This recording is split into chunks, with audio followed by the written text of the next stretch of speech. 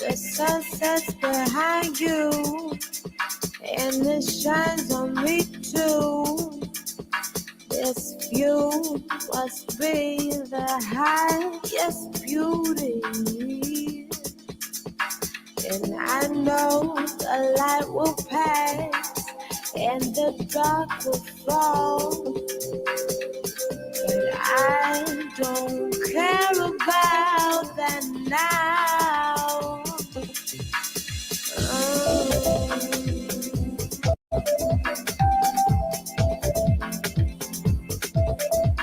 No, I don't care about that now.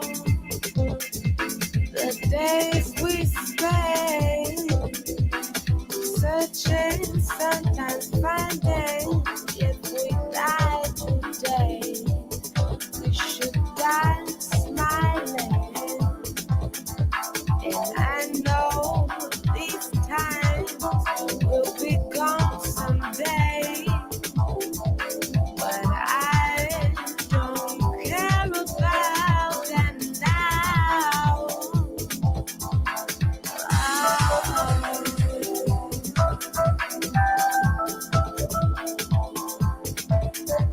No, I don't care about that now. What we believe is what we believe. Faith, give believe, and maybe all our truths will be lies someday. But I don't care about that now. I believe in love. I believe in me. Though it tribulates and my heart tests my sanity. And I know this love is gonna hurt someday. But I don't care about that now.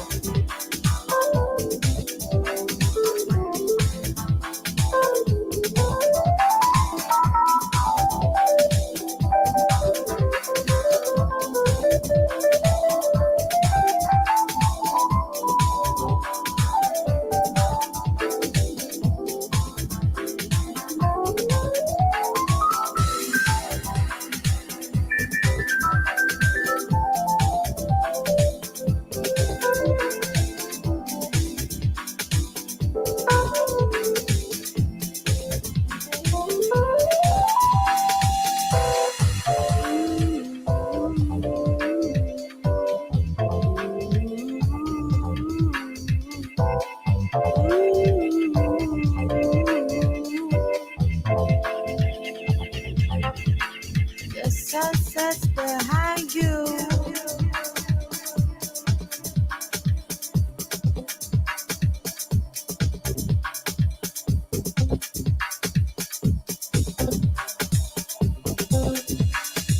I know the light will pass and the dark will fall, but I don't care about that now. And I know these times will be gone someday. No, I don't care about that now.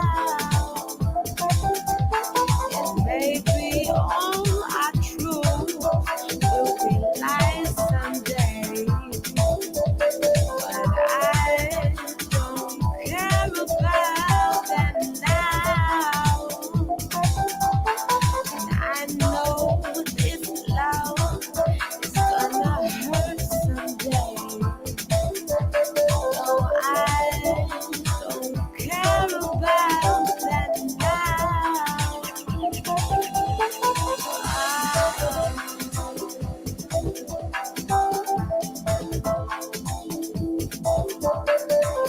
I don't care about that now.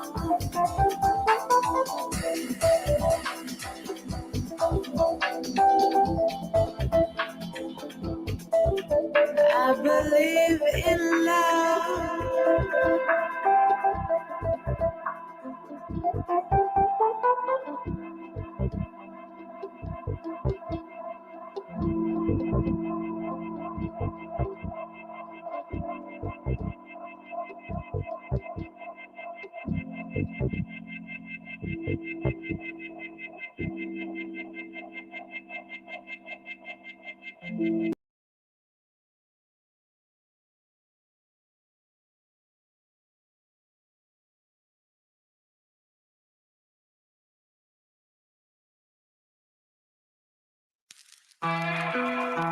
Yeah, dark god. Yeah, dark god. Yeah, let's fucking go. The dark god. Let's fucking go. Yeah, dark god. Yeah, raw and rugged, squeeze with the black and watch the blood flow. Weep with the kids and let the wind blow. Dark god, don't got time for this rap shit. Back to business, take walks with the black drip. Skull and bones on me, graves upon me. Black Christmas, here's my wish list. Candy cane clips and some skulls ripped. Dark god, don't want no parts of that fake hip hop. Bitch asked me what even saying. I lost their head off, used the blood for explaining signs in the dirt. It's insane how heads can turn. The biggest snakes come from the planet Earth. All the reptilians here, and none of them can get on the mic and spit a faithful verse. It's faithless and empty, and fake heads trying to test me. Backpacks and nerds, street life appealing to them cause they never lived right. Entertainment is cursed. Depictions of gangsters who are really nerds. Depictions of gentlemen who are really twerps. What can I say? My goons really lurk, really push, really take the semian with death. They flirt. Time is money and I ain't got time to spit on the curb for pennies. Dark god, yeah. Time is money and I ain't got time to spit on the curb for pennies. This ain't a circus and ain't shit funny. Real bars, and if you really want it, come test me, yeah.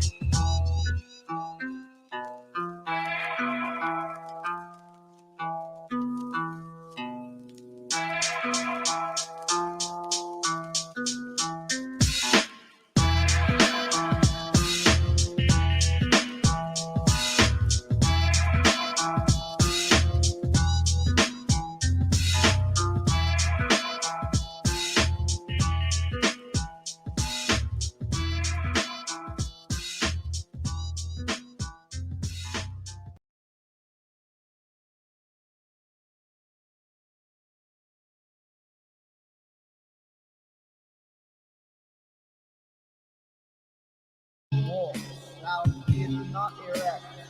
Curious George lies at night. Curious George learns his multiplication table. Curious George takes a job. Curious George buys a mulberry. Curious George goes to the hospital and walks out, it's not erect, for the light. Cut myself empty, space, dreamt, cut myself empty, space, peel off the colors, transform into everywhere sandstorm, dreamt, cut myself empty, space, gone in here, chaos and order are yet to be discovered, dreamt, cut myself empty, space, awakened from a slight repose, dreamt, cut myself empty, space. As of now, walls of flame sustained, distorting, lining in order, pointing to a reference, pointing, this is a painting, remembering an end and then it's all over the face again, loving every novel treetop, foundations to build more and more. Hovering colors hide under the slight mutter of another rumbling thundercloud. Wonder how I found this sound, this eternity bubbling, externally cluttering, burning heat bubbling, permanently pulling the puppet strings, time juggling at a mind's climb. What a thing indeed. I mean the primordial mud finds by the thicker find this plot doesn't it hark alongside of a thorn name presented me. Ask for whom so long as I'm about to shine, feel out the fall apart in front of a promenade Promethean legs. Closer against to the blade, cracking a pipe, children play here. Animals die in waterfalls, a wall to wall, becoming some of daydreams, pretty serene seem like dumb ideas to learn how to glass bottom boat. Watch for your step, you're being followed. The echo echoes through this special vessel of heaven's levels, intersecting and connecting with the collection of the devil's space, reflecting devil's taste, impeccably numb, tongue tingle, wrinkled stars hold the boldly formed forms, a kaleidoscopic way. An immaculate world of fate, me with the nostrils of palm. Meanwhile, soul's been thinking out loud so long, he can almost touch, leaving no tone unturned, and renewing the noise, aesthetic void of half truth. In honor of the solitary songbird, plucked up of a pen and pretense, I'm humming the ugliest honesty I know. And smooth out, and they are indeed.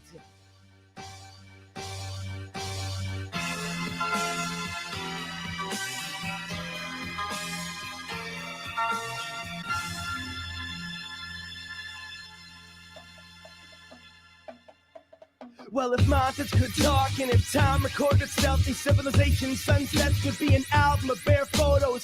Take what you want or will it make its mind for you? And an age-old expose and page fold an open book. Circuit for disruption, searching for my nothing, looking toward the button to turn off the horizon. Sweeter than the ocean, now open for discussion, crushed inside emotion, just and realize. On a clear day I can spell forever F-A-I, and already forcing misappropriation of the concept like the quixotic paradox of Curious George in the alphabet. For every pack of wild apes a flag in a dripping tongue.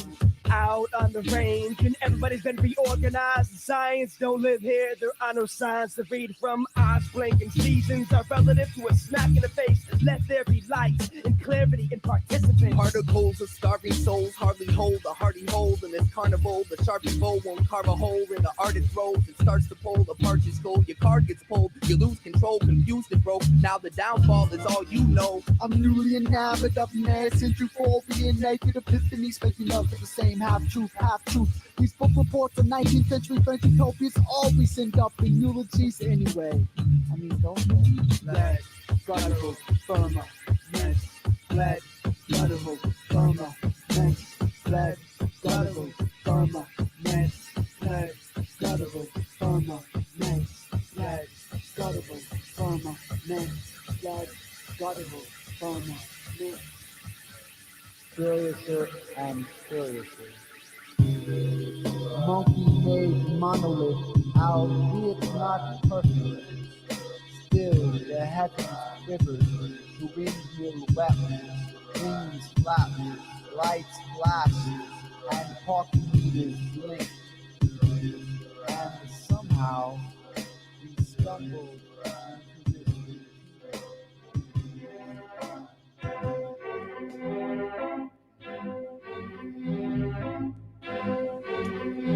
Channel can't change, always in the front. Can't see nobody waving goodbye or hello. Something that's lovely is invincible. All hail, falling all about managing, pick apart, architect texture. When the birds dive and buildings of earth, it's a cave of plastic bubble. Magnifying the earth ain't dying. Welcome to a historical abortion intermaking. This place could have been a painting. If its denizens are more in touch with the most advanced means of perpetuation. This world is a castle. Everything here is vanished, but dimensions that people don't even have emotions for. Everything that you sing is an entirely different form as the person that came before. Enjoy this moment, stay here and sing it somewhere else. Never leave this split until you go against the brain. And if the picture breaks, live inside the positive space. And low, living naked without think about it too. We hold each other's hand, but for massively see. Have we found the absolute, or just a wide empty? Love is truly human. Doubt is animal degree. The ballerina of serendipity, accompanied by the tin pans. I'm a friend with the cabin stands, banged upon a pantheistic beautification, pantomime, definition for defiance, simultaneity, continuity, blink down for no piece about the nature when tame, entitled fate, and to God for every form like faded from the golden rectangle. But somehow my impeccable sense of Greco-Roman architecture led to a column of symmetrical mannequin archetypes, fractioned by 8. Finally, it's understandable, tangible, touchable, disgustable, aesthetically pleasing instead of combustible perception. When are we leaving? Is it even a question? I'm just a soul-searching merchant surfing on the surface of the reflection that previously and mysteriously fed the perception. Butterflies utter cries, better hide the directions. Otherwise, I'm like wide open for an inspection. Close your eyes, realize this is only conception. The garden lies around the nucleus of artistic expression. Hello, everyone, and Hello. I'm happy to have you all here with me early at the start here. You know, it's a kind of an odd situation because I never open my show. There's nobody here. People are afraid to pour in to this show, but since I made the announcement on Jack's panel, you guys were here to join me. I'm very grateful that you guys joined me here, especially all three of you cats are, some intellectual heavyweights in my opinion. You know what I mean? What I'm saying? I've seen you guys talk, and I'm very impressed, by the type of subjects you guys cover, and I have my own kind of spiel, but and I could get into that anytime because I have me. So I don't need to repeat to myself what my own ideas are. I rather just hear everyone else talk. You know what I mean? But yeah, free will. What do you guys think? You know what I mean? We could just start with a general question. Do human beings have free will? And anybody who wants to hop on the panel, I saw Toilet Bowl Earth circling around, spying for his big brother Drew. Why don't you come on the panel and tell me what you think, Toilet Bowl, if you're so intelligent? You know what I'm saying? Go ahead, brother. But yeah, you guys go ahead and talk about what you guys want to talk about. The floor is all yours.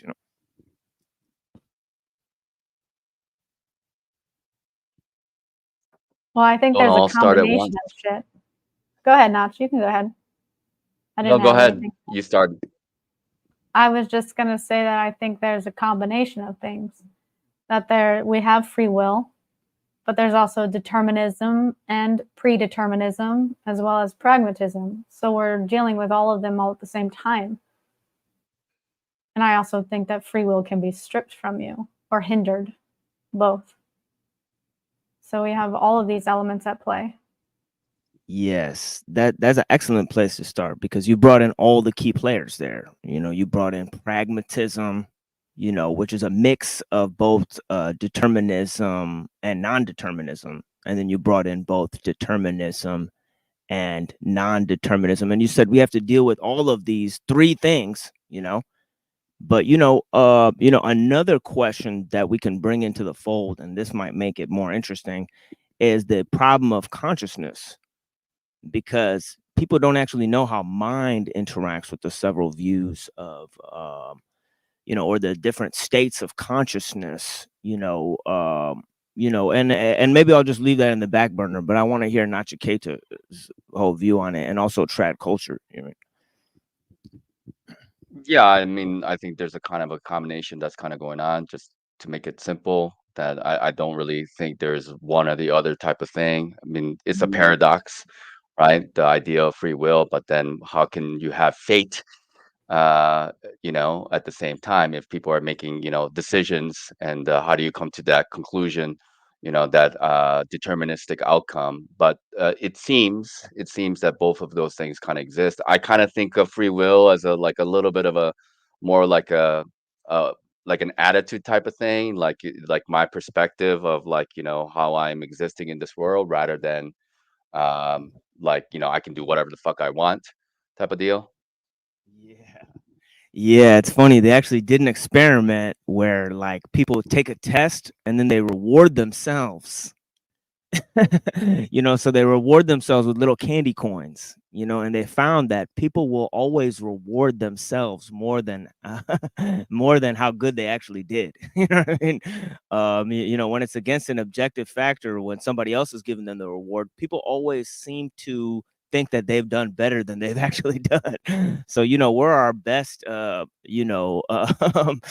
supporter, in a sense, and that kind of clouds our judgment in a way. So, It's you're it's a right kind about of that.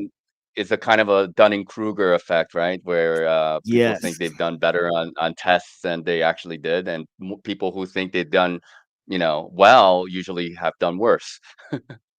Yeah, and that's how free will links to ethics, because there is a whole aspect of the ethical framework that becomes eroded when people think they don't have a choice in things. And definitely Christians see that. That's one of the Christians' main points. That's one of Christianity's main points, is that in a sense, nature is the one that's programmed, not human will.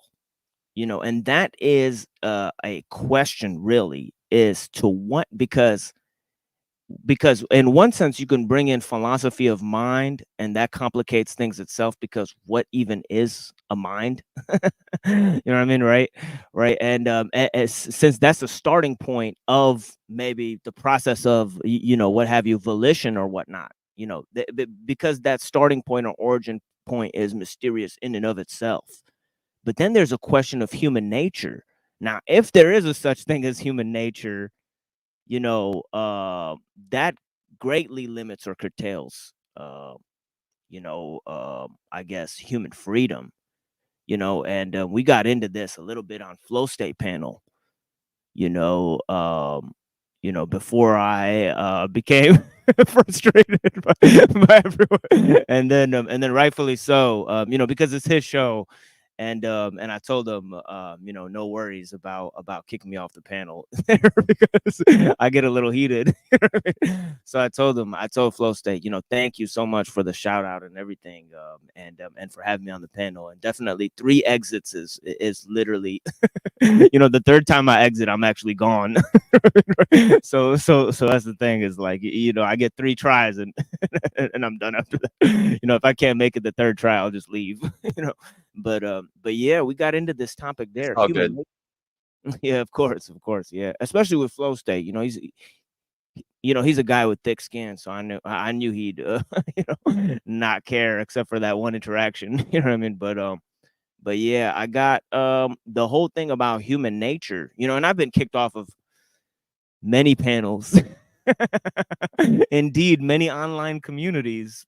so so that is also an aspect. I'm universally You haven't achieved much if you haven't been kicked off panels, and yeah. you can't like everybody, and then not everybody can like you. So I mean, Oh just be yeah. you. Oh yeah.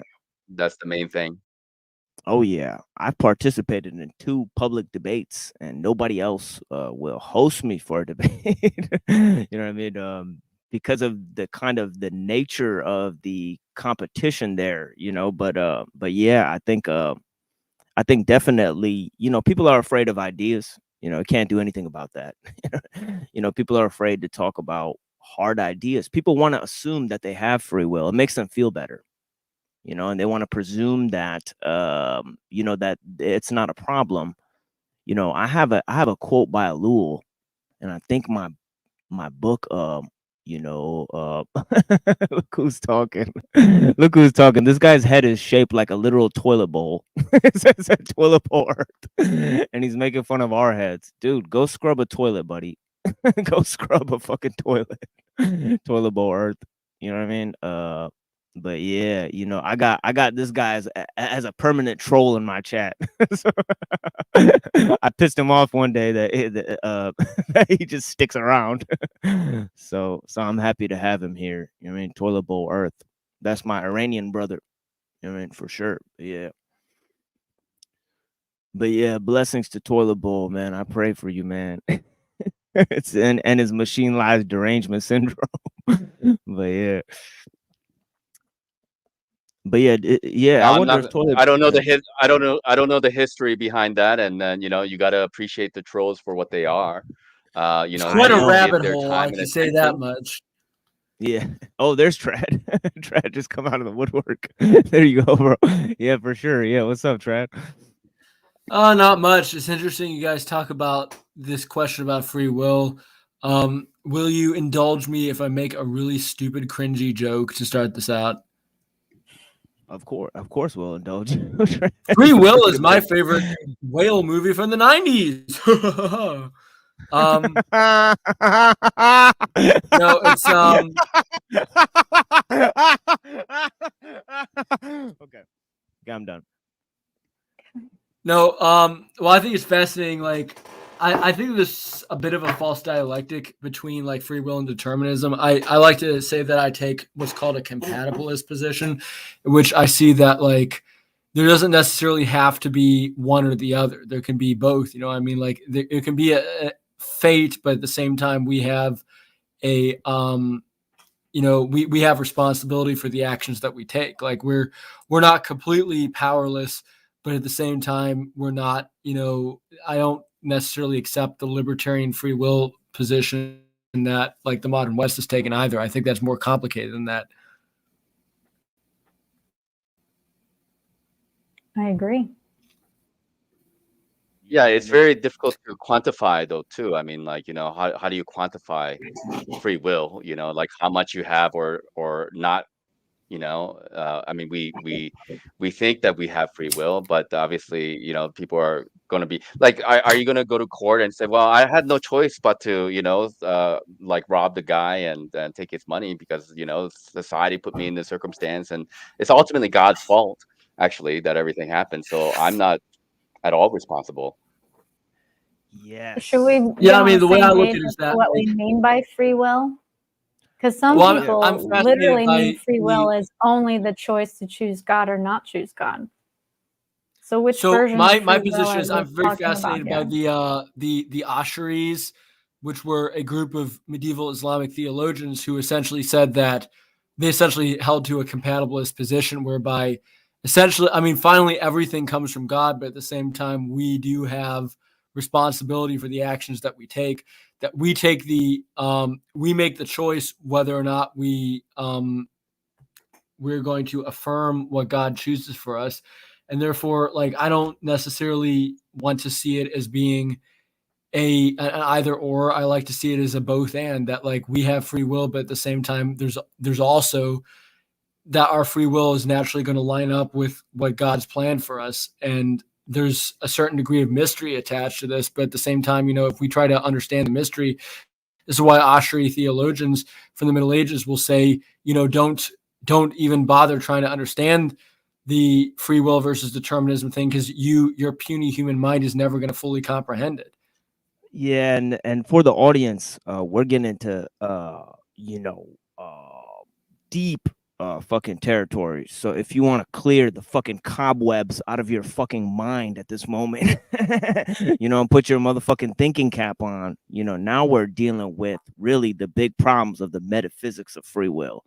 Since you guys brought in this term compatibilism, and this term is a real motherfucking mindfuck.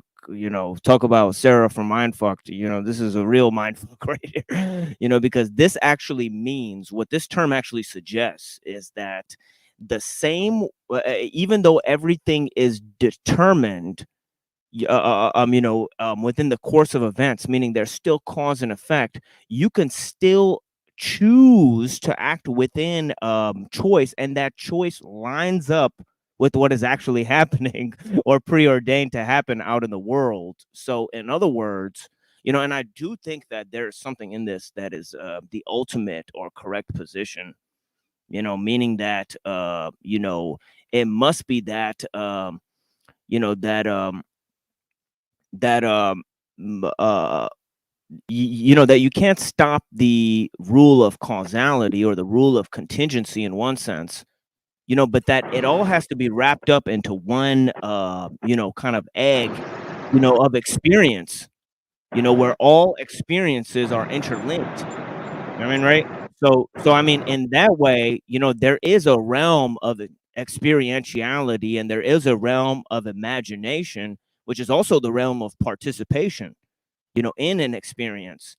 And to think that that is actually A, physical, but B, mental, and the physical aspect of it is determined, and the mental aspect is something that you arrive at through your own decision, you know. Well, you know, compatibilism is a real fucking doozy, you know, because it's like what does that even mean for you to choose the same thing that was going to already happen?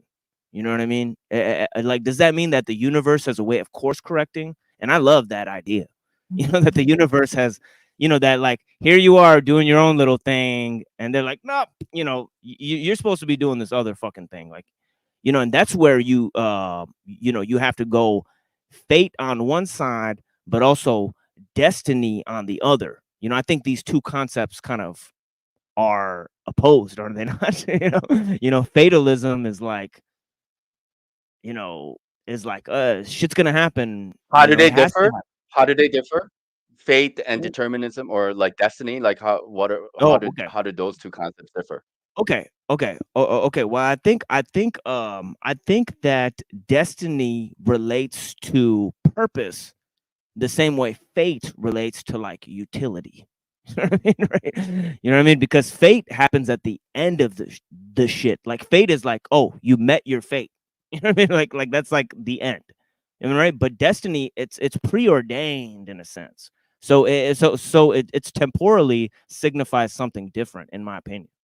You know, or at least they usually use the word that way. Destiny is like They're where you both start. predetermined, right? Go ahead. I'm Mhm. sorry to interrupt, but Um, they both mean to or not, like destiny and well, fate. You may not well, reach your destiny, it's a but question. you'll reach your fate. Like you'll, if it's truly fate, you'll hit that end point. Yeah, If exactly. it's Yeah, yeah, destiny, as he's saying, your purpose, you may not reach it because of your yeah, prior decisions and going off track. But you'll never hit your destiny if you don't actually pursue it, yeah, which is a free will choice. yeah, And keep in mind, yeah. I'm sure. people throughout Yeah. history, when there has been prophecies about their fate, they have chosen their fate. Though, I mean, I like to think about the ancient Greek myth of Oedipus. That it was said that Oedipus was determined by the oracle that he would kill his father and marry his mother. Well, what they tried to do is they tried to have him exposed at birth. They tried to have him like they threw him out in the woods, hoping that the wolves would eat him, but he survived. And then years later, he was on a crossroads and he got in an argument with this guy that was also on the crossroads, and he beat him up to death. And it turned out the guy was his father. So the fate was um, fulfilled, but at the same time, the father did have free will, and that the father decided to get in this stupid fight. And later on, he married the princess of Thebes, who it turned out was his mother. And again, there was free will in the sense that his mother decided to marry this guy, not knowing that she was his son, but the fates ended up being correct. The destiny ended up being correct, but at the same time, the people ended up, choosing not really with their knowledge to make this destiny that had been prophesied correct. I think that that's a fascinating illustration of the compatibilism idea that I hold, that, essentially, if there is fate, we end up choosing to do inevitably what is our fate anyway. So this idea of free will versus determinism as a dialectic isn't even necessarily a very useful concept. Yeah, so I understand, like, based on just for the sake of argument and the semantics of things, that fate is kind of a predestined, deterministic type of definition of things, and then you have destiny, which is like a trajectory or a line, right? Like you made choices, and then ultimately that's going to lead you down this road that's going to bring you here. But there is kind of like a, I guess to me, there's like a component of, determinism there. Like if you go in that, if based on the choices that you make, it's going to take you to this road or that road, and ultimately it's going to, lead you to this city or that city,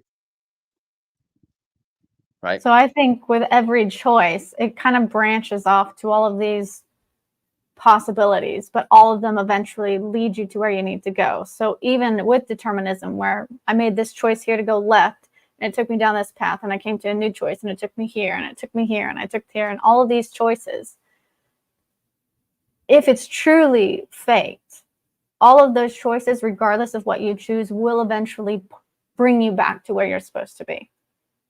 It's just which path are you taking? You could take an easy one based off of the choices, or you can take a long one based off of your choices. But you'll end where you're supposed to be if it's truly fate. Well, I mean, in my perspective, and granted, this is something that's, I think, very controversial among a lot of people. My perspective is that, everything that we do, like every aspect of our current life, is to some extent a result of decisions we've made in previous lives. This is the idea of karma, right? Like this idea that we, like our current situation is to a large degree the result of choices that we willfully made in the past that we may not even remember because they were in previous lives. But the strengths and weaknesses that we have are to a large extent, even the things that seem to be outside of our control, to a sense, they are in our control because to a sense, we willed ourselves into this current state by the choices that we made in our past lives. Yeah. I mean, Yeah, I'm that's waiting that's for. Oh yeah, go ahead, Nachiketo. What I was no, go saying ahead. is not it's not relevant to the discussion, but yeah, go ahead. No, I mean that is the concept of karma. As far as I understand it, is that you make choices in this life, and then I don't know if this is going to be helpful, but I've read that Edgar Casey basically believed that 20% is about like it's like determined by previous actions, but we still have 80% choices that's going on. So all the conditions that are given to us, like where you're born and what culture you come from and all this kind of stuff, this is kind of based on a karmic idea, the nature of things. But then while you're here, you can still make choices to move you into different directions of life. And then ultimately, like in Vipassana, they said that there are only 4 ways that you can move, that you can't be idle. You can go from darkness to light, or light to darkness, or darkness to further darkness, or light to further lightness. But like you can't, it's not going to be idle. You're always going to be either moving up or moving down. And so like based on what you do, like how you conduct yourself, and how you behave and all this kind of stuff, is going to ultimately move you in one direction or the other. So I have this concept that you may not have heard of before, but basically we sign soul contracts. Okay, so I think that that's related to karma. We come down here to play out this contract. Oh, And you the individual person. Yeah, I'm on now. You want me to like? Sure. What just happened? Okay. And the individual person, like the being, this electrical meat suit that is housing that soul that's going to obtain this contract, will stay with that person as long as the person continues to stay on that path. They want to continue with this soul, with that soul journey. If they choose that they don't want to continue with this soul journey, there's actually a soul swap. And a soul that has the journey that you want to go on replaces your soul, and someone who wants that journey will get that soul. And the human being that houses it will then take place. And you will now continue on with that soul that is on that journey that you want to be on, that the person wants to be on.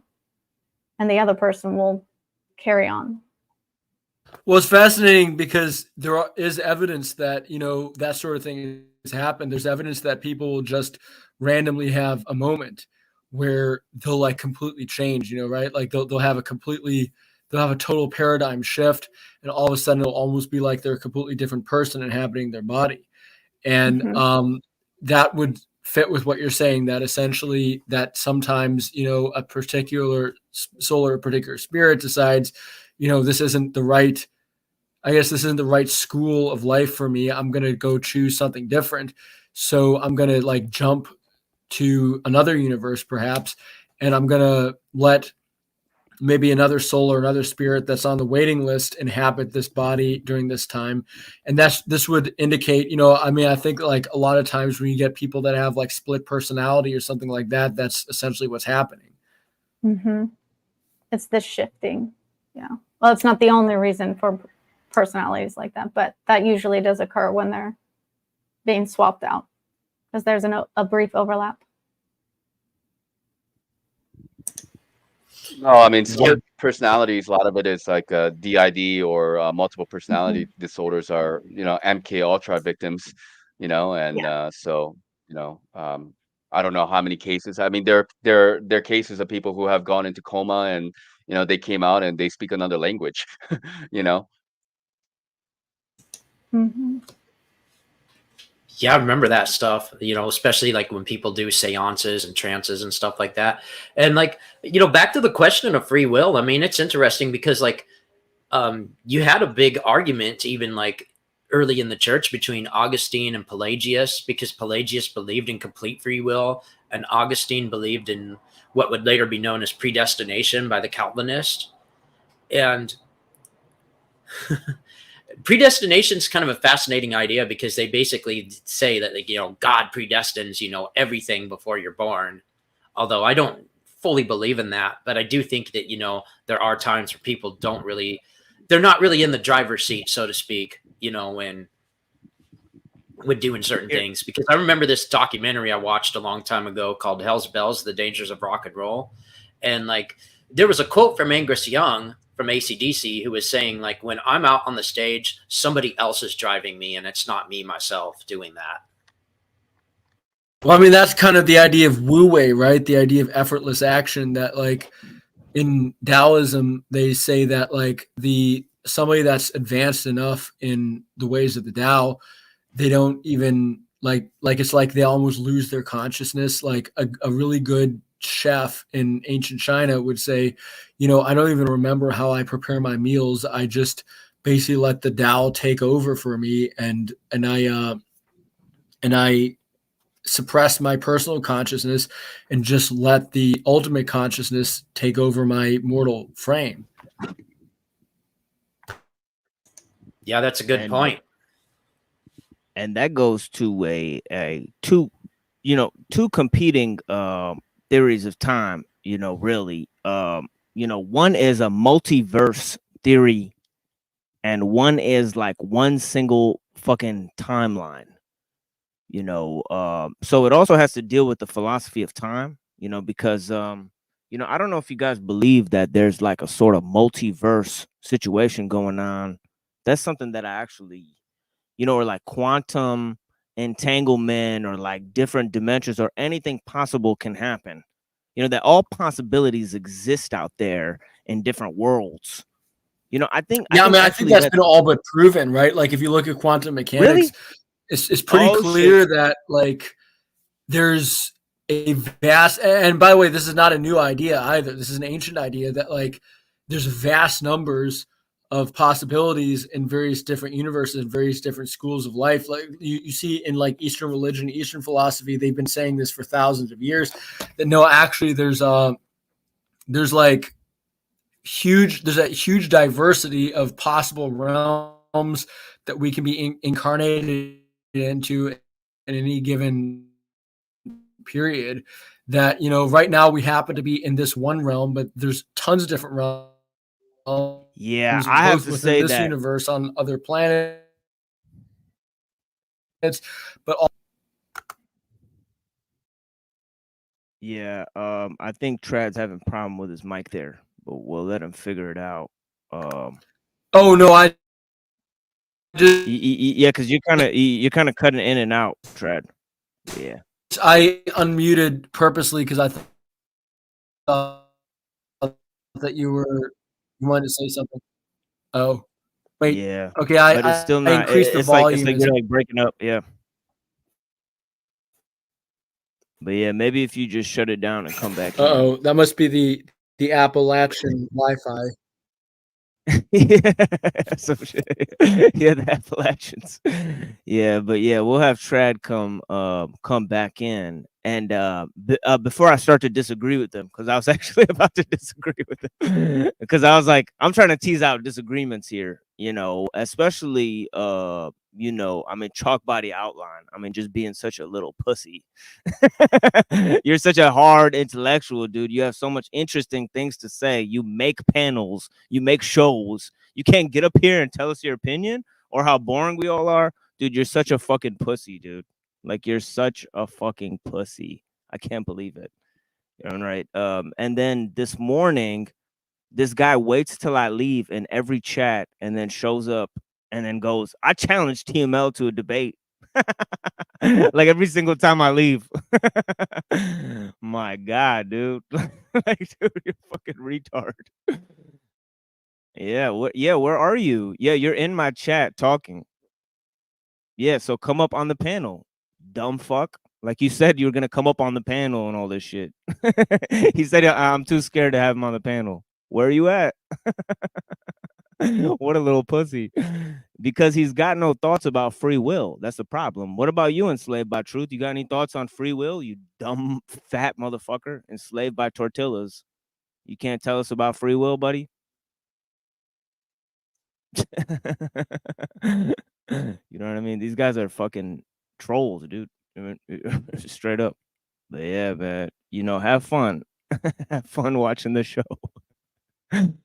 Yeah. Yeah. Oh, here he is. Oh, Trad Culture. I wanted to say this to you, man. Yes. What's I've up? been waiting for you to get back. Yeah, for sure. Yeah, essentially. Okay, so I think all possibilities can exist within the timeline that we're in. You know what I'm saying, right? Like say Yeah. all possibilities exist in various planets. Well, they could all exist here, in one timeline. Say like everything that can happen will happen. So there's no such thing as possibility per se because of compatibilism. So I don't know. I don't know if I actually believe the Hindu version. You know what I mean? Because or if I'm sold on reincarnation, although I know that physics proves that there is like different dimensions. No, I mean I think it's like I'm not gonna die on this hill, but I think that there's decent evidence in favor. Like if you look at like past life regression therapy, there's decent evidence that people, if they really put their minds to it and they're in a specific setting, they can remember things that would have occurred in previous lives. I'm not saying that I'm 100% know that this proves that reincarnation is real, but I think that this is something that's worth discussing. This is something that's worth talking about. And we shouldn't necessarily take a dogmatic stance one way or the other. You know what I mean? Yeah. I mean, you had your chance, Chalk Body Holmes. You had your chance, bro. Go take a break. Go kick rocks, motherfucker. But like, yeah, I feel like essentially it's like,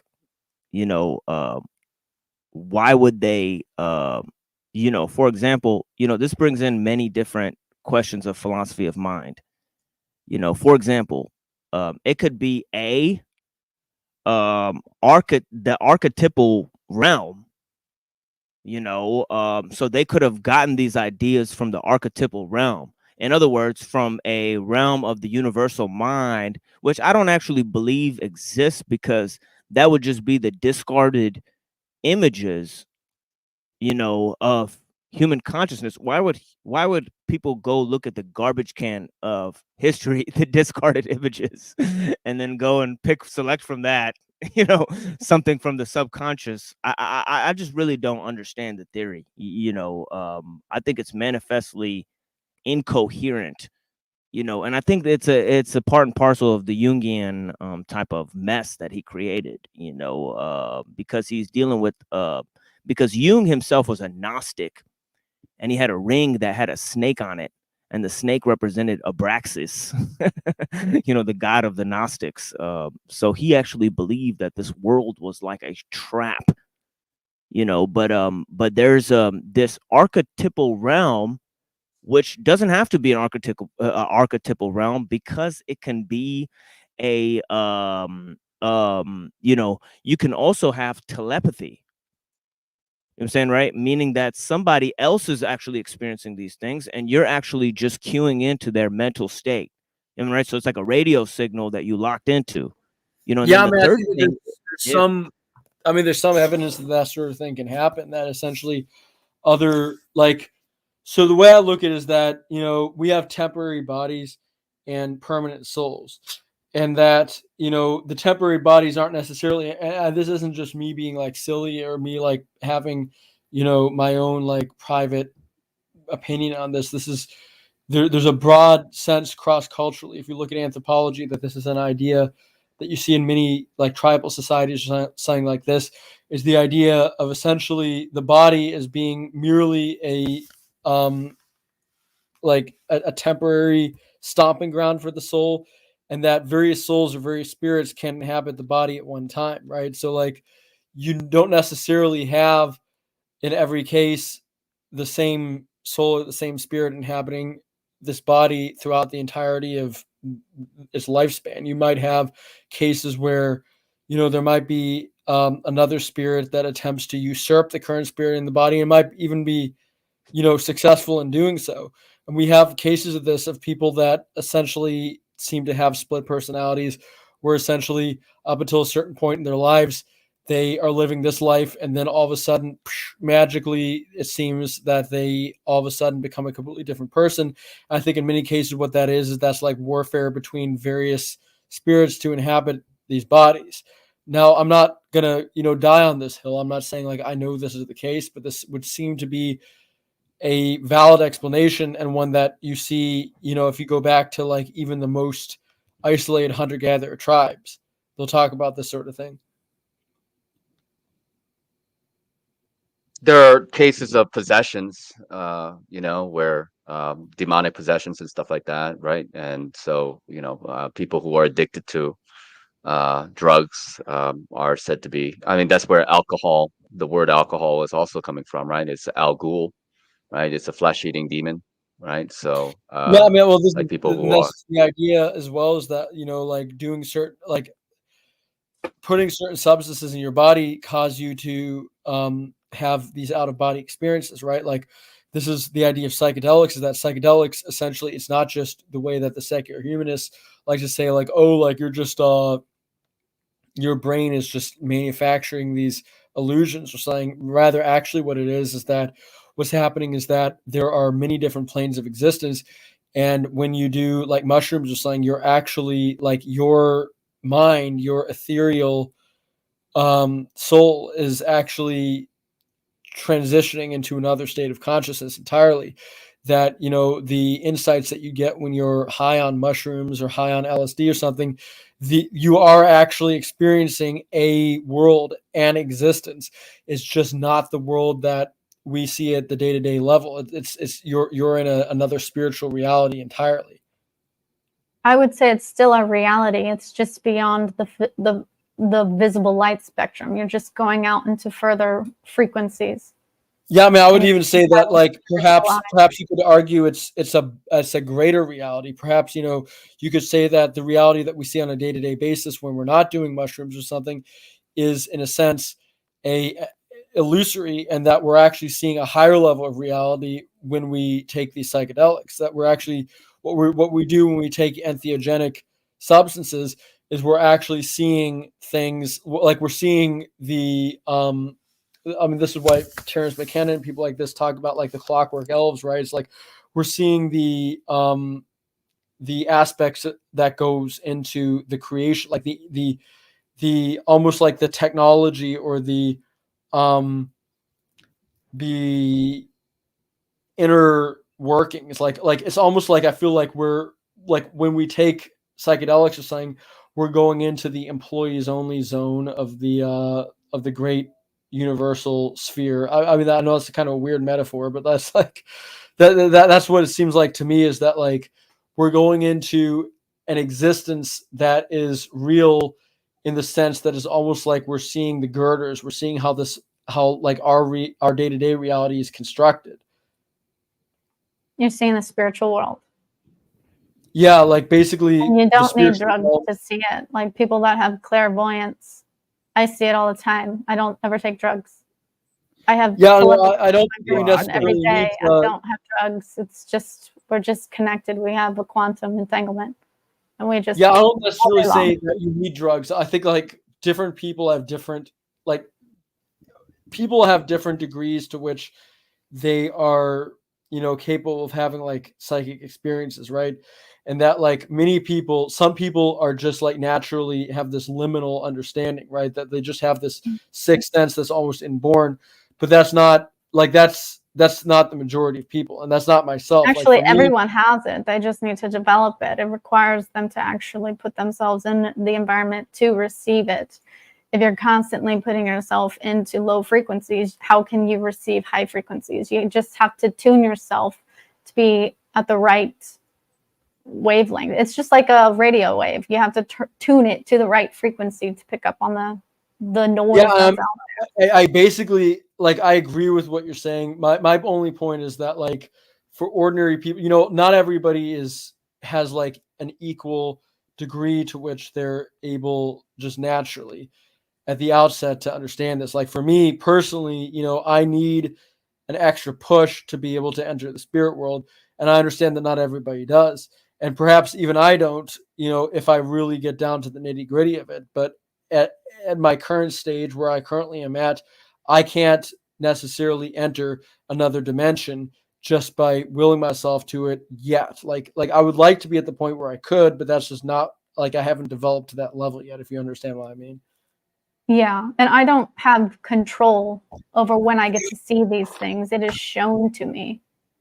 Like I don't get to go around and say, okay, let me see these marks today, or let me see this beast today, or let me see this person that's in trouble over here, and I have to go over here now for today. No, I'm shown these things. I do not choose it. And I wish that, like, some days I wish that I could be in the same situation as that. But like that is the ideal situation in some ways. I mean, I can see how it might have downsides as well, but like that would be the ideal situation for me. Would be, I'd like to be at the level where I don't necessarily need any extra push to be at that level. But right now, perhaps you could say I'm just not advanced enough as a soul, as a spirit, as you are. But at the moment, like at this present moment, I do need some sort of extra push to be at the level that you're talking about. Okay. But don't get dependent upon it, or it will be a crutch and you'll never get there without it. You need to practice without it to get there. Yeah, and I see already the demonic realm making an appearance. So really, I mean, it comes down to and we started to get on the religious view. And that brings us to a very unique topic, which I'm sure that many people will engage in. And if anybody wants to hop on the panel, say you're not liking the discussion, you want to take it in a different direction, you're happy to do that. It's your show as much as it is mine, my friend, and you can definitely come and contribute instead of sitting there and watching a show that you don't like and you're not participating in. You know what I'm saying? It'll probably be a better way for you to spend your time. Go and do fucking something else, right? But really and people don't like when I talk to my audience like that. They say don't talk to your audience like that. Well, if I But may, yeah, of I'm course. sorry to interrupt. Yeah, No, if I no, may, just chime in. there's no worries. Yeah. Yeah. So, like, I would agree with Sarah in the sense that, like, ultimately, it will be a crutch for the individual to, but like you can't really separate psychedelics from the development of humanity, like the ayahuasca, mushrooms, peyote, different, even hash. You can say like different people, different cultures have used it to have spiritual experiences. This whole idea of shamanism, the Holy Grail. I think it was James Arthur who was speaking about like the Holy Grail is like the Amanita muscaria mushrooms, But that's and like what I the wanted whole to bring in, that the demonic element, right into the psychedelic thing, because we all know, I mean, anybody who's had experiences with psychedelics knows it's 50-50 there. It's, Yeah, I mean, I would agree with you know that. what To me, that's why like I'm not saying this, as like, oh, like I think everybody should just do psychedelics. Obviously, like I see, I mean, I essentially agree with people like Mircea Eliade that the best shamans don't actually use psychedelics. That essentially what it is it's, Mircea Eliade, he did anthropological field work in Siberia, and what he found was that if you look at like people like the Nenets people in northern Siberia, what you find is that there's basically two classes of shamans. There's like the lower class shamans that have to use Amanita muscaria in order to attain their visions. And there's the higher level shamans that are able to do it without Amanita muscaria. So like there's definitely the sense that you see cross culturally that the highest level of, shamanic consciousness does not rely on these substances. And in fact, these substances oftentimes, the problem is that when you enter the spirit world, you're not necessarily, especially if you're, some dumbass that's not trained like most people, including myself, would be, you're not necessarily very good at navigating it. And so you're very likely to just end up in a chaotic situation where you're interacting with all these malevolent spirits. And I would not necessarily recommend, even as somebody that's done, multiple psychedelics in my life, I wouldn't necessarily recommend relying on this as a method of interacting with the spirit world. But at the same time, it is a method that's open to people that are not at the most advanced state.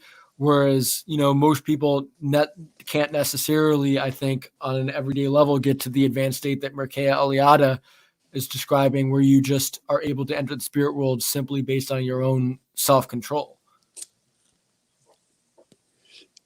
Oh, Yeah, and I guess what, for example, when I take like little like 5 grams of mushrooms, I'm fucking catatonic. You know what I mean? So that's like that. So I'm most likely not in control of myself. When I take my periodical 5-gram mushroom trip. And I do see a lot of demonic influence within that. is that Not only do I see, like demonic influences within myself creeping up, but I see them coming like little troll like motherfuckers, like that, like Keebler elf motherfuckers that like live inside this thing, that are like, you're an asshole, and I'm like, what the fuck? Yeah, I mean, that's the Right, problem is that essentially, so what happens is that these psychedelics, what they are is they're a quick, easy way to immerse yourself in alternative realm. But the thing is that they don't, there's not a discrimination between what you're seeing. Like if you take ayahuasca or you take mushrooms or something, you're thrown straight into this realm, and you're just sensing whatever there is around you, and it could be good, it could be evil, it could be like this is why a lot of indigenous cultures tabooed the use of these substances for ordinary people, because it was almost like unless you had reached a certain level of understanding and training, then you weren't going to be likely to do a very good job of discriminating between the good and the evil, between the left hand and the right hand. And I would say in my own experience, that's the case. Like I've when I've entered the spirit world, I've generally been, thrown headlong, and I've had a very difficult time making heads or tails out of what I've seen.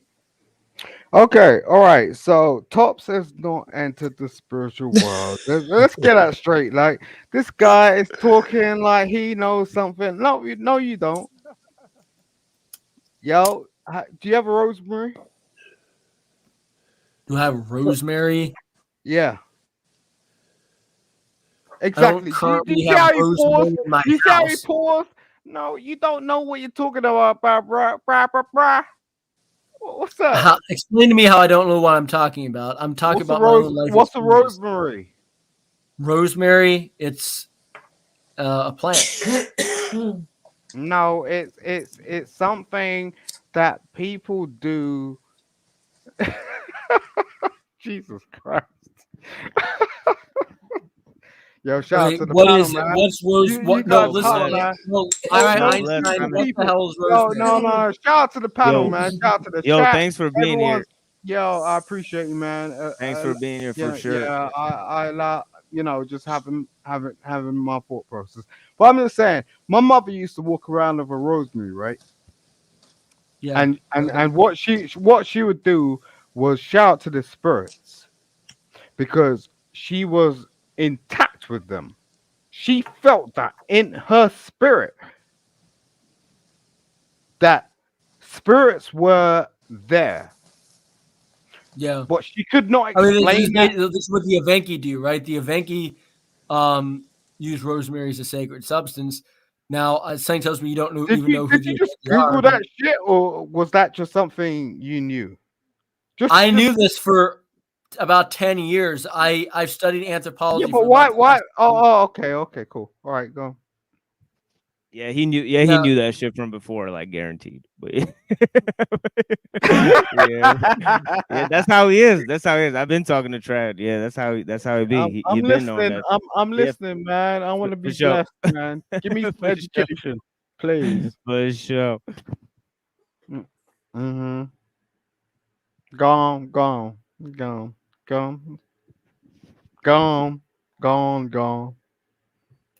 Oh, he's silent. Wait. What's going on? Yo, I'll tell you something. If you want to be silenced. I'm telling you. Okay.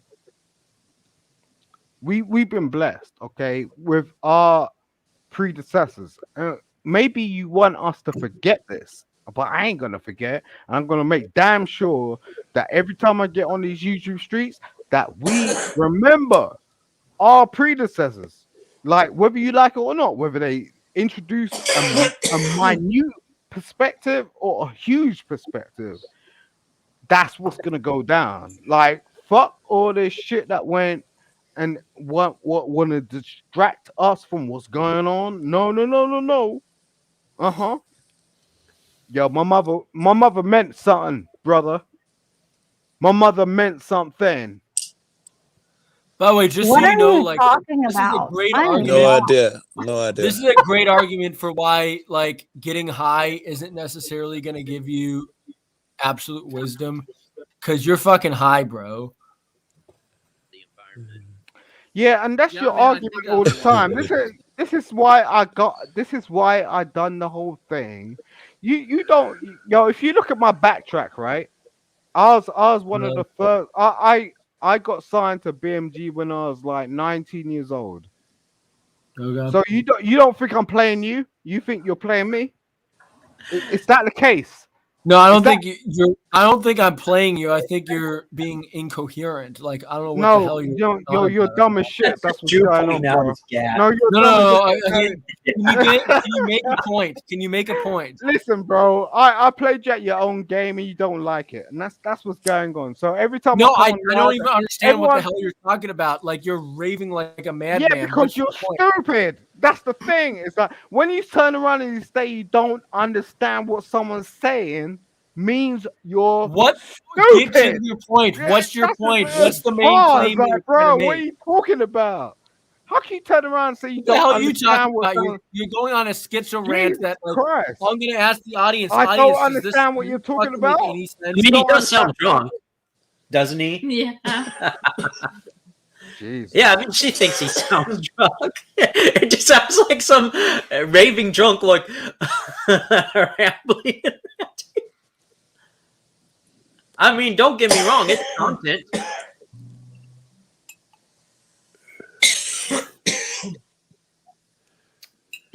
He would try it. I mean, Well, we're all back taking some All content. right. So, what? You can't hear me or what? I mean, what the fuck? No, I can't. I can hear you perfectly fine. I can't understand you. What you're saying is So word salad. what don't you understand? Because I'm speaking English, bro.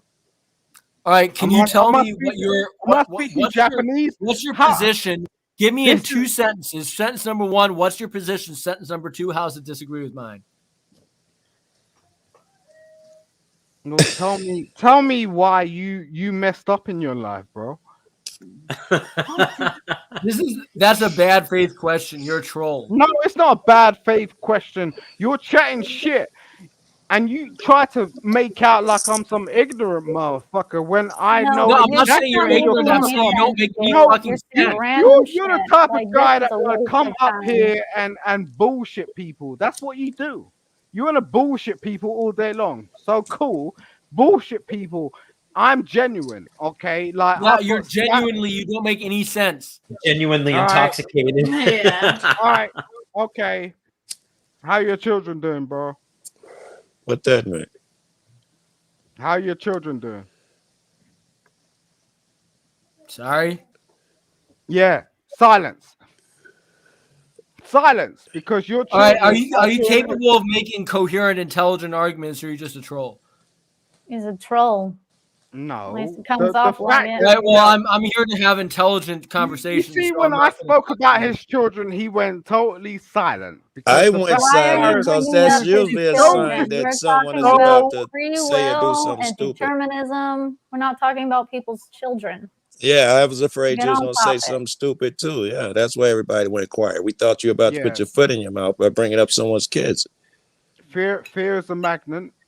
I ain't that magnet. I don't go towards fear, but All right, fear is a real thing. I'm just saying, fear is a like real thing. you Okay. don't think you just that's revolutionary to us, right? We've experienced fear before. Well, we need to be revolutionary, and that's why I'm here because at the end Okay. of the day, we have something to say, and this is interesting. You know, my brother brought the subject up. My brother brought the live up. My brother over there is the point that I'm here, okay, and the point that we are here. So let's get real about this shit. That's all. I'm not trying to be protagonistic. I like cheese like everybody else, man. Yo, let's go to the farm and do what we need to do. I'm just saying, we're having a conversation. I love I this Barely, have no conversation. I idea mean, what you're you're having a barely. talking conversation with about, yourself. dude. Like, Yeah. how many people raise your hand if you understand what the hell this guy's saying? No, Yo, the discrimination is toxic. And this is why I don't agree with tops. You're babbling. You Because know you don't have a no, thought. You're just talking, hoping you go somewhere, right? You're not actually trying to form a thought you here. don't know anything about me, bruh. I wasn't claiming to, man. I was just going off to what I heard here. I don't understand Yeah, you either. yeah, yeah. You don't, and partially why you don't is because the way You're, you're living, I'm paying about 70% of your living taxes. That's it's that's amazing you that don't understand that what's I going know on, nothing bro. about you and you know everything about me. That just seems Yeah, I amazing. do It's know weird. everything about you. I can literally look it's you up. magic. It's magic, I yo. can literally look you up and find out everything about you. You don't understand. And this Mhm. is the problem people have in this day and age. You I got seem to think, 100,000 subs. You think I haven't Yo, I been don't care doxxed about at your least subs, 100 yo, I don't times? even know what I'm brother. very aware that motherfuckers Okay. look me All up. I got right. doxxed today in my own chat. This is All not right. revolutionary again. I don't dox people. I don't speak on people. You But say that shit threateningly, like like on some sideline shit, man. Fuck no, on. I can. That's the difference. It's not really if I would, it's I can. There's a difference. Anybody can. What is your fucking play. Oh shit, 777. All right. That's good. Nice. This nigga this nigga gonna pull up the gay shit. Okay, cool. 7, what you got? All right, nah, what? No, bring up 7, man. 7, I like 7. 7's cool. I'm just saying, like, we got, you know what it is already. Like, you've been in the trenches, okay? Let's start. We can figure this shit out. At the end of the day, if I wanted to know who you are, what you're about, we could do that. But I ain't about to do that because I ain't bored of shit. You Well, got what I'm saying? why bring that shit up, right? It's like a threat, right? Why bring up dude's kid? If you ain't No, gonna do it, why even bring it's it up? You think it makes you look like a tough guy or it's something? no. It's not a threat. You should know that as a soldier. Like, come on, like that ain't no bullshit. Like that's just like locker room talk. Let's get that shit straight. I don't And know. I don't threaten motherfuckers, man. That's nonsense. you're in your feelings, bro, because we don't do that. We don't do that. Okay, I would that agree. I don't. we come on. Let's be real. Like we're not about. I ain't going to sleep thinking about you. You said Yeah, that. yeah, let's be real. Come on, I ain't going to sleep thinking about you, bro. I ain't going to sleep thinking about you. That's why we're just out here doing simple things, pointing out that we're meant Da to da be da da ding. You and get this what I'm saying? force that God made to transcend the new world order. I was That's why looking they at want to his try to keep video us out of today of the Grove, Bohemian Woo! Grove. Woo!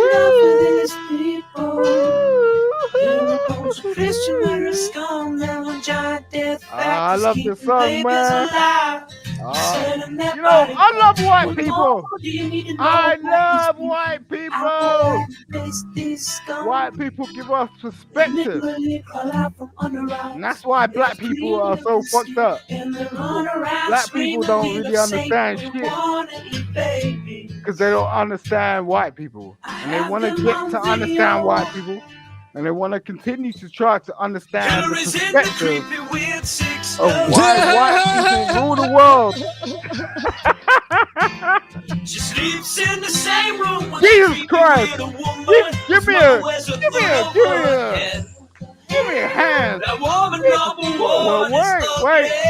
where's your Jesus? Imagine how bad she smells, man. Jesus ain't here. I told Okay. her and Obama just So who you got? stay. Who you got? You got white people. Obama and Hillary, boy. Hillary's into some weird, creepy shit. Yeah, I legit had 80 viewers before that happened, but yeah. Yo, 777. What's up? Can we go Yeah, back to so- what we were talking about originally? No, Of course. Jesus. Of course. It's up to you, Sarah, for sure. I don't really know where we left off. Can you pull Well, us back? Oh yeah. I think it was exactly at the demonic experiences of the psychedelic realm, All I that's didn't get to exactly kick in. I wasn't here for that part. That's what I can. You guys just switch topic.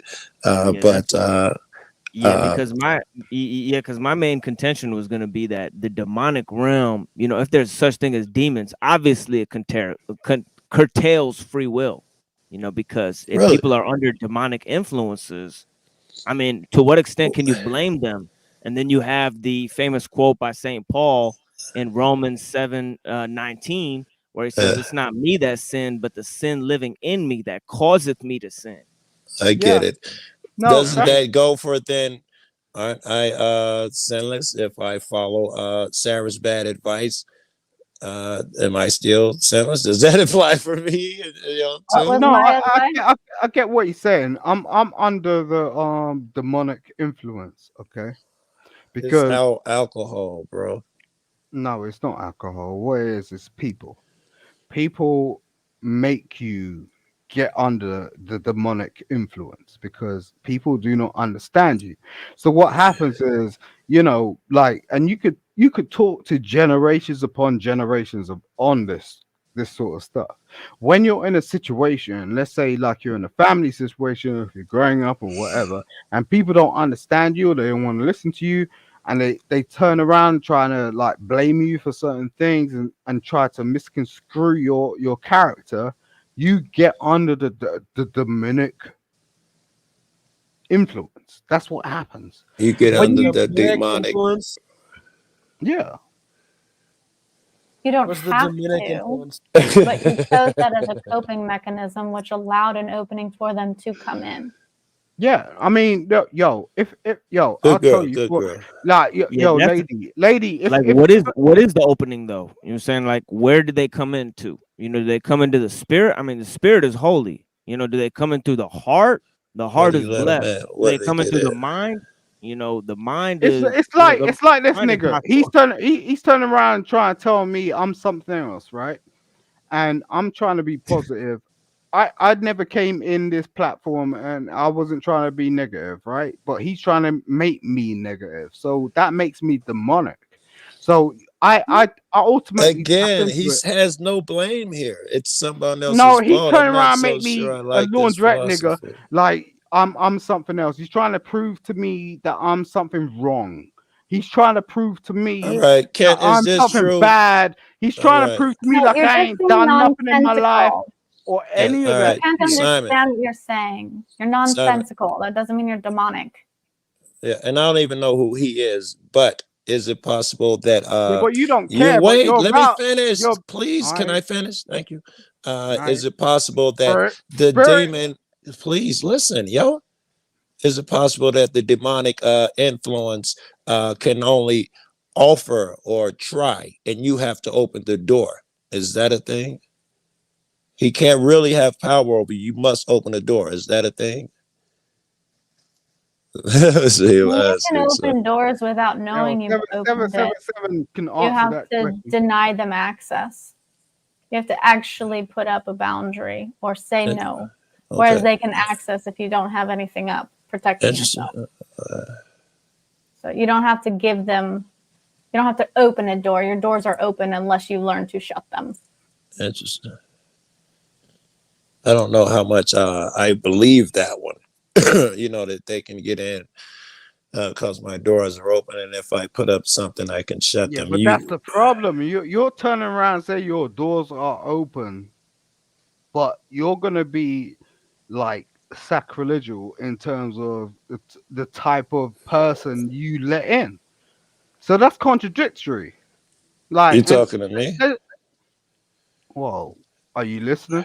Like, let's be factual. Like, people Yeah. do this stuff all day long. They go, okay, my door's open, but yeah, they go around and be a bit like discriminatory about who they let in or let out. You know, I mean, let's be real. I mean, mm, I'm not sure that's even what me and Sarah were talking about. We were talking about demons being able to get in, and she was saying you can put up barriers. What kind of barriers were you thinking, Sarah? you, mm, Well, there's a variety. There's energetic boundaries. There's literal where you actually speak and you forbid them. Yeah, There's faith. You know, yeah. people All who these speak is to Christ logical, all the time. You logical. can have faith. Yeah, okay, I can go But over with the those minute you things. have doubt, that's an opening. I If would you have agree. This is doubt, what. Thank you. The segue into the thing we were just talking about, the drugs. I used to do that shit a lot, and I experimented with other people. And I was one of the things that I used to always tell them: if you have doubts or negative thoughts, bad demons are gonna jump in you. And I would mhm. call on good demons and try to do that thing. Good spirits, I should say, good demons, good spirits, try to do that thing. But there was always someone in the crowd who would get really crazy and act out and violent or aggressive or do something weird. And I've never had a bad trip either. I've done this shit a lot. I've never had any bad trips. I'm assuming that's yeah, but okay. this is the problem with people who have problems with drugs. Okay, it's like you know, Gamma. I mean, Jesus Christ. I mean, when you go to AA, the whole point is that you need to actually explain how you actually came about doing all this nonsense. It's like drugs, it's not a good thing in any sense. Somebody Okay. stabbed me. Are you Usually making a it's something point that here? there's some trauma. And you have to get to the root trauma to no longer have the addiction. Thank you, lady. Thank you. Thank you Thank for you. saying it in a clear sentence, because I did not understand, dude. Once again, Yeah, you don't, because you're a man, bro. Yeah, I get on these platforms all the time, and men do not understand real men. There's a difference. There's boys and men, and the fact is boys to men, A T Z, A B C. Like you don't understand. I don't really get it, but that's not my place, and I'm not gonna do that. You get what I'm saying? I'm just gonna listen to what you're saying. I'm like, no, you're yo, not. That's you be one thing you're you not be gonna do. You're traumatized like not a gonna listen. You're yo, not you gonna be listen. traumatized. You're Who raised not. you? Who You're raised you, not. bro? Who Who raised raised me? you? Yeah, who raised you, bro? Your To be granddad. honest, everyone is traumatized from the moment we are born. The birthing process alone is very traumatic. Everyone's traumatized. We're trying to No, overcome our trauma. not Yeah. not everybody's traumatized, and that's why there's a 1% in the world. What are Why you talking do about we? now? Wait, No, I you didn't don't. understand that Yo, leap. yo, The no, 1%, wait. they do or do not have trauma, this 1%. So you don't think the 1% have trauma? That's I not think what she said. everyone has trauma. No, you said about the 1%. Okay. I didn't say anything about 1%. You You said did. 1%. Chill, bro. Look, I'm talking to the lady. Just chill for a second. Get some ice on that. She says she believes everyone has trauma and we're all getting over it. Blah blah. I agree with her. No, And you, but where I'm trying to get us all to is to understand why the 1% are the most richest in the world, and we have something to complain about. Do you get what I'm saying? It's like when we're all capable of being that 1%, right? did you just hijack her conversation about trauma to bring up your shit about the 1%ers? Yeah, because I love her and she's Because your shit's beautiful. more important than hers.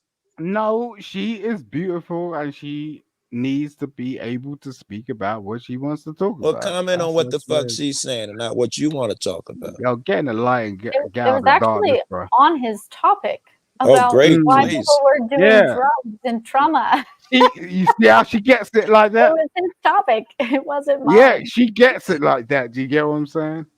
No, But but you made a leap that I could not. I didn't see the connection of how you went to the 1%. Yeah, that's the point.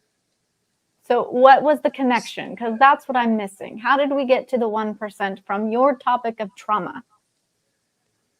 Because And everyone's the talking reason about people use trauma. alcohol and Because drugs. everyone's talking about trauma when we have the answer. So you need to spit what you're talking about and make us understand your perspective so that we don't continue to have this limitless argument about bullshit, because you actually understand what's going on. So look, please, lady queen, speak. I'm listening to you. look at you, the one who interrupted her when she was talking about trauma a little while ago. Don't call me a nigga. What's wrong with you? What's wrong with you? You see, bro, you see what happens here? Niggas turn around and act like niggas. I ain't a nigga, bro. Don't do that. Let the lady speak. This white woman, look at her. She's beautiful. Look at this white woman. Hey, Simon. You wish she could give up her womb for you, bro. Don't do that shit. What's wrong with you? Let's not Stop line of being stupid. conversation. You don't Stop like being that? stupid. You don't like You that? are ignorant as like an ant, like you ain't analyzed Yeah, I the know. world. I get it. You don't Yeah, like that word, nigga? You don't like that? yo, bro. You know that you'll finesse this woman in a You second. don't. I got my girls right there. Okay, so All what? right. Are you married? Are you Uh, married, bro? well, listen, Don't I don't want to shade, just. motherfucker. Are you there's married, bro? actually a lot Bro, of are you married? Are you married, bro? it's a multicultural panel for sure. Yeah. Yes. Are you married, bro? Except Have for you ever Nacho, been married? Nacho Keita left. Yeah. I You're don't just want to in the change the dark. conversation to marriage. You're just trying to run from what you said a little while ago. That nigga. All right. You don't like that word, do you, bro? Do you use that word? Do your friends use that word? Do you hang with people who use that word? You like to ask questions, but you don't like to answer them. Do your friends use that word? You don't know who you're talking to, bro. You run. No, you're in the shade and you're acting shady. That's Run. why you're in the shade, because you're comfortable with it. You know what we gotta realize is the behavior of people is like what they display. This guy is in the shade and he's shady. Like that's what he wants to do. Okay, be comfortable in that situation. Cool. I was just talking about the lady. I love her. She looks beautiful. I'm like, yo, if she wanted to born my child, I'll be like, yeah. You took Okay. offense when I said nigga like some I ain't taking privileged offense to you. I ain't motherfucker. concerned of you, bro. Yeah, I ain't got nothing to do with you. Fuck I is just like machine this lives, lady to twin talk. brother. Like, I ain't got no premise with you. I don't care about Watch you. your background, Like, guy Jesus walking. Christ. Your ego is too much. Fuck.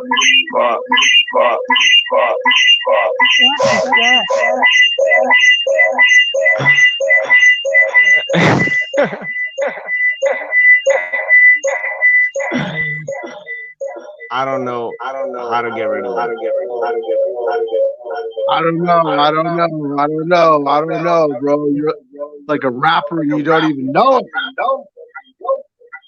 Yeah, you need to turn off the background because it's causing You need a to lot turn of off your feedback. face. Yeah, bro. I'm Yeah, just there we saying. go. I'm just gonna mute my other shit. But yeah, YouTube in the sorry about that. background. Yeah, just turn Sorry turn about that that down. shit. I don't know why that happened. I don't know how that happened, but yeah, it is what it is. You know, it kind of sounded cool for a minute, but That guy's face is like, Krusty the Clown. I don't know what he's dealing That with. was like the beginning of a rap video. It was like, I don't know. And it was like, He's oh, like, yo, you see, make a meme out of that shit, man. What's up, bro? yeah. Yo, you look like a builder that's been building too long. Just go home and just chill with your wife, bro. What are you dealing with? Get off the screen. Like, what are you doing? Like, wow. Yo, you don't even know or comprehend what it's like to have emotions. Like, you're just gonna be talking. You're just gonna be like pulling your face. Look at his eyes. Wow, look at that face. That is just disturbing. Disturbing. Come on, bro. What are you dealing with? This guy is so comfortable in his back feet. He's like, yo, I don't even want women to even introduce themselves to me. Like he's just like, I'm chilling and I shave my own head. Like yo, bro, you want to chill? Like, get the fuck out of here, man. What the fuck? Jesus Christ. Yo, we are putting up because we are having a real conversation, bro. What are you No, we're doing? not. We're not having a No, real no, conversation. not really. You were gonna let the This is lady talk 20 bullshit. minutes ago, and you just been rambling ever since. We are just letting you be whatever you're doing here. Yeah, I don't know what is happening. I like But her t-shirt as well. Yeah, dude. Yeah. Her Don't t-shirt is, get drunk and do most coke, men okay? most men don't know how to pick a t-shirt, bro. What are you talking about? Did you hear me? Don't get drunk and do coke. Okay. No, Because that's pretty much you're on mushrooms, bro. Yeah. You know what it is. Yeah, just don't do that. 'Cause that's what I I'm get hearing from around you. I get around your kind all day long, so don't even play with me. Like you be in the fields picking mushrooms, so don't even try it. Okay, Simon, what are your thoughts on free will? That's a good question. That's what this So- panel is about. That's what we're talking about. And That's can a you good do it concisely, Simon? Please, I'll I'm begging try. you. I'll try, brother. I'll try. So the question from the Queen was, free will, Yeah, right? yeah, thoughts on free will. Yeah, So free will is something that most people won't um, be able to realize in real life. To be fair, and I'm being real with you, like Why do you if say that?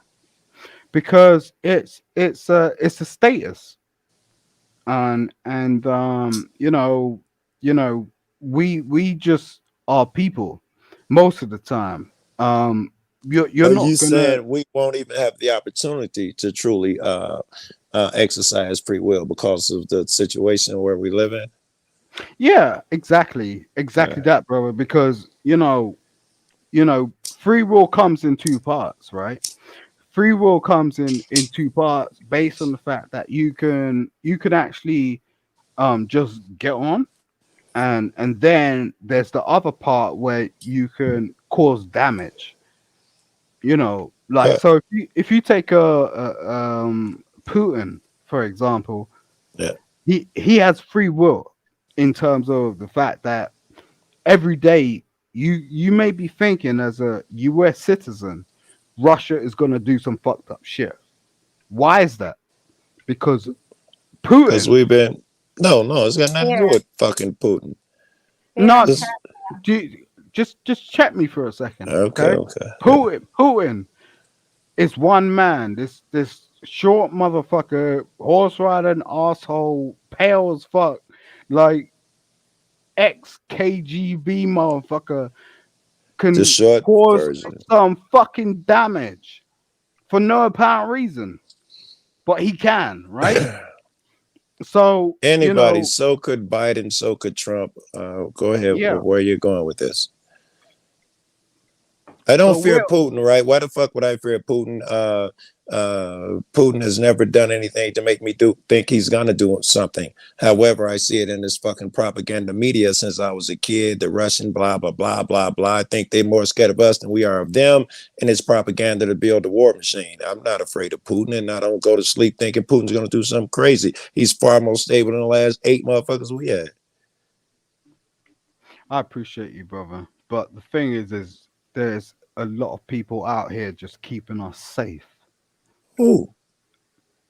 And is that a real safe or is that an illusion of safety? Yeah, I think if he tells me who, it'll gather, I'll have an idea of where he's going with that. Who keeps us safe, Sonny? Yo, I appreciate you guys having me up here, Just man. please shortly tell me who Yo, keeps us safe. Please, can you yo, just shortly tell me who yo. Have you keeps been us in the safe? military? Have you been in the military? Have you So have the you answer is actually? the military without you belittling me. The answer is the military keeps us safe. I'm not belittling you at all, bro. All right, I all think I right, think you talk the utmost sense, and I appreciate the way you actually portray yourself because all I right. do the same thing. But the thing is I'm just saying, like, we walk around our life. We wake up in the morning and daytime, and we don't really understand that people are protecting us. They're protecting us. I'm not Like so sure. you don't really understand.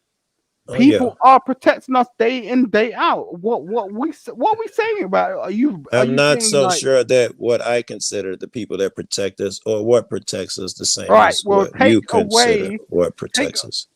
Simon, what away. if the people at the top, this 1% you're talking about, are on the same team and they're portraying it as if they are enemies and they are intentionally keeping us at war with each other by creating this division that doesn't actually exist?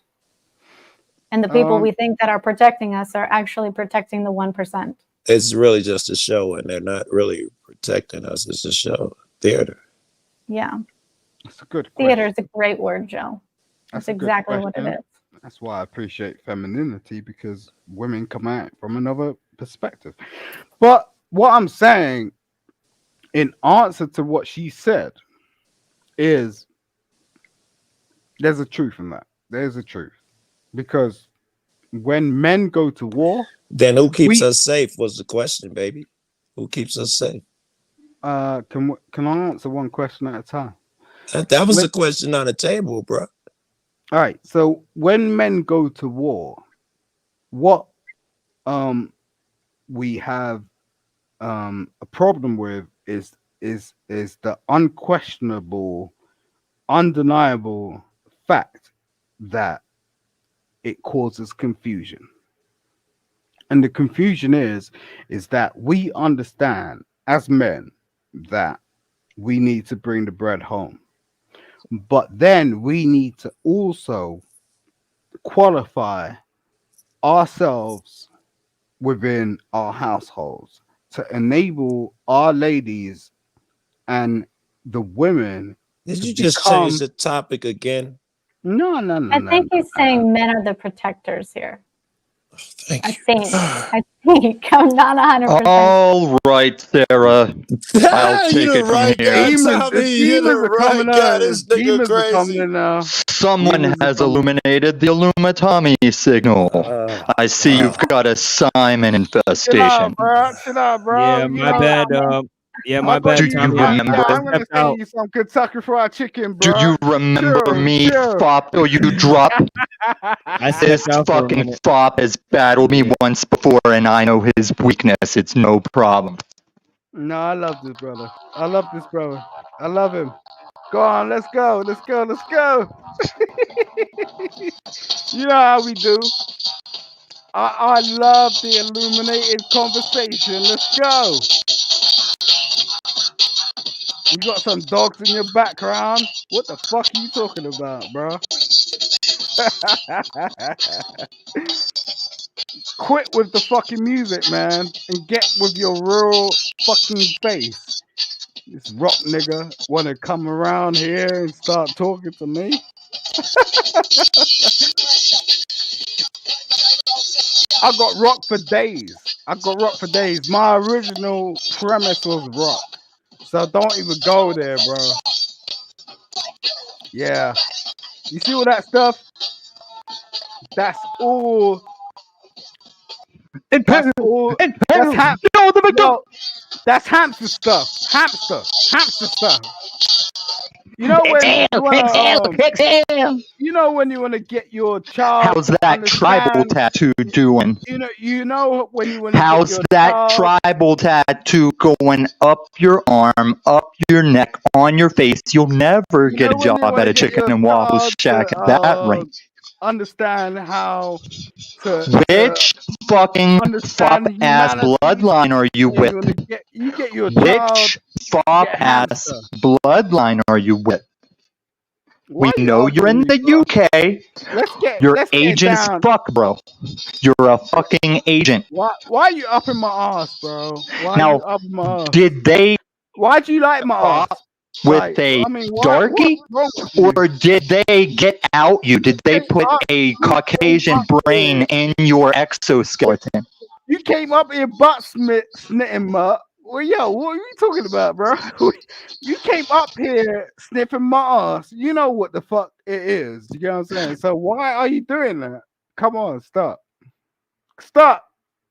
Why are you sniffing Hey, my ass, fop. bro? You don't remember battling me, fop? You've still got the scars. Oh, I'm sorry. I'm sorry. I'm so sorry.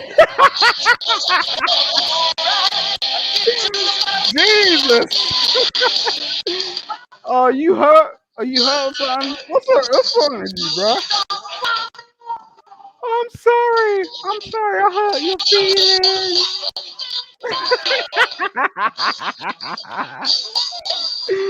Jesus Christ, what's wrong with these people? I'm so sorry. I said it already. What's wrong with you? Get Well, here's back. what's wrong with us. We kind of got sick of your fucking lands, and we threw your tea in a fucking harbor, and we lined you up on our fields and grew our liberty with the blood of your soldiers and your red coats. We were the first to tell your leadership they weren't going to sit atop horses and haughtily oversee the destruction of our freedom. Yeah. I like So how yogurt. did you get out of indentured servitude? By fishing. Yeah, you don't get that right. What are you talking about? Stop getting out of your feelings, bro. Like, I appreciate where you come from. I got hectic helter skelter. Yeah, of course. Just stop, bro. Like it's unnecessary. And the fact of the That's one X, matter is, Simon. yeah, you know, you got That's what? 'Cause two X's, Simon. I know you feel me, and you're not gonna get in Three my X's, pedal. Simon. I just relate to women. I don't relate to men. Like you're not gonna, That's why I think you relate as a woman. You okay. trans motherfucker. Yeah, okay. If you want to That say ain't your that, page up there. That ain't your page the mod gods displaying. Do you feel me? do you have a Do you child? feel women? Do you have a child?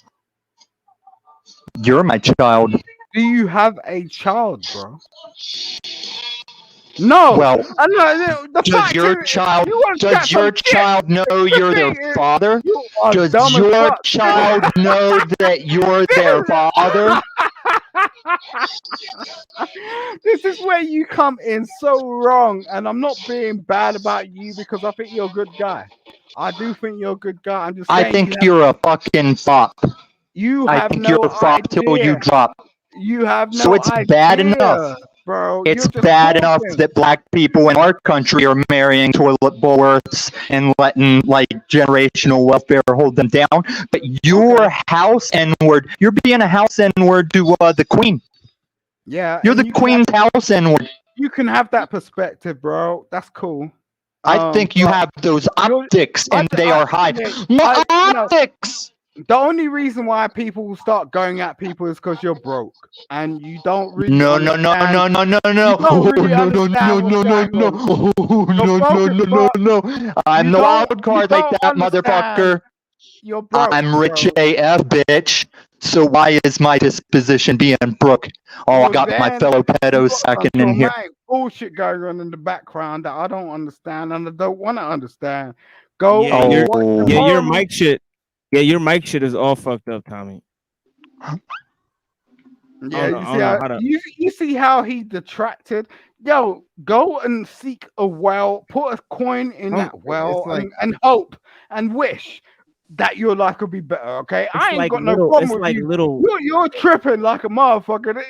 It's crazy. Like Well, it's like it's like why little would you blips have between the words. such the you have a big deal going on in your background. Speak to your parents and tell them, why didn't you raise me proper? Because like you have some problems with people, bro. Like you have some real problems with people. Like why would you even talk to someone you have no idea about? It's like god damn.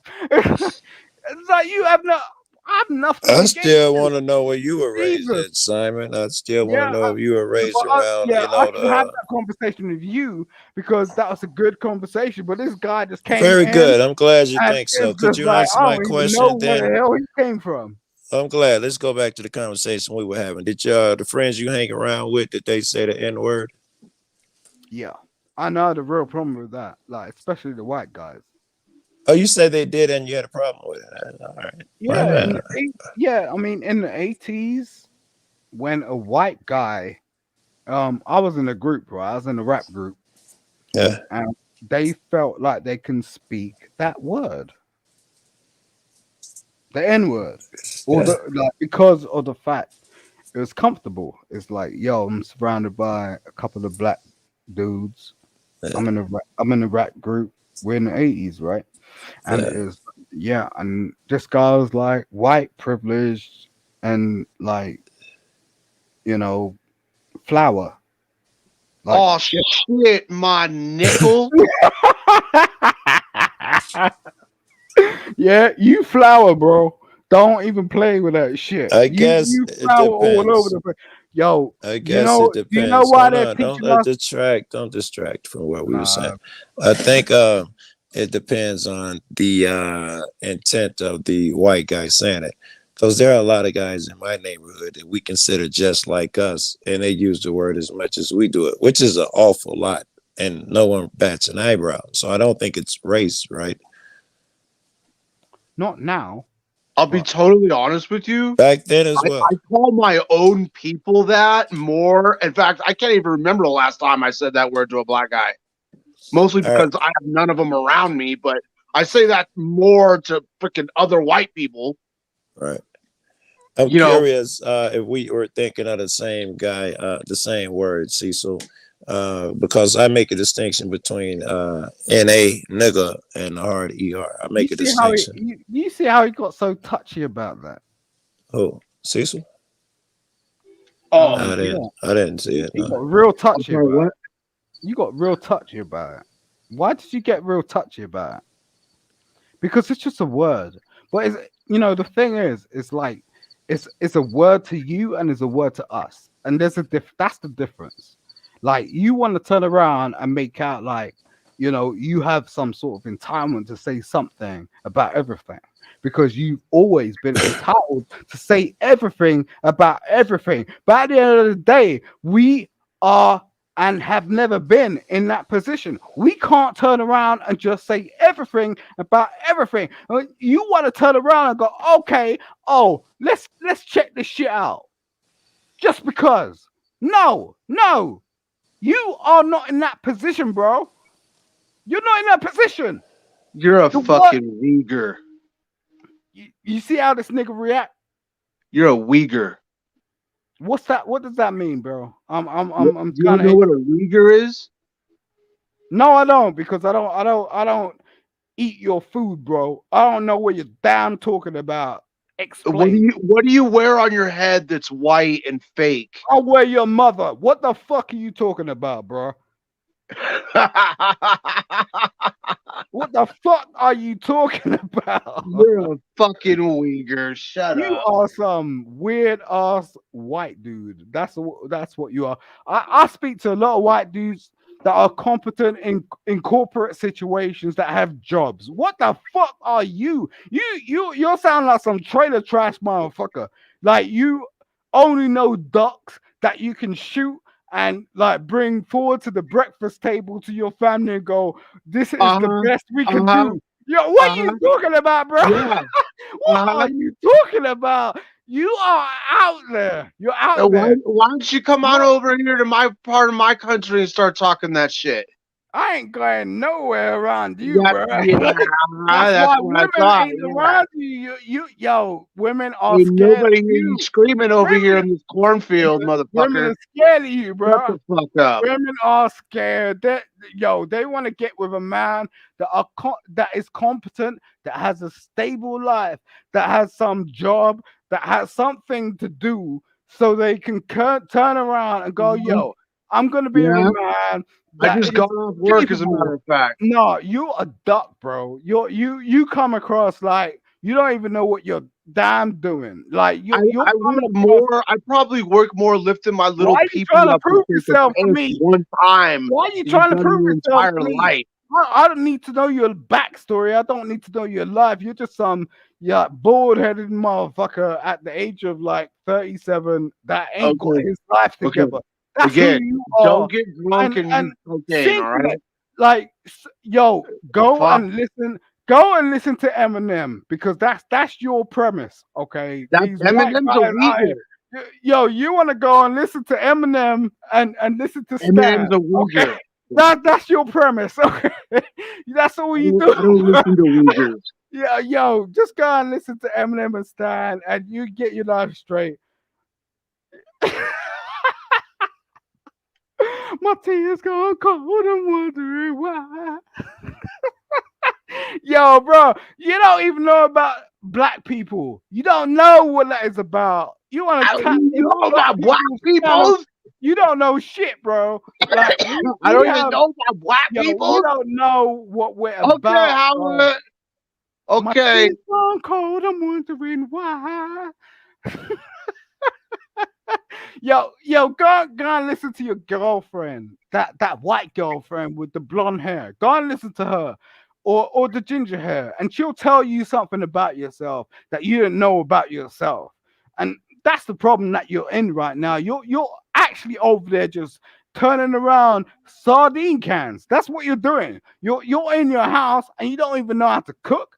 You don't even know how to set your shit straight, and you don't even know how to put curtains up, because all your life you've been bartered to from somebody in the boomer age, and now you're confused. Confused. That's what you are. Cool Confused story, as a bro. motherfucker. Cool story, bro. Cool story. You're a fucking Uyghur. What does that mean, bro? What's a Uyghur?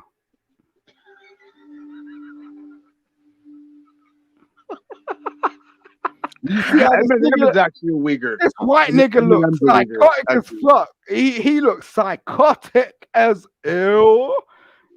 What's a Uyghur? What's a Uyghur? I'm interested. Go on, tell me. Go on, tell me. Tell me you rap.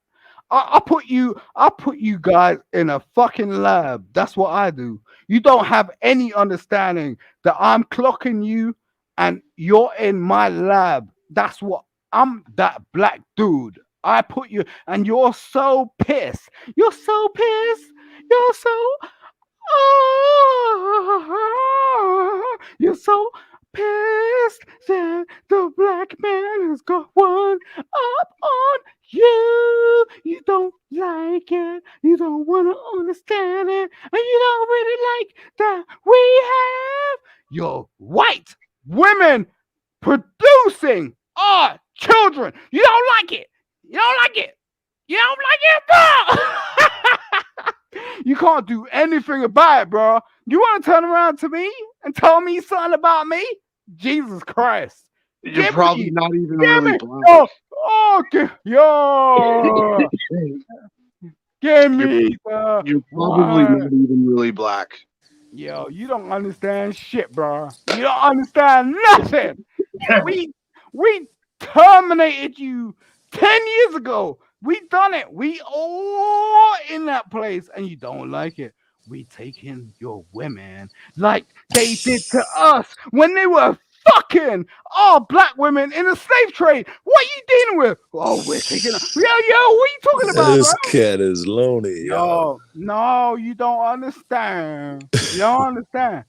We got your white women all up in our jeans. And you don't like it. You don't like it. Somebody got too fucking drunk and they're like, I know what I'll do. I'll go do some coke. Jesus Christ. You don't like it. Yeah. We got your white women's jeans all up in our place. And they be playing with us.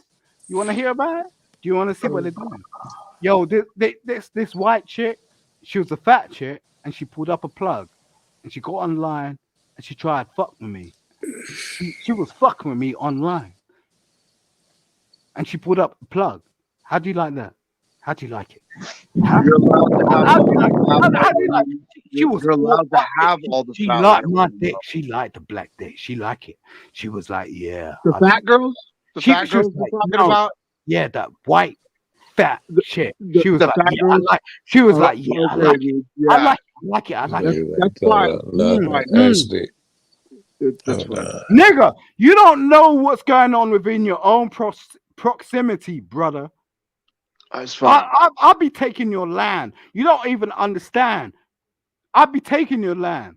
I'll buy you out in a minute, bro. You don't understand what the fuck's going on. So just do what you do and be a degenerate like you are. Okay? Don't even fucking fuck with me. You don't even know and don't fuck fat understand girls, though. what black people are about. Black people rule this fucking earth without your fucking bad breath. Stop. Your nose look like you be deep diving in some ancestral fucking propaganda. your nose look like you be in too much prisons. Your nose looks like you be deep diving into some white pussy that don't understand how the world works. Bro, stop. Stop. Hey, Simon, I'll be glad to sell you all the land I got. Come get it. Yeah, full of fat they girls. love that fancy cake. They love the fancy cake because the fancy cake is tasty. But the fancy Hecklebluff cake, owns the Fat Girl Ranch. You can have it. You see how this nigga is triggered about the fancy. Hey, You put a hey, saddle on Simon. it. Simon, how does it feel to be a Klondike bar? How does it feel to be a what? How does it? How How does it feel to be a Klondike bar? A what? Clown what? I can't. What would you do? A Klondike bar. I can't even understand what you're talking about. But A Klondike bar. A Klondike bar. A Klondike bar, mate. Yeah. Oh, now Are you daft, Simon? Simon, are you daft? I'm trying to listen.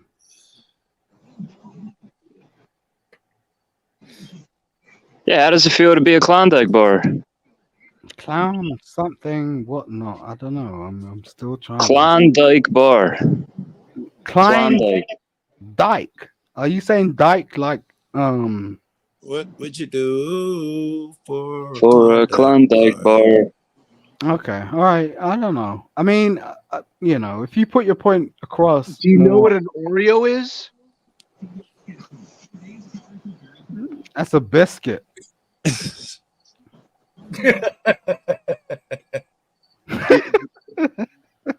This guy's from a different world. No, we're not from different worlds. This is a problem we have. Then how are you going to buy land? Then how are you going to buy land? If the land is his, how are you going to buy it? Yeah, because I could come in and do what the fuck I want. Like you Oh, don't okay. understand. Yo, So the land shall not be sold forever, okay, for it is no, I mine, love and it. you are So strangers I and love it. sojourners with me. But you're going to I say, love- fuck God, and go buy up his land, huh? Good one, Yeah. brother. Yeah, I can and I will. And that's the fucking point. Like we don't understand. Like you seem to think because you have these types of aspirations and like you How do you know my aspirations? Are you projecting there? How do you know what he thinks? I didn't say anything specific about you. I didn't say that. Well, you said you're implying everybody else but you. How do you know other people's aspirations? Let's put it that way. No, let's get back to the land. Okay, that was your first point, right? You spoke about land, right? So it's, Well, now you want to back up. Now you want to back up. So now we got two topics.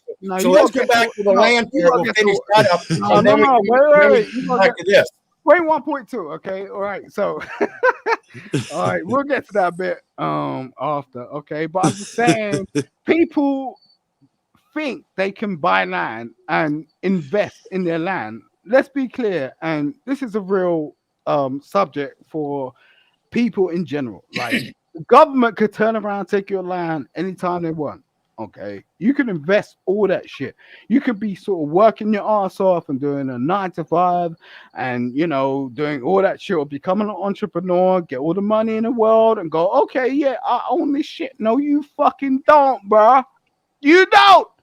Come on, so your point is the Jesus government Christ. could Yo, take your government shit. will I come think we in agree and with go, yo, we need this right now, and we're gonna turn this into a safe house.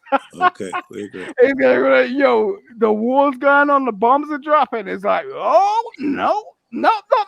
Nah. Everything you worked for now becomes zero. Zero, motherfucker. So what the fuck are you doing?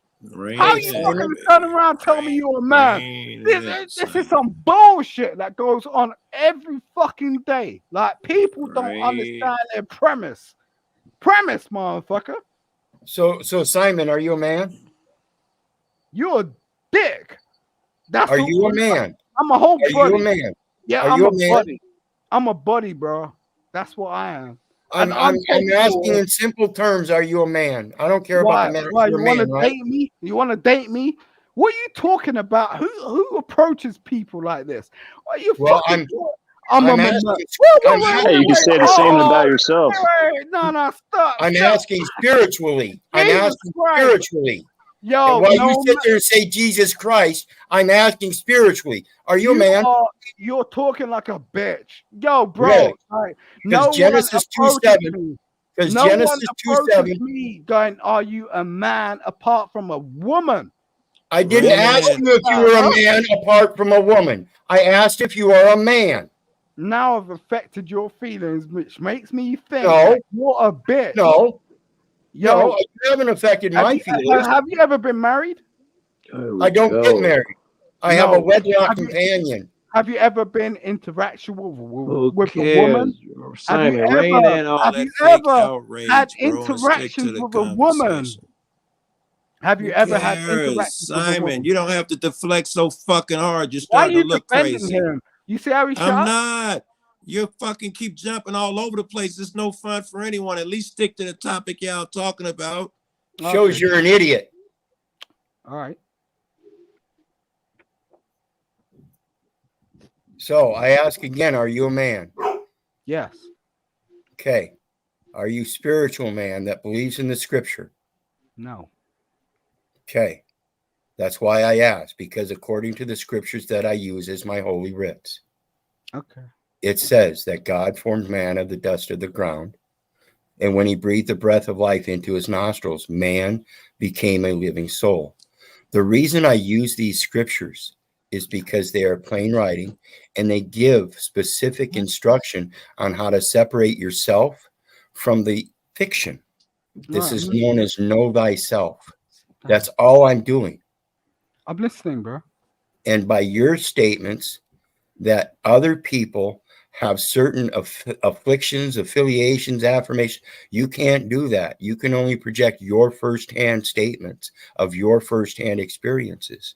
By coming up onto these panels and placating that I'm this or I'm that or you're this or you're that, you're babbling. That's very clear. No, okay. So I got everything up until the point you said I was babbling. Okay, I'm not babbling. I talk about yourself and express yourself truthfully instead of trying to do the very thing that you don't want other people do, and that is beat everybody down. I'm not trying to make people do anything. I'm not trying to. You've been here beating people down since you got here. No. You may take it that way. That's a different thing. You know, I'm not trying to do anything. I'm exhibiting my own life. And the thing is, what was the thing about the white fat chicks? Are you listening, bro? I'm exhibiting my own life, right? On these panels. Yeah, and talking about how you beat down the white man by taking on his white fat woman. Why can't you just stop your fucking mouth? Like the thing You're is, the one that stated it, and I'm just restating what you said. No, you're not. You're an idiot. No, you're not Get allowing off me. our fat chicks, right? No, you don't understand. Get off of them. I'm saying I'm just exhibiting my life like all we are doing on the platforms. Like when we come up, we're talking. I don't exhibit my life like that. Oh, stop. Like when we are up here, we're allowing other people to have a view of someone else's life, someone I would else's agree with that. lifestyle, Yeah, someone else's perspective, and that's all it Experience, is. yeah. Like Yeah, Simon, your life sucks because you suck. or whatever. Like, just don't get too caught up. Like, you get what I'm saying? It's like I appreciate everyone's point of view, but I'm just saying, like, if you don't appreciate my point of view, that's cool. I'm playing with my daughter in the background, and she's just like chilling with me, and she's like running Hey, around. Simon, it would appear that you play with your daughter in the background because you're not giving your fucking all here. You come up here to jag off and play around, even if people are being serious. It shows that you don't take this serious. Wait a minute. I don't jack off to niggas. Like, I don't jack off to white people. I don't jack off to I don't even know what that means, society. Bro. Yeah, exactly. Do you see the points that are being put across? The fact of the matter is I come up here to try have some decent conversation, and I interact with people that are intelligent enough to interact with me. I'm saying you're insincere. You hop up here and just you can say that, but the fact stuff. that you could say that, and that's cool and that's good because I don't want to get on a platform where people don't have some sort of pushback. I don't want to get on a platform where nor do I. People don't give me some sort of intellectual stability in terms of moving forward. Nor do I. Exactly. I'm saying So you disrupt those things when you get up here with your nonsense. You could cause it disruption based on the fact that you're just looking at other platforms, and that's just a trigger word. It's like it's not disruption at all. The fact of the matter is we're just having a conversation. I missed the trigger word, by the way. I'm not sure. Trigger word. We're just having a conversation, bro. I And the fact agree. that We're I just like talking. I'd like to have a conversation with you. I don't find anything you say triggering at all. Good. And It should not. My intention is not to trigger you. I worry I sometimes don't give though. a fuck if it is. That's not the point. It's like if I turn around to my daughter and say, "Yo, I'm gonna get fish and chips," and she might turn around and say, "Well, I want spaghetti bolognese." It's just a conversation. Like Agreed.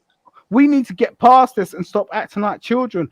Yo, I'm not that dude that's on fucking the internet playing fucking PlayStation games. I want to have real conversations with real people Well, that's what who we're doing. I'm understand just some real giving. shit. Do you get what I'm I'm saying? just. It can So only I happen I do. don't when you care. shut the fuck up. I was just giving you a little honesty from my Yo, perspective. Excuse me. Just part of conversation. You took it elsewhere, right? I was just pointing out that I think just sometimes you distract from a serious conversation. I You appreciate take it that. and run with it. I'm just giving you an opinion, just No, conversation. I just have a voice, and it could be seen like that most of the time, and I appreciate it, and I will take that into my headspace Appreciate it. because Appreciate it. I'd love to be like a part of this My platform man. Love it. ongoing. So if Love that's it, what baby. you're saying, I'm gonna take that into perspective, Me and and you are good. You I'm ain't gonna got to go no I'm Yo, gonna further. yo, think about it. Simon.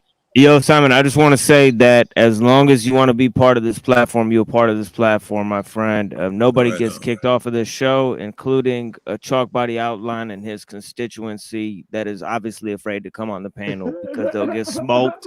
They'll get smoked just like they did last time, Jesus. motherfucker. You got fucked up last time for 14 hours exposing all this motherfucker's lies, and now he's scared, pulling out guns on my show. You ain't Oh, gonna do shit, wow. motherfucker.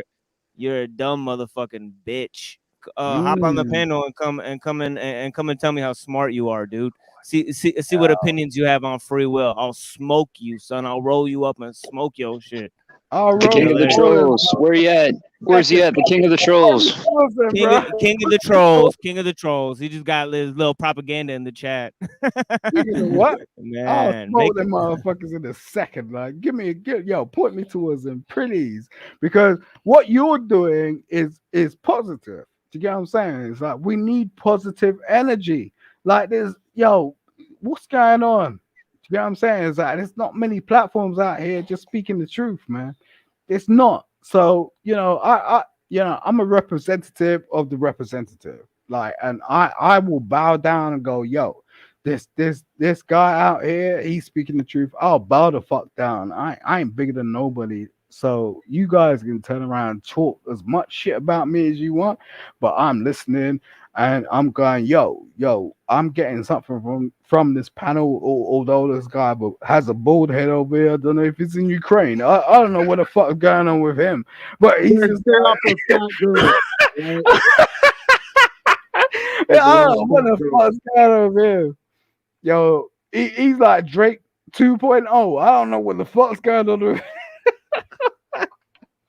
yo, you're the bust out a song or some shit. Yo. Anyway, I'm gonna pause.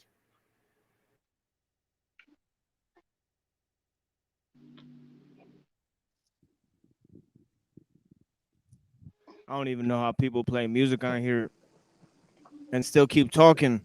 That's a trick I need to learn for real. I don't understand people read chat and participate in the conversation. Do you really want to know about that? I could tell you. I mean, For real? it's not a big deal.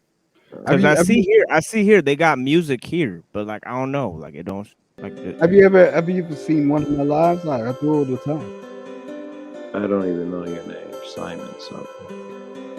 Simon Nah, Hectic. I have not that's just seen too one of your sneaky. lives. I assume it's some pro-Trump shit though. Yeah, you can say what you want, but I'm just saying.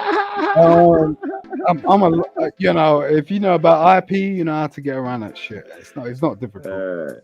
I was joking, but now I'm interested. You pro-Trump? You think? And I know you're European, but what do you think about Trump? Well, the only thing I can understand about Trump is that you made him president. That's what I can understand about Trump. I can't understand anything else, man. You know what he is, and Yeah, I do, but a lot of people think that You know, a lot of people who believe in all of these things that I believe in, the elite is running shit and the politicians are puppets, they carve out a little caveat for Trump. They think Trump is different. He's one of the people. Hoorah! You know, it's so Who fucking cares weird. about that shit? I mean, the fact of the matter is um you have that autonomy, right? You're able to vote. Yeah. So if you put him in that position, that's what you're doing. Like past that. What's But the argument? It's like there's no argument. You right. put him in that position. It's historic. It's down. It's You laid down. Like even if he's not like well, okay, Biden's there. Okay, you can say whatever you want about Biden. The fact of the matter is, you laid that down. Trump was your president historically. uh Historically, my I children get are going to look at that and go, yeah. Jesus Christ. I Like don't my really get daughter's a laughing right now. My daughter's laughing. I don't really get a say in that shit though. It's not like you're giving me stewardship over that. I don't really get a say over who's president. Did you vote for Trump? Nobody does. I've never voted in my life. Yeah, but that's just your right. Okay, you don't Because need when to you vote. vote for somebody, Yeah, what does it do though? It doesn't do shit. You're like consenting to what they do to you if you No, vote. Agreed. no, Agreed. no, That's how I see it. no. Yes. That's just your. I'm not voting. I'll never You vote. don't have to vote, but the fact of the matter is if you vote, you have an opinion, and you're part of the process. And the process is Yes, your Yeah, opinion. You can nah, vote dude. for one Yeah, nah. Do your research. You can't turn around and say, yeah, just because I'm not part of the process, I don't choose to vote and all this nonsense that it makes you something. That tells you that you should be paying attention a bit more. Like, okay, we have a whole problem with the 40 or 60% of people that don't vote because we keep turning around saying, yo, they're there, but they're not putting in their fucking two cents. I'm Vote, not nigga. What's wrong with I'm you? not Go I'm go not to the sure. ballot and vote, nigga. Check this out. Check this out though. All right. Let's say you go to the ballot and you vote. You have to choose between every 2 years you have to choose between being stabbed and beat with a baseball bat. Every 2 years, this is your fucking selection. Uh, uh, I'm do here. I listen to what you're saying.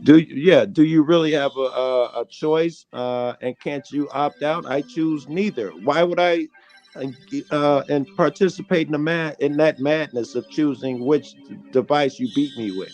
Why would I do that? You act like it's logical and I don't think it's necessarily logical. That's a good point.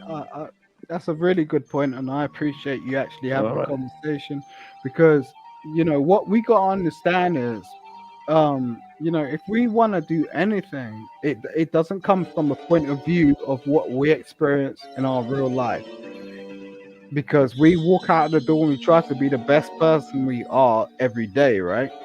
I But do. these people don't operate like this.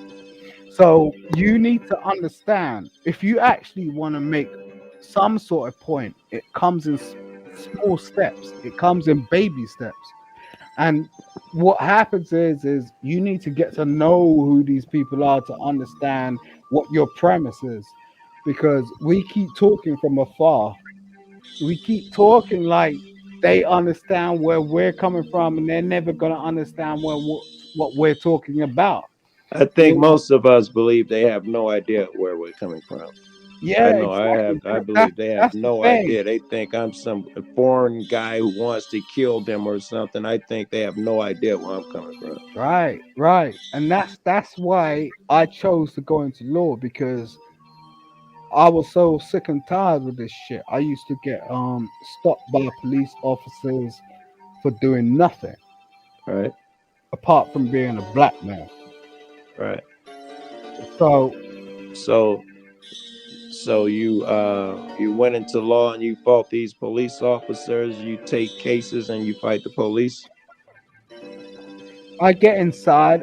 I understand.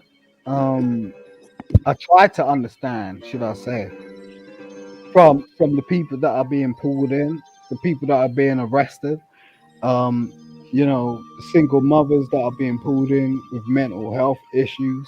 There's a lot that people don't really want to understand.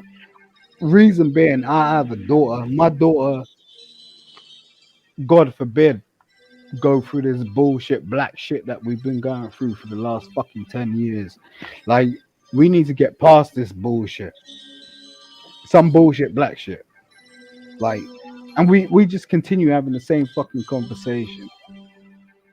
I don't want my daughter to be going through that in 20 fucking 30. That's crazy. All And right. I'll So, I'll, what do I'll you do think? everything to deter that. Well, okay, so good. I'm glad you added that little last part. If you're willing to do everything to deter that, what do we think is going to take? I think one thing that it's going to take, I'll go religious, Jesus with that turn the other cheek stuff. I think one thing is going to take is for us not to respond when people do us wrong. For instance, in this conversation, when you felt someone wronged you or whatever, and you attacked back, I think it starts with not attacking back. What do you think? Well, it depends. It depends what you mean by attacking, because, Agreed. like, I agree. you know, men and how, especially within this space, like Yeah. it's seen like force is everything. Yeah. Physical force, where that's just not what's going down right now. Like, Right. we don't attack with physical force You're anymore. right. Well, We nor attack with the hate. mental. You can't. I'm sorry, but I don't think you can kill hate with hate either. So if someone's coming at you in a hateful so and so, let's say I don't know, doxing you or something, I don't think the way you fight back, if you fight back, is to dox them or dox their relative or Hmm. fight back with the same dirty shit. Hmm. All right, just seeing we're on the I same mean, I page. mean, there's three real concepts. You know what I mean? That's all really distinct from each other. One is uh force. You know what I mean? The other is power, and the other is control. Right. Now I want to lay these out. I mean, force is basically it doesn't require premeditative action. Force could just be just an immediate response to shit. Could So be, you don't yeah. have to think about shit to like force some shit. I mean, like force could This just is be true. boom. It's I just get like it. it's just like a machine is coming at you, like it's tearing down your house, and you destroy the machine. You know what I mean? That's just force. Then there's power. Now, power is something that uses force. You know what I mean? It puts force to work, so to speak. Now, the last thing is control. Now, the more power you have, the harder it is to have control. Control is something that exists on top of power. You know what I mean? I get it, and I agree with all of it. So it's like, how does it relate to whether we're free? You know what I mean? Because we got to exercise control within the society. We got to take responsibility as men Yeah. All right. for the shit that we experience, but at the same time, we're held accountable for like who the fuck we are. So you know what I mean? Right. All right. I think both of those, you address both of those. As men, we take accountability. Yeah, that'll be a good start. And also, being large will be a good start, because apparently this is a small world with small men who think and do small things. People get up just to troll you and make your day worse. You cannot fall for that negative energy and let them turn your positive energy into negative energy. And now they've won. They've got an extra negative creature running around, and you're running around telling people, man, I'm just fighting back. We can't fall for that like simpletons, right? If you're gonna fucking transmute some energy, we find a way to transmute that shit into good energy, which means it'll probably require good energy to start, which sucks, but it means hoping for good things for your enemy.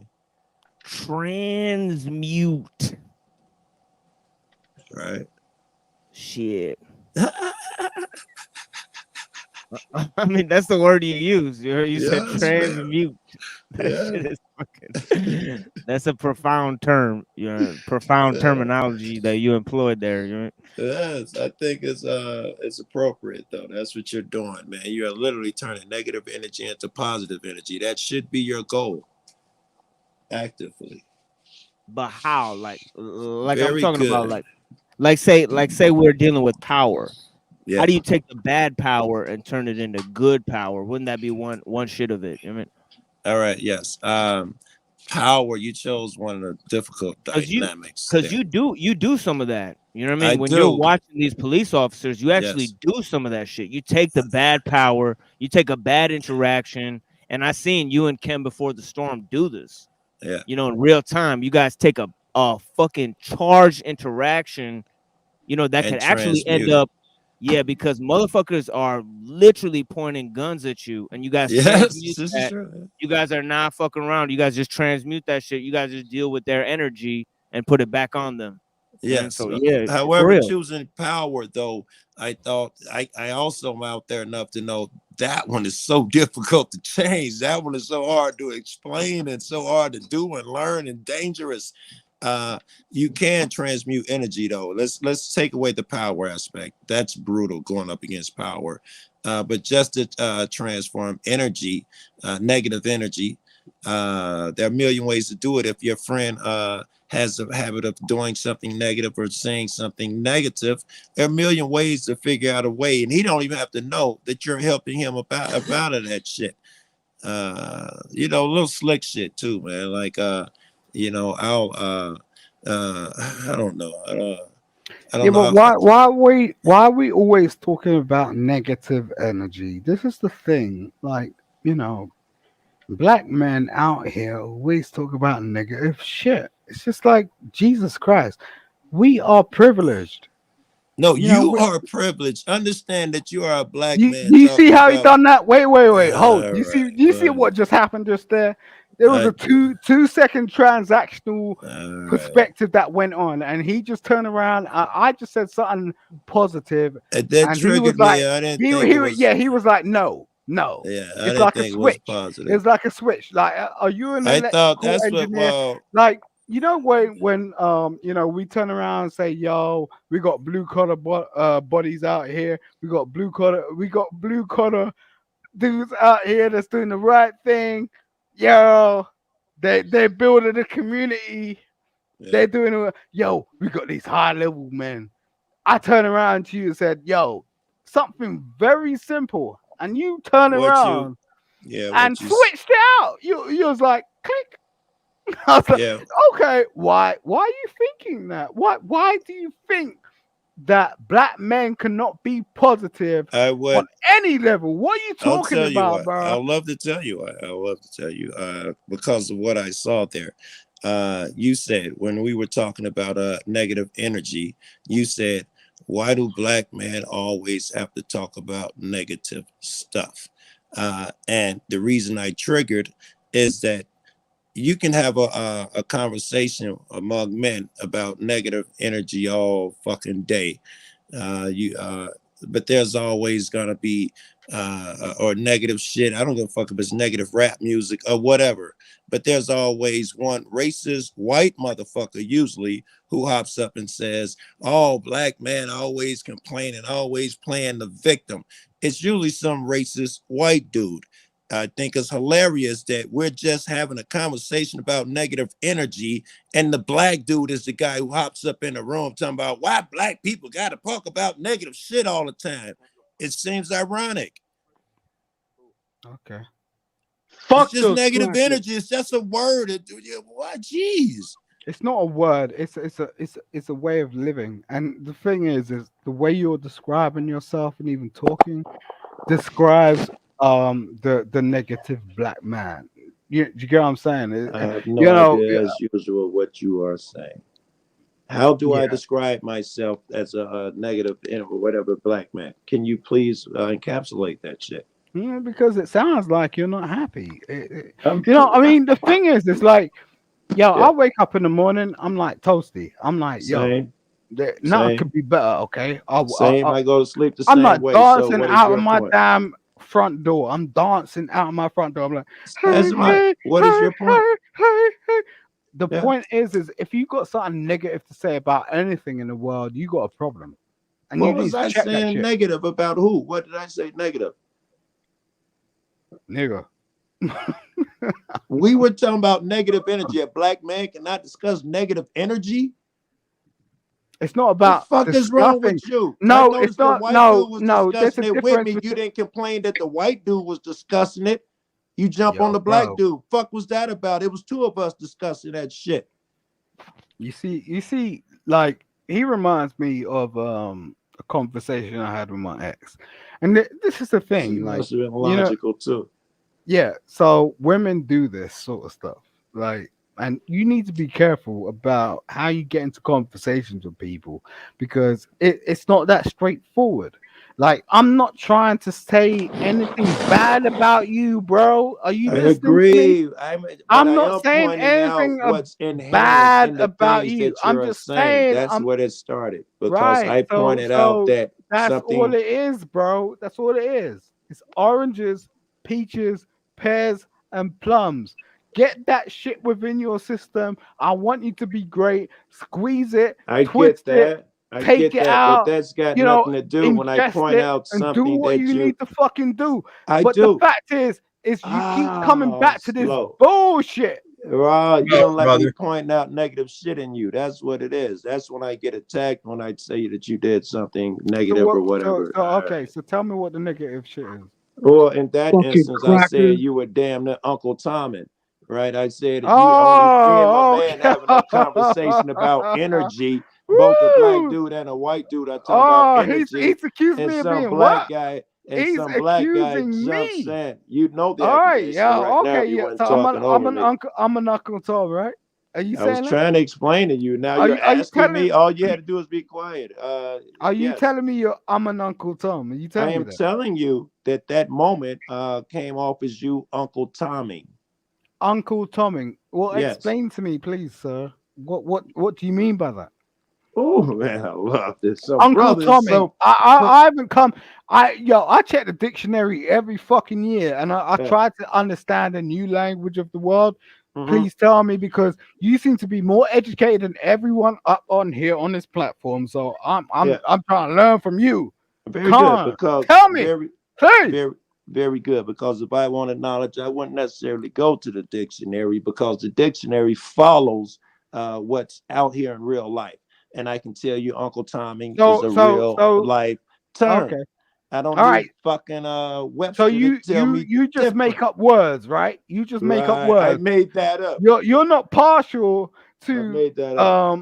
the institution that actually makes the dictionary. You seem to think you're outside of that sort of realm. You can I actually make just your told own you the words up. role that That I is play. that what They you're doing? follow me. I You're just so told you the oh role they that I follow play. you. Okay, They follow yo me. When I yeah come up with that's a kind of word, scary. no, And listen, the this is why dictionary women. doesn't This is invent words. People do. When we yo. come up with a word like chill, the This is dictionary, why women have listen, problem with you can't men, learn. bro. This is why we have a You try problem. to make You shit can't up. learn while you're talking. Can you listen? The dictionary doesn't create words. It watches what we do. When I say a thing is chill, meaning it was cool, the dictionary writes in there that chill now means cool. You understand? The dictionary didn't create the word. I did, we do, which is what I said. What did I say wrong? Right? You're acting like a woman right now. The thing Look at you on is some ad like hom shit, no fucking no, logic, I'm no just counter saying like argument. no, this is like a woman's perspective. So Yes, women make another one. stuff Yeah, up do you have a like counter argument or are you just gonna inflame some shit? I'm not inflaming shit. I'm just What is talking your to you. counter argument, right? The You know dictionary you were does talking not about the create dictionary, words. right? People do. Do you agree? Because you were just calling me stupid. Now it look like you're backpedaling. Who makes up the words? The people or the dictionary? Do you see what you just said there? Yeah, I thought so. Wait, you just said, right? You just Yeah. said who makes up the words, the people or the dictionary? The dictionary is not a thing, bro. The dictionary's not a thing. Like, so what are you talking about? It's like Well, earlier when I said I make up the words, you said I was fucking insane. That do I not know Webster? Do I not know the dictionary? Like they're the ones who make up the words. Like you I'm are insane for saying you are I you make you're up the two words. stones away Did you from forget? you're Did you? two Here comes stones another away ad hoc. from the Any real logic? place. Any logic? I'm betting my life on it. No logic is about to follow here. Okay, all right, I appreciate it. Yes. See what I meant about men have to be men. All you have is ad You homs and don't know stuff like anything that. about being a man. The way you talk, See what I'm you're saying? you're That talking fucking about 5 minutes how can you ago you were educate talking about being anybody a in your man. life when you're talking about the way Now you've you abandoned logic so speak. fast, like you forgot Oh, who it stop, even bro. is. Like you Stop, don't even bro. know the guy anymore. I appreciate you, but you're on level 3. You keep saying that. You're on level 3, and we need people on level 3. So I'm not Ad about hom, to ad hom, I'm anger, not about anger, to right? dismiss you. No, I'm just Logic. not about to dismiss you because I think you're worthy. But I just I think can't you're tell not because all you do is call you me don't. names, The right? problem we have right now is we need to establish leaders. The problem we have is you need to improve your argument and stop calling motherfucking names. No, you're just in your feelings. There's not a problem about that. I'm fine, man. Shit, this is No, you're in Tuesday. your feelings. You know what? You know what it is. There's nothing wrong with being in your feelings, man. Stop. I didn't Stop. say it was. I assumed Eat that, some sweet corn.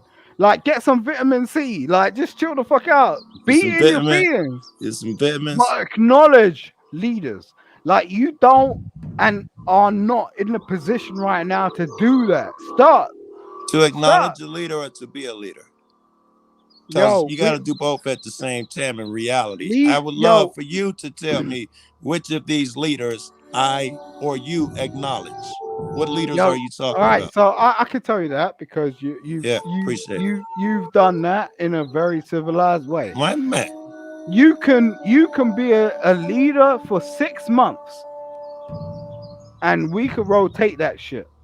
So if we're having a decent conversation about we're gonna do something for real, leaders are not permanent, bro. Who are Stop. some of our leaders that you were talking about? I thought you had some in mind. I don't do that. No. Who are some of our current leaders? We don't have any current leaders. That's the problem that we're in. What are we talking about? We're talking about leaders, and you were saying we need to consider our leaders, and We don't have any current leaders. That's where our problem lies, and we that's need to why we're get having some. this conversation. You think we need more? No, I think you need to acknowledge what you're doing. Like for me, I have to be a leader because my child relies on me to be a leader. I don't give a fuck what people are saying about me or what And they're that's doing in their life. And You that's what's know, different between me and you. Is that what you're saying? no, Oh, not okay. at all. I don't know what your situation is. All right. In Well, I fact, thought you were using that to distinguish us. no. In fact, I think we've got more in common than you think. But the Than thing I is, think. yeah, the thing is, it's just understanding each other. Like we got to get beyond the bullshit. That's all it is. I talk directly, and some people don't like it. That's all that's occurring here, bro. Mm-hmm. That's Yeah, it, man. Some motherfuckers, you can tell them positive things about themselves all day long, but the moment you say a shortcoming because of some past trauma, they react strange. Men, they be like, "Huh? I'll consider it." You've done that a couple times a night. At least you've done that a bunch of times. You know what? Wow, that's what men do. Other motherfuckers be like, "Fuck you! Look at you! Look at all the bullshit you do, bitch ass nigga." That's what non-men do. Mm-hmm. Yes, I'm just No, talking directly. I don't mean I appreciate that. That's the uh, thing. As I said, I think we have more in common than you think. I And think we most of have the a ton time, in common. I'm the guy who likes to talk about the differences. I'm an idiot.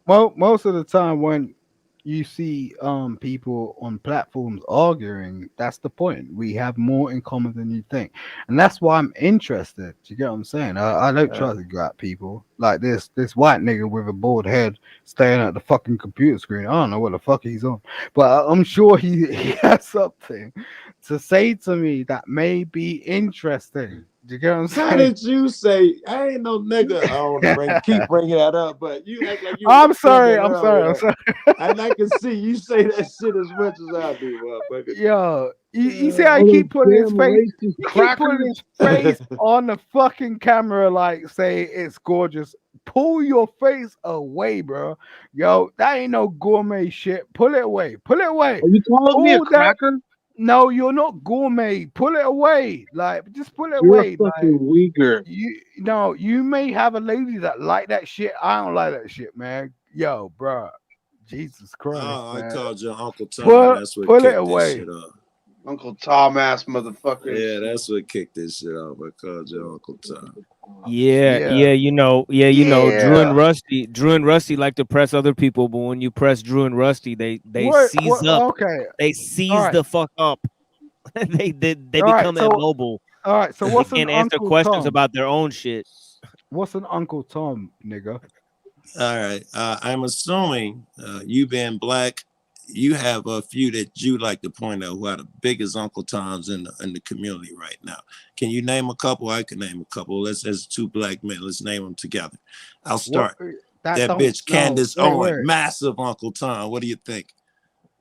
What's wrong with Candace Owens? I mean, I was just what are saying you this is talking Uncle about? Tom. I was just pointing out a thing. What is that other guy? That's brother. It's a lot of brothers. Them You twins. I don't know swaying their and getting names. it. Yeah, I dig this This shit. is the problem with black niggas. They don't really understand what the fuck they're talking about. It's like, what the Wait, you fuck haven't are you named talking any about, Uncle bro? Toms yet, bro. Candace Owens, You like, and haven't you named any swaying Uncle Toms like yet. you're in some winter. Like, wait a minute, Yeah, bro. yeah, Look, yeah. yo, no. Tell me what an Uncle Tom is. Like, you can't tell me what because every Uncle Tom saved your fucking ass from slavery, man, nigga. Like, you don't even fucking understand or comprehend what an Uncle Tom is Don't because they saved. assume right Yo, now. You've been like an Uncle idiot all Tom's night. Don't put down the assume. law to make sure that your ass didn't get whipped in a fucking real situation. Uncle Again. Tom turned around and made sure the police had some sort of linear understanding as to not be able to just shoot you on sight. Uncle Toms are the black niggas in the back that you don't even fucking see because you're so sighted on white people. That's your fucking problem. All right, let me get in a rid little of it while. Let me and get get in to the for a minute. laundrette, bro. Let me get to in the for a laundrette. second. All right, without interruption, please. Again, we're back to the dictionary thing. You're telling me what an Uncle Tom was, how the word began. I'm talking about what it is, what the new definition would be in that dictionary because it follows me. The new definition of Uncle Tom, I don't even have to say it. Everyone in here knows what it is. This is a failing argument for you. Everybody knows what an Uncle Tom is. All right. No, they don't. No, they don't. Because it's a perception. And And we all mostly have one, and you should have one. And the fact that you don't means you're probably about to defend them to the core, which makes a troll like me happy as fuck. That's why no, I'm swaying. I think it's a really good point. I think what you're bringing up is something most white men don't understand when when we talk about Uncle Tom as a black person. Yeah. Most white people they don't really get that. They don't. So that's fine. And I think that's a really good point. So I'm gonna be silent on this one for a minute. All right. Here. We can get off of Uncle Tom's anyway. It's neither here nor there. But even better, Uncle Tom's the people in general, because that race shit is bullshit. It's bait in a way if you're not smart. But the Uncle Tom behavior in general, I assume that Uncle Tom's, we're leaving race. People who just betray people, anyone who believes in that political left versus right dynamic, I think they are the Uncle Toms, the sellouts. I assume they either stupid as fuck or nefarious. And most of them, if they got that job, they're not that dumb. They're nefarious to keep spreading that bullshit. That's what I I assume. disagree to an extent. I don't think Uncle Toms are stupid. I think some people just want to fit in. Let's be fair. I dig it. Let's be fair. as a young black man, I wanted to fit in, and you know, let's be straight. Can we play some? Can we play him saying something? At that point, yo, you don't want to hear this. I want to hear it. At that point in time, to understand. At that point in time, yeah, it was on some Malcolm X shit. It was that, you know, at that point in time. Come on, let's hit Malcolm for a minute, man. This you have to go back to what young brother here referred to as the house Negro and the field Negro. Back during slavery. Yeah, there was two kinds of slaves. Yeah, there was the house Negro and the field Negro. The house Negro, they lived in the house with master. They dressed pretty good. Yeah, they ate good because they ate his food. Right, what he left. Yeah, they lived in the attic or the basement, but still they lived near their master, and they loved their master more than the master loved himself. Right. They would give their life to save their master's house quicker than the master would. Mm-hmm. The house Negro, if the master said, we got a good house here, the house Negro say, yeah, we got a good house here. Right. Whenever the master said we, he said we. That's how you can tell a house Negro. Right. If the master's house caught on fire, the house Negro would fight harder to put the blaze out than the master would. Mm-hmm. If the master got sick, the house Negro would say, what's the matter, boss? We sick? We sick. Jesus. He identified himself with his master more than his master identified with himself. No. And if you came to the house Negro and said, let's run away. My let's escape. Me right now. Let's separate. That house Negro would look at you and say, man, you crazy. What you mean separate? Where is there a better house than this? Where can I wear better clothes than this? Where can I eat better food than this? That was that house Negro. In those days, he was called a house nigger. And that's what we call him today, because we still got some house niggers running around here.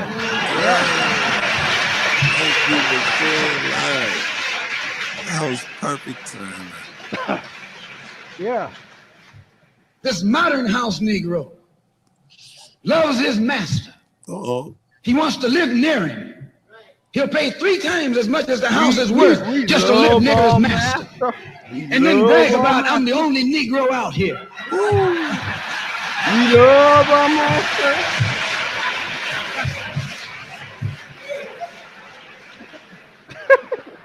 I'm the only one on my job. I'm the only one in this school. You're nothing but a house Negro. Bob. And if someone come to you right now and say, let's separate, you say the same thing that the house Negro said on the plantation. What you mean separate? From America? Jesus. This good white man? Where you gonna get a better job than you get here? I mean, this is what you say. I ain't left nothing in Africa. That's what you say. Why you left your mind in Africa? Africa left me.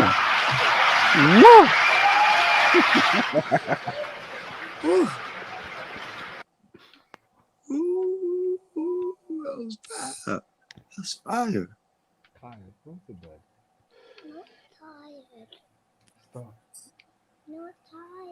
Bet you ain't asked me what no house nigga is. I bet you don't ask me that shit.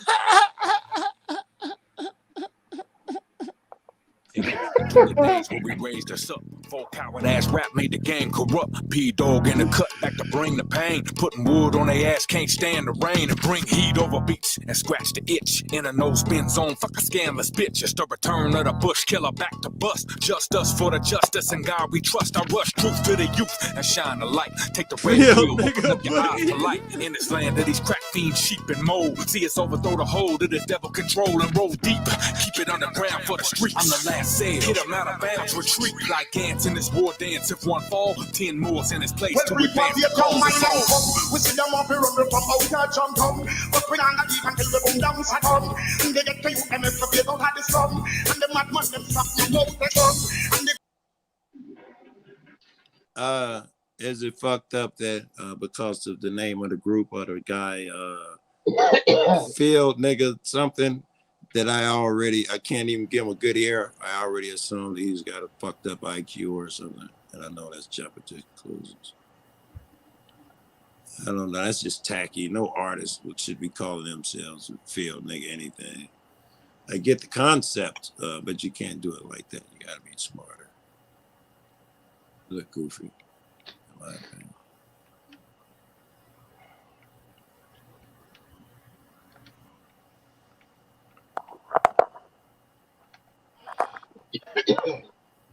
What's up, TML? Nothing much, Busker. You tell us. How's your night been going? Good, just chilling, smoking some dank.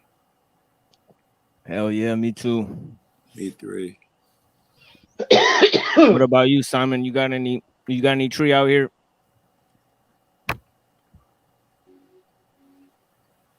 Oh yeah, Simon went to go take care of his daughter there real quick because it sounded like she popped up. She's still awake Oh yeah. at this hour, but I think in where he's at, it might be a different time.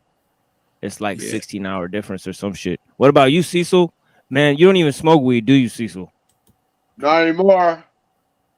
No? Yeah. Why'd you have to quit? You got put on probation? No, I had to stop so you could catch up. What was saying last? Was it some job shit? Why'd you stop? Cecil be smoking bog. Like he on some like country nigga shit. Like bro. I was telling somebody, I'm from Chicago. I was telling somebody the other day that when I was growing up, the biggest insult you could ever give a person was say, "Man, you're a country nigga." That was like fighting. I was like, "Your mama, bro." That was horrible when I was a kid. Jesus. Yeah, it was a Why do you say that though? Because there's nothing wrong with being a I country. agree now. I'm glad all them Southern rappers came because that's when our minds started changing. And I'm glad for that because that was an ignorant point of view, but it was a real fucking thing, bro. I mean, you say it with there's nothing ignorant about that, bro. It's nothing ignorant about it. Like if you really understand country life, like if you've lived in the city, like from the day you were born, maybe you don't want to deal with that shit, okay? Like because we see these niggas like drive around in supercars and like doing all this stupid shit and getting the chat is on some shit about this about Cecil Drake. Right. About El Pistolero. Yo, El Pistolero, repeat up those questions and we'll ask Cecil those questions. I don't know what questions. Hear it from the horse's mouth to speak. I don't know what you know. We got to get up on the questions. But I don't think Cecil really want to talk about shit. But yeah, I can't see the questions, but yeah. You let us know when you see them. Simon, I equate that to what's going on now. The same way we thought country was stupid, black people and white people think that my culture in particular represents dumb and ignorance or negativity, violence, whatever it is. Bro, what is your culture? What are you talking about, bro? I'm a city dude, west side of Chicago, born and raised, gang banging. Nah, you're being very personal. What is your culture? I thought you just asked, motherfucker. I'm asking, and you're not actually providing a good answer. I'm saying, what is your culture? I don't understand. I'm talking I from assumed the fucking just saying west side of Chicago motherfuckers would know my culture, and I ran the streets. I wasn't some cat who stayed in the crib. No. Wait a sec. You're talking about yourself. There's a difference, okay? When you say something, okay, you said culture. I want to understand your culture. I know you ran up in the streets and this, that, whatnot, and Chicago's wild and what? What is your culture? What is your culture, bro? Quick question, Simon. Do you just like being confrontational I for have shits no and help grins? me. Yeah. What do you want to hear? Rap music, Run DMC, Beastie Boys? No, I want to understand Hip-hop. you.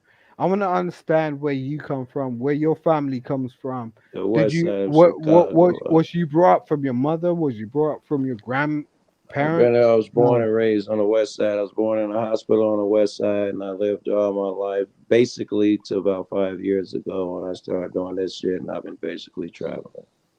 I appreciate you, brother. Uh, I appreciate because that's what we look towards, and this is the thing that most people don't understand on these platforms. We look up to you. I said this over numerous times. Like UK, we look up to the US. We want we see you and we go, yo, you're what we aspire to be. So when I speak to people, I try to bring the most respect because it's like I don't really understand what I see certain platforms going on showing Philadelphia or DC or this that you only point some sort of negative perspective. Everyone's on drugs and this that. No, no, we got some real people out here that have been through life that can teach us something. I want to learn from that shit. I Most of the want to shit I learn. could teach you would be to avoid the shit I did, the gangs. I don't know if there's a way though. Gangs a real thing. Everybody, if you go outdoors, you're gonna be in the gang in my neighborhood. You're gonna sell drugs, blah blah blah. So I don't know if you can avoid it. So I don't know what advice I'd give. It's all shitty though. Boom. When you get older, you be like, man, that was a fucking cult, or you Yeah, regret but it. you ain't old. You ain't old, bro. That's what you got to check. I'm People want to old tell enough to you, know you. that I Yeah, should but not have people, been choosing sides because this guy was born on the other side of the viaduct, wasn't on the other you're side of this you're street, that I thought he privileged. was my enemy. I was wrong. Yo, we know that we had cats that we knew that got capped at like 20, I've got 25 years old. Like, I've got yo, horror stories a lot younger the than fact that you're even alive that.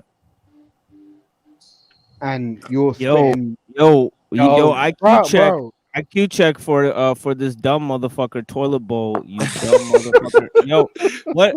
Yo, toilet bowl. I'll answer that question when you answer the question of what a Jew is. A What's a Jew Jew, is me, toilet bowl? motherfucker. What's wrong with you, bro? What's a Jew, toilet bowl? Yeah, go ahead. Let's give toilet bowl ID. I'm a IQ Jew. check. I'm a black Jew. Go What ahead the and hop fuck? up on the panel, toilet bowl. Ignorant Stop being a little motherfucker. What's wrong with you? bitch in the fucking Jesus chat. Christ. You're a little pussy. Why doesn't he just come up here and put his money where his mouth is? Have an actual Because he debate. can't. Because he's got nothing. He's got like 'Cause little he's a quips. broke motherfucker. Yeah, And exactly. that's what goes down. People want to chat shit. It's like, yo, put your money up.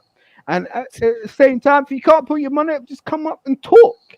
Like, at least you can make like some I sense like out that. of. Make a fucking friend. I don't understand that one personally. Yeah. But then again, I try to say the things that I believe. I try to be honest and all of that bullshit. So I don't have a problem asserting my shit. And if someone doubts it and giving them my reasoning and logic, I don't get offended with question. But you have some motherfuckers up who are really clumsy who come up here. Yo, Cecil. Yo, Cecil. Yo, What's Cecil. They up? want to know. They want to know the answer to this question. Boom. And we're gonna have Cecil Drake on the camera so y'all can just answer because people are giving this motherfucker the third degree out here in the chat. Let's just do this. Let's just set a rest. Rest it all. Put it all to rest. What's going on? The truth shall set you free.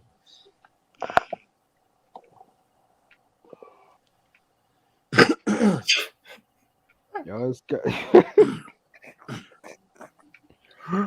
That's what it is, you know. I feel it. I mean, anybody can click the link. You know what I mean? So if anybody wants to click the link, feel free to participate in the conversation. But it seemed like Cecil's not answering that motherfucking question. So hashtag leave Cecil alone. He ain't answering that motherfucking question. For whatever reason, it's an open panel. They don't want to answer the fucking question. They don't have to answer the fucking question. We could talk about other shit on He's the motherfucking practicing. panel. He's practicing. He's practicing being like Ignoring motherfuckers. Well, I guess. Well, that's what it is. I mean, it's just like, but yeah, I'm happy to answer any questions about my personal Hey, life and all that yo, shit. I we're, got all that we're shit not on lock. we're not trying to deal with these niggas that In the chat. Sega. It's like Yeah, no. y'all just go ahead and hop on the panel. This is fucking crazy. There's so What's many your people in question, the bro? chat. Pose a You question. had it on the Let's you had have it on some. the Let's screen have a some second ago. conversation. Let's have some conversation, cause I want that conversation from real niggas. Like That's what it it's is. few and far between. You get what I'm saying? Yeah, Like, exactly. Yeah. so what's the question, bro? What you mean? Oh, what you mean? Like the question, of the night? No, I just went wherever you at. Like, Well, the question. Well, I just be around the general fucking topic. The question of the night was basically just free will and shit. Can a machine think? That's even it. Can a machine think? Because it's already pre-programmed and shit. But they talk about thinking machines. All right, That's camera another. That's scene. Think. We're gonna have to define think at some point in this. Yeah, and we could also talk about freedom in the sense of like political freedom. Like, are you free in society? Because there's a question of human nature. Like, are you defined by nature? If you say human beings have a nature, like the other day, Simon hopped on panel and said human beings are motherfucking equals. And he said, prove to me that they're not equals. You know what I'm saying? Yeah. So that was some shit where it was just like, okay, but if we're all equal, can we really do shit? Because we all got to do shit the same way because we're all equal. You know what I mean? I do. Yes, I do. It's a So it's like, quandary. Yeah. so yeah, If so we're it's like equal, how call come it we don't all have Yeah. much So closer results and outcomes and shit if we're truly all exactly. equal?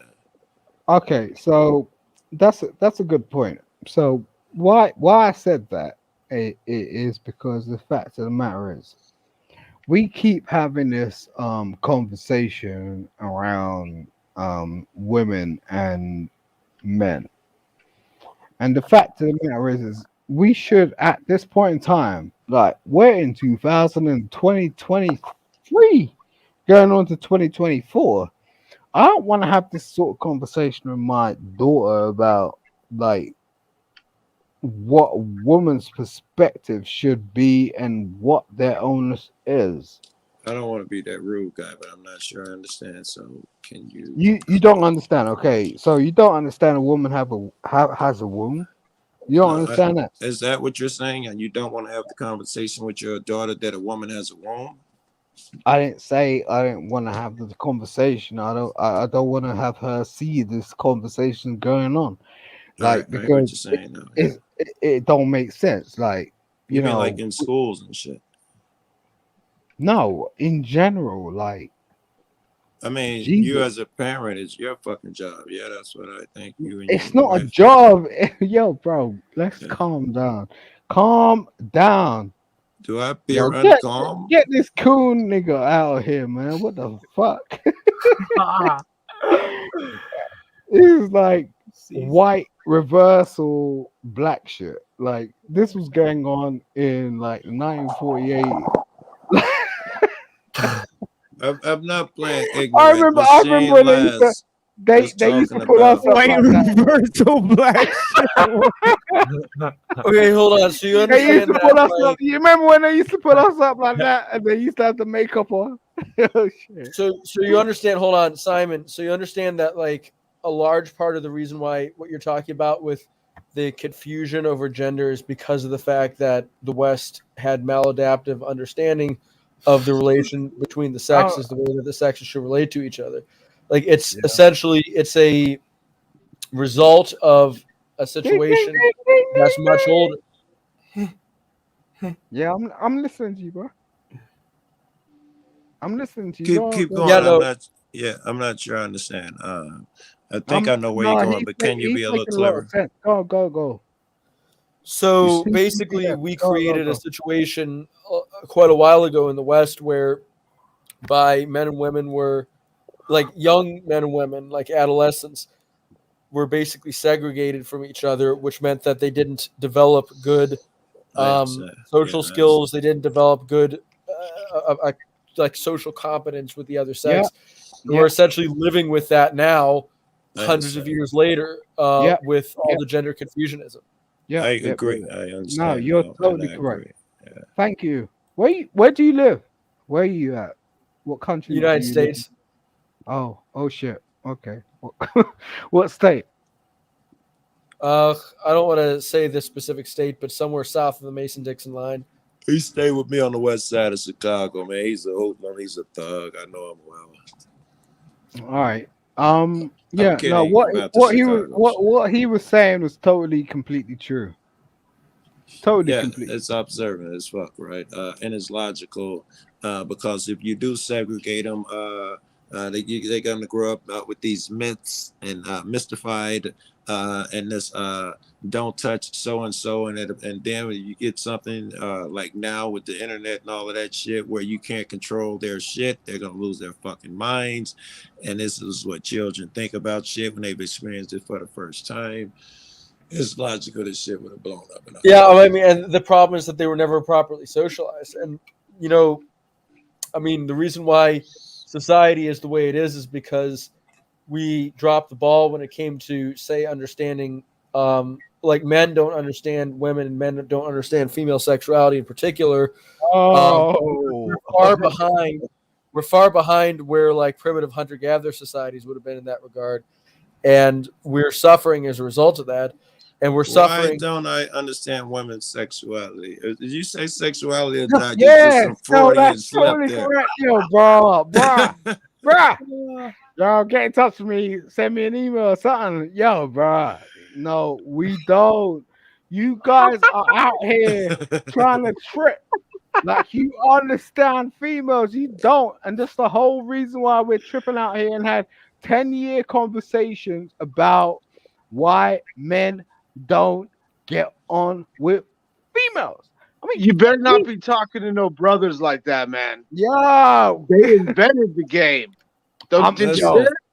send me a gave ticket. up I'm gonna catch trying a to flight. understand females. I don't even brother. think that's a real thing anymore. You don't know how to communicate with females. I didn't say And that. Me and my girl communicate very fucking well, more than very well. when you say you're a girl, are you saying that you're married or is it a girlfriend? I just don't like giving fucking Is it a trolls my girlfriend? personal details. Is it a man. girlfriend? Well, you know, if someone else was Is it a asking, I might girlfriend? consider. Yeah. It's a girlfriend. Okay, so yo, if you want a woman that's committed to you, that gives her life to you, Yes, this that's is gonna a be great. different level. It's a different Yeah. level. Oh, thank I'm you. not. I was I'm not wondering. turning around and saying, "Yo, girlfriends are good," and they'll always try to like do the best for you. I'm not saying that. I think girlfriends are great. You're I about love to girlfriends. give me something obvious, and you're saying it in a very condescending way, like you're revealing something new. And I bet there's gonna be something obvious, but please go ahead. Yo, girlfriends are good. They turn around and show me they pulled off their knickers and was like, "Yo, I came." Like so, yeah. But that's just a girlfriend. Like, but the fact is, there's a difference with having someone for the rest of your life, and people will have their own sort of take on it. You know, not everyone wants someone in their life all the time. That's a fact. Like, not When Shane everybody. last a long time ago, he asked, "Does AI think?" And you went off for some fucking weird man, and we never made it back. I You're doubt just this shit. Put it in her butt. You're just pissed about what I said. You know that chick. But a fat You chick, know that you know that chick. that chick, yeah. She's just putting up, and she's just Put going. it in her butt. Okay. Put it in her butt. I don't need to say anything. Shit, the ladies' Yeah, man says, just put it in the butt.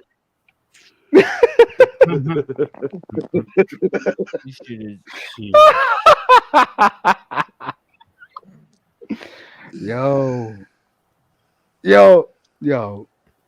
It's such a meaningful conversation. Do you get what I'm It would have saying? been more meaningful if we'd have stuck with is AI fucking thinking for real? Do computers think? Is Why are that you a thing? going? Why are you going there? I mean, when we know I that, prefer that did you intellectual shit. understand the words that came out of your mouth? Do computers think? I mean, no. Come on, bro. What is We artificial program shit. We intelligence? program shit. Get away from this thing All right, that other all right, things are programming themselves. We program them.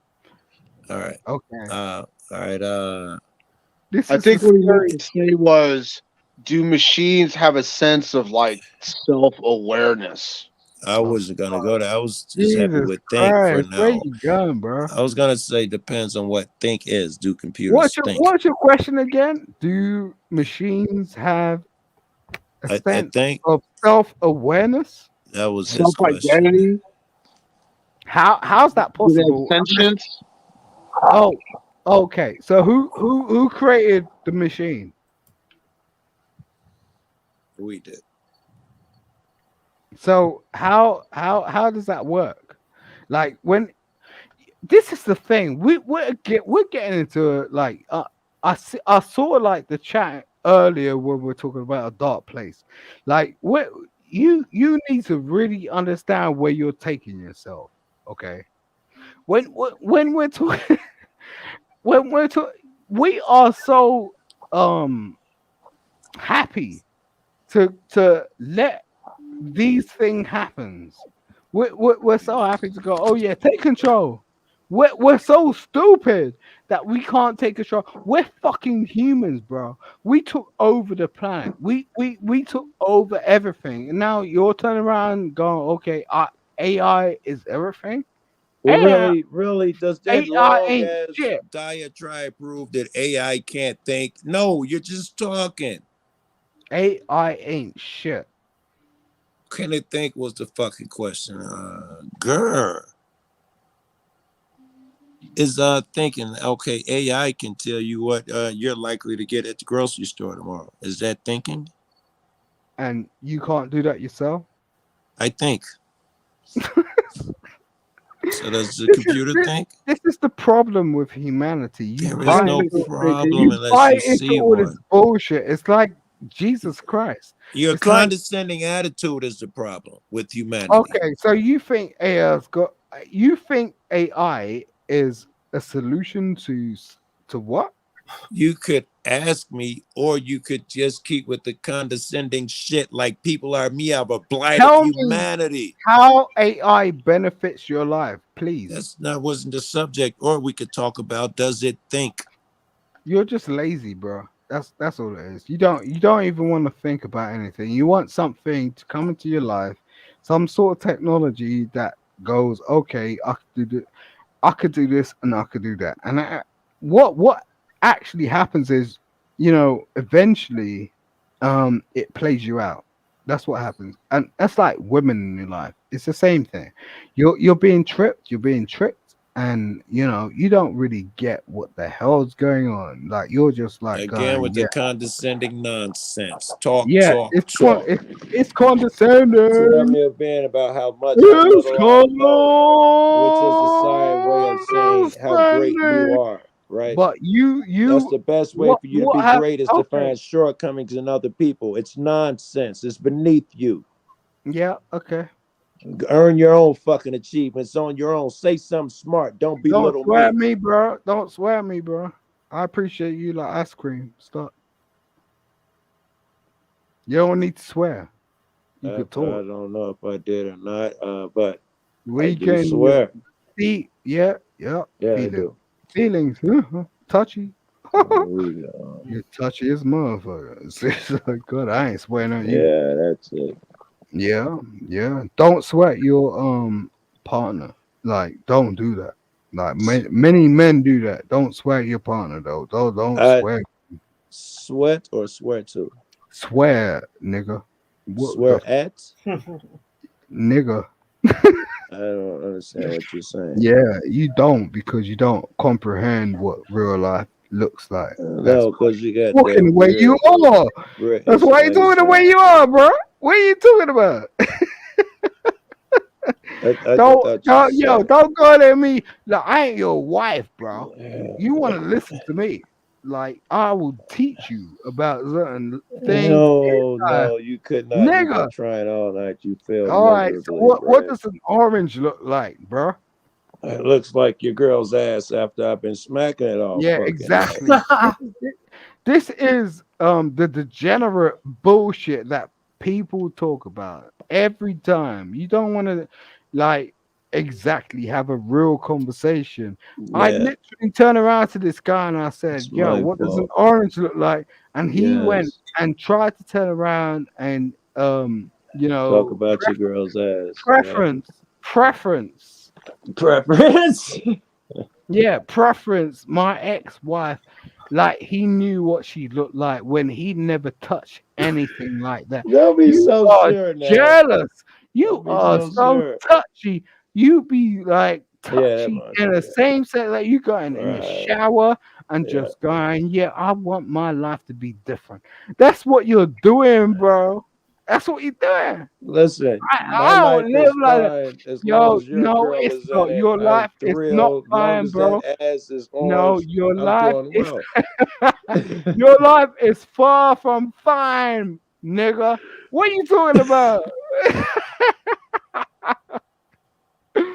Jesus Christ. Let's That's talk why for you real. go to these churches and that's why you buy into these Bibles and all this rhetoric that Listen, man, all don't these disrespect people God, are man. I've talking been a about, Yeah, Christian bro. all I'm my life, interested in bro. talking to you, Joe. I, Like Joe, I'm interested in hearing because you were sort of giving me pushback on what I was saying about the importance of correctly understanding relations between men and women, and pushing back against our society's tendency to segregate them into two different groups. I just want to know what yes, you think yes. about that. I think it's like and this isn't gonna answer your question, but it's first shit that popped in my head. Like over there in Europe, I think it's healthier that they got topless motherfuckers around. It doesn't breed the sickness that we have every fucking 10-year-old trying to fucking Google breasts or some shit like that, or some fascination. I think the same thing happens when you hide that shit. You make it a mystery between guys and girls, male and female, as opposed to being more casual about it. Then you're gonna breed the same shit, a thirst, and that thirst will, if it coincides with the time of the internet where everyone has a voice, that thirst could manifest into the chaotic nonsense. Or I gotta see Millen Mulvaney, or whatever her name is. Yeah, I And mean, I think it's interesting that you look at a group like the Kaingang people in the Amazon rainforest, and they don't have any sense of segregation of the sexes. They're a very traditional sort of hunter-gatherer society. They don't have any sense of segregation of sexes, and they seem to be much more healthy. They seem to be a much more adaptive society much than more our healthy. society. Much more healthy. I don't know about that particular society, but I see them over there. They make fun of us for our obsessions with boobs and shit. The Yeah, people in but the Amazon I'm just saying, rainforest do like, that. all right, so you don't know anything about There you people. go with the condescending nonsense. Dude, have you not learned how to I communicate don't know as an anything about adult? what. Wait, I don't know anything about what. You don't know anything about people that live in the Amazon What makes you think that I don't know anything about people that live in the Amazon rainforest? because you ain't been there, bro. You're That's a comfortable in determinant your. factor. So you don't think Yeah. that I should Could Google? defer to people that have been there? I'm talking about Do ethnographies. you? That All right, people so that I'll live in tell the you. So Amazon I'll rainforest. ask you a question, bro. Do you have a mother and a? Do you have a mother? You're What does And that have to do? What does that have to do with the Yeah, point? you're do you mean, have a bro. mother and do you have a dad? You're mean. You go What straight does that there. have to do with anything? Why are you just deflecting from the point? Why are you complicated with that? I'm just asking you a straight question. Do you have a No, you're mother not. and do Well, you I have know a I don't. I fail to see what that has to do with anything. Why? I'm talking about Okay, here. so I'm talking about society you that we can learn don't, from. or They're do like you? trying to make it You have a personal to mother, society. right? You have a mother. Yeah. What? So what? Yeah, and you have a father. So you just Yeah. had a So what? bunch of more follow-up questions. Go ahead. So he has a mother and a father, right? Uh-huh. So, you know, why are you even talking about like how things could be different for different people? Because, you know, you're comfortable, right?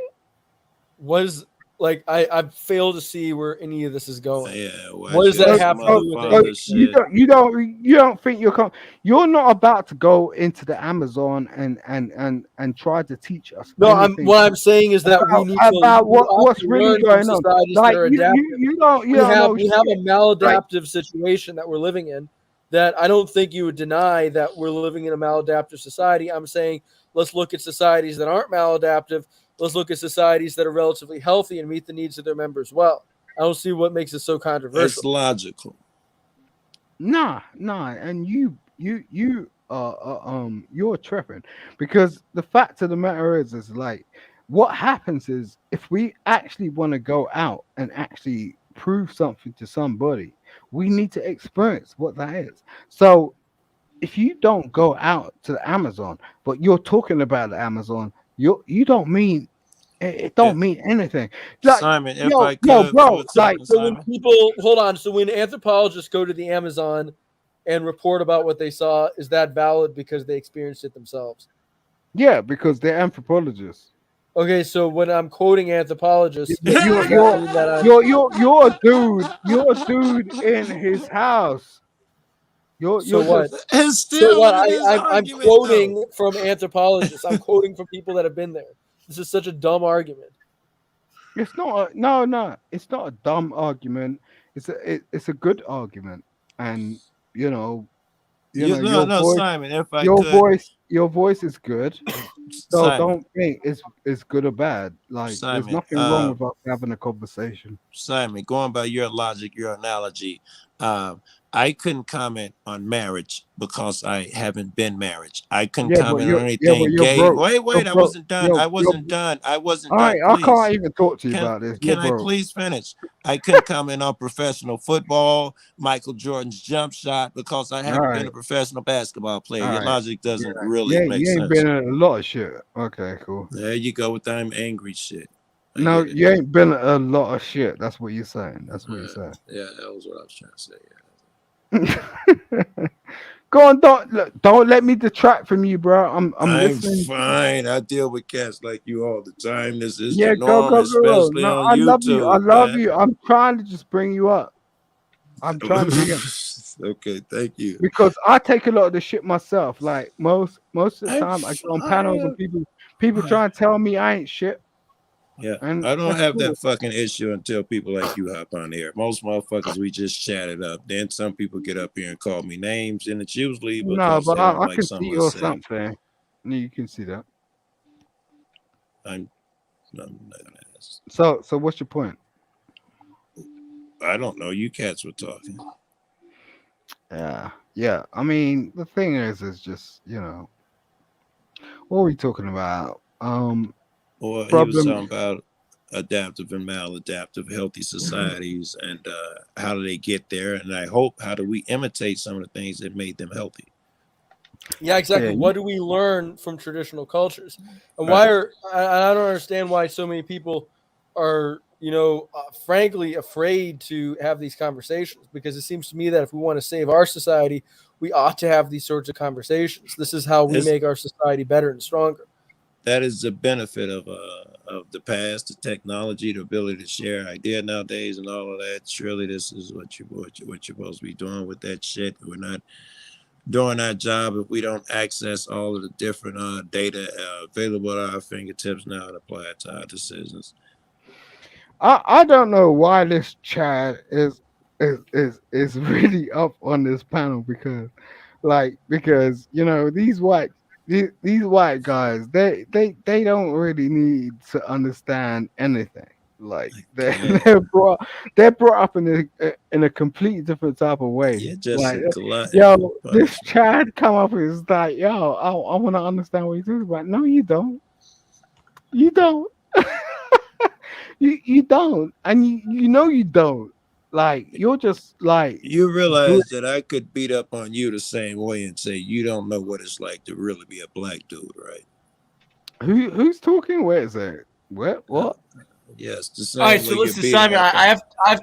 I have to leave soon, but I'd like to continue this at some time. Yeah, you Anybody? want to go back to your father and Be make nice. him No, tell I'll be you back. I'll be back that you probably can't tomorrow be with a morning. black woman I'll be back because tomorrow morning. I have to go to bed. your I have to go to bed. inheritance I don't care about is your a bad faith problem. bullshit. I don't care about your bad faith bullshit.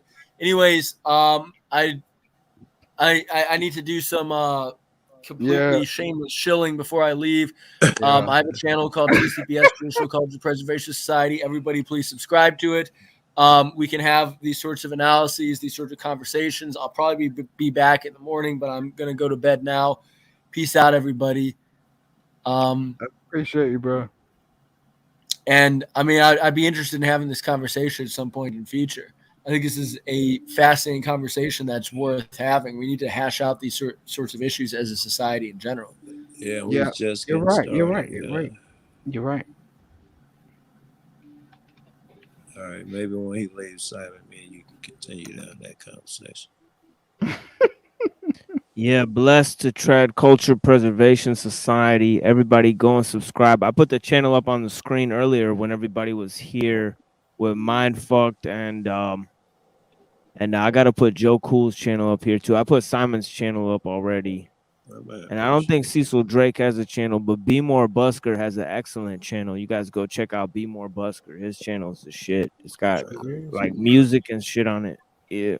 Thank Yeah, I you. don't have a channel. I used to have a BitChute channel, but I don't have any channels anymore.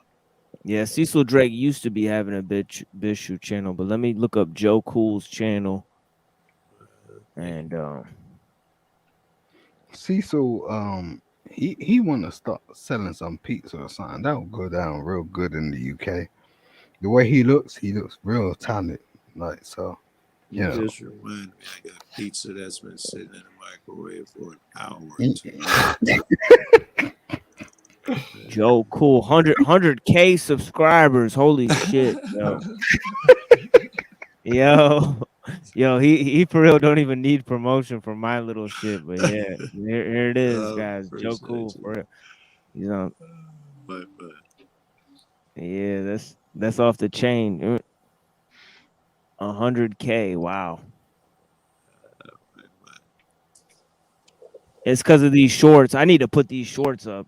These motherfuckers be getting clicked on like hella good. Yeah, motherfuckers click on the shorts like crazy, man. When I start clipping my shit, I know they're gonna start putting it up. Yeah, it certainly helps, man.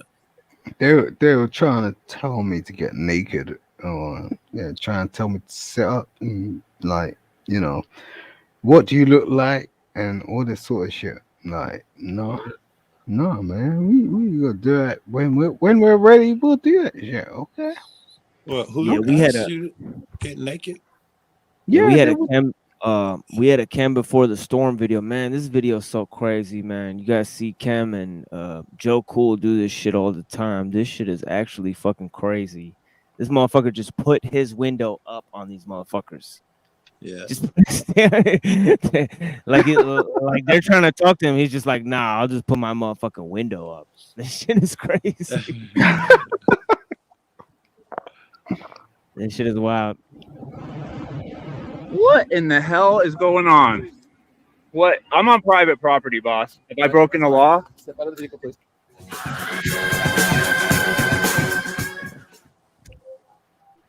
That's a mess, yeah.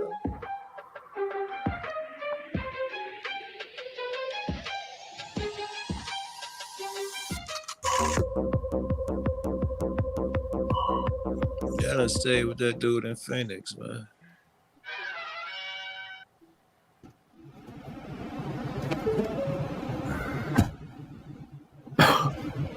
What in the hell is going on?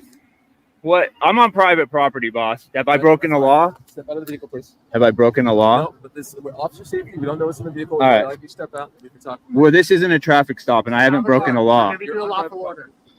This is not a traffic stop, and I have not broken a law. He's correct.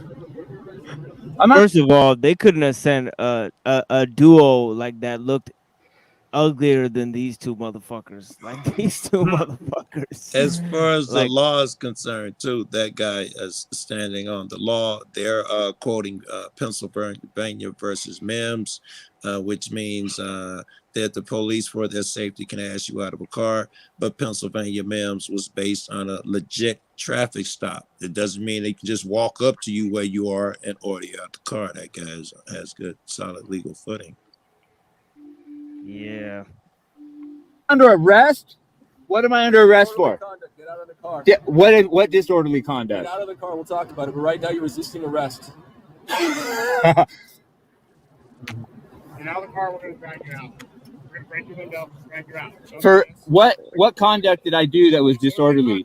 You witnessed disorderly conduct? ARS 13-1904. You witnessed disorderly conduct? Wait, you witnessed disorderly conduct to arrest me? Is there a sergeant here? My lieutenant's right here. Okay, you witnessed disorderly conduct to arrest me, Lieutenant? Well, he's saying I'm under arrest. Well, am I under arrest or not? Very good. So I'm not under arrest and they just threatened arrest?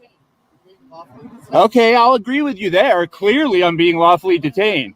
Am I under arrest like this officer just said? You said I'm not. Well,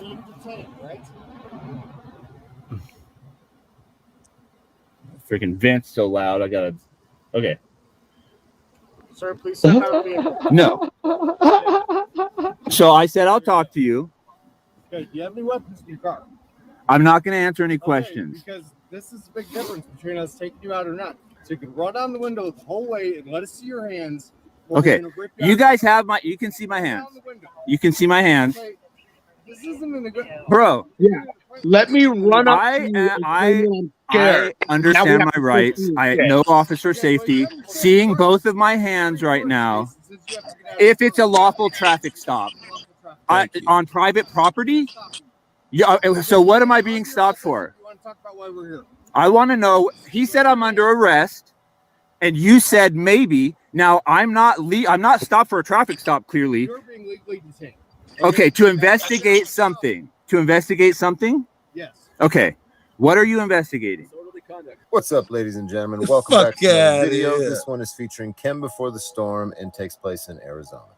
The cops have been called to a timeshare type RV park where there is an allegation of disorderly conduct.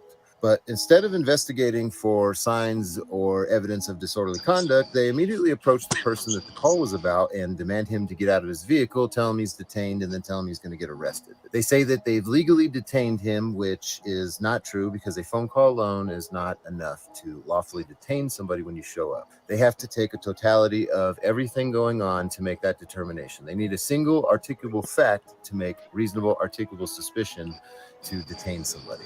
It's really that simple, but they don't This understand. nigga This is dispute on was some over trippy a dog and 1960s it gets kind of messy. I skipped a lot of stuff, shit. and we'll just No, get down stop. to the argument. Enjoy. And bro, Black I'm here. niggas I'm a be taking guest. too I much pay. I have drugs, leaser's man. rights. I paid Jesus $6,500 to be a member in this. I have no disorderly conduct. I haven't done anything other than express how they should be treating guests. And yeah, I have PTSD. Maybe I get a little loud, but there's no threats. There's no nothing. They are the ones that are inflicting emotional distress. They're the ones that are escalating things and just subversively escalating it where they can still be like, well, we didn't call you a fucking asshole, but we acted like you were one and just were so evasive. We're going to frustrate the situation so that you become one. All right. So that's where it's at, man. all right. Sir, so the manager wants you to trespass from the property. I have leaser's rights. You guys don't have the authority to get me off of here unless I've committed a crime. Like you said, it's private property. I have leaser's rights. I'm part of the. America is on the cusp of the greatest power outage in American history. but the mainstream media refuses to report on this. Did you know that Russia right now is preparing for a silent attack shit. that will be unlike anything You guys we've know ever about this shit? experienced? The worst part about it, Is this a our news own report? administration is allowing it. To see how you can get ahead Yo, of I'm this so and be fully confused right prepared, now. This is a visit the next page commercial now. and a And news this won't be report. a simple hit of our power grids Is either. this AI According generated? to a recently leaked government warning, this will be something much more sophisticated. No phones, no radio. What the fuck? What's your opinion of this toilet bowl? Yo, Cecil, why you fucking with underage girls, bro? Oh shit. He's trying to. Yeah. Yo, Cecil, why you fucking with underage girls, bro? I mean, you're on the right panel. This is a Muslim panel. You know, they're all about that shit. You know, they're about child marriages and shit. So you gonna answer, bro? Yo, look at this dude. Yo, this dude's sus as fuck. You gonna answer, bro, or are you just gonna look into the camera like a doofus?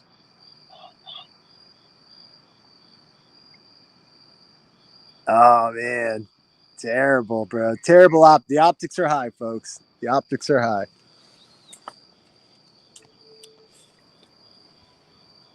Terrible, awful. Can't even say no. Can't even say no. That's bullshit. Terrible, my guy. Terrible. Yeah, Cecil, what is the truth? It's the pedo panel over here. It's the pedo supporters. What's the truth, It's the Cecil? pedo supporter panel. But Thorpes are bad, right? Thorpes are bad, but No. We should platform them. yeah, I mean, you're platforming one right now, right? The guy's not answering. It's an open panel. I'm not platforming anyone. Okay. Yeah, okay. Did my stream say featuring the Thorpes, guest starring the Thorpes? No, mine was an open panel too. Yeah, they were the only people on your panel. Well, I had Steve and David on there too. So what's your point? What's your point? What's up with your red? came on my panel. You What's came up on with my your panel. cute- You must have You got such a fucking cute point. red dress on tonight, bro. You got a cute red dress on. Is What that are how you? you boys What are roll you at wearing? the What are you mosque? wearing? What are you wearing? You wearing your emo drag? Is that Your how you fucking boys emo wear at drag? the? Is that what you guys wear at the fucking mosque? emo drag. You dog's rusty. Is that how you guys dress at the mosque? You guys wear dresses together? Is that how you dress at the Orthodox You're real church? cute. Like an emo You're real faggot? cute tonight, bro. Like a You're little real emo cute. faggot? Is that how you dress at the Orthodox church? You're real cute, Little bro. emo faggots. What do you? What do they Little wear at the emo Orthodox faggots. church? Really? Is What that do they what? wear Is at that the all you Orthodox got? church? Really? Little emo What do they faggots. wear at the Orthodox church, bitchhead? We wear normal clothes, dude. No, they don't. They wear dresses, motherfucker. Are you No, stupid? we don't. Nobody Yeah, wears they dress. do. The women wear dresses. Yeah, they do. They The wear women dresses. wear dresses, and No, the the men wear what black they wear. dresses. They wear We black don't robe wear dresses. Philadelphia Eagles jerseys or anything like No, that. no, We're no, not no. a You gotta Baptist. put on a We're dress. not an evangelical church. but, No, you know. no. You're a bride. But you of look Christ. like you're You gotta wearing put a dress. on. Can you stand up? Hey, and you got do a anything 360 to for the say crowd? about the panel topic about like free will and shit? No, I think you guys anything covered to it. say My about free mind is will? melting. My mind is melting from all the information earlier. It's just like, Wowie, oh man, I'm gonna need some time to my process little the orphan brilliance. brain, my Muslim daddy. I'm gonna need some time to TB, process do you all call that your wife the N-word? deep When did I turn into your intellectual Muslim talk. daddy? Do you call When did I D3 turn the into your N-word? Muslim daddy? I don't gotta take care of you, orphan boy. I need time to really digest all that Yeah, but intellectual talk from why do earlier. I gotta take care of you? I'm not your Muslim Hey, daddy. TB sober tonight. Congrats, man. Congrats on being Muslim sober. daddy, Holmes. Yeah, I'm sober. What's the big deal? I'm not your And I Muslim Hey, daddy, Cecil. toilet bowl. Hey, Ah, good Cecil. for you, why- man. You don't look like an Cecil, idiot why are right you now. such a Toilet bowl, predator, I'm not bro? your Muslim Come daddy. You on, are Like so kill your hard. mom. Why we got a predator on panel over here? Toilet bowl, I'm not your Muslim daddy, toilet bowl. And you know, I do have to say this guy has been on my panels before, but I didn't know he was a predator. Both of I didn't know he was such a predator. You're not allowed on my Drew panels and anymore. Toilet Bowl, both of I their daddies were disavow you, predators, Cecil, guys. until you answer Yo, for both yourself. both Chalk Body Outline and Toilet Bowl Earth's daddies were predators. You heard it first here on the Machine Lies. That's fucked up, dude. My Dude, dad that's a wasn't a bad look, predator. Holmes. What the hell are you That's a talking bad about? look, Holmes. Boom! That's a bad Boom! look, Holmes. Fucking knock the fuck out of the park. Just shut up, dude. Fuck. I can't believe the dude didn't have anything to say about free will. Sucking. Free Yeah, will. Let's go. just backstage me, bro. Free will. Why Free is this guy will is the laughing? He's topic. a Let's go. predator. What's your opinion on free will? Why is this guy laughing? He's a fucking predator. Oh my dad God, wasn't he a wanted to take predator. on What are you Cecil talking again, about? man? Okay. All right. Yeah. Okay. Come on, Cecil. Answer for yourself, bro. The floor is yours, Senator. Talking about you paying underage girls to suck you off and shit. Fucking creep. I mean, it's weird. I mean, is this not weird to anybody else? Am I the only one that finds this strange? He said he didn't do it. What do you mean he didn't do it? He said he did it. That was an imposter account Oh, imposter account. How convenient. on Reddit, right? Frequented. It was an imposter account on Reddit. Oh my. Right. Did you do it, Cecil? Yes or no? Let me show you guys this property. Cecil, did you do it, buddy? Oh, Yes come or on, no? man. But so check this out. This is just outside, just on the Iron Gate. Terrible, bro. Optics are high or low. However. Did you do it, TB? What are you talking about? Do what? Are you a pedophile? No, I'm not a pedophile. What the fuck? What kind of question is that, bro? Well, you're everything else. I thought you might be a pedophile, you know? What do you mean I'm everything else? Ah, you're a bitch, a snake, a drunk, a loser. You know, I thought you might be a pedophile. Well, I am an asshole, and sometimes I'm drunk, but certainly not like a Bokere or a Muslim. Definitely not those things. So I can admit to my drunkenness for sure, but definitely not a Bokere who has literally said shit like, "You need to do a hymen check on these little girls." Yeah, that's the dude in the chat right now. Bokere Precision. We have screenshots of that too. We kept the file, bro. Look at this dude. Look at this dude. Cecil. Yeah. Answer the question. Oof. Looking real bad. Bro, it ain't slander, Bokere. We got the files, bro. We got the files on you. And no, I haven't been drinking tonight, so. Come on, Cecil. Come on, Cecil, buddy. Sober TV's back. One from Matt from Quantum of Conscience, and you could say.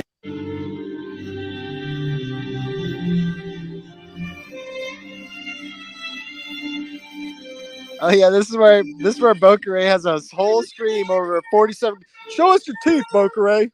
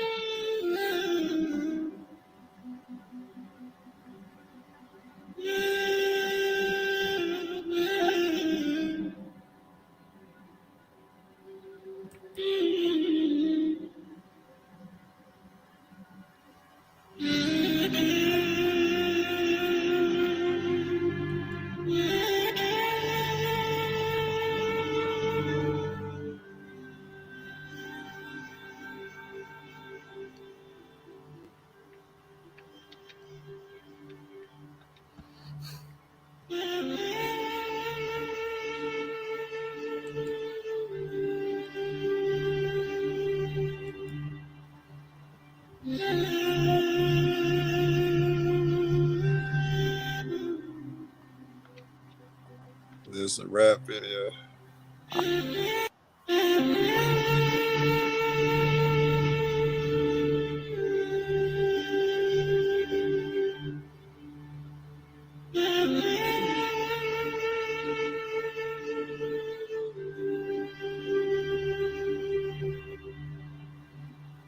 Peace,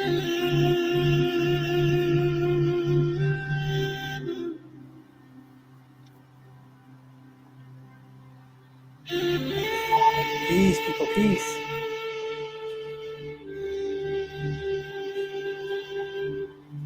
Just give me a second, people.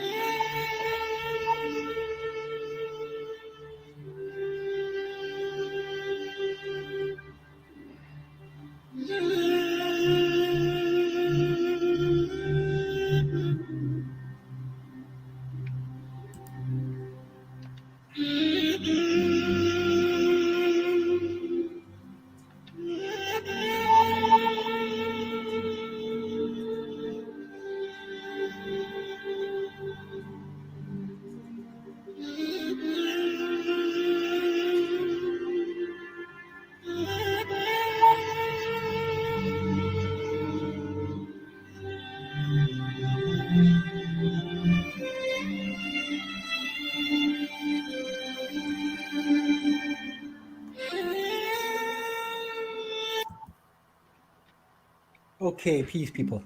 So we're looking at a channel. It belongs to someone whose life, I don't know where to begin, but I'll just say this. There is an Arabic term for people like the channel owner that we're looking at. And the Arabic term is manhuj. Manhuj. Manhuj is like cursed, like his star chart was cursed with bad luck or something like that. So he made a video about me. And the first thing that popped up, besides him zooming in on my face and claiming things about my mouth and my hair, calling me a jinn, calling me a goblin. How's the audio, by the way, people? I didn't really check any of my audio setup, but it looks good now that I'm looking at it. So he made a video of me. And I kind of have a feeling that this was coming because someone who was, in good relations with them got into a beef, and we share something. That is, he's a fellow Muslim. Now, this person is in my server. He also is a content creator. His name is The Machine Lives. He's a philosophical type of person. So he went and attacked The Machine Lives. I don't know The Machine Lives.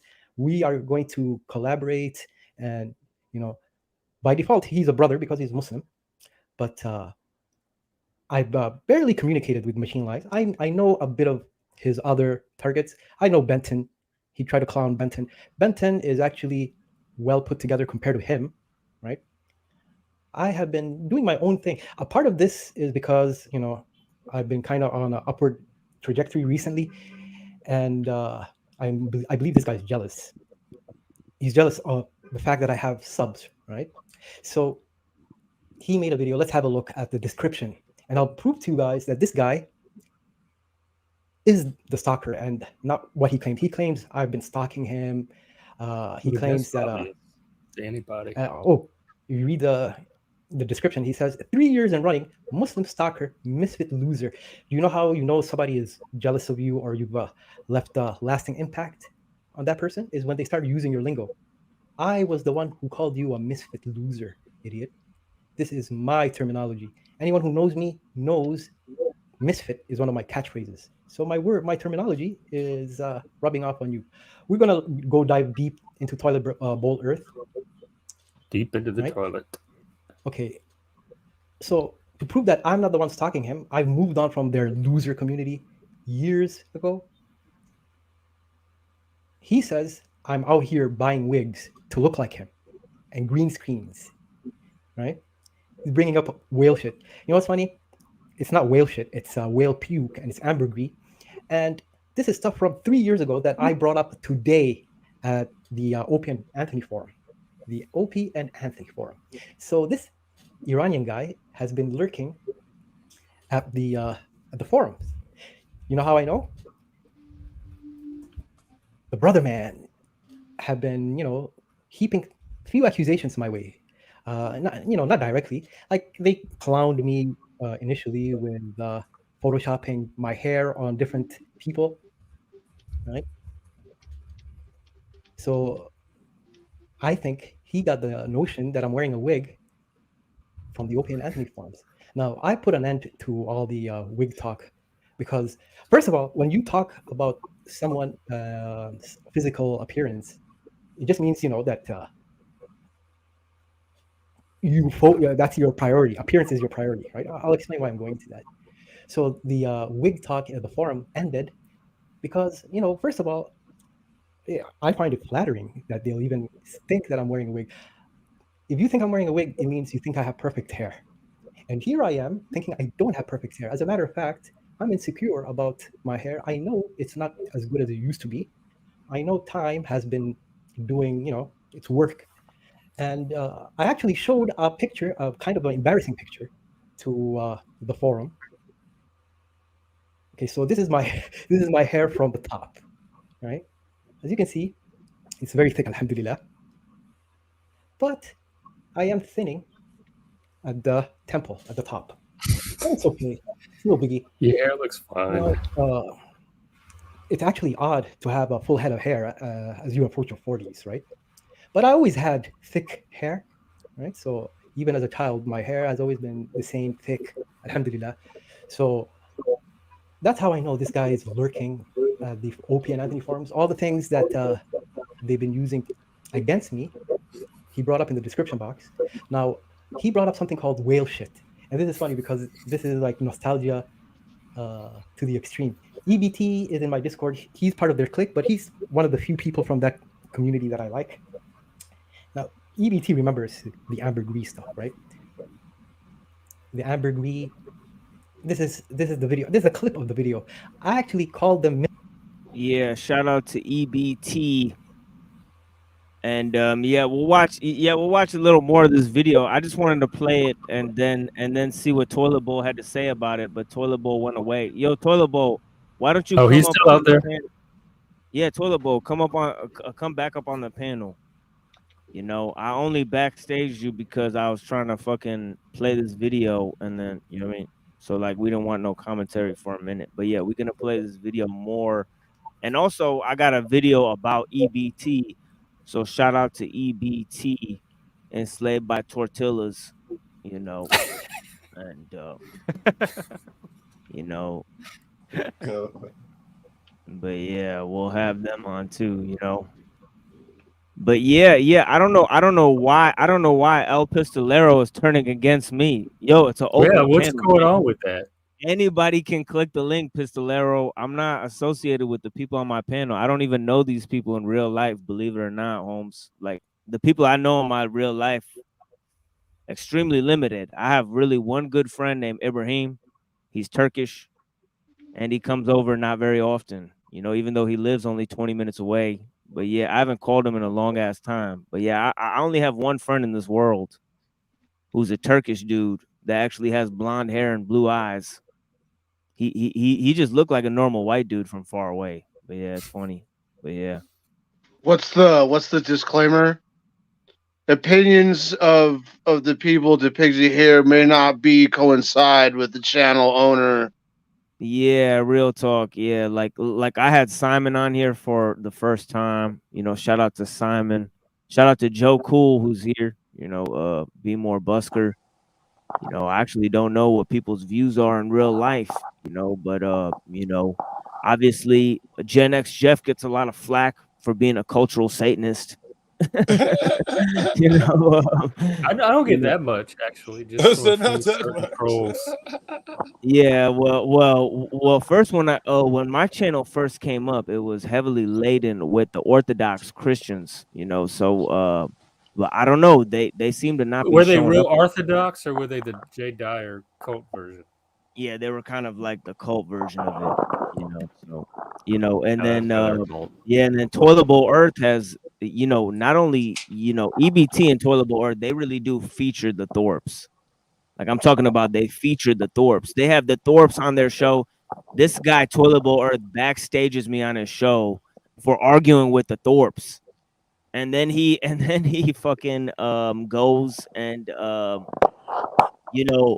like I go off their panel, I hop up back on the panel, and they're fucking there on his panel again. You know, so I mean, you know, here he is right here. You know, shit. Yo. unit. I mean, there's really no use watching the video. All he does is he brings up some past shit that I revealed on a message board actually not a message board, but on He can't even Discord. he can't come up on panel, Holmes. So I mean, if I you're mean- gonna talk, you're just gonna have to talk to him in the chat. What are you talking about? Like he can't come up on panel right now. So if you're gonna talk to him, we just talking to him. No, in no, the I'm chat. not talking to him. I'm talking to y'all. I mean, there's no I know, really I know. point. I There's know, no but real- he's there in the chat, just like how you're there in the chat, and we're all having a conversation together. He's there in the chat. You know what I'm saying.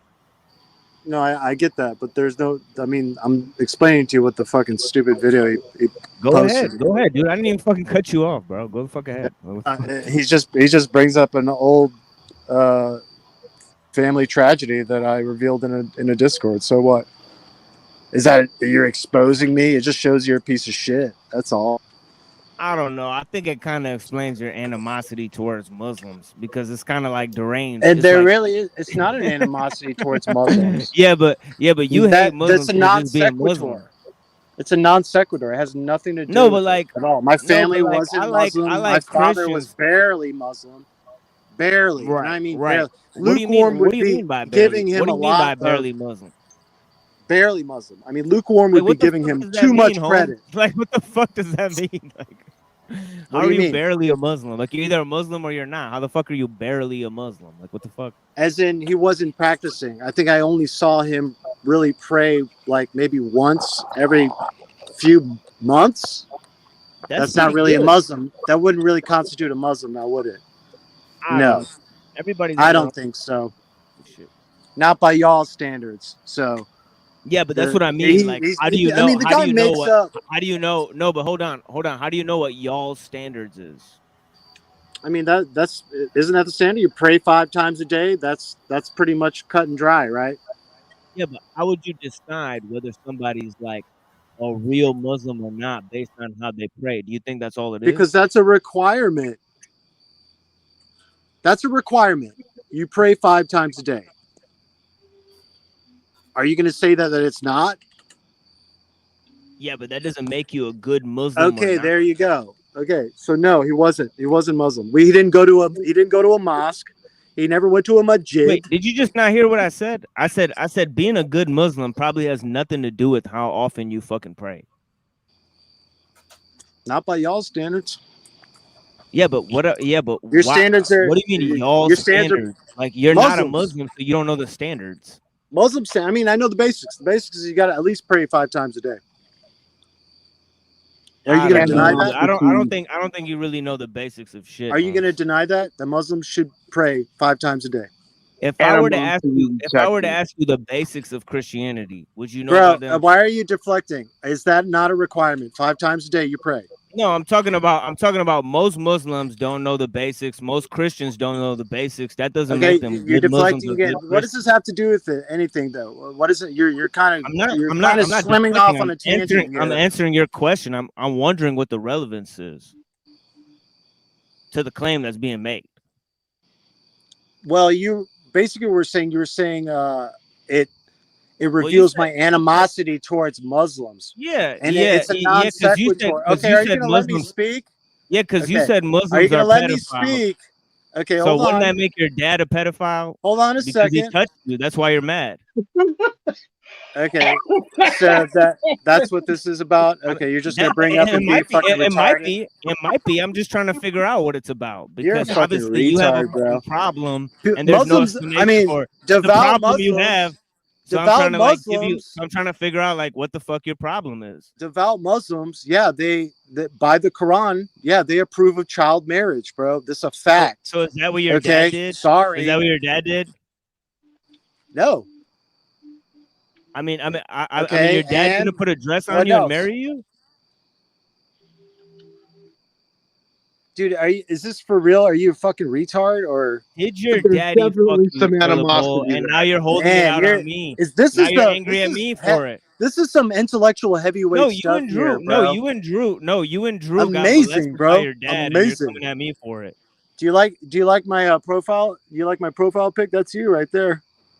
Because you know Islam has Talmudic and Gnostic influences, right? You know that? That's you right there, bro.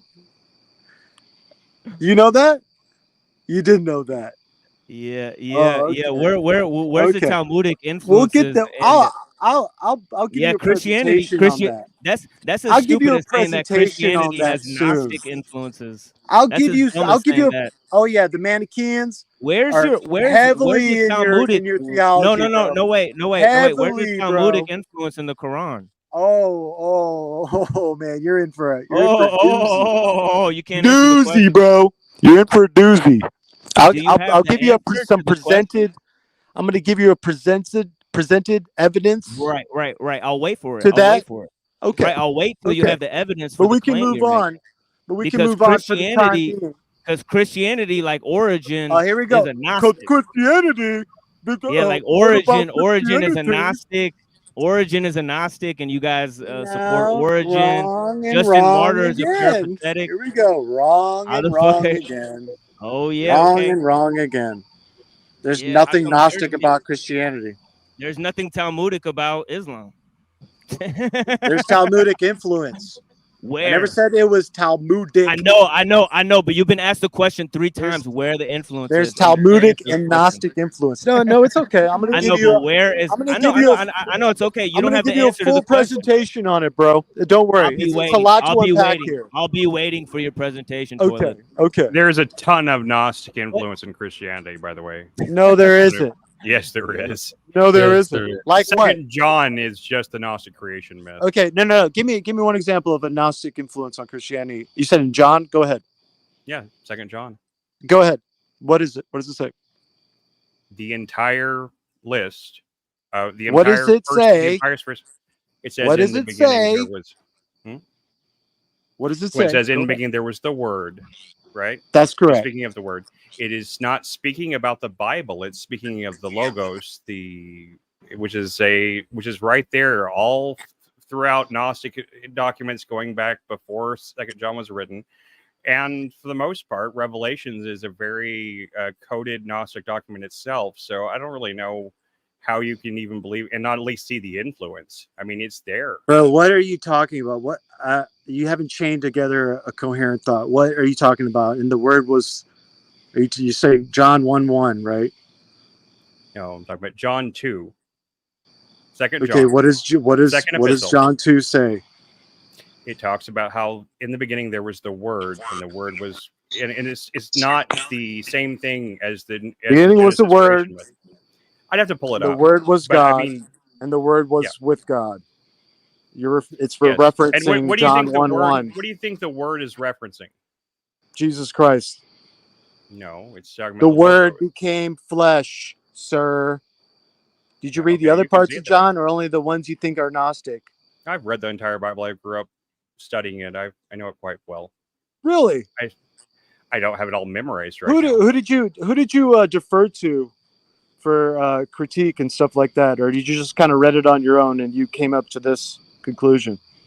My dad was a minister. I studied the Bible pretty thoroughly. When I was a kid. Hold on. Why does he have to answer your fucking questions when you like he already attempted? He's to the answer one making question. the claim, Now you bro. answer. No, hold on. No, you made He's a the claim one about making the Islam claim, being bro. Hold on, shut the fuck up for a second. You made a claim about Islam being Talmudic. Why don't you answer that claim now? See, he just attempted to answer the question about Christianity. He did a very poor job. Hold on. Hey, shut the fuck up, toilet bowl. He did a very poor job. Hey, hold on. Shut the fuck up. He did a better job than you did. No, hold on. Don't talk to me like that, bro. Don't talk to me like that, bro. Hey, be quiet. Hey, be quiet, motherfucker. You're on my panel right now. Relax. Hey, relax, dude. Relax, dude. It's not even that serious. We're adults here. We're adults here having a conversation. You can't answer the question. You got nothing on the Talmudic roots, do you? Oh, I do. Well, there's a lot, man. It's gonna be a big one. Maybe you can review it on your screen. No, not gonna be. You can review it on your screen because I run your channel now. Do you have anything to say about the claims So you're making right now? what I'm gonna do for you? What I'm gonna Do you do for have you, anything TML? to say about the claims you're making right now? TML, Do you have Just anything to say you about the wait claims and you're making right see. now about the Talmudic shit? Just you wait and see. I'm gonna have it. Yeah. Yeah. We'll be waiting, dude. Like what? Just Where's you your? wait and see, sir. Just you wait and see. Your little We'll be, dog well, too. I'll be waiting for you to come with that shit, Holmes. Nice try though, Holmes. Yeah, shit, bro. Yo. I mean, it's real. I mean, Chris attempted to answer the question. You know, this cat did not attempt to answer. Like, you know, you can't just fucking make claims. The Talmud is 5th century. Islam is 7th century. You know, Islam fought a battle with the Jews, and then they took Jerusalem. That's against the Talmud. You don't overtake Jerusalem from the fucking Jews. Like, that's a central theme in the Talmud, that the Jews have the right to Jerusalem. So how did Islam totally uproot the central theme in the Talmud just 2 centuries after its birth if it's so fucking following the fucking Talmudic script? This is retarded. And Paul says that he's a Jew. I mean, he literally says he's from the tribe of Benjamin, a Pharisee, you know, circumcised on the fucking 8th day or whatever. I mean, it's crazy. I mean, right? You know, so how are you not a Jew for following Paul? You know, I mean, it's crazy. I mean, but I follow the Talmud. I mean, it makes like no sense at all. You know. Yeah, I know So what you yeah, mean. Yeah. yeah. So I hope. Yeah, so he's got to do a little homework, and then maybe Toilet Bowl have the kind of the capacity or the wherewithal to participate in the panel discussions. But where He he's at right definitely now, doesn't like Muslims. That's damn near all I got out of that conversation. He it's got does not to like do Muslims. something about his dad, and that's in that video. It's something about how his dad, you know, his dad was a fucked up dude, and he's taking it out on me. Maybe I look like his dad. A lot of people tell me I look like Toilet Bowl. So maybe, he put I put the mask on, and like, I'm like Buffalo Bill putting the mask on of his He's dad, seeing like himself or seeing his old man. Yeah. The animosity was definitely there. Yeah, I don't know. Well, he doesn't. Well, I don't know if he wants to have a conversation, but yeah, I'm definitely Not ready just for it. Machine Lies. I think Muslims in general he hates. Not just Machine Lies. Yeah. I have seen. It does seem like when he's in the comments, he mostly is talking shit about Muslims. So I don't know. It's not hard to believe. Well, it's because Muslims are an extension of me.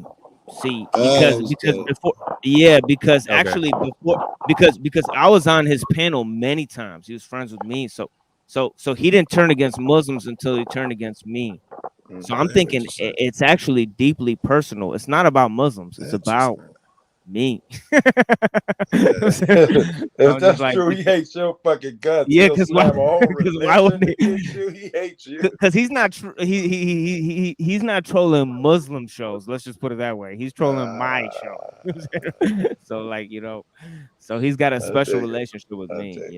Yeah. Did you ever find out what his beef was? Well, Yeah. I mean, at this point, I'm investigating because he won't give direct answers about it. So I'm just so I'm like I'm trying to get to the bottom of No, he does not give direct answers or any answers really. Something simple No, as you he hurt just his trolls. feelings in the past. It's gonna be something that simple. Something you said hurt his feelings. Yeah, and this is what Bach is saying. I mean, I think Bach is onto something. It's a Don Quixote type of obsession based off of trauma-based past. Yeah, something like that. I mean, I work in mental health. He would definitely benefit from sitting down and talking to somebody professionally, but I'm not sure what they would do with him.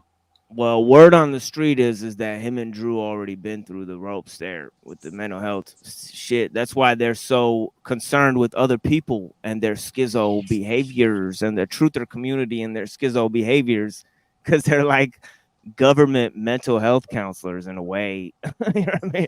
Trying to keep people on the road. Like, it's Harley Quinn syndrome. Yeah, they're like blue They pill.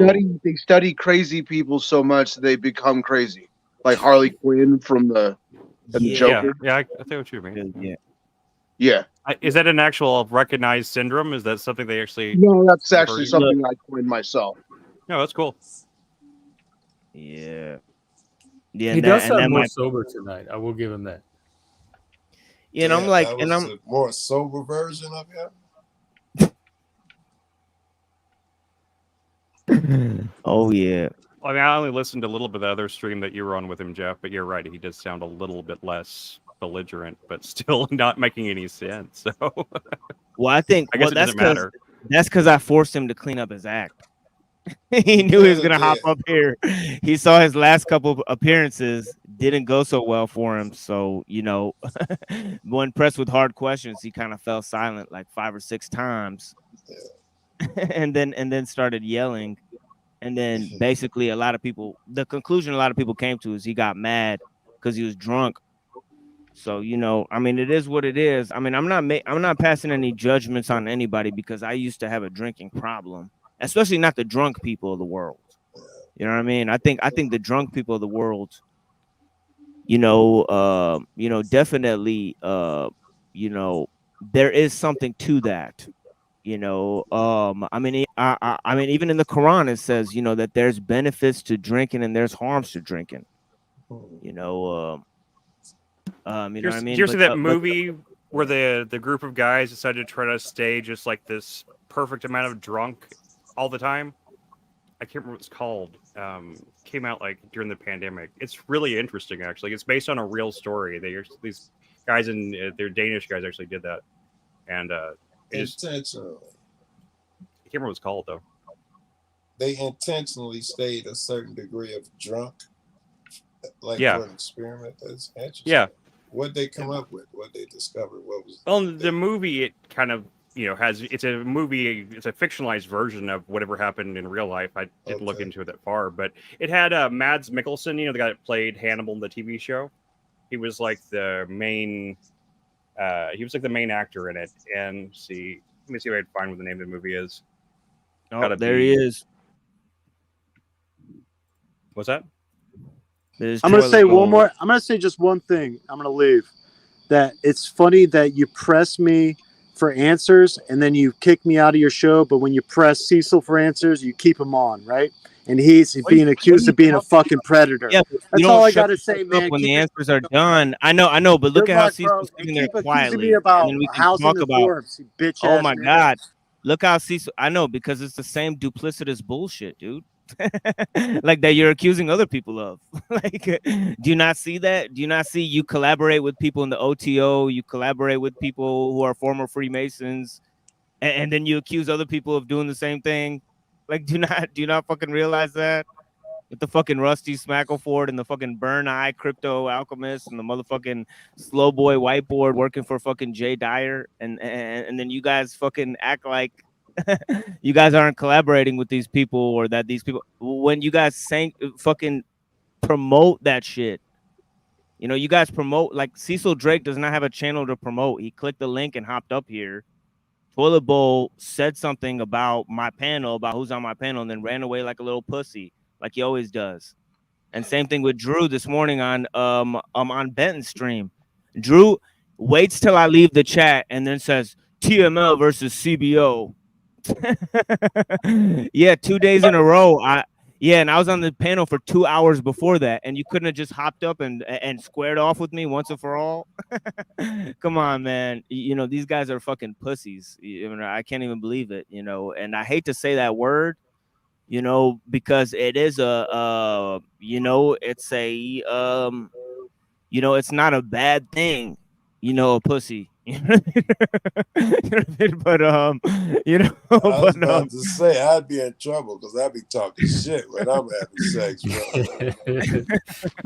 bro. But in this case, it's on a panel with all men. It's like how Biggie Small said, 2 dicks and 1 bitch, they don't mix. You know what I'm saying? And yeah, that's kind of what's going on here, dude. You kind of don't have a leg to stand on here, or you standing on that third leg and it ain't really stretching out for you. to hold you up there. You know, What happened with Cecil? Everybody's talking about something in the comments. I mean, look, it's an open panel. Anybody can answer questions. Damn, I'm freezing You up. know, anybody Oh, can you are. give. Yeah, anybody can give. You know, questions to people on the panel. Toilet Bowl Earth, you've seen Toilet Bowl Earth come up, give questions to the panelists, raise his you know, questions about Islam, and anybody is allowed to attack Islam on this show. I don't need Islam. I don't need but Islam doesn't need me as its defense party. Okay. Okay, Islam is destiny.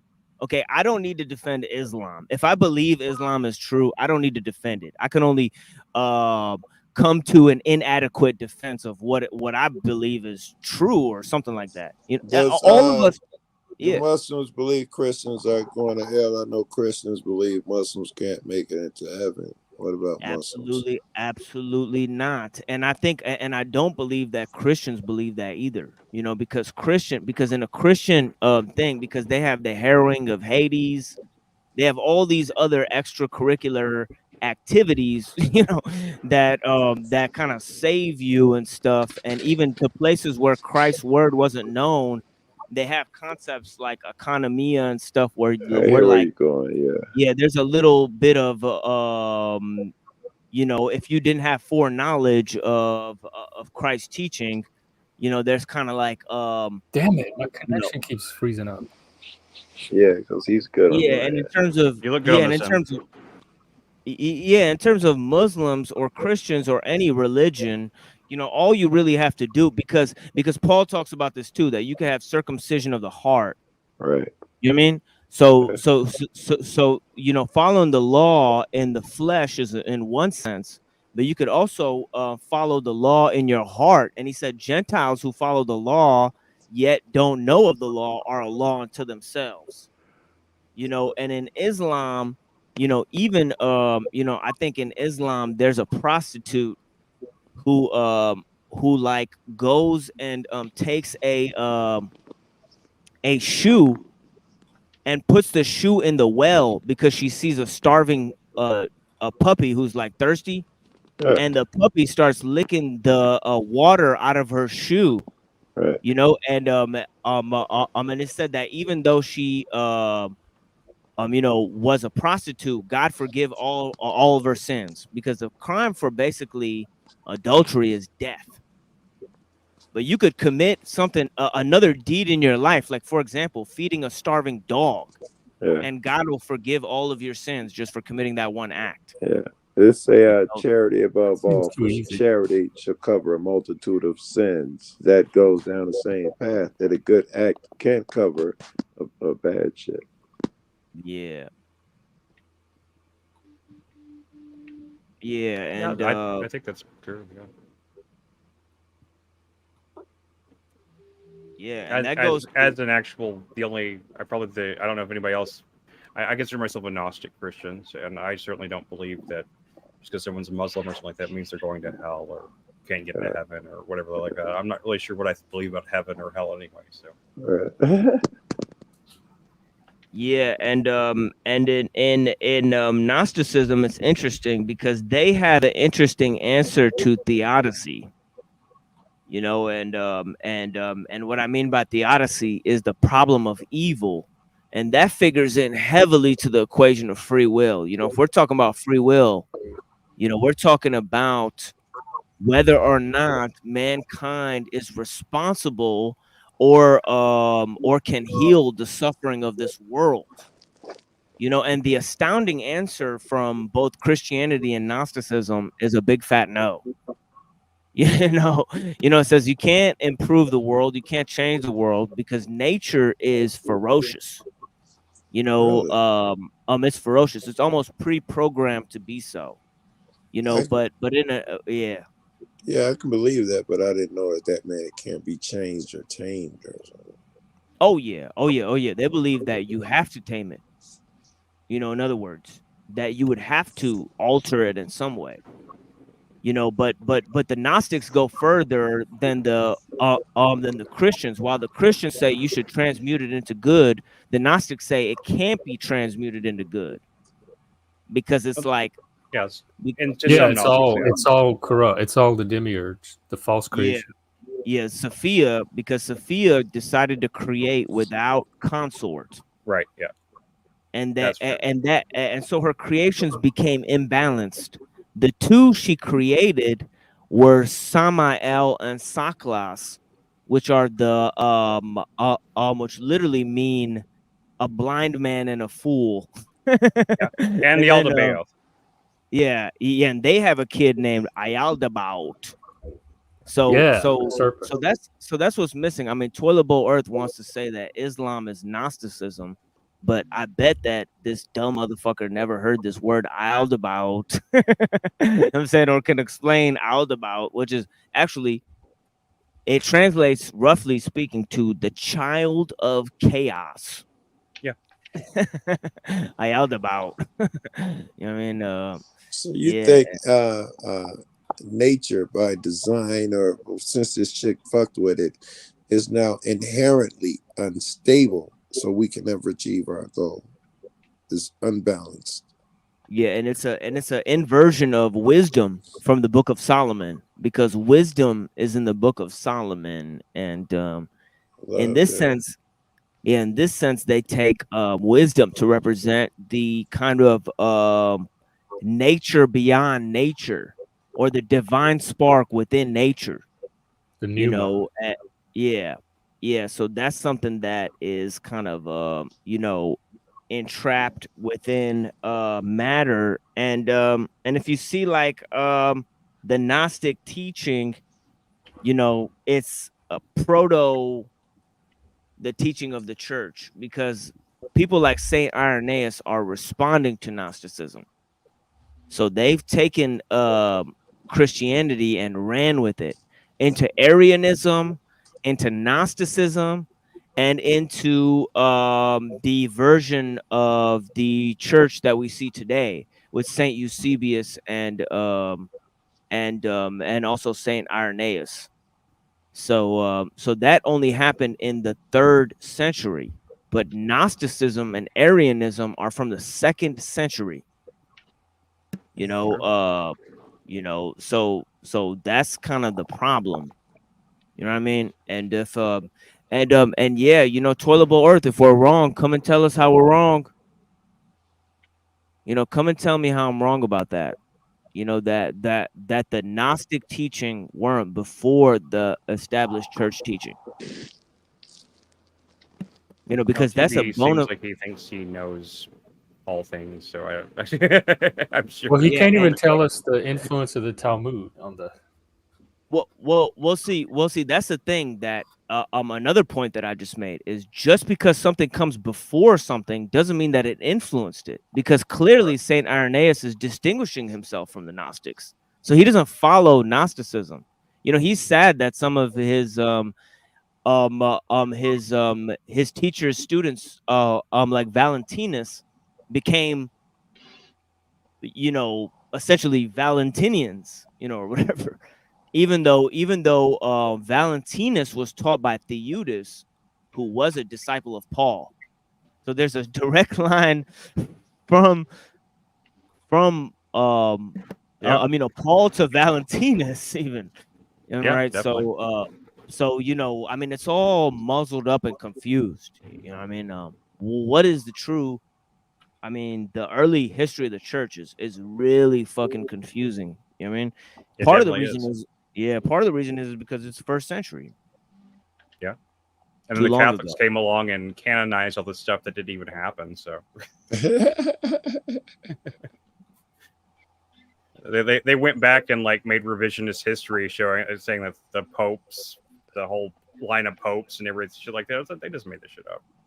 I mean, those people Yeah, but might that's have what been everybody does. That's yeah, trying to sure, but establish I mean, power. but the Catholic Church is like they canonize all this stuff that I don't know. I'm not a big fan of Catholicism, so Not a fan. I can tell you some of that law of papal infallibility, meaning what the Pope says is the same as if God said it. That shit about you can pray to the Pope now, you don't have to pray to God. These new rules, God didn't create no crazy shit like that. That's their shit. Yeah, I would agree.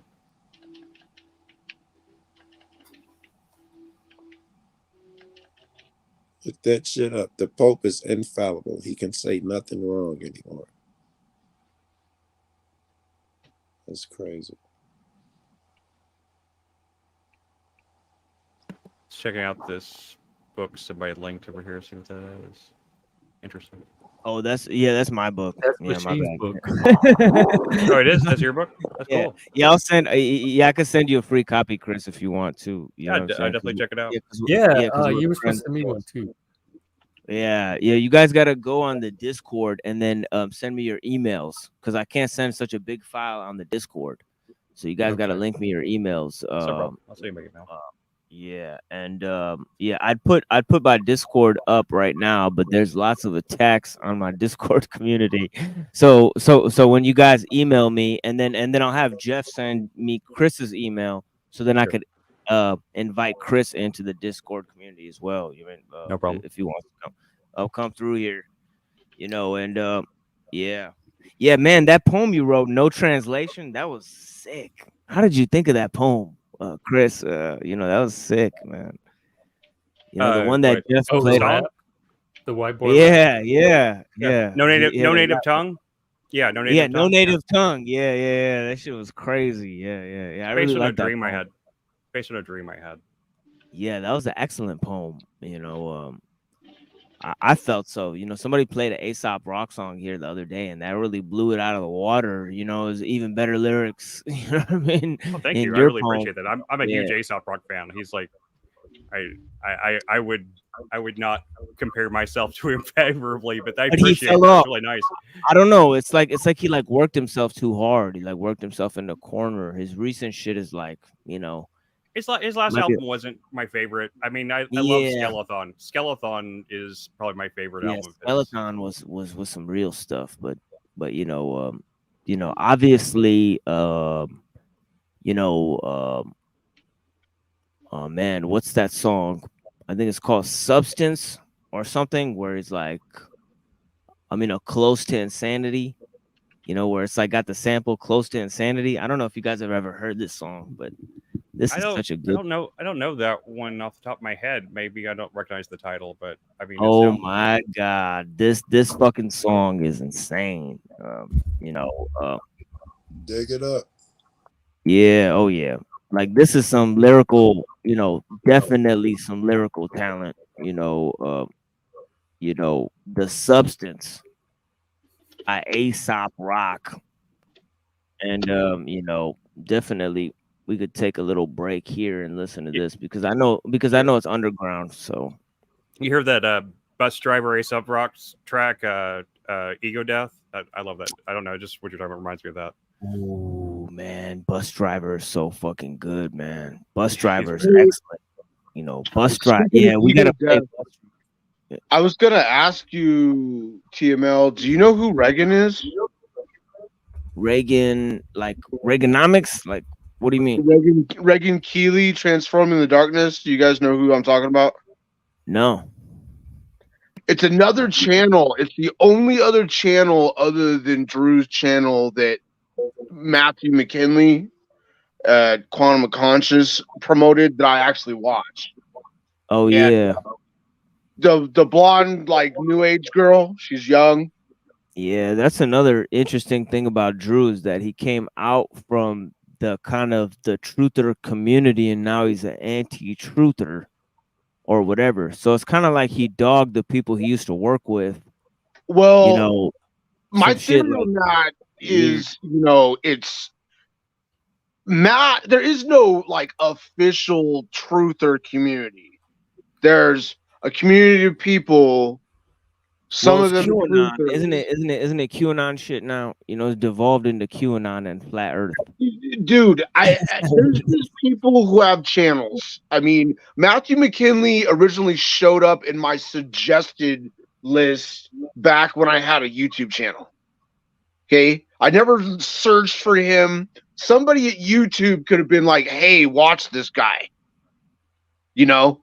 So, like, he at first he seemed interesting, and then he starts spinning off into this crazy shit, talking about how I got to clean up after my cats. He's like some weird bald dude that lives in a house with cats that just talks about 9/11 over and over again, you know.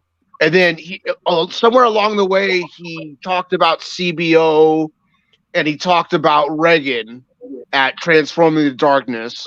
And frankly, I watch Reagan because she's hot and she says positive shit. But beyond that, you know, I don't watch the guy anymore. I haven't watched his channel in like over a year.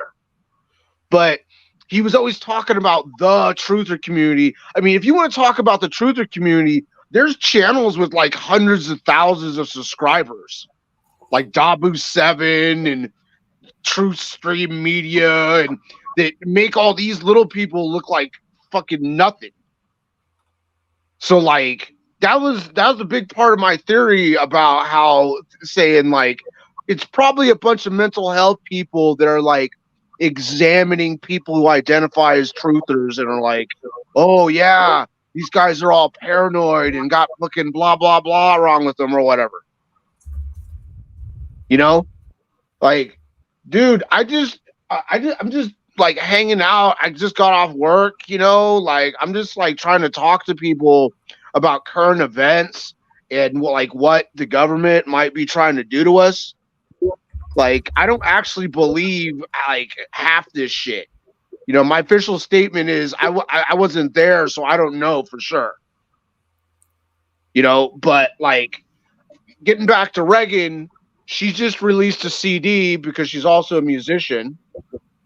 And what is her name again? Reagan Keeley. Keely. Her channel's called Transforming the Darkness. Reagan Keeley. Yeah, She's I don't know. kind of like a new ager, you know. She talks about ego death a lot. I think she just got married or something. But anyway, she's pretty good at what she does. I can't even see her shit, bro. Reagan Keeley. Well, oh, wait. I gotta write Transforming the Darkness, don't I? Transforming the Darkness. Correct. Yes. Transforming the Darkness. Yeah.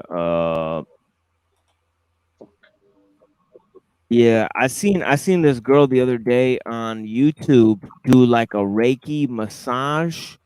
That's it. Therapy thing or whatever. But yeah. Yes. She's like a Reiki master. Is this on the screen right now? Yeah, shit. Is this on the motherfucking screen? Oh no, wait. This ain't on the screen. Because this girl is actually very pretty. So. Yes. Yes, she's drop dead fucking gorgeous. Well, I don't know about all that, but yeah. And this, oh yeah, and these other videos, she's very pretty. Yeah. Oh shit, I can't do this. But yeah, I seen this video the other day. It was like ASMR like Reiki massage. Let me see if I can find this. But like the girl who was doing it was extremely pretty. I don't know, man. You know, if I could find this. No, not this one. Shit, motherfucker. Shit, where the fuck is this girl? Down. Damn, I can't find the same girl. Son of a bitch. Oh, here she is. Jesus Christ. Look at this one. Is that Bridget? I don't know. To me, this girl is like, she's very pretty. I'd like a Reiki massage from her for sure. But yeah, I don't know. Yeah. Can I get the Reiki? If I were you, I'd look up Reagan on. In our cozy little cottage. Who is she? And today, our Reiki energy healing session with lots of sound healing, some ASMR. What's on her neck? It's going to be all about solar plexus activation. Specifically, a request that you've been making recently, which is a session on willpower. This hurts. Some of you Is have been that requesting for supposed to make things me like horny? achieving long-term goals, and willpower is really at the heart of that. Things like, how do I have the confidence to go after what I want? During our last live stream, some of you were talking. Good lord. It's got big tits for a hippie chick. Yes, that's what I was. That's my particular. You know what I mean. Reagan's hotter. Who can hear anything she's I don't know. talking about? I don't know what it is about. Like, I don't know. Ever since I was a kid, like white girls with really big tits is just something that really, I don't know. It's my particular flavor of the month or whatever. But yeah, it was really what it is. But yeah, as a young brown kid in Pakistan, I was wondering where all the white girls were with the really big, tits. You know what I mean? They didn't seem to be around. Just yeah. But yeah, when I got to America, God bless America. How old were you when you came here? I was like 9 years old. Yeah. You were looking around for the big titted white chicks when you were 9. yeah, because they had the Spice Girls and they had Baby Spice. And yeah, I mean they had different. They had a black one. They had I like one of the other ones. I like the ginger one too. But yeah, they had the two white ones, or the two really really white ones. Posh Spice, I think it was, right? Yeah, yeah. I don't know what it is about red. It's the only one I ever thought was kind of halfway attractive. But yeah, baby. Yeah, red-haired girls and blonde-haired girls. I don't know why I'm attracted to those two types of girls a lot, but yeah, it just so happens that none of us know why we like what we like. Right. Yeah, it's strange. It's definitely strange. But ever since I was a kid, it's been a thing for me. I don't know what it is.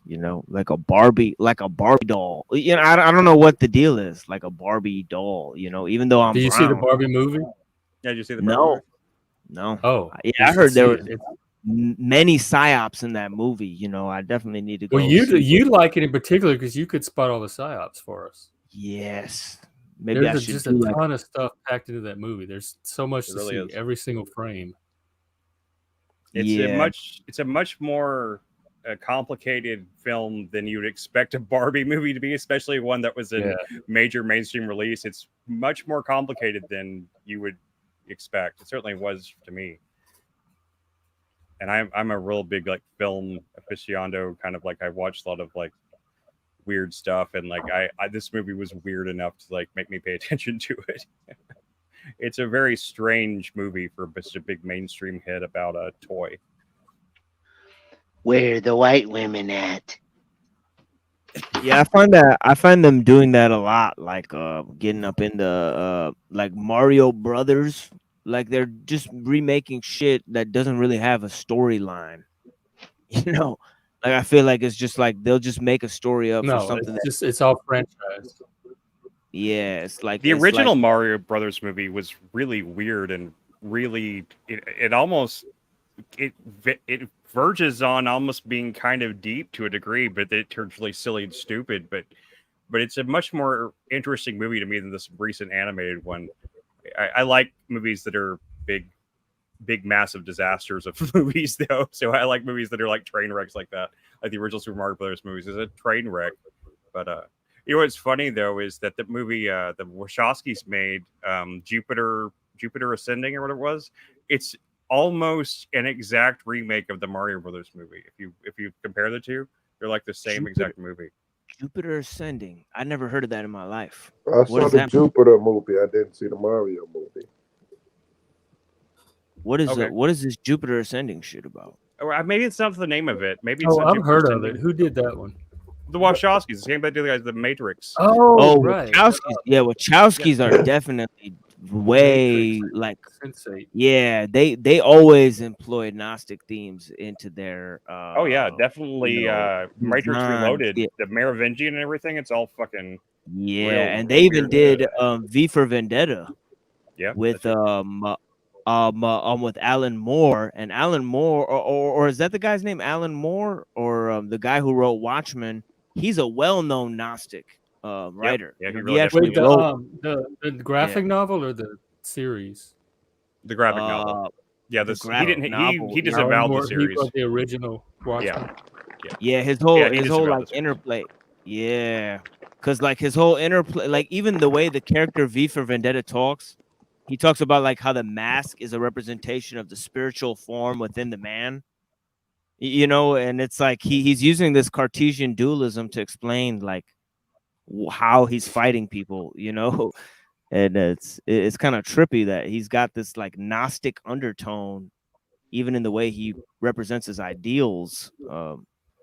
You know, like there's this stark duality between the life he wants to live and the life he imagines for people to live and the life he's living. You know, and then in his other shit, I think he literally wrote a work called In Hell or something like that. Yeah, there was a movie made of that too. It had Johnny Yeah. Depp in it and Heather Graham, I think. Johnny It's Depp, not that's the most satanic guy of all time. You know, right. Johnny Wait, Depp. wait, what movie? In Hell or From Hell. From Hell. It's called From Hell.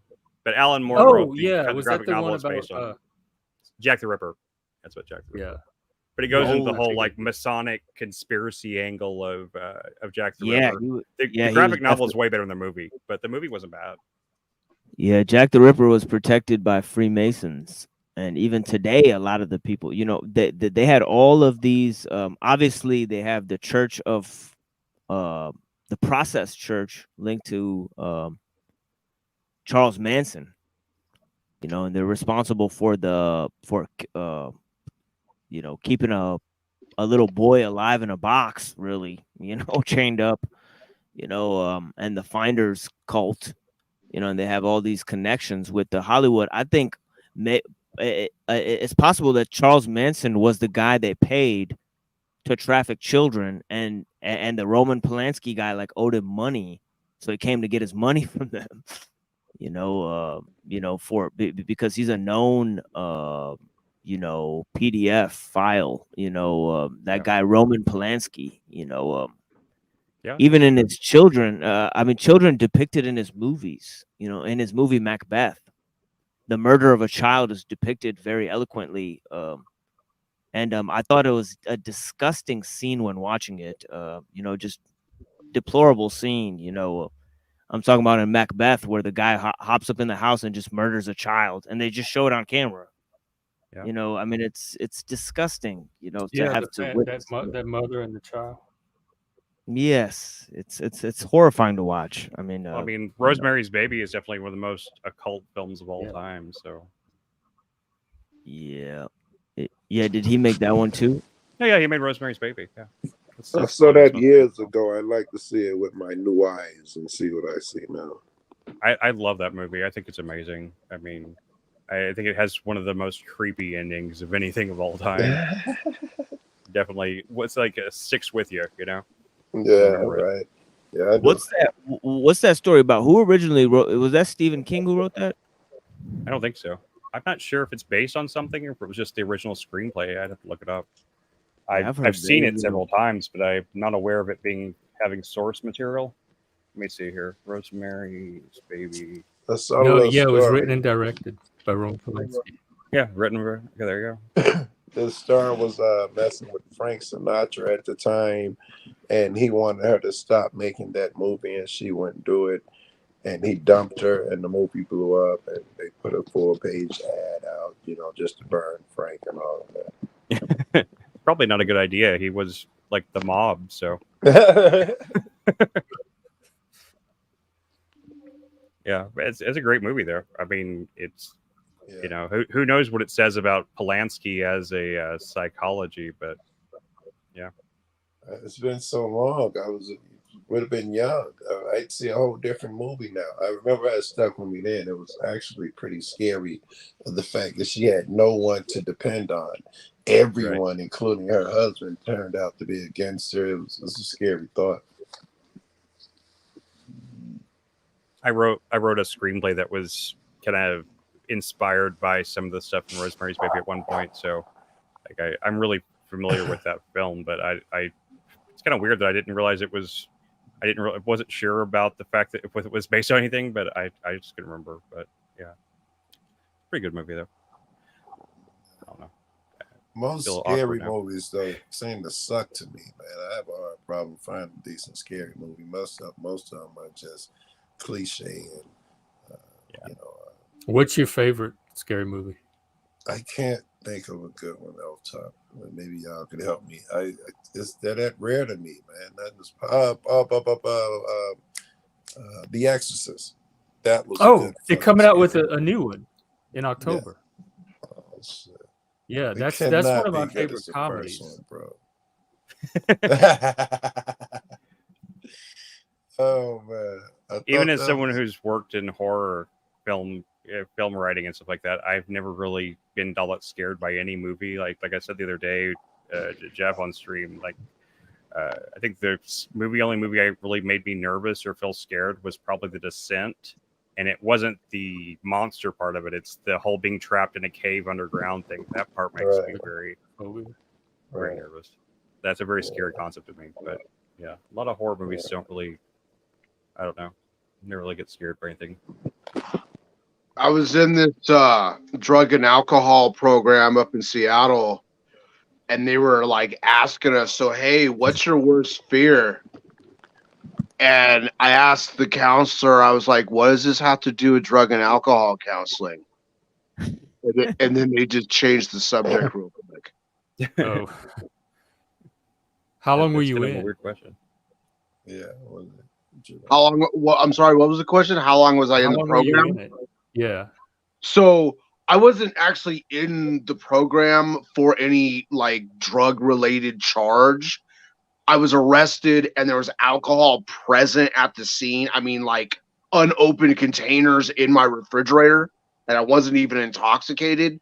So they were just like, okay, well, we're just going to slap a drug and alcohol program on you because they get paid money for you. They can charge your health care for you going to these programs. So they were like grasping at Was straws, it the going, oh, crisis well, center? you're Or not here, so you need to go to a program. And I was like, okay, whatever. So originally I was supposed to be in the program for like a year, and the counselors there were like, yeah, we know that the police try to use these programs as like extra levels of punishment, but that's not what we're here for. We're here to actually help people who actually have problems. And so I was supposed to be in the program for a year. At 5 months, I had never missed a class, always been there on time, always sober, passed all my UAs, blah, blah, blah.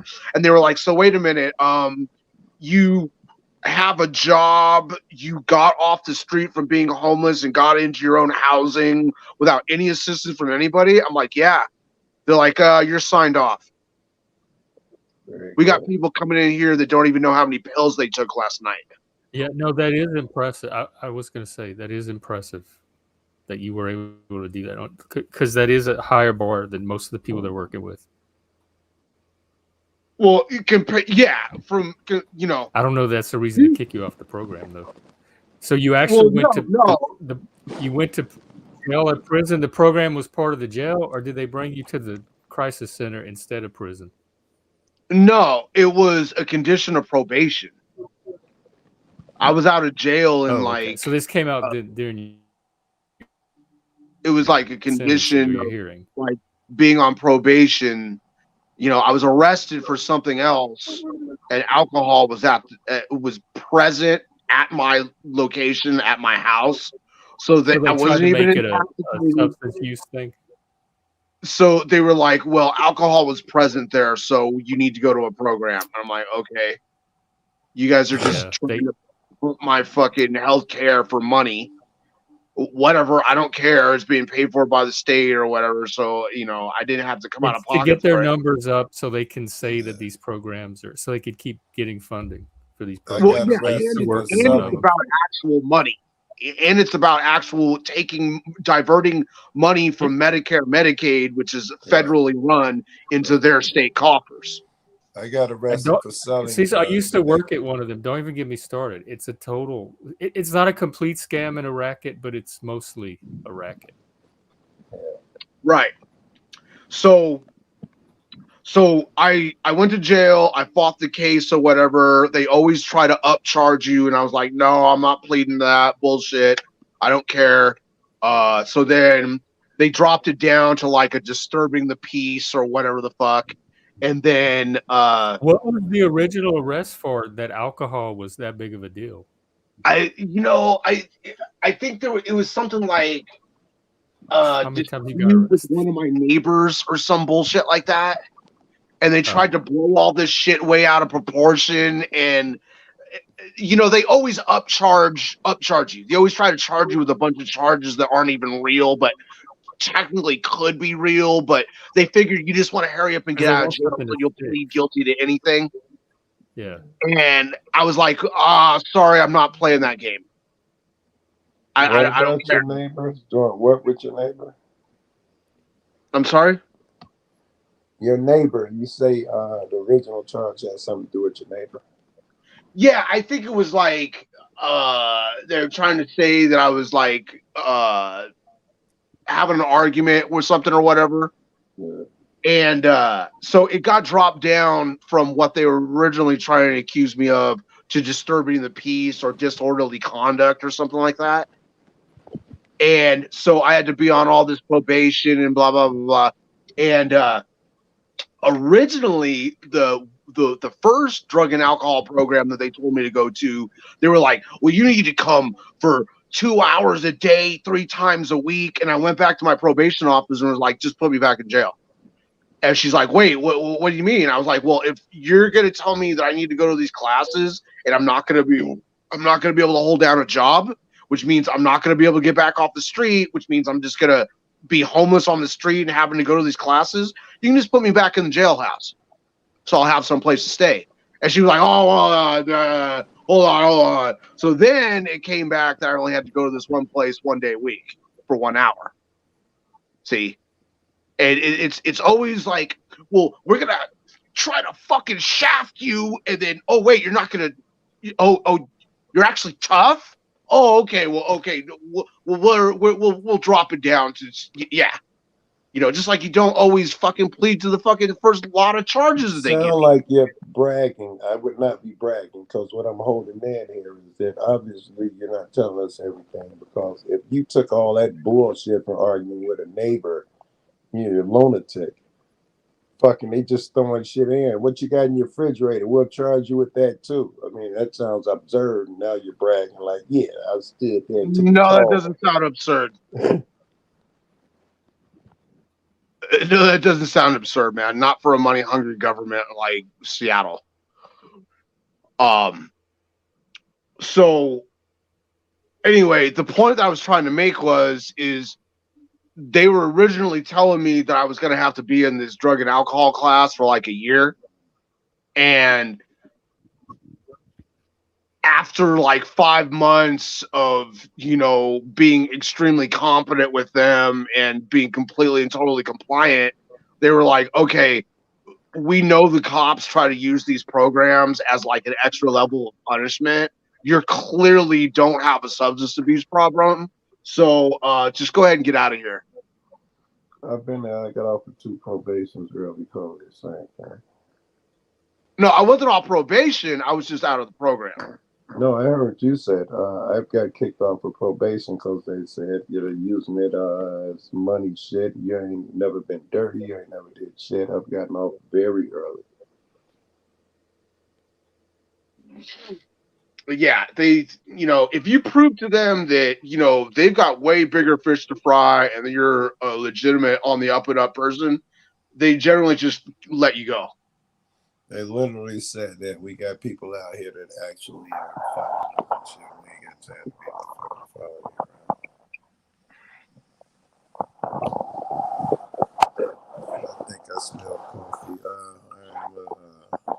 trip to the kitchen. I'm gonna abandon you guys, man. And it was nice rapping with you, but I'm gonna get some coffee and call it a night, man. Yeah, thank you so much for joining the panel for the first time, Joe Cool. You're welcome back anytime. Yeah. It was great. I wish you guys were here Stay earlier. cool. Thank you. It was I cool wish talking to you, Joe. I'm sorry. Yeah, there was.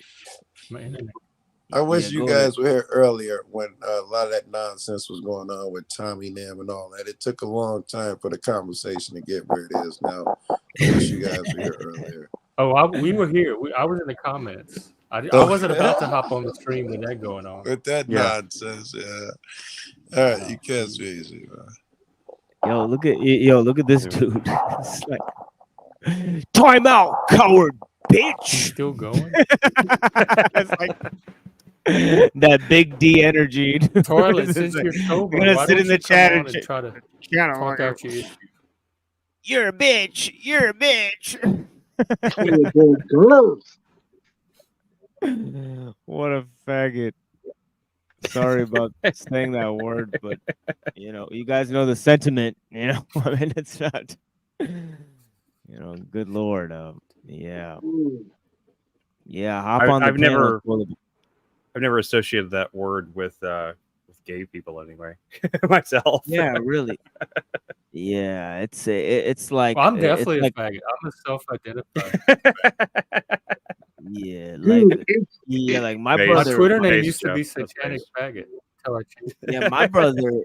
Yeah, my brother who's like that. He'll call himself a bitch, and he'll talk like an old black lady. So he'll be like, this bitch need to breathe. A bitch need to breathe. Like he'll say that. Like he'll say a bitch need to breathe. And he's like a fat brown dude. It's hilarious. But he'll say that.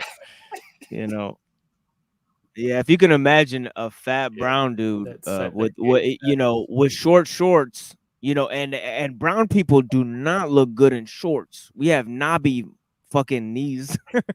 Like brown girls don't really look good in skirts. If you want to know, like, why don't brown girls wear skirts? It's because of eczema. And, you know what I mean? The knobby knees that we have. We have really knobby, weird looking knees, and they do not look good in shorts. And that's cool. I got Nico's been saying that about your statue all night. So I think it's the one back there. The power Baphomet compels it. Power Yeah, that's actually pretty cool. That's like a staff. Is it Baphomet statement?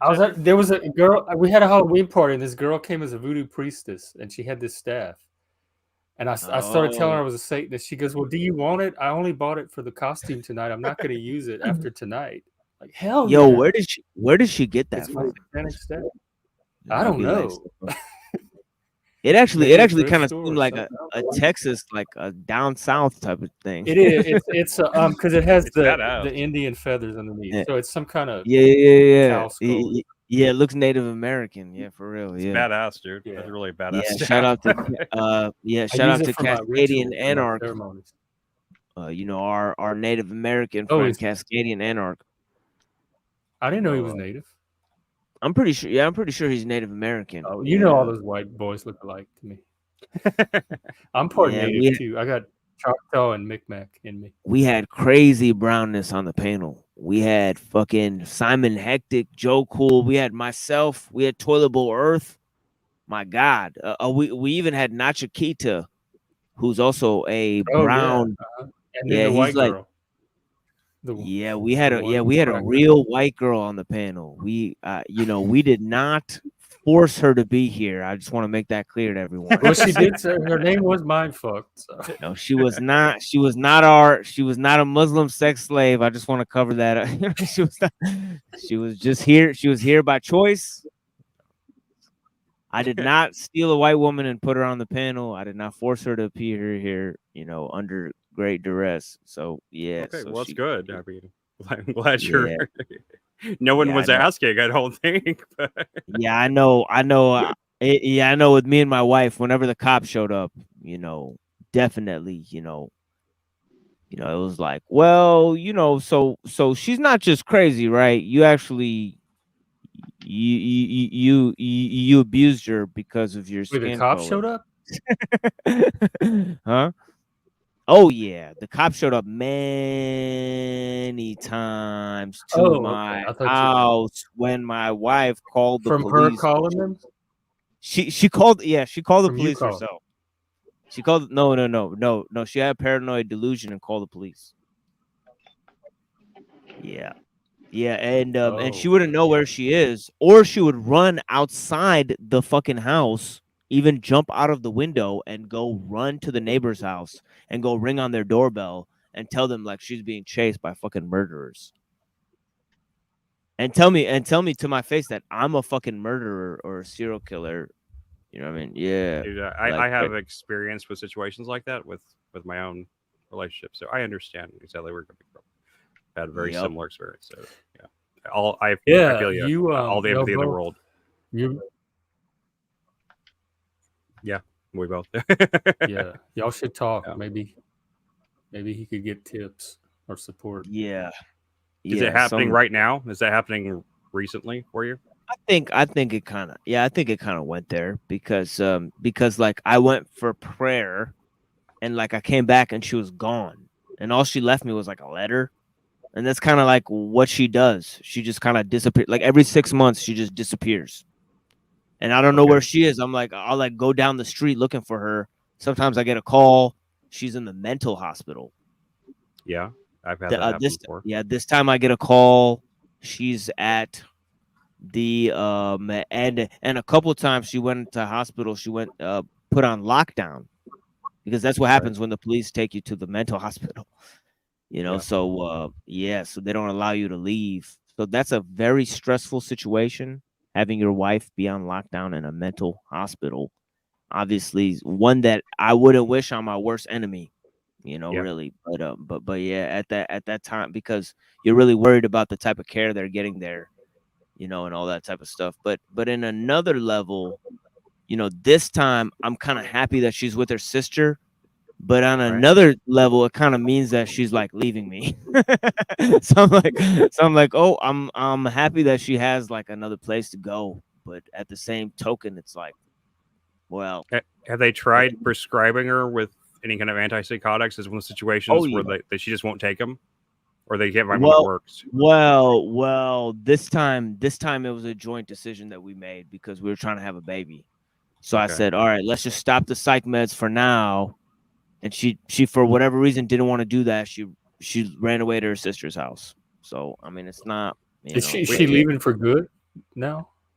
I mean, it kind of seemed like that. I mean, I try to talk to her, try to get her to come back to me, but you know, I mean, the situation seems like it's lost. I mean, I miss her and everything, but like, you know, I mean, you know, I don't know. I mean, at one level, like, I'm happy that she's with her family because when she came to my house first, she was not in contact with her family, you know, so it was like I was like her only support system, you know, because yeah, because she was living with this guy in Texas and she did not like living with this dude, and she had to live there because like basically she's stranded, you know. So I told her you know, and also she was on probation in Texas, so I told her that, you know, I could switch her probation to Michigan and she could move in with me, we could start a life together, you know. And Yeah. ever since then it's been crazy for me because I was editing my book,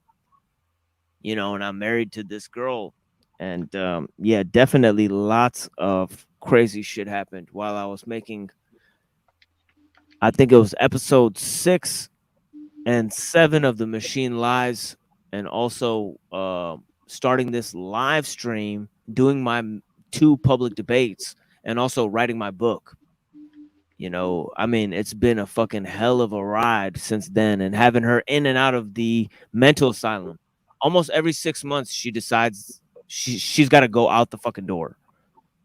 You know, every I've been 6 there. months, yeah, she just goes out. You know, so I can't do anything about it. You know, I just gotta let her come back to her senses and hope that she wants to come back. And every single time she leaves, it takes longer and longer for that to happen. because she builds up more and more trauma against me too. Yeah. She's like, Well, no, doesn't she? you're, Doesn't she come to the chat? Yeah, she comes to the chat. She supports my work. What's that about? Yeah. Yeah. Well, I can tell you that my wife, when she went into psychosis, she became convinced that I was not me. I was someone who was made to look like me that had replaced me, and I was actually an assassin that was waiting to get the order to kill her. And of course, I didn't know this for a very long time, that that's what was going on in her head. And she just like pulled back from me, and for like at least 6 months, I just thought she suddenly decided she hated me out of nowhere. I had no idea. That's the same. Yeah, that's the same thing. It was about a 6-month run. Yeah. And it was just constant madness for 6 months. And I'm talking about howling at the fucking moon, screaming fucking bloody murder in the middle of the fucking night. Madness, like throwing fucking glass bottles and shit. Like I had to put away glass bottles and shit and sharp objects and shit. Yeah, You know, my so wife, like, she broke a bunch of the glass pictures we had on the walls and stuff and threw stuff at me and stuff like that. Yeah, I know exactly what you're talking about. I'm really lucky in the sense that they gave her olanzapine finally after 2 years. That's the same thing. That's the same thing that my wife has taken, by the way. Is Did it help her? It did not help Well, her. it puts them to fucking sleep. It doesn't really do that. Right. Maybe they just need to get it adjusted, because like it doesn't really do that to Lindsay, and we had a baby while she's been on it. So I don't know if they told you couldn't conceive on it, but it's not true, and it didn't affect the baby in any negative way. Okay. Well, Just that's so you know. Thank you for telling me that. That's yeah. real world experience that I can tell you for certain. I mean, Jeff has Okay. seen my baby. She's healthy as fuck. So Yeah, I've seen. Yeah, your baby. I mean, whoa. That's a healthy baby. Yeah, for real. Yeah. That's first of all, lots of energy and lots of smiles. Yeah. You don't see that with you don't see that with a lot of babies. Especially a lot of brown babies. They just sit there and stare at you. Don't let her get corrupted. She's our hope for the future. Oh, she don't does. She gives intend me to. hope. That's the kind of babies that are coming out now. Yeah, but the best babies, and I say that to this day, are Asian babies and black babies, because they look the same as kids as they do when they're grown-ups. It's hilarious. They're just like, they just look funny. But yeah, black babies and Asian babies. Have you guys heard about the black-eyed babies? Black-eyed kids? The black-eyed kids thing? Where like the children with black eyes like would stalk people. That's an old internet myth. I wrote a treatment about that a long time ago. I was no, this was specifically connected. I think they were trying to connect it with like COVID and the vaccinations. I'm sorry, the jabber rate. That cure for the coof thing. I don't know if we're supposed to say that word on here, but anyway, they were saying that was causing children to be born with like no iris, or like it was just they just had black eyes. I've not heard that. I've not heard that. But I Oh don't know. my god! If you search it, you'll hear about it. Black-eyed babies. I'm like not searching that. I gotta go to sleep in the morning. I want to see a black eye fucking baby. Like, hell no, son. I can tell you that shit'll give me nightmares. I can tell you the Fauci shot thing. It definitely fucked me up. I can tell you that much. I have the horrible ouchies, chronic vertigo ever since I got that thing. So. I can't believe you got that, Chris. If you were talking to me, I would not have let. I would have threw my body in front of the knee. Well, at the time, I mean, yeah, hell no. Yeah, No. I shouldn't have done it, but I didn't. I wasn't buying into the conspiracy bullshit at the time. I was just like, my doctor was like, hey, and my doctor himself was kind of a kook. I mean, he himself was telling me about all this like conspiracy-ish stuff about the 19, and I don't want to get your stream taken by using words that they may not like. Yeah, I don't know. we can't even. But we can't even talk about that. It's off limits. It's like one of the streams I got taken down. That's all they said. They said medical misinformation. I was like, right. Well, I mean, like my doctor was telling me all this like weird stuff, so I thought if I could trust anybody about about that, then like he would be the doctor to trust since he was already kind of paranoid himself.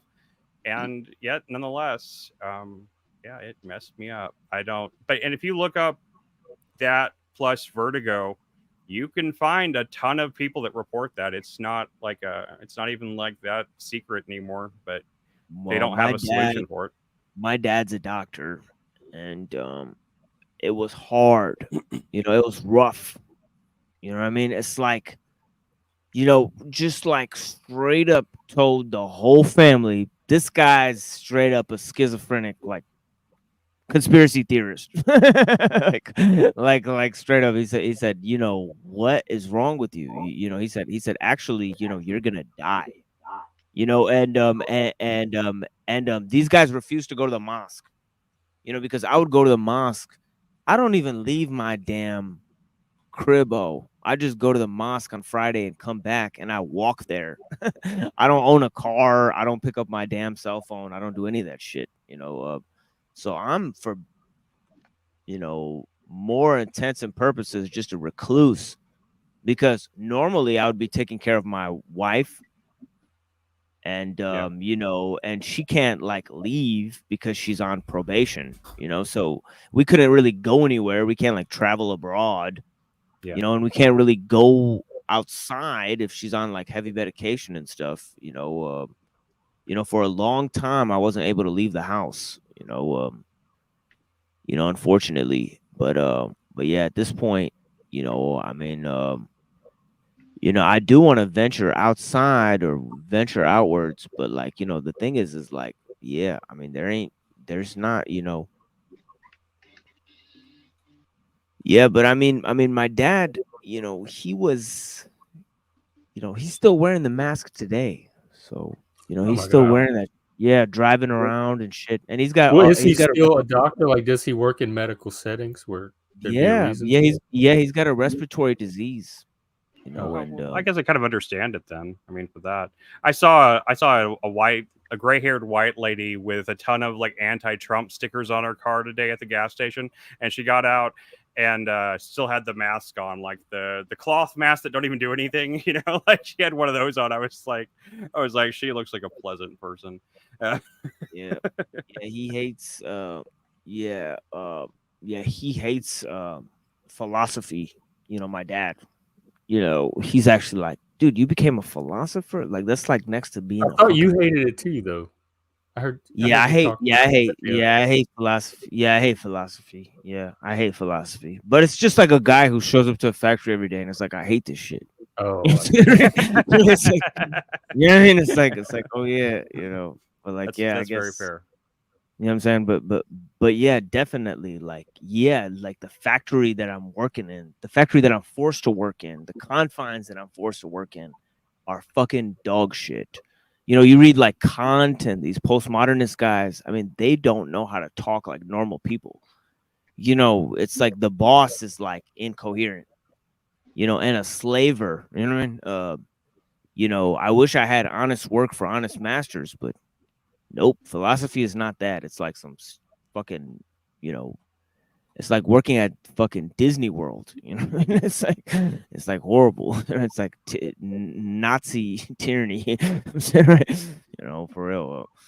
It's so much fun though. And not for the mind. For me, it's like, for me, it's the actual war that's going on. Is a philosophical war. That's hidden in plain sight. Like an ideology war, the different ideologies and narratives. I used to call it mimetic warfare. Mimetic warfare. It's like a bunch of I wish it was idea viruses. What kind of war is it?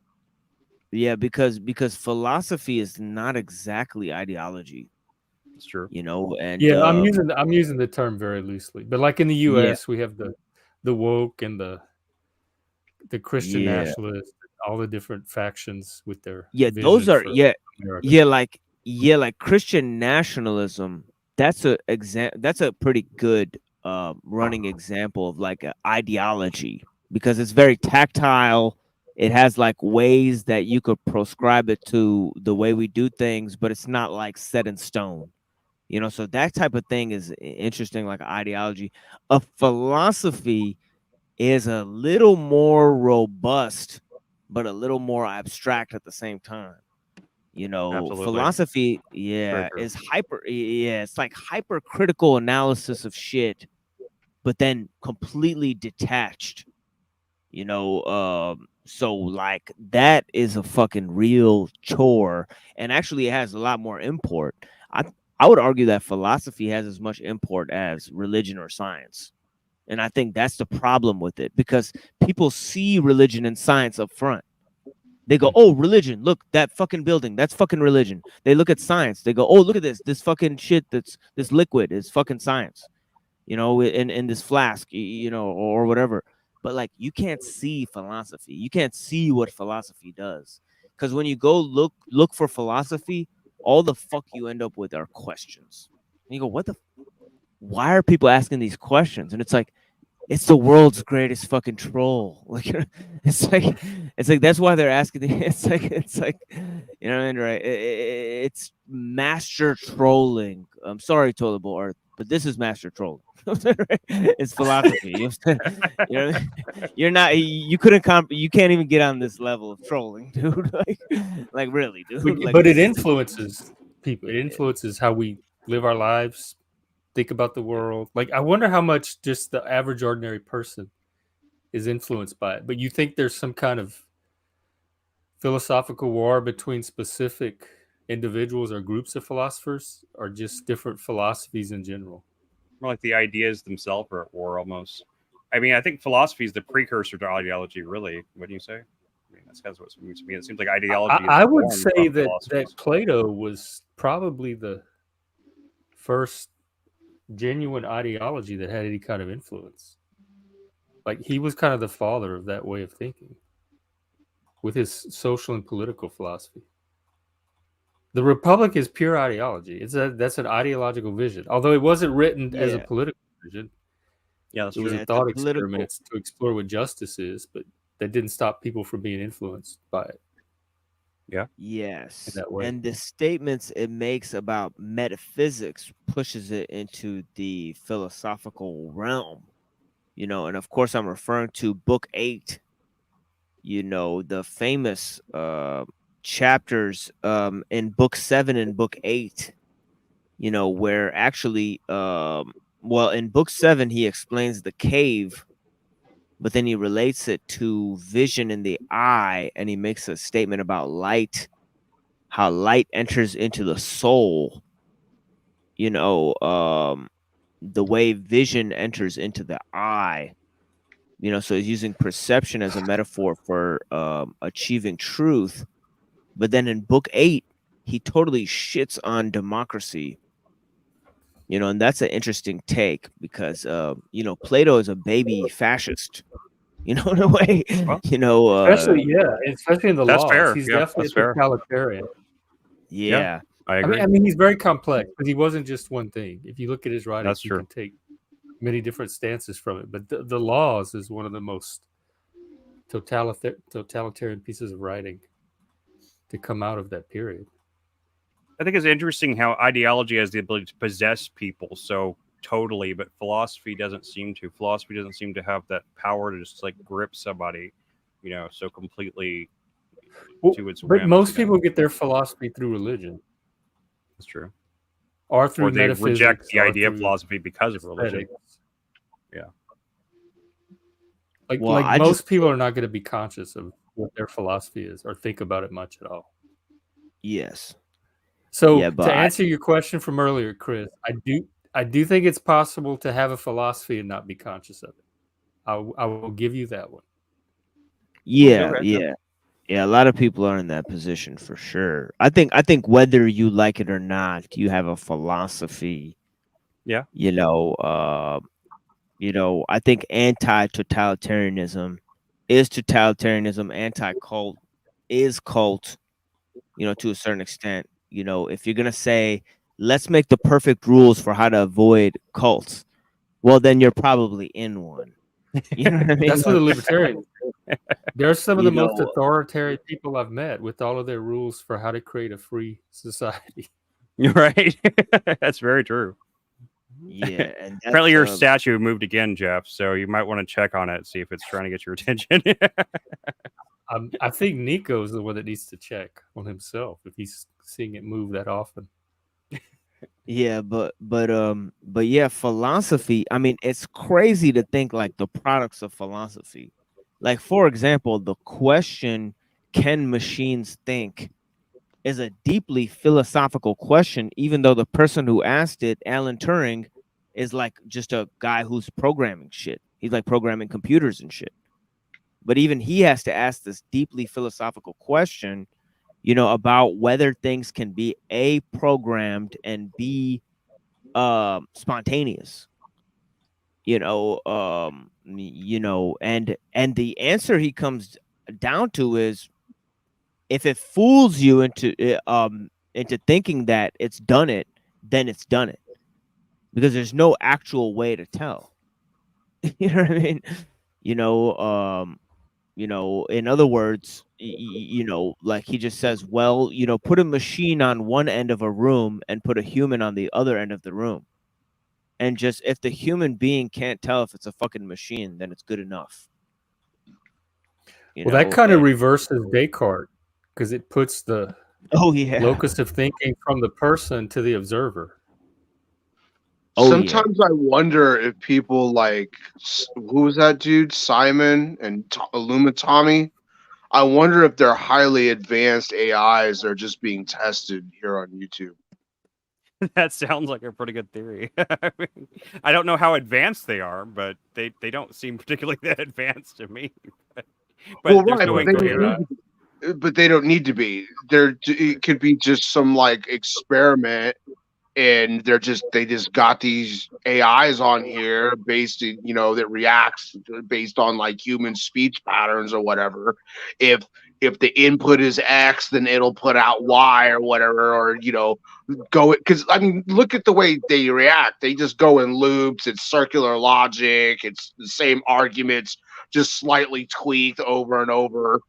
They could probably have got AI advanced enough, or actually, that would just be, it wouldn't even be AI. It'd be like, Yeah, it really, would say that's not even real AI. What we have now. yeah, it'd be like an advanced, highly advanced chat bot. That they've got deep fakes where they can tweak voices and use voice changers to actually create voices now and whatnot. And then they just set them loose on YouTube panels and sit back and observe how people react to them. Well, the technology is definitely all there to do it. I mean, it's perfectly possible, actually. I mean, very much within reach to do that. What was well, now they have it where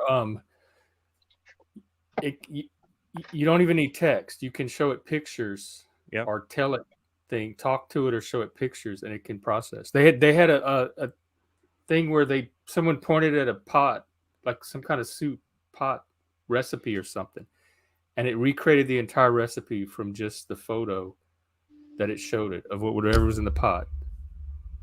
Well, I don't know about that. That sounds. Oh well, I don't know.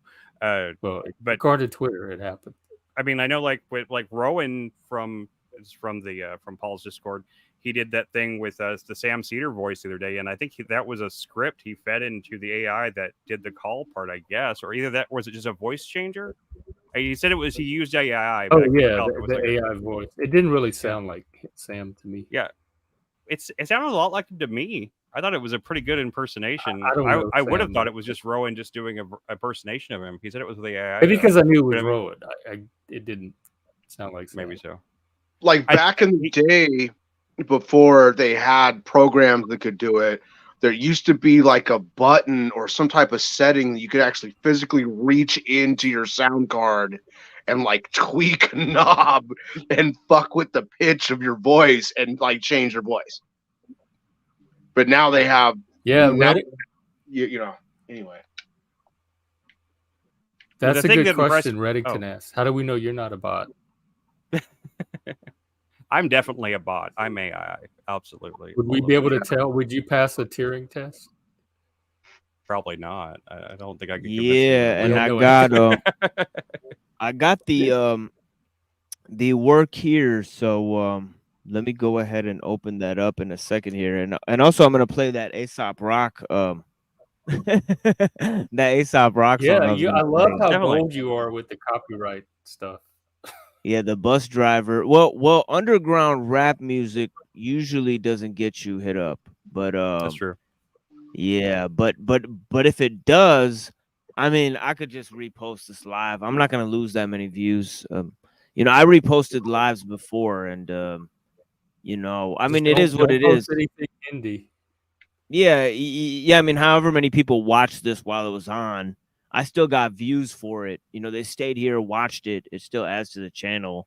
And then if you repost it, then whoever missed it, you just fucking watch the reposted video. Like it is what it is. So I mean, I don't even, but yeah, some of that shit. Like I know I played a lot of underground rap music. I played a lot of Wu-Tang songs here. Didn't get copyrighted, and Wu-Tang is like the biggest Yeah, they're fucking huge. underground. Yeah, they're Who's huge. that satanic rap? Because that never gets copyrighted. I can start playing that. Oh, that's just a guy from Canada that like I know. Like What's I his like name? went on Dark his Dark YouTube page God. and I was like, yeah, because like right before I open my show, I'll put some shit.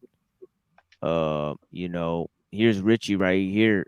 Yeah, Richie, if you Oh, want to look, hop on that's a face panel, I you haven't guys seen in come a through. while. Yeah, Richie, hop on panel. Reddington or Pluto or Pistolero. Pistolero, come on, man. You can't really say me and Cecil are in cahoots, man. What the fuck? Like I've never met It's Cecil. guilt by association. Come on now. Yo. What about holding all these other people's like you know what I'm saying? This is an open panel, okay? Motherfuckers have their special panel where they have like their special fucking guests and they have Satanists on their fucking panel. I don't even fucking know. Like this shit is like they have Freemasons on their panel. They have all types of people on their panel that they're questioning sometimes and that they're not supporting sometimes. I'm talking about chalk body outline, toilet bowl earth, and enslaved by truth. At this point, I think it would So be, like, you know what I mean? Like, come on, guys. it's So wise to just chalk this up to attention whoring. That's all they're no, doing.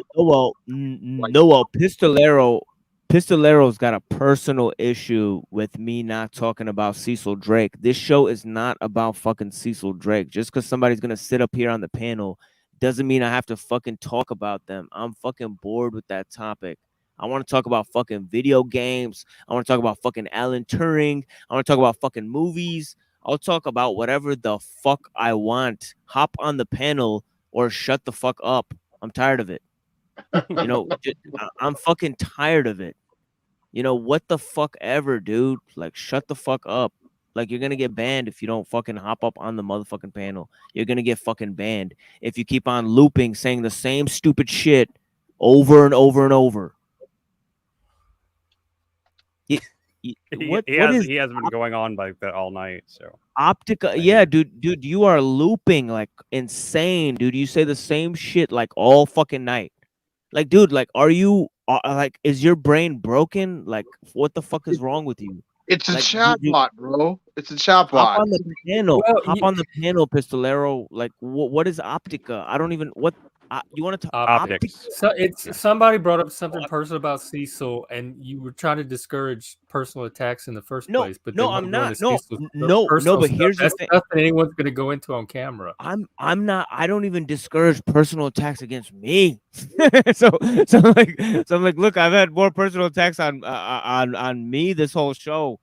I gave motherfucking Toilet Bowl front and center. I gave him the screen, not just the mic, the screen, homies.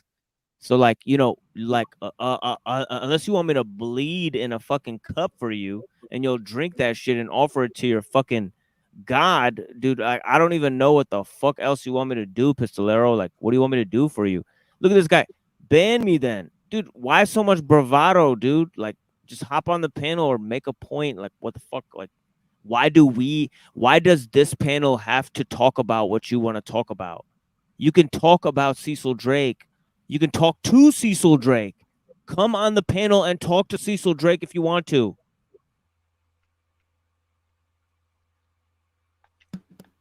I don't know, man. Yeah, there's He's some I don't think he's an AI because I don't think AIs get that obsessed with one thing. If you're, if you're not looking for attention, why are you choosing to comment? I mean, I'll just let that sink in. But Yeah, all right, it's attention whoring. you want attention, you want attention, you at least deal with the fact that you want attention, dude.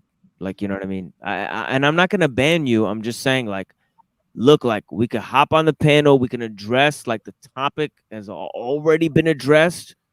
The Cecil Drake, for whatever fucking reason or not, doesn't want to answer the questions. He doesn't want to hop off the panel. He wants to sit here on the fucking panel and play motherfucking video games. In my opinion, this is a motherfucking free country and anybody can click the motherfucking link. We all have an opportunity to make it. I believe in all of you. This is motherfucking Rocky 3 out here. You know what I'm saying? We all have a chance in this country. Anybody can be great out here. I mean, you know what I'm saying? So yeah, this is the thing. Come and debate me. Am I a vampire? Yeah. One day I hopped up in a hospital. I got in a car accident and I was bleeding from my head, and I had the white robe on, and this little kid, walks past me and goes, "Daddy, is that a vampire?" And he asked his dad if I was a vampire for real. I think you got a a really strong, cool aesthetic you got going on there, man. I think it's pretty badass, honestly. Okay, hold on. Did I boot Toilet Bowl Earth? Am I thought like he left. Yeah, he left. Toilet Bowl, He left of his own Toilet accord. Bowl Earth left of his own Because he volition. couldn't answer the question. He didn't want to answer the question. And then he hopped back on the panel. He said, "I'm going to say one thing and then I'm going to leave." Yeah, and then he left. He left. Like, so you're not paying attention, sir. He left And you're- before we could even finish asking him what we wanted to ask. Like, he didn't even You're- stick around for our questions. You're not only not fucking paying attention, Pistolero, but you're not, like, you're lying. You're lying about, like, like, dude, like, let that sink in. Like, you're not paying attention and lying. Like, where does that lead you? Like, dude, like, fuck if, like, okay, if Cecil Drake did some shit, why would we want to hear it from somebody who's actively right now lying? Right. Come on, dude. Like, the dude left. I think Pistolero is just trying to resolve some inconsistencies and some cognitive dissonance. I really think he's concerned about fairness and consistency. I'm taking him in good faith. Maybe he's Toilet Bowl Earth. I don't know. You know what I mean? I don't know. I don't think he is. I don't think he is. He doesn't seem that unintelligent, so. I don't know. Yeah. Yeah. But I think his motives are good. Yeah. I mean, yeah, I like you, dude, for sure. And at the beginning, I was putting his comments up. I mean, you saw me. I put almost all of his comments up.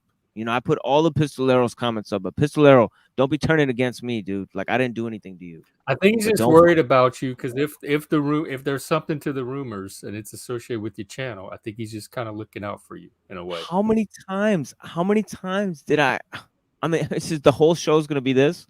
Ask or press Cecil Drake. Dude, you are a troll, motherfucker. Like, how many times did we do it? Like, right in front of your face. I put your questions up. I put your comments up. Like, what the fuck? Like, you want me to remove people from my open panel? I didn't remove active motherfucking trolls, dude. Active motherfucking trolls. So, like, I think you're losing the plot here, my friend. You're really losing the motherfucking plot, dude. Okay, dude. Then be on my side then. It's okay. It'll be okay. I'm just wondering, like, El Pistolero, like, is that the only reason you're watching the stream, is to see if he'll press Cecil on something? If you enjoy the stream, then stick around for the stream. But, like, if you don't, if that's all you're there for, then I guess leave. But I don't know what you're saying. Like, there's no point in this. You're gonna take off, but, like, oh, okay. I put the comments up. I pressed the people. I asked the questions you wanted to ask. The end, my friend. You claim I didn't do that, but I clearly did in front of everybody. I did that multiple Dude, fucking it's times. not enough. You didn't die on the hill that they want you to die on. Damn it! No, You know, the thing is that it's a double bind. If I kick people off the panel, people will blame me for censoring people and saying it's not an open panel. If I keep the open panel, people will blame me for associating with the people on the panel. It's your show. You can do whatever. It can be an open panel, yeah, and you can but still kick whoever you want off. except for Yeah, guilt by Way association is a higher of a logical standard fallacy. than it's panels fucking deserve. retarded. It's fucking retarded. Okay, I just can't. It's like, it's like a fucking, like a troll without a premise. Like, it's fucking crazy. It's like crazy, man. But yeah, at this point, it's like, wow, it's like we're gonna read Alan Turing, and then we're gonna fucking listen to Aesop Rock, and then we're gonna fucking play Bus Driver. And then we're going to continue a discussion on free will. That's what's been happening tonight. And some of the viewers, whatever, we had 60 people here, 70 people here. We had up to 80 people here before, by the way. So peace to everyone. Peak hours were like 11 o'clock or some shit. But yeah, right now it's the middle of the night, 2 a.m. here on the East Coast. And I thank you to our 40 viewers that are joining us here today. Thank you so much for being here. And on a beautiful night. I know it's the middle of the night and people have things to do tomorrow. People got to go to church. They got to fucking do whatever they got to do. But you guys are here with me. Yeah, I really appreciate you guys being here with me. Whatever you got to do tomorrow, thank you for listening here. Yeah, I'm going to play these two songs and then I'm going to be back to read some Alan Turing. But yeah, thank you so much for doing this. Let me settle the free will discussion real quick. Yeah, Jeff's got play your song. Yeah, Jeff's got a cool stream coming up tomorrow, guys. He's live at a time. What's the time that you come I'm on? not sure tomorrow. It depends on if my meeting gets canceled or not. It's either going to be in the afternoon, like around 4 p.m. Central, or it'll be in the evening around 7 p.m. And it's me and Chris lately have been doing it. So yeah, him and Chris are there. It's another open panel, so drop by and talk about whatever you want. Guys. Yeah, but don't bring drama because you will get kicked. Yeah, we will kick people. Bring drama, make it good drama. Yeah, at least be entertaining. None of this bullshit amateur troll drama. Yeah, unlike my show, this show invites drama. We had Simon up here. I'm not associated with Simon. I met him for the first fucking time, on a different panel. Okay, and then I watched his live stream. I sat there the whole live stream, watched his live stream. I was the only person in this cat's chat, and I said, at the end, I said, yo, Simon, come to the panel. Simon's a very entertaining guy, whether you like him or not. Whether you like him or not, he's very entertaining. He deserves way more than 100 subscribers, or whatever the fuck he has. Just like Gen X Jeff and Chris, they deserve way more. I have standards for my drama, Richie. I don't like low tier drama. Richie's got no standards for drama. Richie will pop off drama on anyone. Oh yeah, I'm familiar with Richie. Yeah, he's a drama llama. Yeah, he's got to come through. Yeah, Richie, come through and start some shit off, man. I mean, yeah, Richie's been everybody's punching bag out here too. Up on my panel, he's a good sport, but yeah, he takes some left field opinions, especially a Christian nationalism. That's his opinion. I've been wanting to talk to somebody about Christian nationalism. Come on mine one day, but come early in the day when you're sober. Yeah, we got Jeff's panel tomorrow in the afternoon. So you guys go and have a conversation with Jeff about a lot of topics. The man is very knowledgeable about 18th century shit. Nietzsche, William Blake, Jung. I'm talking about all these different thinkers and writers. You guys can have conversations about that. Ask them about alternative religions. Ask them about what's the difference between cultural Satanism and the occult. You know, there's marked differences between those two. Yeah, because I'm Positions. not into the occult at all. I have nothing to do with the Yeah, occult.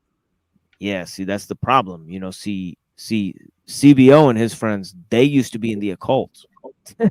Gen X Jeff was never in the occult. I mean, I did when I was about like 20. Dabbled in it when I was a little Yeah, guy. but that's like reading books and shit. I'm talking about joining these motherfucking organizations. Yeah, Like, you know, Yeah, there was yeah, nothing to like join. I was solitary. yeah, that's the I thing. probably would have joined if there was one around. That's the thing. It's like don't join the groups, but but that's kind of the point. Like if you were thinking about that, because like that's something that I get to. Once you get to the top level of the occult, they actually inspire you to just create your own religion or create your own like sect. So it's like you know the top practice of the occult is actually to create your own heterodox tradition outside of the occult itself. You know, that's how you become like a master. But yeah. I'm kind of sympathetic to that. That's what I'm doing with my Satanism. I have to create it for myself because I'm not part of the official organized bodies that are out there. Yeah, it's gotta be. It's gotta be like practice. It's like the application of science to religion. You know, in a way. You know what I mean? Or art, science and art. Oh shit! See now you're getting too deep. See, that's what I'm Okay. saying though. You I've know, been told that before. because he brought art in. You know, because art is more Jeff's direction. Yeah, he's bringing more art in than science for real, and that's really is the Yeah, direction he takes. aesthetic. I think religion has more in common with art than science. I would agree with that. I had a pretty close run-in with a pretty bizarre cult in Vegas once. I'll tell you about it sometime. It's a weird story, but I don't think I have time to go into it tonight. Oh yeah, definitely. We need to out these, organizations or groups. Like Jack Talcott says, our friend Jack Talcott. He says, "End all secrets and wars." Well, you saw my SoundCloud, I guess. You saw that one of the compilations I have on there is called "We Fight Cults." That song "Yodo" is literally a fictional accounting of like of blowing up a cult from the inside. So, yes. I'm really anti-cults. And there's that little Artho cult. That's the only cult lately that I've come into any kind of close contact with. The Jay Dyer. Oh yeah, I got a problem with the icons. I don't know. It kind of seems pagan to me. But I haven't really quite sussed it out yet. I got to have an Orthodox preacher or somebody who's a professional, not Jay Dyer, but somebody who's actually an Orthodox priest. I'd love Like a to real talk to somebody Orthodox. like that. Yeah, like somebody who actually represents the religion. Not Toilet Bowl Earth or fucking Jay Dyer or somebody, somebody like, with a fucking peanut. What about that David? Is it Harris or he's always on the Crucible? He seems very intelligent. Yes, I want him to talk about icons, but again, he's just ensconced within that Jay Dyer Oh, he's type part of. of the. Oh, fuck. Yeah, he's part of that whole thought hole. So I mean, the thing is that he knows Orthodox priests though, so I could probably get him to get somebody to talk about the value of the icons because veneration through icons in Islam is strictly That's a forbidden. no-no. It's strictly forbidden. Yeah, like even the little statue or whatever that you have, even putting the Quran up on the wall and stuff.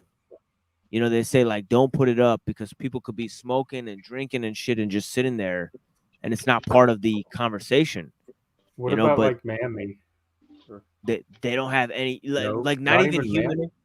not even human representations. They would blur them out because they'd That say doesn't that. sound fun. Islam says they don't have any kind of fun. Yeah, fun is haram. You know what they say. But yeah, yeah. I mean, definitely, it was a height of culture. So they had music, they had like Turkish delights and shit. Motherfuckers were smoking hookah. I mean it.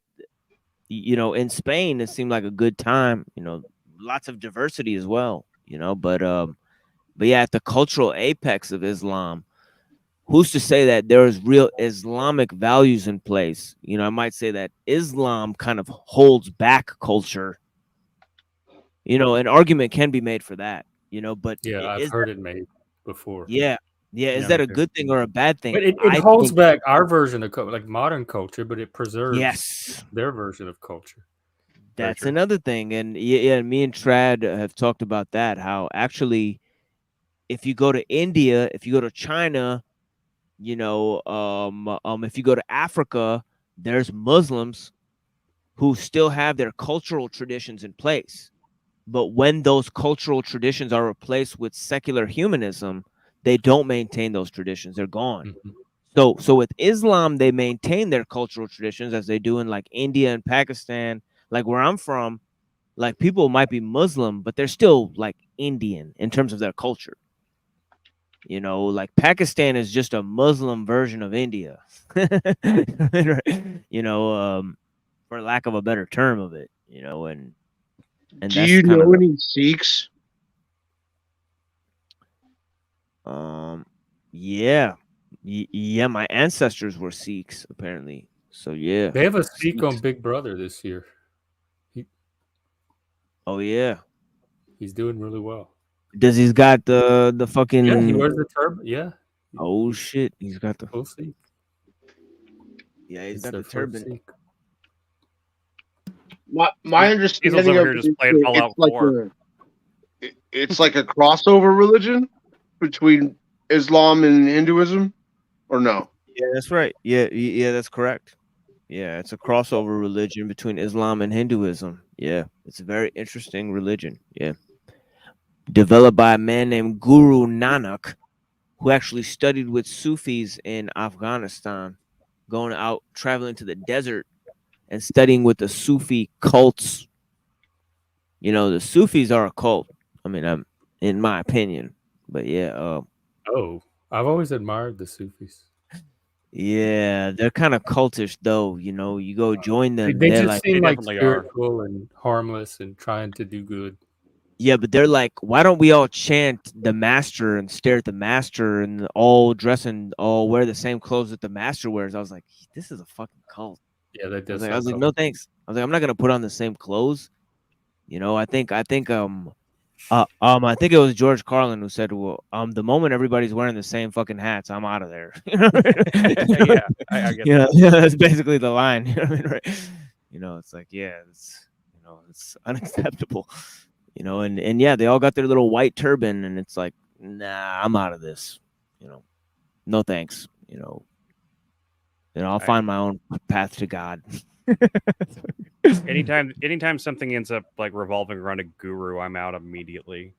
That's I the thing. I I left the last veneration. Christian church I was a part of because of that same shit. So That brings us back to the idols. It's the veneration of the saints that really bugs me, you know, and it's the same with Sufis. Sufis will go and pray through their spiritual master, and I think like that's kind of like,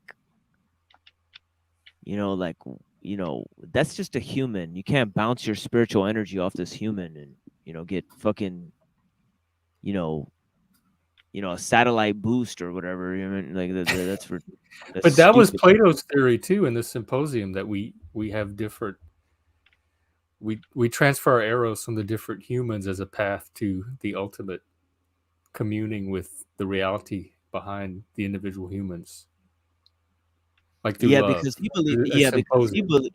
Yeah, of course, because he believed in the archetypal man. But the question is if such a thing exists. Throughout history, they've rejected this notion, because of the state of nature arguments. Is there human nature? Well, if there Yeah. is, we can't be free.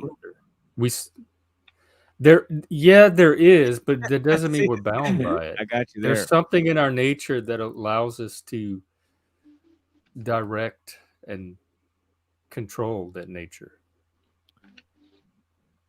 Yeah, So yeah. we're We not at brought the up. mercy of it. Yeah, we brought up compatibilism before, so it could be that, that we're a little bit, trying to maneuver our own human nature. Well, it goes back to Aristotle. Aristotle believed in the archetypal man, but he didn't believe it was a form that existed in some transcendental realm, but Right. he thought of it as the potential of a human being. You know, that something has a potential that it may realize its perfectibility, and he thought the method that it employs to realize its perfectibility is temperance. And of course, we have different views on human nature. You know, but the political philosophers, they're the main people who have this, you know, these theories of human nature. You know, and it's interesting whenever they talk about the theories of human nature, they isolate man from civilization, which is quite paradoxical because it's the beginning of scientific humanism, and what they really want to know is how does man look apart from civilization, you know, in the state of nature arguments, you know, and you know, Hobbes came to the conclusion that I mean, you guys know the famous thing, you know, from Hobbes to Locke to Rousseau. Do you guys know that one? I know Hobbes was the state of nature, and Yeah. Rousseau was like civilization is bad. We need to get back to nature. Yeah. Yeah. So Hobbes said that human beings are basically biological, meaning that they're species. You know, so like basically a human being is so he went towards hedonism because he said, you know, nature is just kind of survival of the fittest. So your ultimate end is pleasure and pain. You know, there's nothing greater than that. You know, you go to sleep. Yeah, that's our animal nature. But I Yeah. think He we're thought more there's than just animal. I think being human. yeah. Yeah, not for Hobbes. Hobbes thought that's it. You know, Hobbes thought, Yeah, you know, we're we no need different. some kind of rulership to keep us civilized. We Yeah, need the yeah, state. and he said bellum omnium omnes, you know, or the war of all against all. You know what I mean? You know, which actually comes from Heraclitus, who thought everything's strife. Yeah. You know, it's all push and Well, pull against each other. You know, yeah, strife and love. Well, that was Empedocles. Strife and love. yeah. Empedocles combined love into it. He kind of had Yeah. these dual notions of kind of this pulling away and pulling together. You know, kind of coalescence. And yeah, but he comes a little bit later than Heraclitus and Parmenides. You know, Parmenides believed that that the Everything's one. fundamental aspect.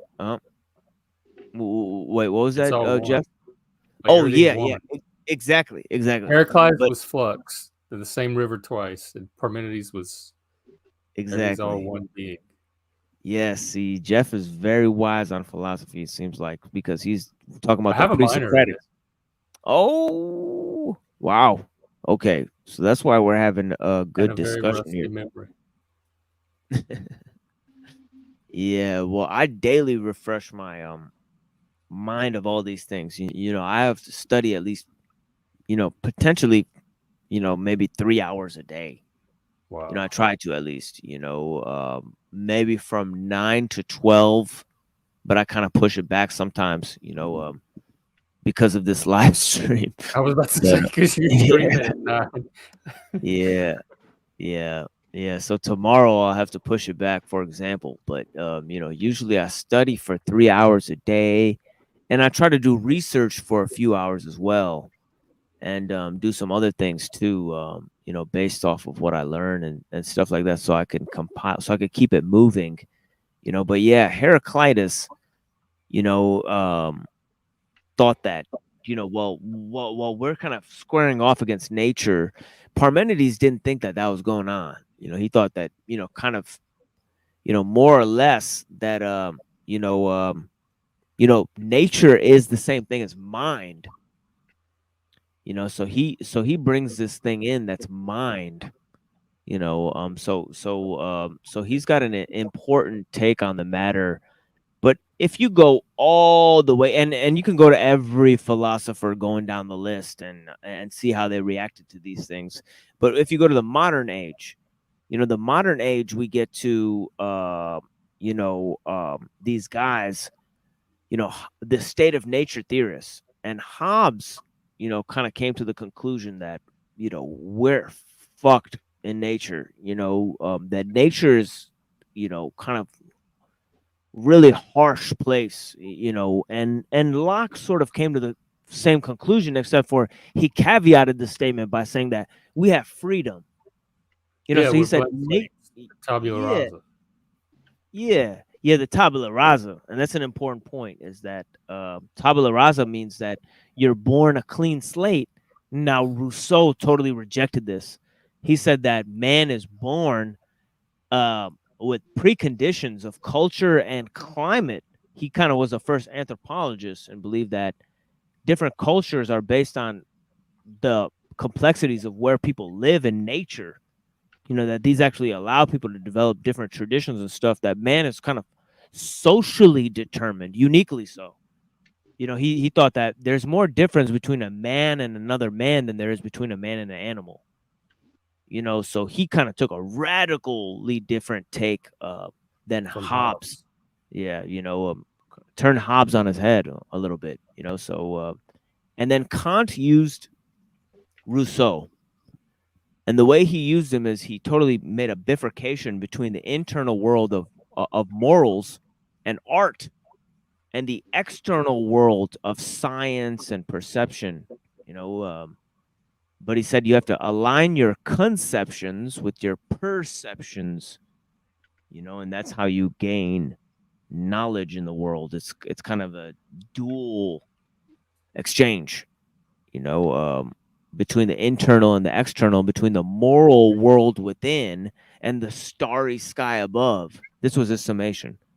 The starry sky above and the moral world within. They don't exactly follow the same laws.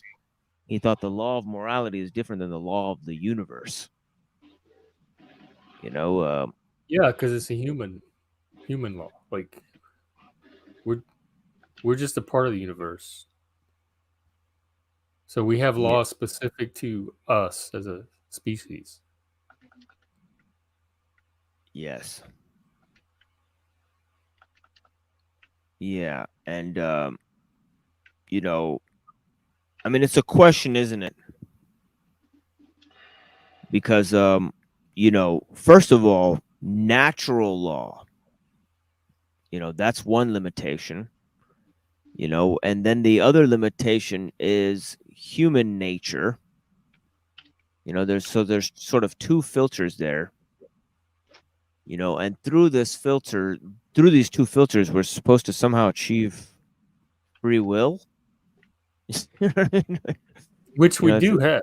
And then on top of that, there's like environmental and social. There's nature and nurture. So in addition to human nature, there's whatever nurture you received that conditions you further.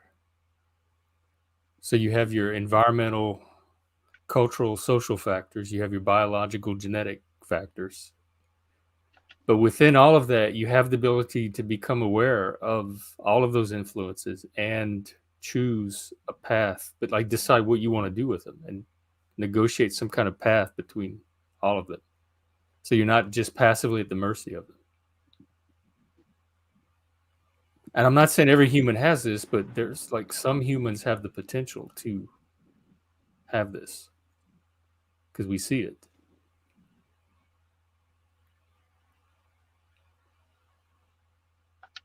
Yeah, and that's another thing, is that awareness, a certain amount of awareness of your own limitations can make one more free.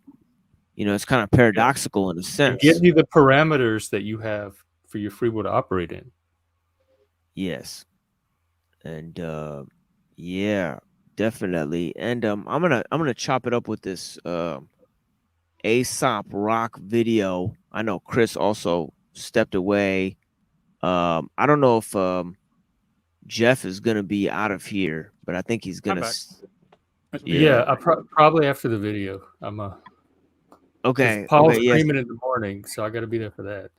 Oh, okay. So yeah, PF Jung, is that correct? Is that his name? Yeah, Yeah. PF Jung is streaming in the morning, an excellent live show that he has as well. I've only seen one episode of it, but yeah, I like He's that starting episode. to do more panels, so there might be possibility for him to take panelists.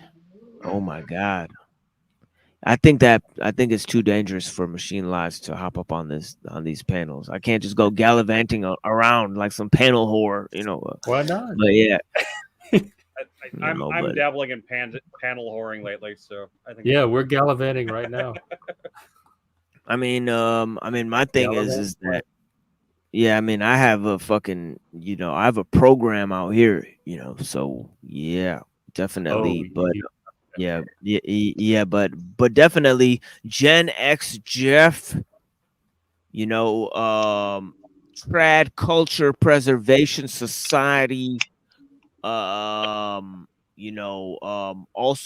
Cascadian Anarch.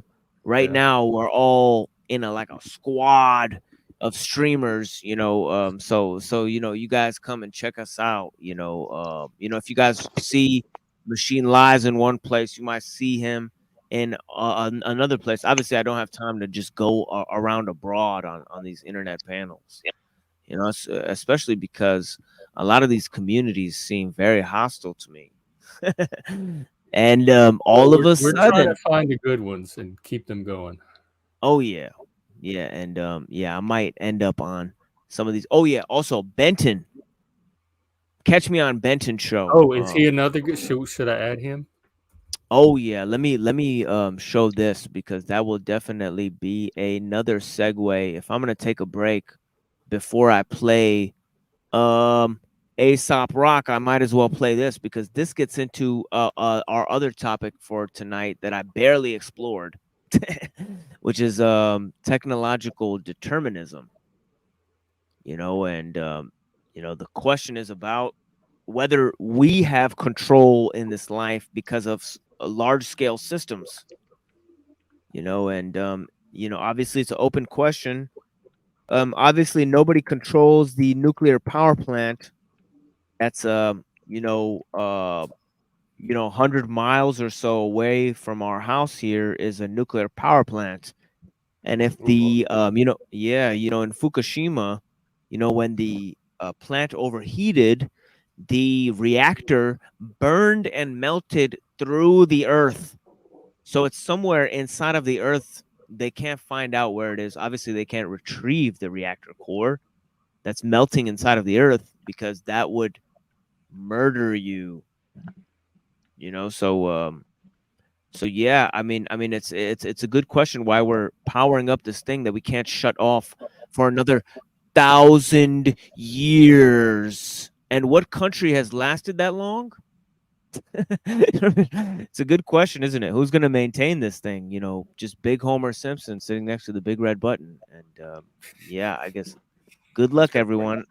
Good luck, everyone. But yeah, see, that's why technological determinism. Can we live without it? Can we go back? Obviously, there's no shutting down the nuclear reactor. Not without extreme consequences. So we're not, so in a sense, there is no going back completely. And that's kind of what the question is. Does we can't. There's no going back. Yeah, to what sense are we, determined, by technology?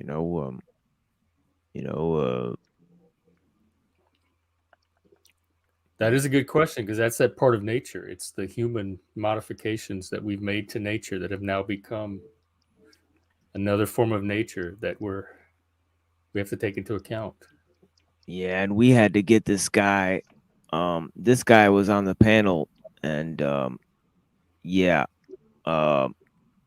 he was making some of these points, very routine points that we hear people make. And we'll go ahead and play. Oh, I remember. He has the Natural Born Killers profile. Yeah, I remember him. Yes. Yeah, let me find where I'm at here. But yeah, I'm somewhere here. Oh yeah, here I come. Yeah, so this was me this morning, guys. So you guys watch this for a second while I step away for a second. Thank you for joining, everyone. And yeah, I'll be right back. Oh, so you have, okay, I got you. Yeah, as long as you blast it off. Yeah, I did it. Yeah. Yeah, I did it a few times. I did DMT a few times. What's a BAMF? Five Black grams of black mushrooms. ass motherfuckers. That's my favorite thing. Me too. That's my favorite. Yeah, me too. Is 5 grams of mushrooms. I don't like to take 2 grams or 3 Mhm. grams. I like to take 5 grams of mushrooms. That'll Absolutely. that'll do something to you. Yes. You gotta lay down for a while. That's the only drug where actually you gotta lay down for a while. I'll go off. I go off into nature by myself, and you know, I don't. Man, DMT was the biggest letdown I ever had drug wise. It did nothing to me. There you go. I never did get to do that one. Yeah, I took a computer science programming course, and I'm trying to remember the language we learned in was actually a dead language. It was just a teaching language. Oh yeah, And, yeah. It's actually it actually comes from this right here. If you study, you know, this logic and philosophy, you know, symbolic logic. You know, what you get is like little tildes and little characters and little operators between them. A dot, for example, means and. You know, and a letter could mean a whole statement. You can contain any number of information within A, for example. You know, A is just a placeholder for a statement, you know, so you could take that. So once you encode information, you know, it just, What is he wearing? you can encode it into symbols. And that Shorts, a symbolic skirt? logic actually comes from the Principia Mathematica of Alfred North Whitehead and Bertrand Russell. And these two figures, Alfred North Whitehead and Bertrand Russell. Oh, they yeah, I stood thought at we were the gonna watch the precipice rap. of human knowledge at Cambridge University in the 1900s. You know, I've read some Bertrand Russell. I can't remember what, but I'm not aware of. Oh, that's the Steve. other much. yeah, He's Bertrand the, Russell's one of the guys that is a invented Apple. very evil man. You know, he who said in his book, The Scientific Outlook, that society should be run by the needle. You know, by doctors and scientists. You know, so this guy was a straight. He believed in a form of scientific totalitarianism. You know, which is essentially what they want to roll out today. Liquid death. I think we're pretty much already there. Yes. Yeah, liquid death is that canned And water. that was one of the because first things canned that, water It's is water? that Kaczynski came up It's with. Is that like water. the Well, you know, you have to foo-foo reject foo-foo the tech fruits thing? of science. It's a You know, huge the thing. I don't hubris know. of They're a the huge company scientists. now. I've never heard of And it. that was a Yeah, radical it's in all the statement that stores they down made here. It's that just took it one canned step water. I don't beyond buy just looking water. at the That's probably technology. why I don't You know, and then buy it. We have and to just buy trying to water around save here the because the environment. tap water here is We terrible. may not Mountain be able to water? Why do save they call it liquid death? nature or save the earth. You know, that might not I be guess in our because it's purview, funny. I don't know. but we can help human beings by lessening the influence of technology that's Murder imposed your on them. thirst. You know, without their, you know, initial It I've comes from the never tried it. Austrian Alps. want or need for those It's things. So people extremely buy clean water water. from the that's like melted snow from the Alps, I guess so. and they put it in a can, slap Yeah, a liquid welcome, death label Christoph. on it, and they sell it to Yeah, people. I And was really people enjoying buy this it. topic. For like $3 a Bitch-ass can. Yeah. motherfuckers talking to me like that fool, like I'm not gonna microdose DMT. You Yes, it is a bitch-ass foo-foo slave. I love But that. seriously, it came to my head very vividly soon when I came back. Was Wizard saying that? I mean, I think he just I've said never he done listened K the other either. day, and it's really funny. But no, in all They used to seriousness, they used to do it at the clubs, after I and the had people my on it like looked so meditation time or boring. whatever They to were myself, out of it. They I was couldn't interact listening or to anything. Benton None talk of about it Ben looked fun. Kaczynski, and I know a decent What was it amount, that didn't look but fun? I'm just sorry. hearing I the missed what you depths were K, saying. that ketamine, Benton went special into, K. and Ketamine. just Yeah.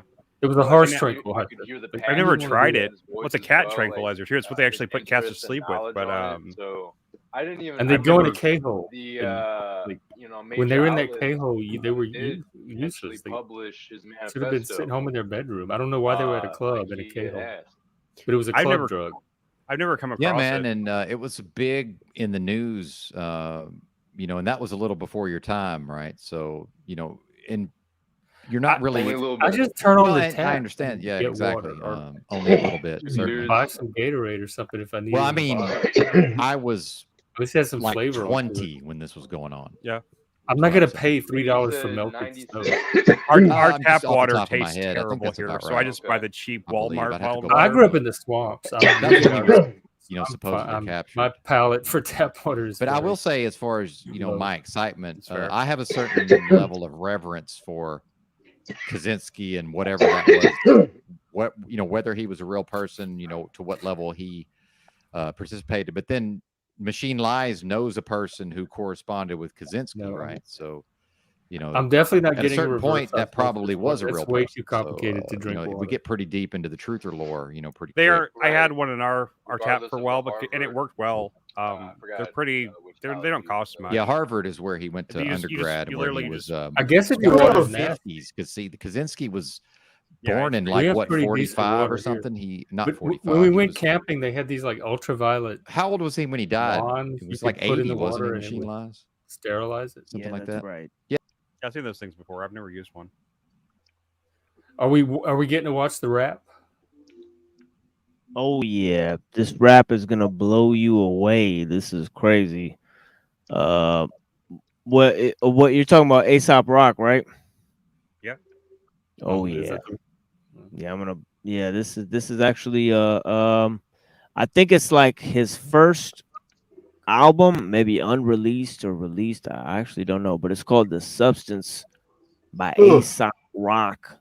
I'm gonna play Bus Driver after that, and then we'll continue our discussions here. Thank you guys so much. Yeah, for thank you. joining. I'll probably sign off after this one, but I'm sure I'll catch you again. And you're always welcome on mine. For sure. Thank you so much for joining the panel, Gen X Jeff. And thank you to all who joined the panel tonight, including Toilet Bowl Earth. And hopefully Hey, Toilet Bowl. Locutus. Locutus. Speak now, or forever hold your peace. Yo, man, what's good with it? What's good, Holmes? Yo, man, thanks for joining. We're just listening to some music here, and then we're going to continue the discussion, brother. Yeah, just all these black people joining your shit, and I just figure I gotta jump up in this shit too. Hell yeah. We got more color. It's a colorful world. Bless, man. But there's more.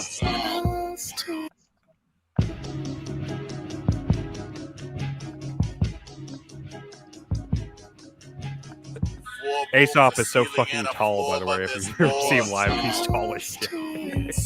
Towers up here. A desk with a subtle light, a window, and a door. One bottle of the bluest things your iris ever saw. And one child prodigy with a vision in his core.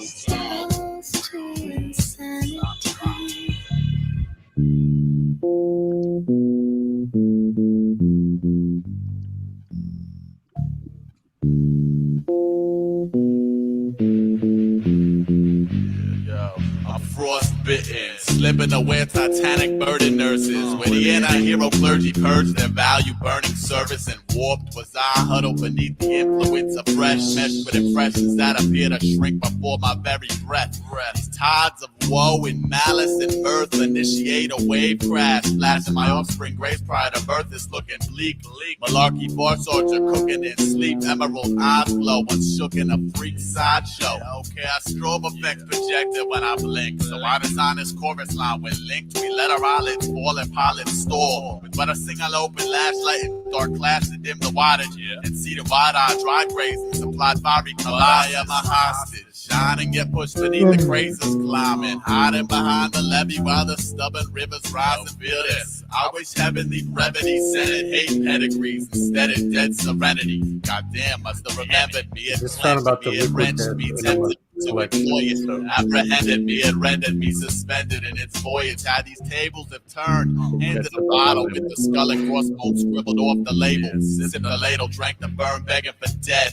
Concerns off with the zephyr treaded leg in the web. Caught 666 couriers beckon, they fled. Okay, I get it. Let them shake a little, then release them. Like as if ghostly hysterics would leech on bandit completion.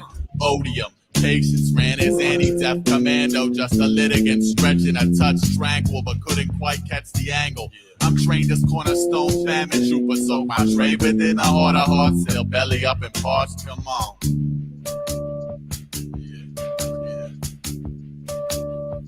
Check it. I'm a sideline observer, alerted, not yet retreating. The climate stubbornly hovered slightly above freezing. Now everybody in the populace awaited my reply.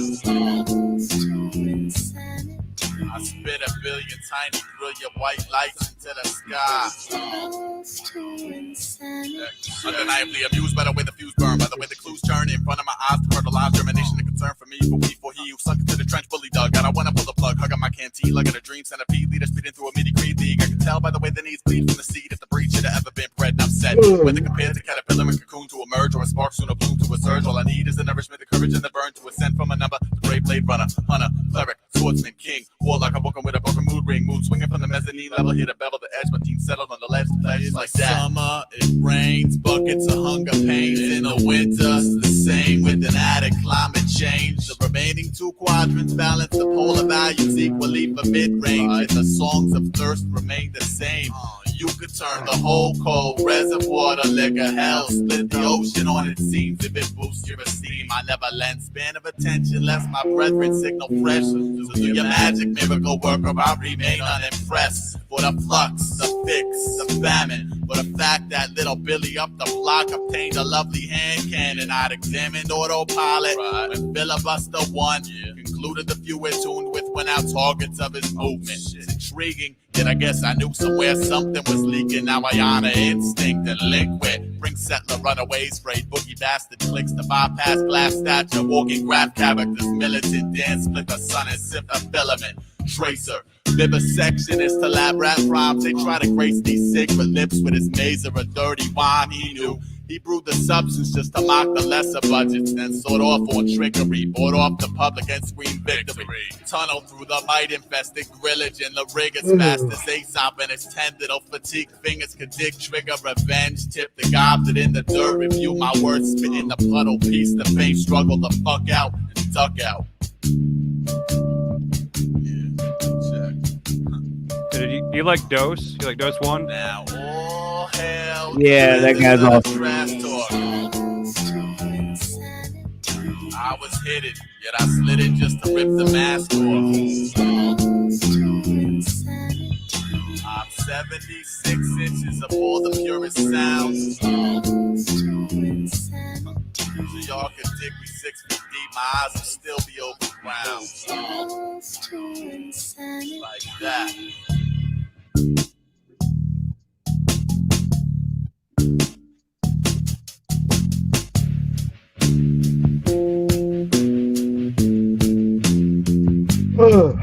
Fucking hey. Track's badass. I haven't heard that one before. Yeah, it's a weird one. Experimental like for. shit. It reminds me of some old Dose 1 shit. And Oh, that's actually, yeah. that's how I actually got into like underground rap. Was I listened to this band called the Gnaw Twist, and they did a project with Dose 1 and the other guy from themselves that called 13 and God. Have you heard that? Yeah, 13 Gods themselves is fucking crazy. Yeah, 13 themselves. and God's amazing. Craziest rap groups. 13 Gods. I have not heard that. I gotta fucking go and look this shit. 13 and God. It's 13 and God. 13 and God. Yeah, Check shit. it. If you can find it, there's a live version that they did of this song called Superman on Ice, and it's one of the version on the record is not really that cool or intense, but that live version, it's on YouTube. It's one of the most sick things I've ever seen in my life. Totally worth checking out. Yeah, I opened the show with a song, Writer's Workshop by Soul. Oh yeah, I love Soul. He's a good dude. I met him before. Yeah. Oh yeah. Yeah. Like I've been just at their shows and stuff. I've seen Dose a couple of times in different projects. I saw him in last time I saw him is what's it called? something called something dark. I can't remember the name of the group now because they did like one album. They only did like one album with it, but yeah, I saw that, and let's see here. I'm gonna find a link of this for you. Yeah, here it is. Oh, I'll send you this link. Hell yeah, we about to go on a musical exploration. Yeah, check with this. Chris. Check that. I just put it in the chat there. Check this out. Like this. There's no reason you couldn't play this either. There's no way this can be copyright because it's like footage from a live concert, and it's a song that's really obscure anyway. So it doesn't sound anything like the album version either. Oh, okay, I get it. You can't even just send it in the private chat, Chris. Oh, send the private chat? Okay, sorry. Yeah, because I can't, because if you send a link, if you drop a link, since you're not a mod, it won't show up in the chat. Gotcha. It doesn't let you put, because people will spam their own links and shit that are not mods. So they'll just fucking put that shit there. That's right there. So yeah, let's check this shit out. And if you're joining us, is great too. Yeah. If you're joining us at this moment, we're taking a musical break, as we've done many times with JG. And if you go back a few episodes, we took a musical break with Chalk Body Outline, talking about horrorcore rap music. So yeah, and with JG and everyone. So we were talking about that too. Insane Clown Posse and stuff. Like That's back when clipping we and had. stuff? Yeah, we had Neurojack here too. Neurojack's cool Because guy. he was a fan of but yeah, he took a break from the internet. Oh, did he? I didn't know that. Yeah. Yep.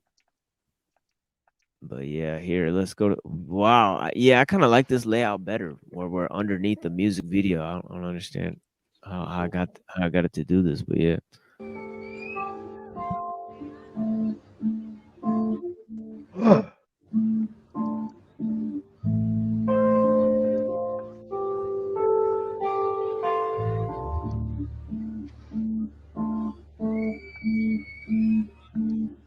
Somewhere between molten and cold.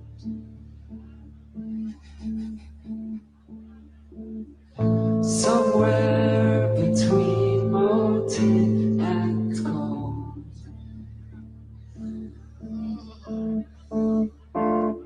Somewhere between molten and cold.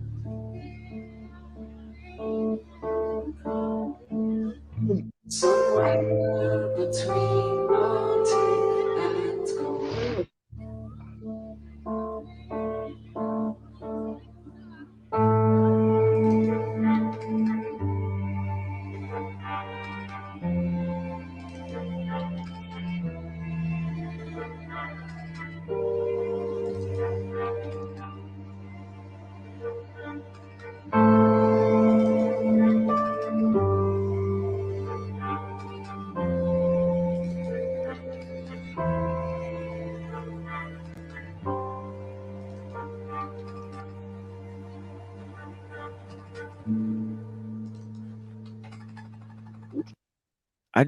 I'm so confused. Who just left the screen? What the other guy that was right there? I don't remember what his name was. No. Shit. Damn, am I really gonna have to look on my TV and see who just left the screen? Because I have no idea who the fuck that was. Yeah. Give me 1 second. He had like Ice Cube on his icon there. Oh shit, yeah, that guy. Okay, yeah. Thanks for joining the panel, guy. I don't know what happened to you, but yeah, come back in. Oh yeah, here he is. Oh shit. Yeah, here's somebody else. Oh yeah, sorry. Yeah, we here listening to music. Thank you for joining, friend. Yeah. Somewhere between a motivated and cold and you on the ledge of all 241 ways to be you, basing guess upon guess they are where somewhere between a motivated and cold, believing good friends down that about in their beauty marks, then you found you counting back toward yourself, so have the dreamt I kept me on, yet another body steep, jumping however in one day. And every Monday, things begin with indiscriminate street noise. My being normal alliance of all those with high levels of work in their blood. And clocking their wake up early, shaving day and breakfast skulls with fresh ladies, like races so that one day the moon might hold to 500,000 massage hoods. Easy and plenty of fast restaurants.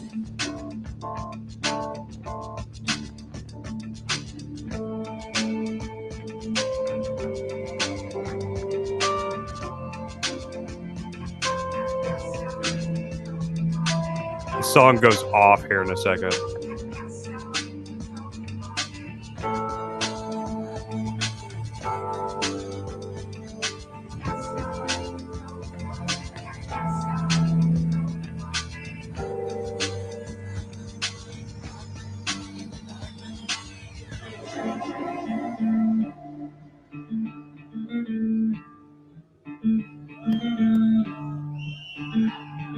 Check it out. This song is about sperm and the mining of human concern.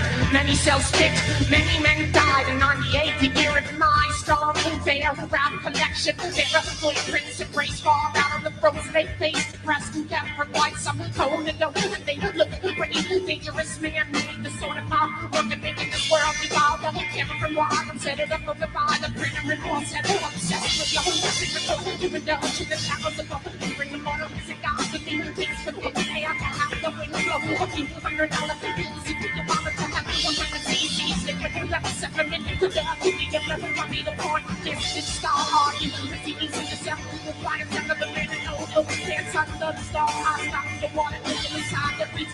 Do it like it's the name land. You can't do what you now resort. Look like a feathers in the sun. Man, son. What's the doors? Taking the pill in your face. Looking back like they got nothing to do. Something out of it. I'm over the spark. The sickle cells team. The spraying waste. Then you get it on the Photoshop. Music you keep it there in the house. You can mix them. The albums in one week. Or one look. You have to use snake to the air. It's about it. Good.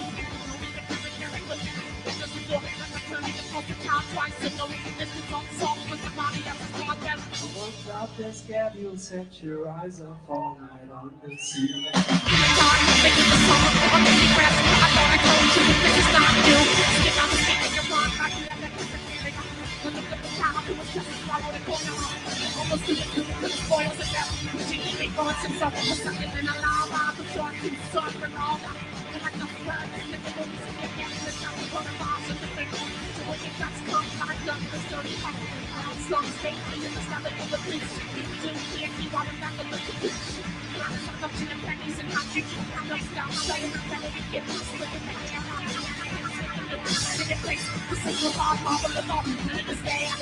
It is kept.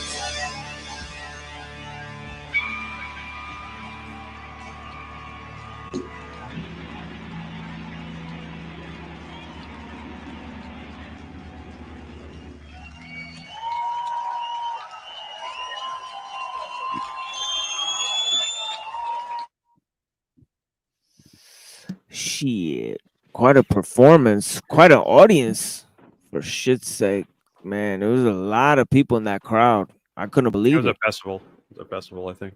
Yeah, it was a. Ooh. He's one of the coolest people I've ever met. Like people that I actually have a lot of in music have a lot of respect for. He hung out and talked to me for like an hour and a half after the show, just hanging out by like the like the door where they do the loading and stuff like that. He was a really cool guy, man. He's really cool. Aesop Yeah, Rock is that- cool too. Aesop Rock's really nice too. He's just tall as fuck, man. He is so goddamn tall. yeah, that, He's like 6'7" or something like that. I was like having to crank my head up at him. I mean, And I'm that like song, I'm almost 6 foot to myself. So yeah, that song "Heavy Ceiling" by Deep Puddle Dynamics. Have you ever heard this song? I've heard Deep Held Dynamics work, but yeah, it's pretty. I Yeah, don't know if I've heard that this. specific one, but I don't remember a lot. Oh my god, this has to be like if I had to put like my top, honestly, my top 3 rap songs on a fucking list, this would be one of them. You know, it's literally that fucking good. Heavy Ceiling by Deep Puddle Dynamics. My God, one of the craziest shits of all time. Let me see. Oh yeah, Dr. Chainsaw Hands. If you guys know about Dr. Chainsaw Hands, either you do or you don't. Right? But like, yeah, Dr. Chainsaw Hands is one of the sickest motherfucking channels on YouTube for underground hip hop. If you guys don't know, you guys don't know. I actually Dr. never heard the name before. I'll check him out. Yeah, Dr. motherfucking Chainsaw Hands off the tip with the shit. But yeah, this motherfucking song right here. Good lord, Dose One. Good fucking lord, dude. And this shit on somebody else's channel, this shit got over 100,000 views. This is one of the greatest hip hop songs of all time, in my opinion. It's crazy.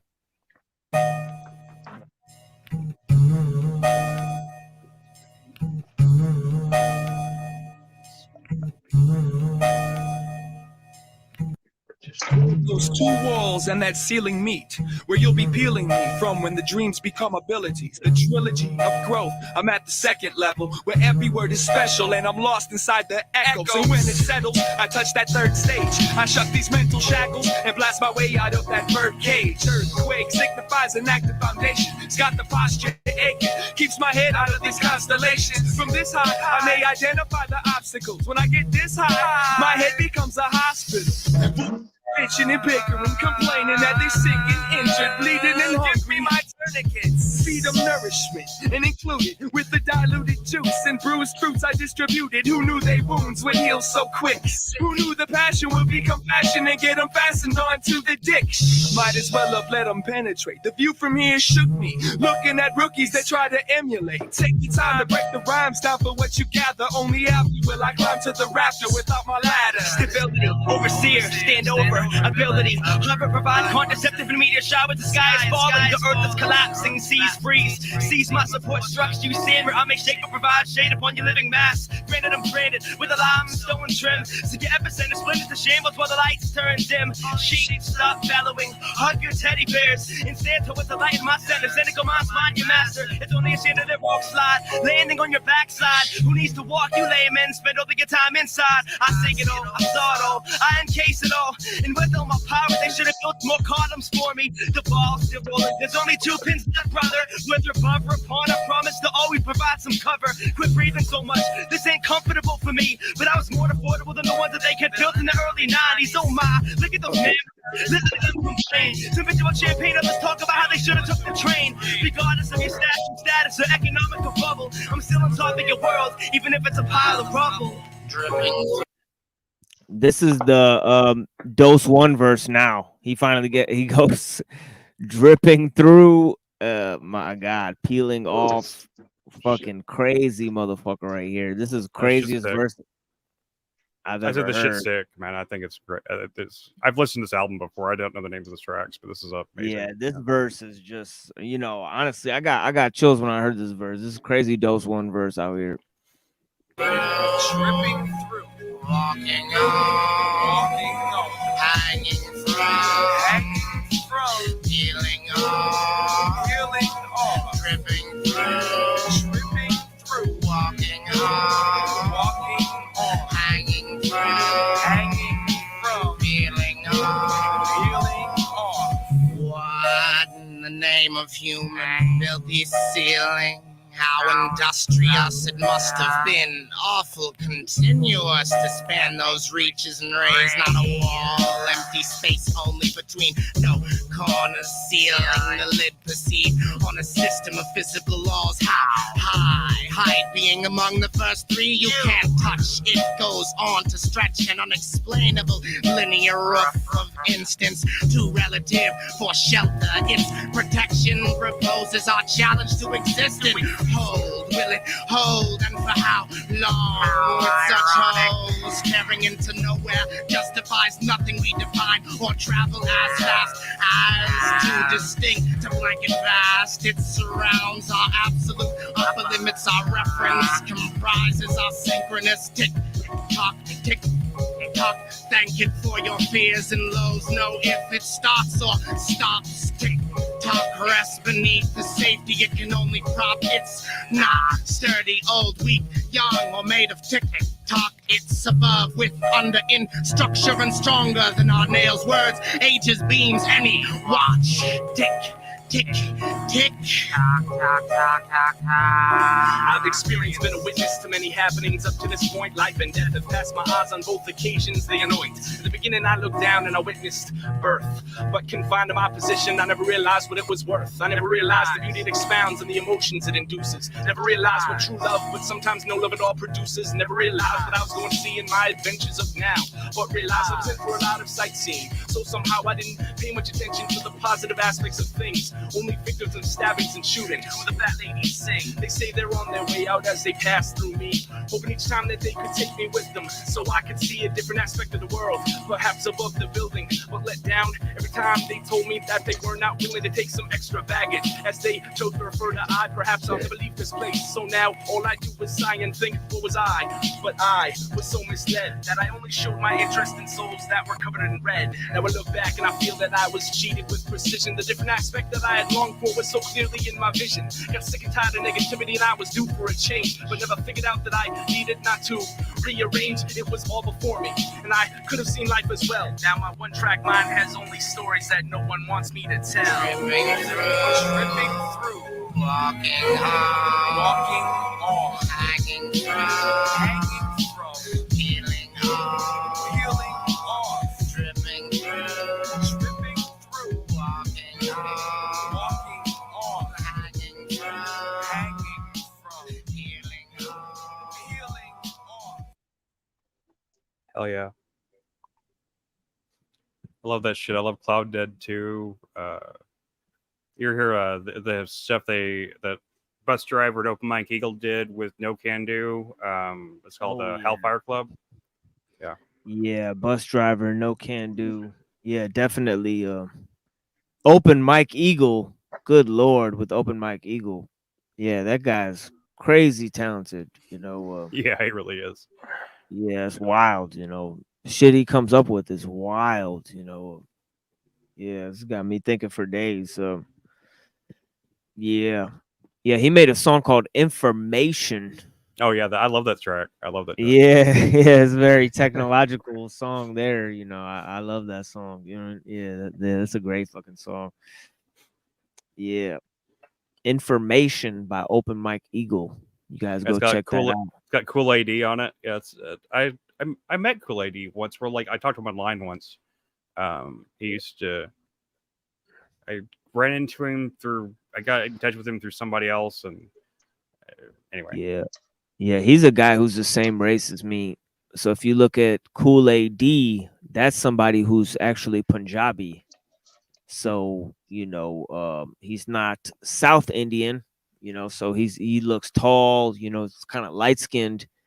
Looks more like how we actually look. The Punjabi people. But yeah, that's racist. There are two Punjabi cats, I guess, who made it famous being rap stars. Damn, I can't believe that.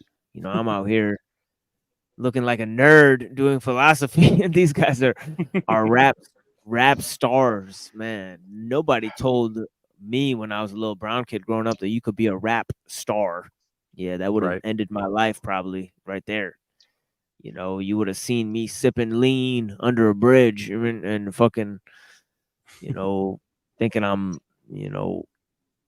better than everyone, or whatever. Yeah. I used to work with a bunch of Punjabi girls at Amazon. Yeah, they're probably very good looking. pretty. Yeah, they're very very pretty. Yeah, Punjabi girls. Yeah. We're not talking about Indians. We're not talking about all Indians. They look different than Indians. Punjabi people look different than Indians. We're like tall, we're light-skinned Indians. So it's fucking weird.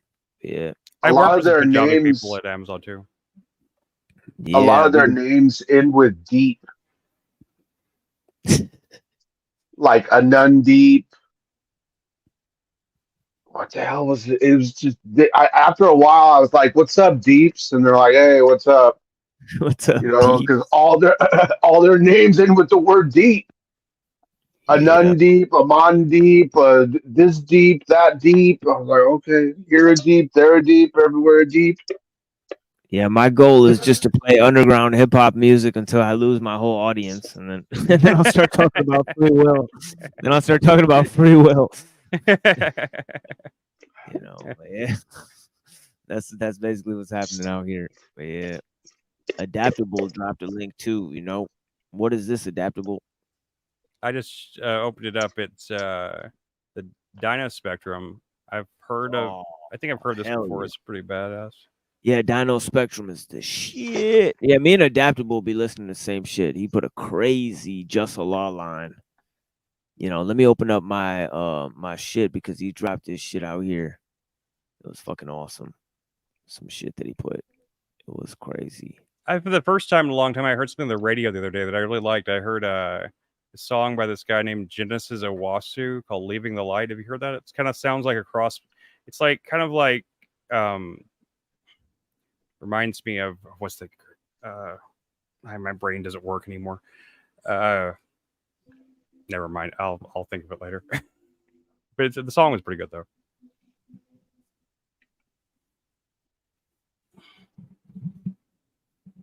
Yeah.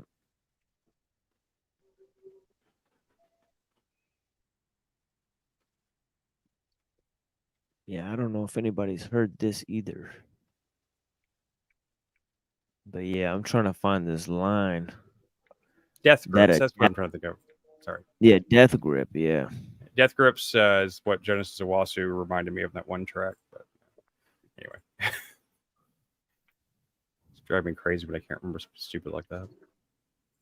Yeah, he says, "Come undone, sunken, summons him from the stomach of a sunless dungeon, bludgeon them into chum to become consumption." Damn, son. That's Just a Law right there. That's some fucking sharp shooting right there, man. Holy shit. But yeah.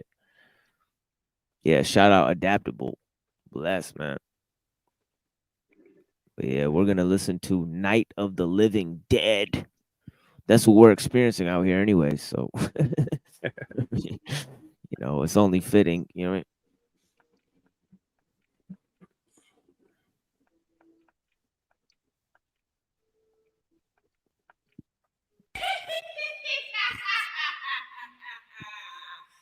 I'll get you.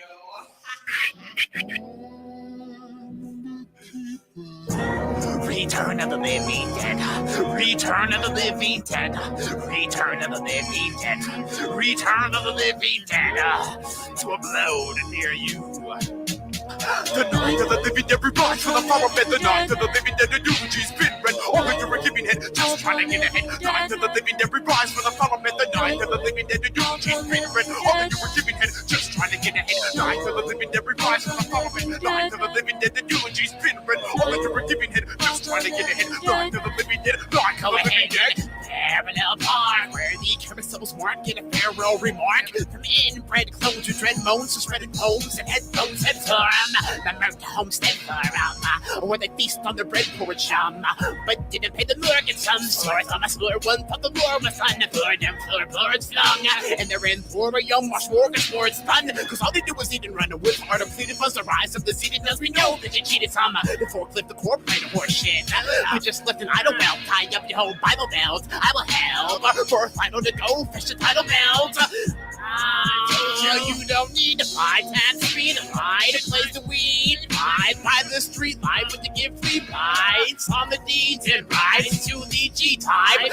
But please not quite what we need right now in catacombs where we lie down. The night of the living dead rise from the flower bed. The night of the living dead, the eulogy's been read. All that you were giving head, just trying to get ahead. Night of the living dead rise from the flower bed. The night of the living dead, the eulogy's been read. All that you were giving head, just trying to get ahead.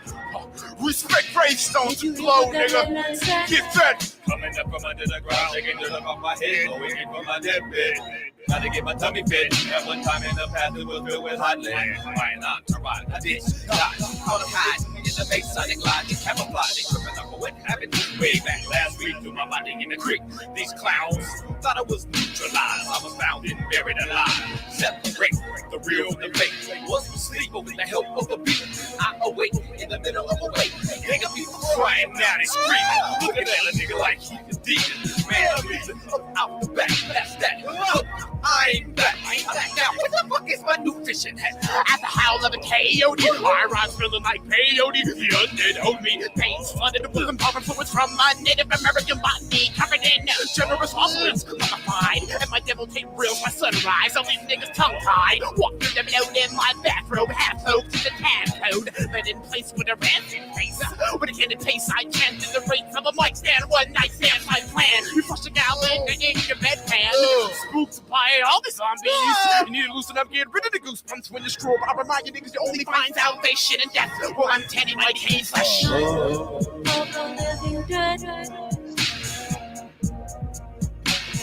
you hear what that dead man said? Night, come from living dead. Did you hear what that dead man said? Sweet. Night of the Living Dead. Fucking deadheads coming to argue shit like free will, impossible issues, impossible problems, manufactured kerfuffles of arrogance and spendthrift fuckheads. It's grift. Chalk body outline. Grift. Selling shirts like his fucking Mexican cousins. Fuck these people. You guys can't Doesn't see he through like? grift. I'm sorry, I didn't mean to interrupt you, but doesn't he do like he does like some type of art or something where he takes the logos and like changes them or some shit like that? Yeah, it's called haberdashery and fucking stealing logos and shit. Yeah, we do that shit in Pakistan too. There's no copyright law in Pakistan. That's why you got Bikey, Mikey, but you'll never see Nike. You know, and they got 2 checks or some shit. It's got like 2 Nike swooshes, you know. Some stupid shit. They'll change it. You know. Yes. Stealing designs. That's how it is. Cucked by design. You know, cucked by technique. Ameliorated in the face of technique, you know, ensconced in, you know, errors. Where is this Turing? I can't even find my shit. Well, man, I'm actually got to take off. I gotta go to sleep. I'm getting tired, and I'm gonna be up and for Paul's stream in the morning too. So, but it's been really cool. I've really enjoyed hanging out, and I'll definitely come by your stream again. Definitely show up anytime. Come on Jeff's stream, man. Like we've been like co-hosting that shit last couple of weeks. It's been going pretty good. So we always appreciate your presence. So thank you so much for saying that. Yeah, it's been a minute since I've been over there, but yeah, last week I was there. You know, I'm pretty sure, you know, but yeah, I try to pop in there once a week on Gen X Jeff stream. You never know which day you'll get the machine lives on there. So make sure you guys tune in every single day to see Chris and Jeff having a conversation, you know, and of course, sometimes me just in the chat because I have to like clean up or some shit. But yeah, one time I had to cook. But yeah, I'm always down talking to these guys, man. These guys are the elders, you know, bless you guys for being older and wiser, you know, than the kid. I don't know about wiser. I'm older, but I don't know about wiser. Well, in terms of just today, I've shared some of my personal experiences, you know, and it was helpful, you know, to see what you've been through as well. You know, I'll definitely talk to you more about that, brother. Yeah, we should really talk about that more. I can tell you, I'd be happy to go into a lot more detail and tell you a lot more about what me and my wife went through. I mean, she's good now that we got her regulated the medication. But I mean, it was bad for like 2 years. I mean, yeah, like she would disappear, and and I'd have to like call the cops and like have them look for her and stuff like that because I had no idea where she had gone and stuff like that. Yeah, I know what you're going through. Yeah, I hate, you know, I'm the kind of person who doesn't call the police. I am too. I am same way, but when I had no other, you know, I had nowhere else to I had no idea what happened. Yeah. I fell asleep. I got to the point for a while. I just didn't sleep for like long periods of time, That, and I that's didn't. that's exactly what I was going through. That's exactly what I was Yeah. going through. I would just not sleep because she'd get up, go to the bathroom, lock herself in the bathroom or something like that, and there goes my night anyways. Yep. If she's in the bathroom, locking herself in the bathroom, taking like things out of her skin because she thinks things are buried under her skin or some shit. And like, fuck, you gotta like break down the fucking bathroom door, get this motherfucker out of the bathroom literally in the middle of the night. It takes a lot of patience, but definitely thank you for joining the panel, Chris. And you're not gonna tell that you're a strong spirit, having endured what you do, and you got a beautiful baby there, so you got a lot to live for. I'm definitely happy to join you at this time. Yeah, At this definitely. I really do want to talk some more about it. If I wasn't so tired tonight, I'd say we talk now. But I don't think my brain is really as clear as it needs to be to really go into that. But Well, I'm like, glad. yeah, I'm glad that we had a little wind down session with the music. Then you get yeah, like a definitely, little music before you go to sleep. Yeah, man. Bless, man. definitely, Thank man. you, man. I think Yeah. it's been a great experience. I really love being here tonight. I'll see you again soon, guys. Good night, everybody. Bless. Bye. Okay. Bye. Bye to Chris. Yeah, take it easy, bro. Yeah, we're gonna get into some things here in terms of free will. So we got lots of issues to cover in terms of the problem of free will. Well, of course, I entertain the panel until the panel falls away. And that's just how we do things here. We're here for the people. We're here for the critics. We're here for the fans and the potential partners in streaming, and also just people who want to check out. If you want to hop up on the panel, play video games, do whatever the fuck you want to do, you hop up on the panel. You don't have to say anything on this panel. You can come show your face. You could come show your presence. Share a image, share a song, share a fucking statement about something, whatever the fuck you want to contribute. You guys come through and have a time here, and we already see Nico Pluto asking, just what the fuck is free will? What is free will? You know what I mean? And that's why we're here. We're here to ask the question, what is free will? And I guess we could talk about the notion of free will. I guess how it works on many different levels. I mean, the first level you could talk about it is in a metaphysical sense. Now, there is there can be no such thing as randomness. What I mean by that is that randomness is an unproven assumption. If you look at reality, there's no reason why anything should be random. As I say, not everything happens for a reason, but nothing is truly random. That, and why is nothing really random? That's because of cause and effect. Cause and effect actually operates on the most minute level.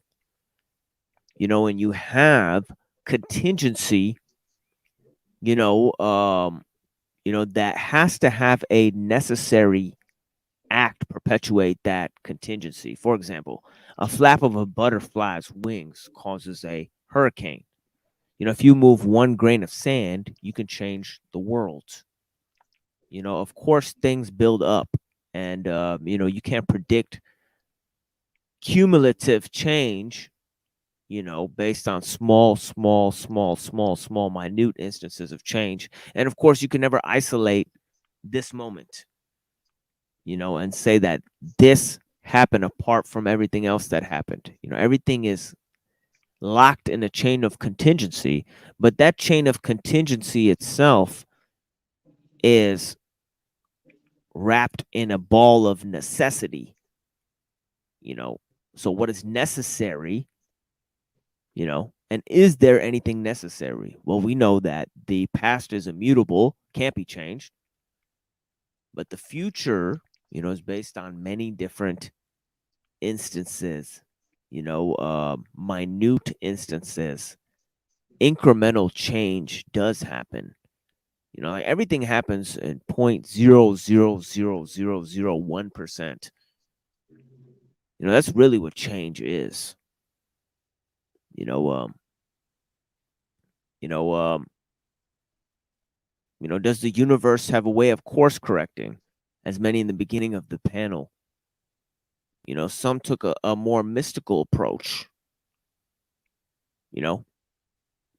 But yeah, if it's all connected, if everything is truly connected, within the chain of contingency, can there be anything but necessity?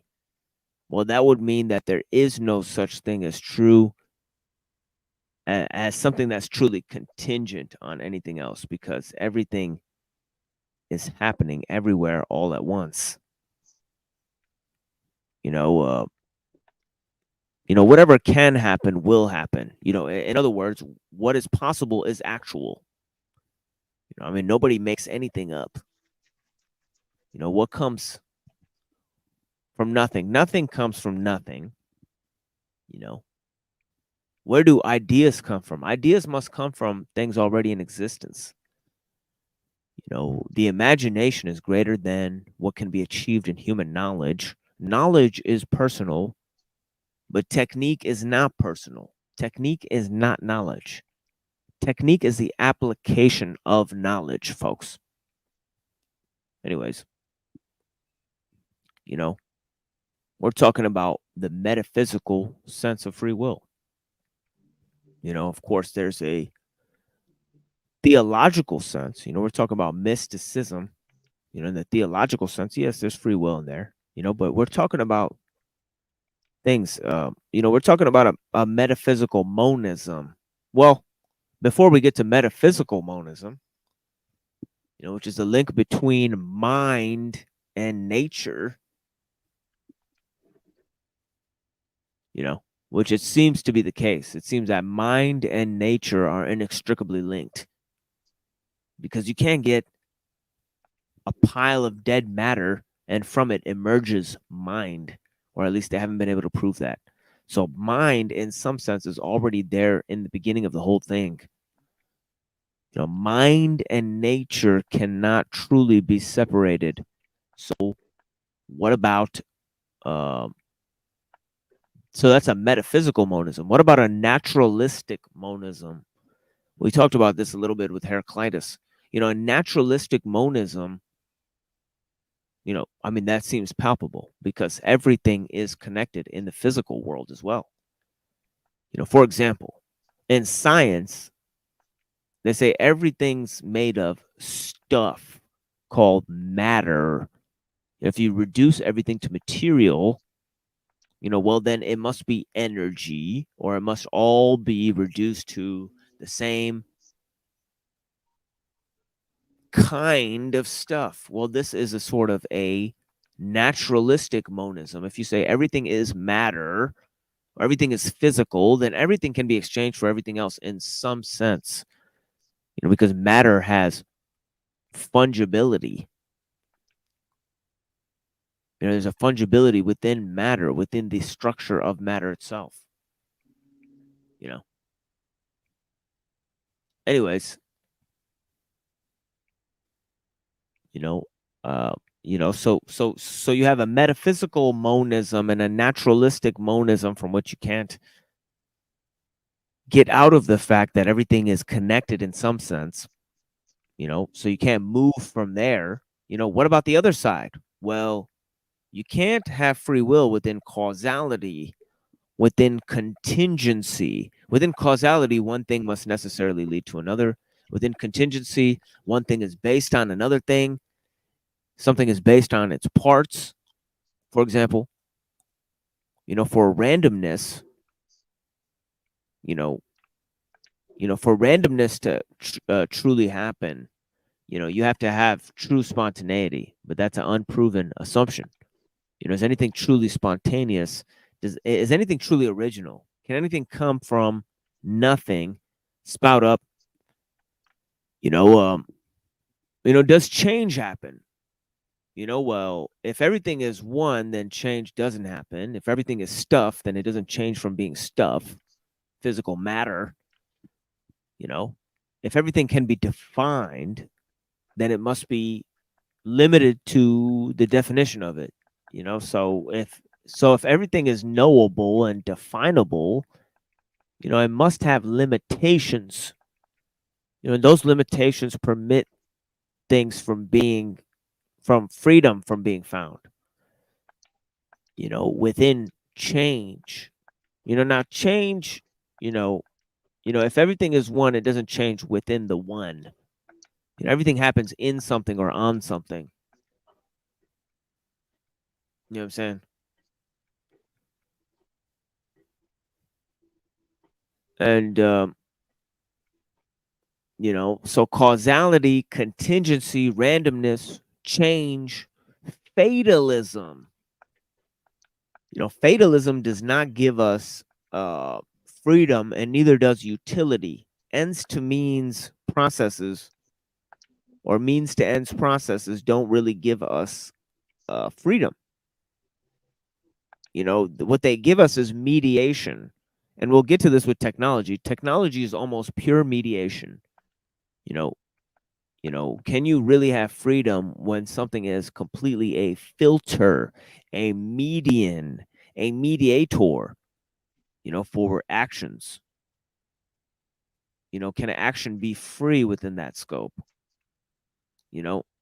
It goes to the question of technology, and technological determinism. That's a little taste of the metaphysical side. What about the theological sense of free will? Well, that has its own parameters. For example, God created us for obedience. Okay? Now we're made whole through our obedience to God. Does that make us free? We are led astray by our own disobedience to God. Meaning that obedience to God is optimal for our health, for our, understanding. If something is good for your health, then are you free whether you want to follow it or not?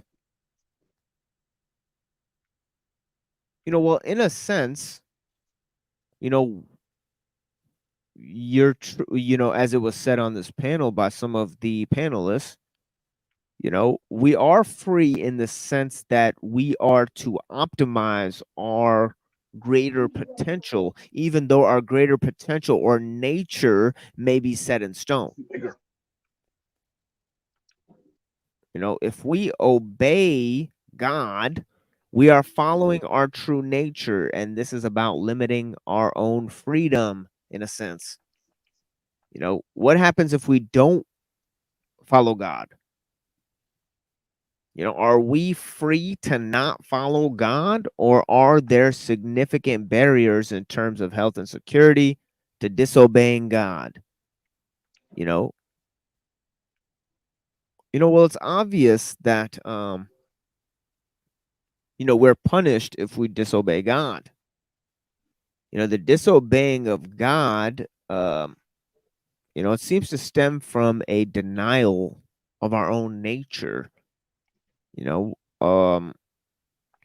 are we sinful creatures? Well, that underlies or belies a a nature that's already set in stone. Does it lead us astray if we curse our own nature? The analogy is walking through a thorny field, guys. You can move, but only insofar as being able to be pricked by the thorns.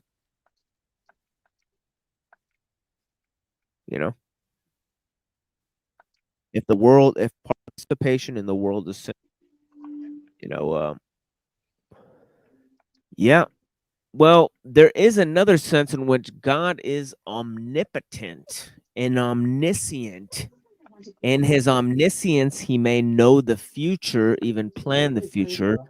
In his omnipotence, God controls every aspect of reality, or all the, God controls nature, really. Yeah, yeah, it's a good question. In these sense, can we follow God? You know, um, or does God choose us? Are we chosen by God? Well, that goes back to the question of fate versus destiny, as I brought up. Well, there's fatalism. Fatalism means that that you have fate. That means at the end of the line is your fate. Destiny is something that you're fulfilled to play a role for something that you may not, you may fall short of your destiny. You're called to do something. We're all called to do something. We are chosen by God for a specific purpose, and that's the other word, purpose, as opposed to utility. We're not, you know, uh, we're not made to fulfill an end, but we're made with a certain purpose in mind, that we have to align ourselves with, or perish to a certain extent. Well, it's it's true that it's true that Jesus was obedient. Jesus was obedient to God. You know, Jesus says this in the Gospels that he was obedient to God. And also you see this in the Philippians. I mean in the in the kenosis. Let me see this kenosis hymn. Let me look this up for you guys so you guys can see the kenosis hymn in which Jesus, kenosis of Christ. Okay, let's check this out, guys. What is the kenosis? Is the emptying. Okay, in Christian theology, kenosis is the self-emptying of Jesus. Sorry, ikenosin is used in the epistle of the Philippians. Yes. Okay, so it is Philippians. It's Philippians hymn. The hymn in Philippians. It says Jesus made himself nothing, or he emptied himself, using the word to empty. This is called the kenosis of Jesus. Okay. It says, though Jesus was in the form of a God, he did not regard equality with God as something to be exploited. So he accepted obedience up to to God. Okay, let's see this. Okay, emptied himself, taking the form of a slave, being born in human likeness, and being found in human form, he humbled himself and became obedient to the point of death. So even Jesus obeys God, guys.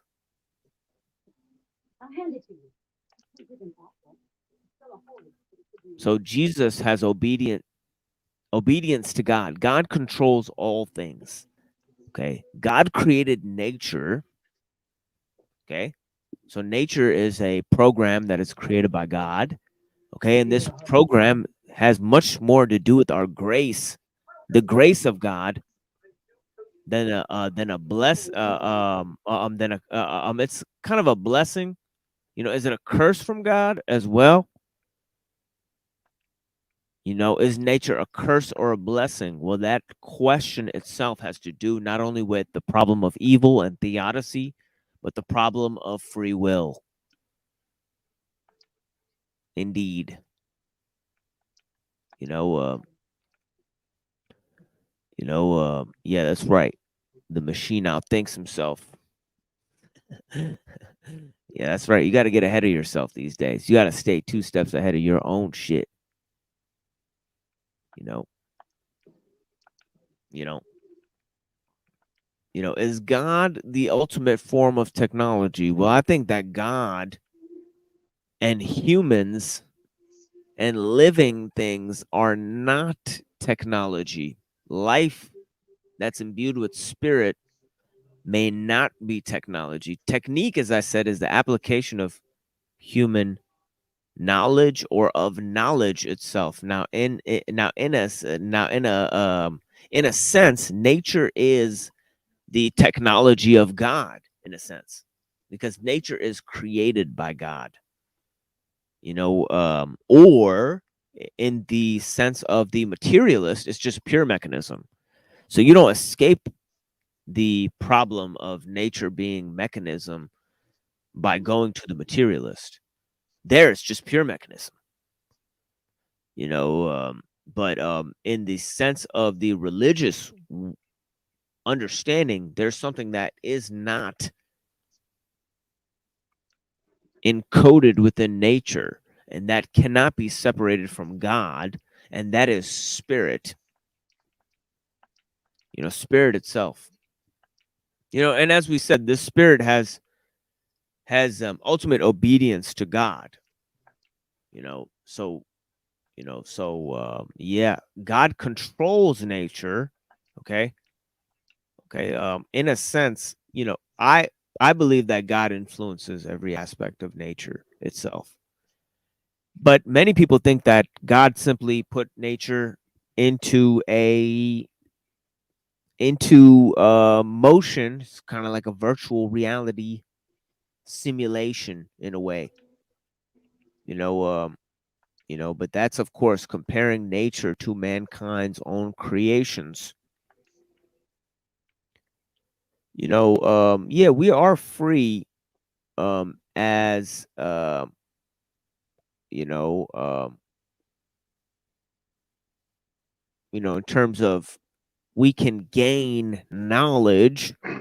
There's limitations to human knowledge, obviously, and we are physically bound to the earth to a certain extent. God did not create us in order to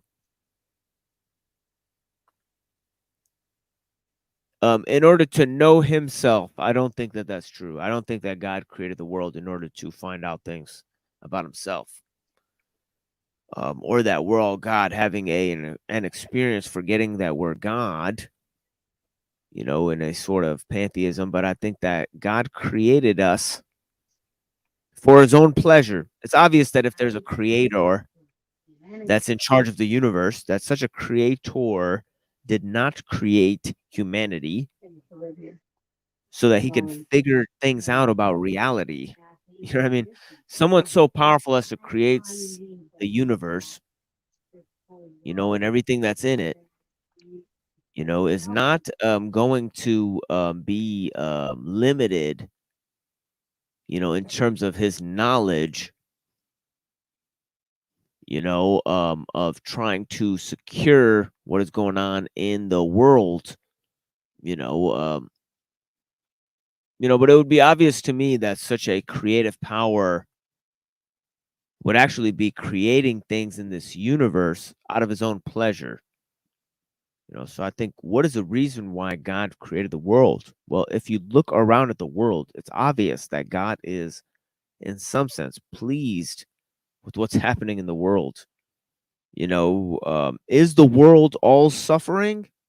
Well, we could get into this. That's not the topic for today. But is the world pure suffering? I don't think that that's true. As I said earlier, I think nature is at a certain level grace. Nature is imbued with grace. You know, it's imbued with spirit and life. These things are good. They're called by God to be good. You know, but you know, what is our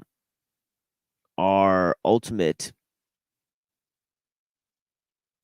you know, you know, is life suffering? You know, is God the creator of evil? I don't think so. You know, because it's obvious that nature is not evil, to me at least. You know, I think those people who say that nature is a bad deal, you know, they have a lot of problems creating their alternative world. You know, if you say something's bad, create a better version of it. Even if you can't do that in your mind, how can you criticize what is going on here? You know, build a better version of the world. You know, these crybaby atheists, they can't really build their own version of the world. They want to complain about how fucked up the world is. Well, why don't you build a better version of the world? Show me a better version of the world that we live in today. You know, how would you plan history or the order of events? You know, you know what I mean?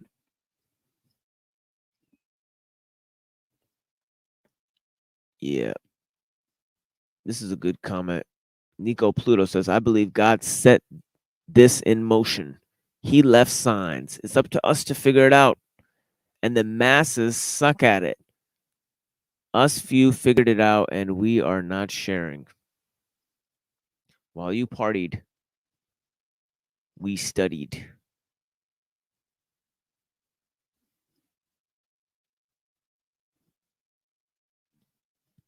We created this simulation. You are all just our guests, just like all on your channel. Whoa. There is no plan. Dun dun dun. So hey, can I ask you a question real quick? Yeah. Um, if God is like and I'm not saying this is my belief, but if God were to be like a sentient entity, would evil also be like sentient? Because it seems like you got random acts of kindness and like good things, and human nature has a tendency to lean towards self-preservation and wanting to do like good things. You know, it seems like the Ten Commandments are based on like, okay, well, I know like I'm a person, I value my life, so therefore I shouldn't go and take somebody else's life because I wouldn't want that to happen to me. You know, I work for my stuff. I wouldn't feel right if somebody came and stole it from me, so I shouldn't go and steal from other people. I shouldn't be excessively materialistic, lie, steal, cheat, and all this kind of stuff. And I noticed that there's a version of the Ten Commandments in almost every organized religion. Maybe not the exact same Ten Commandments, but it's basically like a basic moral code that almost all world religions. So basically, my question is: do you think that because it seems like evil things happen to people and it's completely and totally out of their control? So, do you think that the devil is actually like a sentient being, or that no matter what, these things happen to us because of our own actions?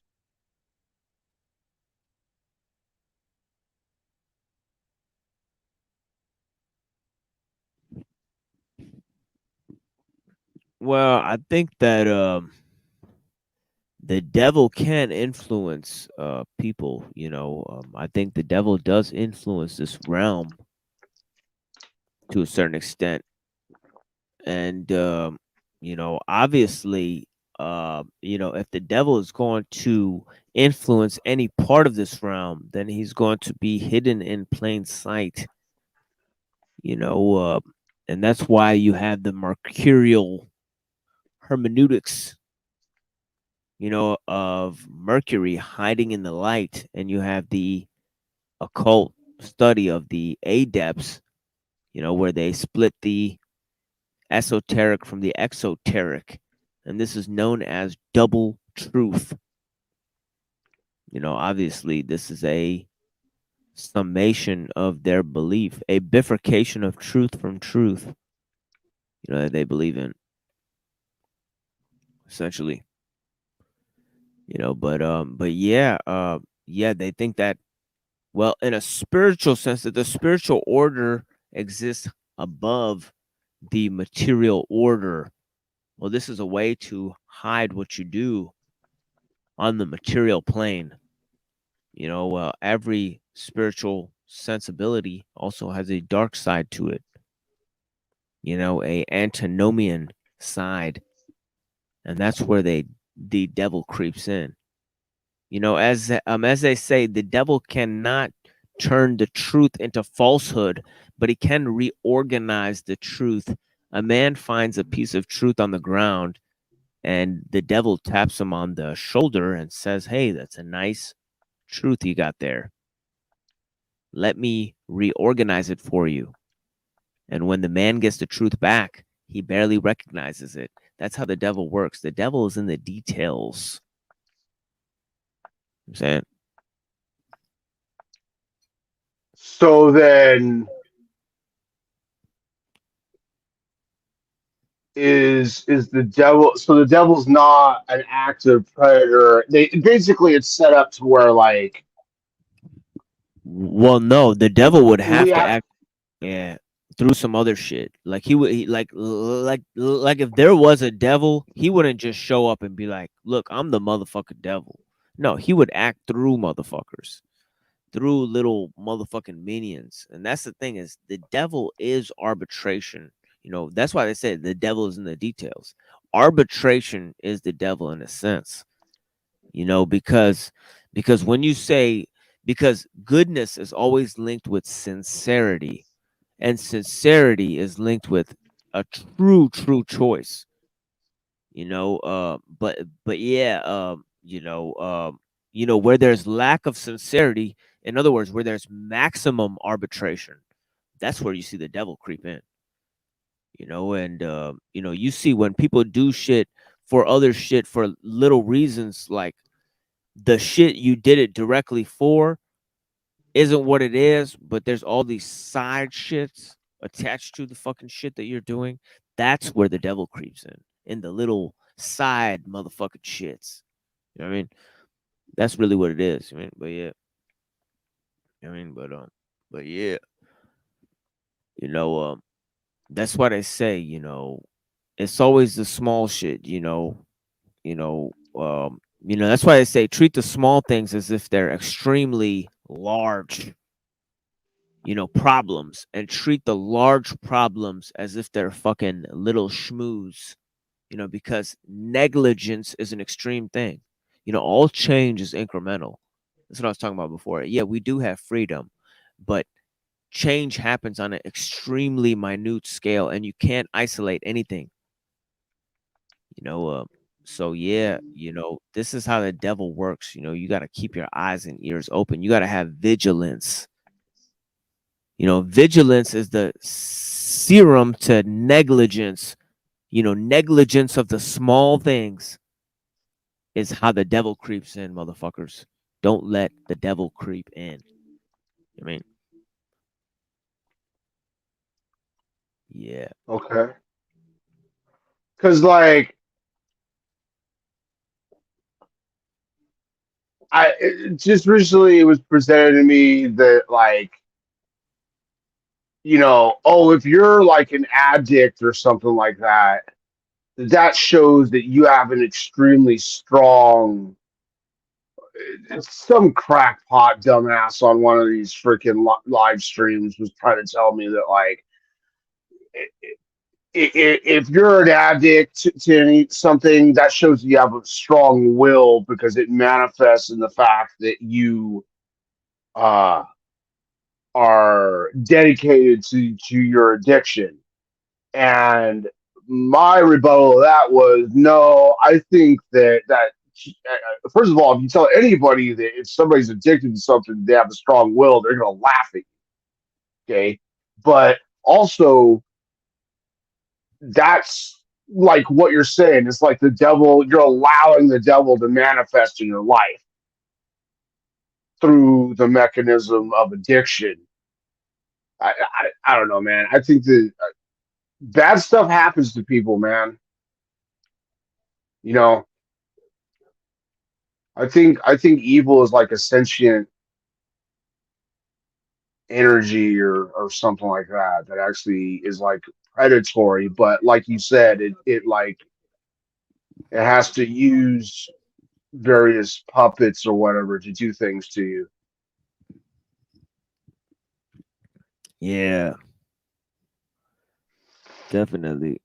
Uh, it's like a golem, where they put the power into the motherfucker. You know what I mean? It's like that's kind of how this shit is. It's magic. It's always acts through something, through the spell, through the person using something as a sidearm and shit. And that's kind of how this shit works. As Alul said, he said magic is primitive technique. And what is magic? Well, there is no real such thing. It's really deception on a fantastic scale, one that eludes the senses. All right, just like how Simon Magus used to practice, bringing people back to life, making it look like they're alive, but really he's just moving them around like puppets. Whereas Peter, he actually touches them and brings them back to life because he has the spirit. Where this motherfucker is just recreating shit out of fucking mortars and bricks and shit. Just, it's not living. You know what I mean? And that's why in the Terminator, it shows the machine. The machine is, as Sophia Stewart said, it said it was born, naked and without shame, covered in flesh. Well, a human being is born naked and in shame because it has to cover itself with clothes. It's cold, right? But this thing is born covered in skin. Its skin is not the skin it's wearing, the motherfucking Terminator. But that's a foreign object to it. It's some sort of silicone polymer shit that's made that's pretending to be human skin. Well, we're born in our skin and we're ashamed. Like Nietzsche said, he said, man is the beast with red cheeks. We're fucking afraid of ourselves, ashamed of ourselves, consistently ashamed of ourselves. That we're the only animal that has shame. And he said, that a man who criticizes himself respects the voice who does the criticizing. Well, of course, there's something. If we put ourselves down, there's somebody else in us that thinks that we're better than ourselves. What does that mean? What is self-improvement? Is there any such fucking thing? It's a good question, isn't it? Yeah. That's right, Nico. Puppets. Puppets.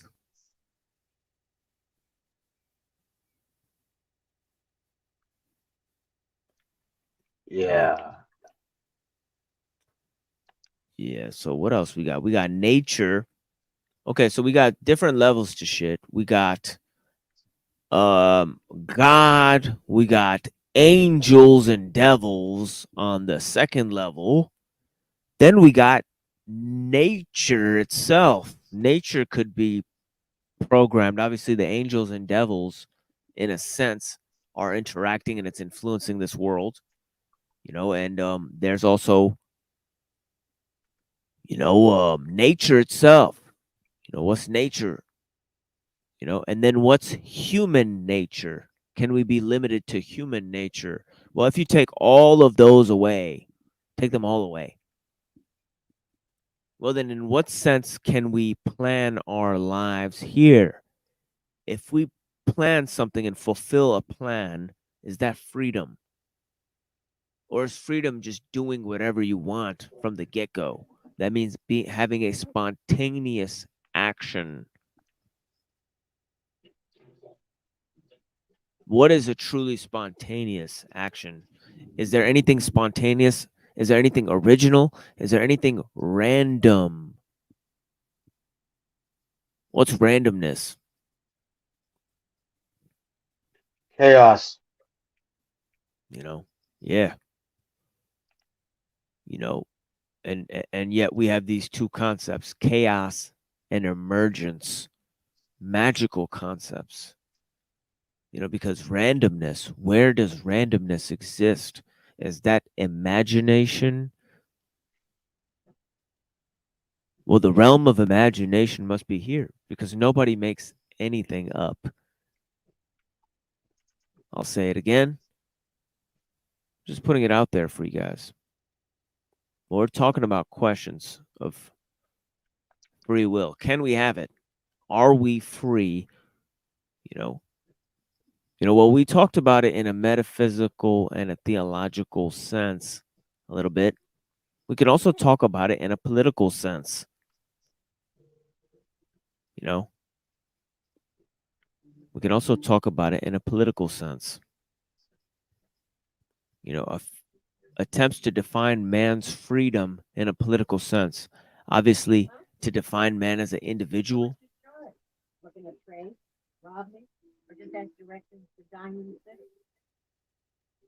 And let me look up this video here so I could end with the theological. Yeah, I was going to debate Andrew Wilson on this topic, but I guess he didn't want to, or he chickened out or whatever. Right? But yeah, debate on free will. You know, definitely these are just introductory aspects of the question. Oh, and you know, we can't be here all day, and sometimes we just open up issues because you know people want to see if culture and progress and all of these things, you know, are and obviously technology. You know, if we can't control technology, can we control technology, or is technology out of control? Well, if there's no going back to the previous time in which we were, well, there's a sense in which we can't control technology. You know, and we talked about before how power, force, and control, these are three different things, in fact. You know. But yeah, I'm gonna go to this video here when I asked the Christians about free will. You know, I was on this show a long time ago asking these Christians about free will. And I came up and yeah, they were not happy to see me there, but it is what it is. I still had to put the questions to them, the same questions I just asked you guys. You know, whatever. You know, I really don't give a fuck where I'm at. I'm trying to talk about the same questions and problems and issues and themes. Anyways.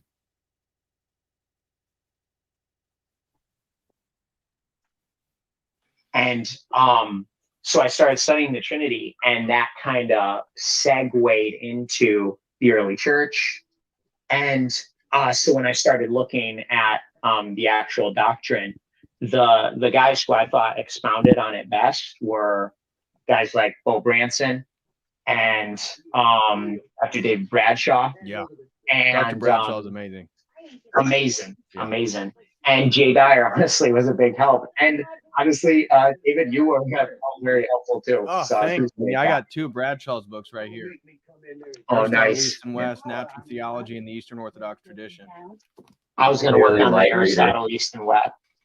That was what I was going to hit eventually. I really wanted to break into that. I'm reading some other books that our priest has recommended us right now, but But anyway, my wife was actually drawn to it very early on. She didn't really know about Orthodoxy, but throughout her life, she's been drawn to Catholicism because that was all she knew. Right. But when we discovered like this whole other tradition that is, you know, basically not given any limelight in the West until recently, we were just like, this is it, you know. So we're still searching out. You know, there's still some questions, but yeah, it's been great, and yeah, the Lord's been using it, especially in our prayer life. Prayer life's so much better now since I was a Protestant. Always struggled to regularly pray, Right. and then there's kind of the rhetoric around the vain repetitions and stuff like that, you know. So that was always kind of frowned on. But you know, obviously when that was dealt with, and somebody else, Sam Shamoon. Oh Sam yeah, Shamoon. I was going to reach out to him. I wanted him to come on, talk about some of his apologetics and defense against Islam. That'd be awesome. Yeah. Hey, welcome to Machine Lives. Welcome, brother. And then iPhone 136. Welcome, brother. Hey, what's up, guys? Hey, what's going on? Can everyone hear me? How you fellas doing tonight? Yeah, I'm doing all right. How about you, brother? Hanging out with the boys. Harry. Yeah, that's what's up. iPhone 136. What's your name, man? My name's Matt. I don't know why it's coming up as iPhone 136. I just pressed this. I pressed this link and this is and it just jumped me right in. It's all good. But yeah, where you guys at in the world? You guys in the U.S.? I'm in New York. Oh, okay, New York. Oh yeah, I'm in Detroit. You know. Oh, the Dirty Detroit. Mitten. Okay. Michigan. Word. So what's up, guys? You got anything you want to talk about? I got a little something. I mean, first of all, great conversation with you and the Crucible, man. I like it.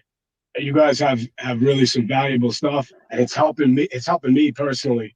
I mean, between you guys, between Jim Bob and Owen and just my journey as a man, like I'm just starting to understand like Christianity in general, right? Like I was brought up Catholic, but just like a lot of people, what does that even mean, right? So I'm starting to understand Christianity thanks to you guys, and I'm on a journey myself.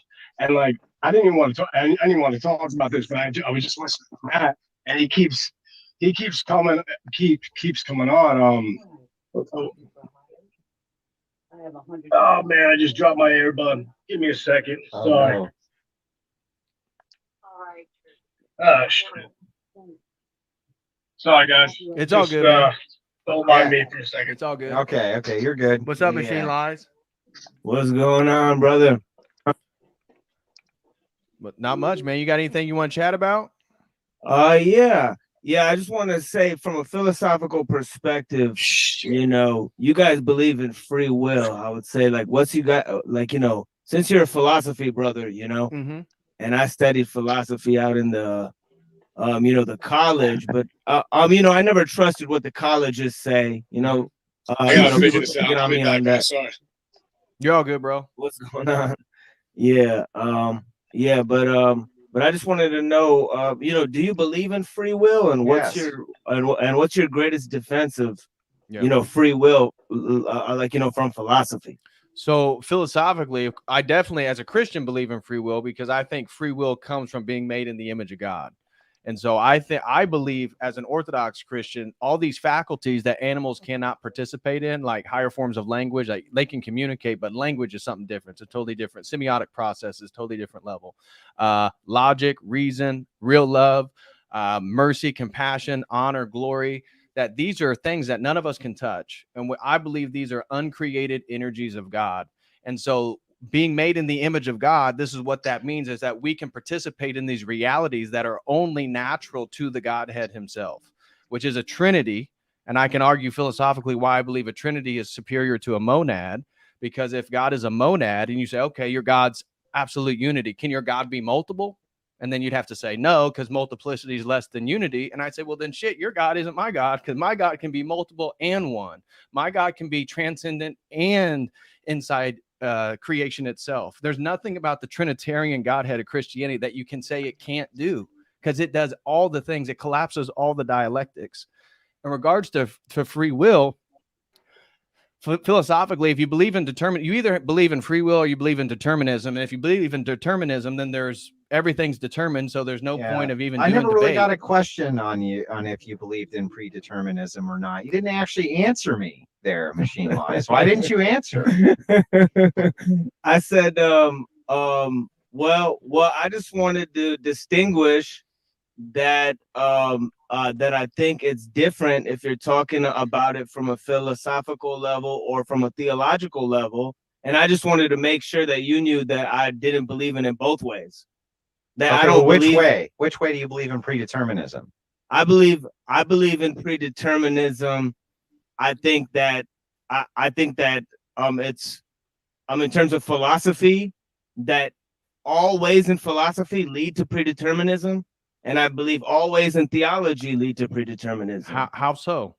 Because if that's the case, then there's no point of doing any debate, because anything you say is predetermined. So therefore, everything's.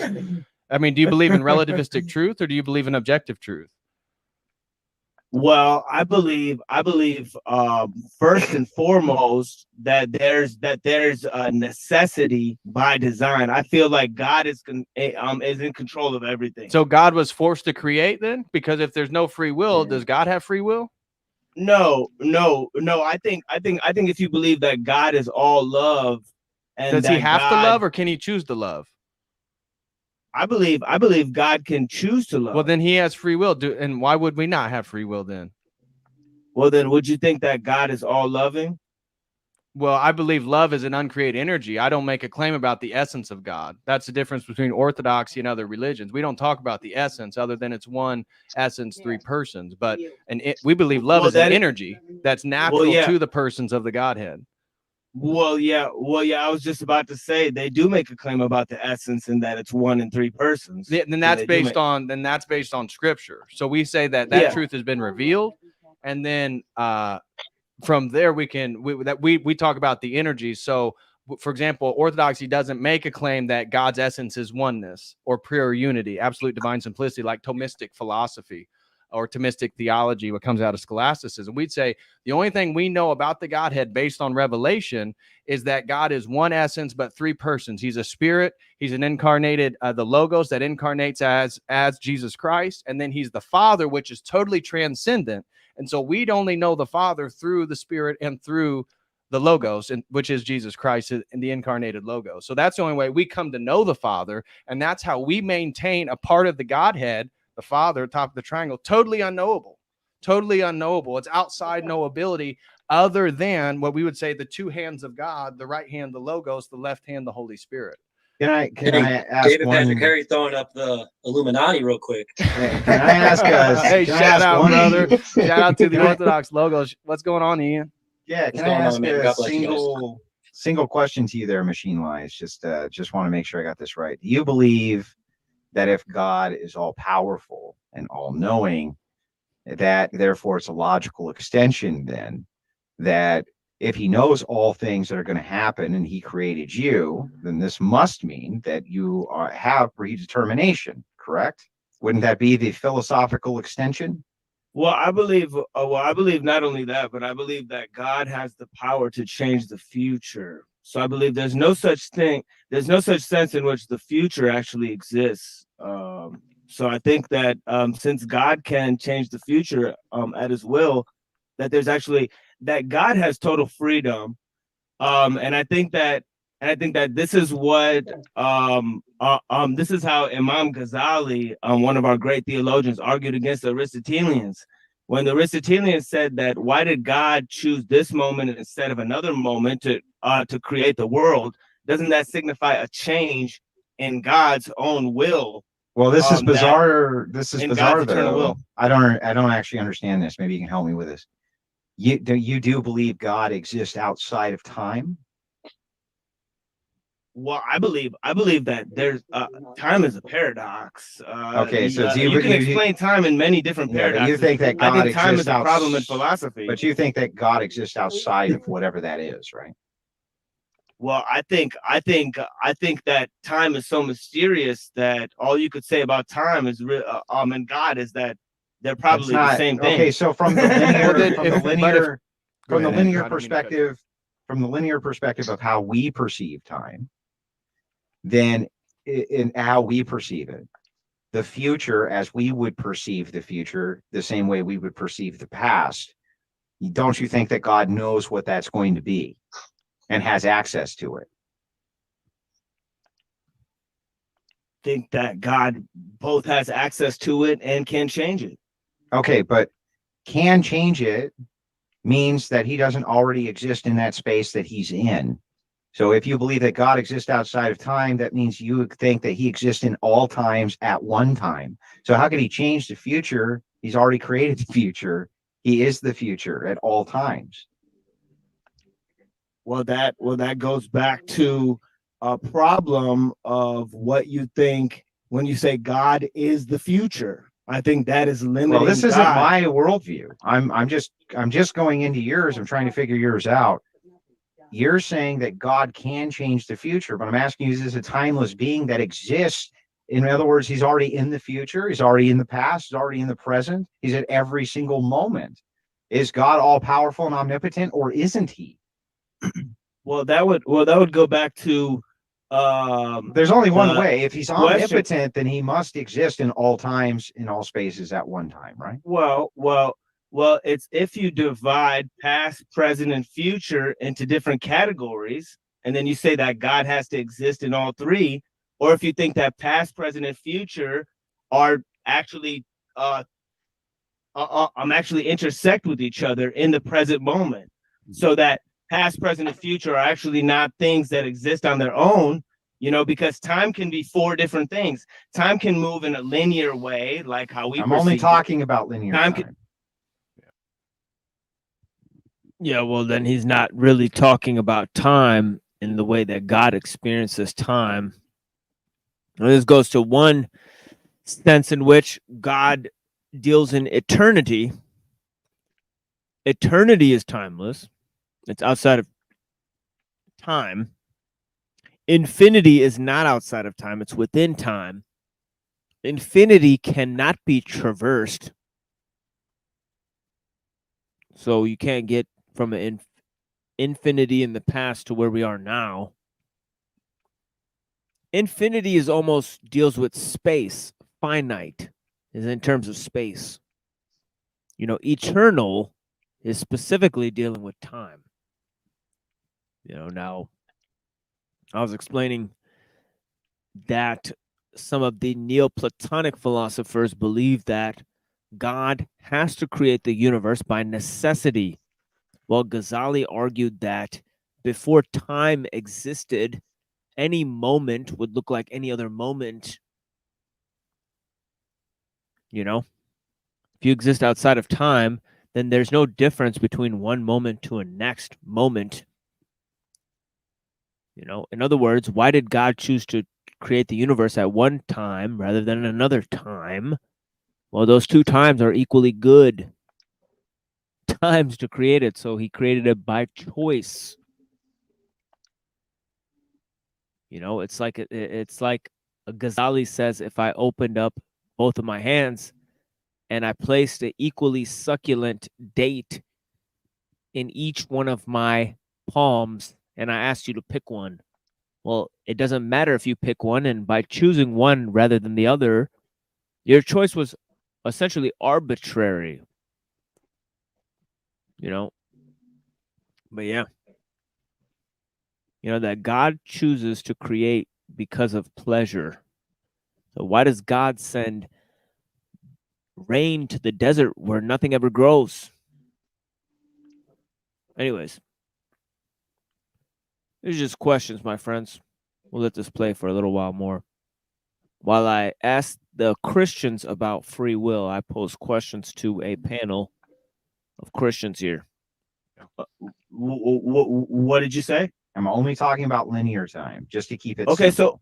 so if you're talking about linear time, then I would say that linear time is paradoxical. We don't measure time, that God wouldn't exist in that kind of time, that's only a time that exists in a human perception. Well, don't you think that the category of God necessitates it being omnipresent, omnipotent, Right. and immortal, and so therefore it'd have to be outside time, because, and that's you redefining what you believe God to Well, be. that's So what. my Well, God, that's what you just said. You just said that it exists.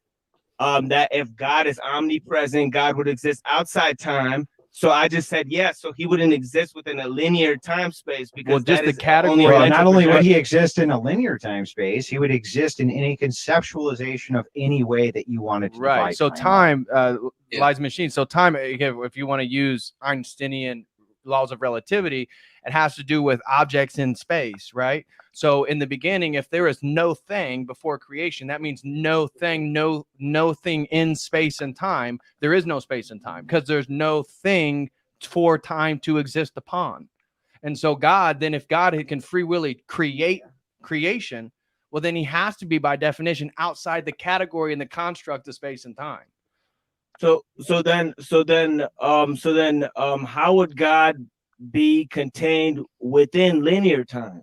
Well, that's He the isn't. incarnation of Christ. That's a whole different dimension of the Godhead, and the Logos choosing to incarnate and enter into its own creation. By the way, you Well, you smuggled in the word contained. You smuggled it in. There's no Well, containment. I think it's well, both and all. Both and all is. Well, everything that exists in the world exists in something or on something, and that goes back to the original question that No, it doesn't. Where does logic exist? Where does logic exist? Here, hold on.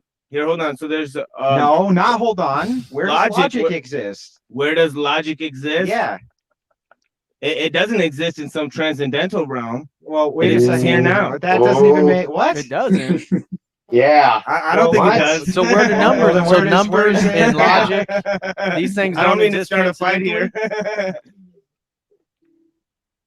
Well, I'm trying Hey, just hold trying on. to figure this out because you Hey, said hold on. everything which exists is contained within a thing. I'm asking you, where does logic exist then? Where's it contained in? What's the containment and container for the metaphysical?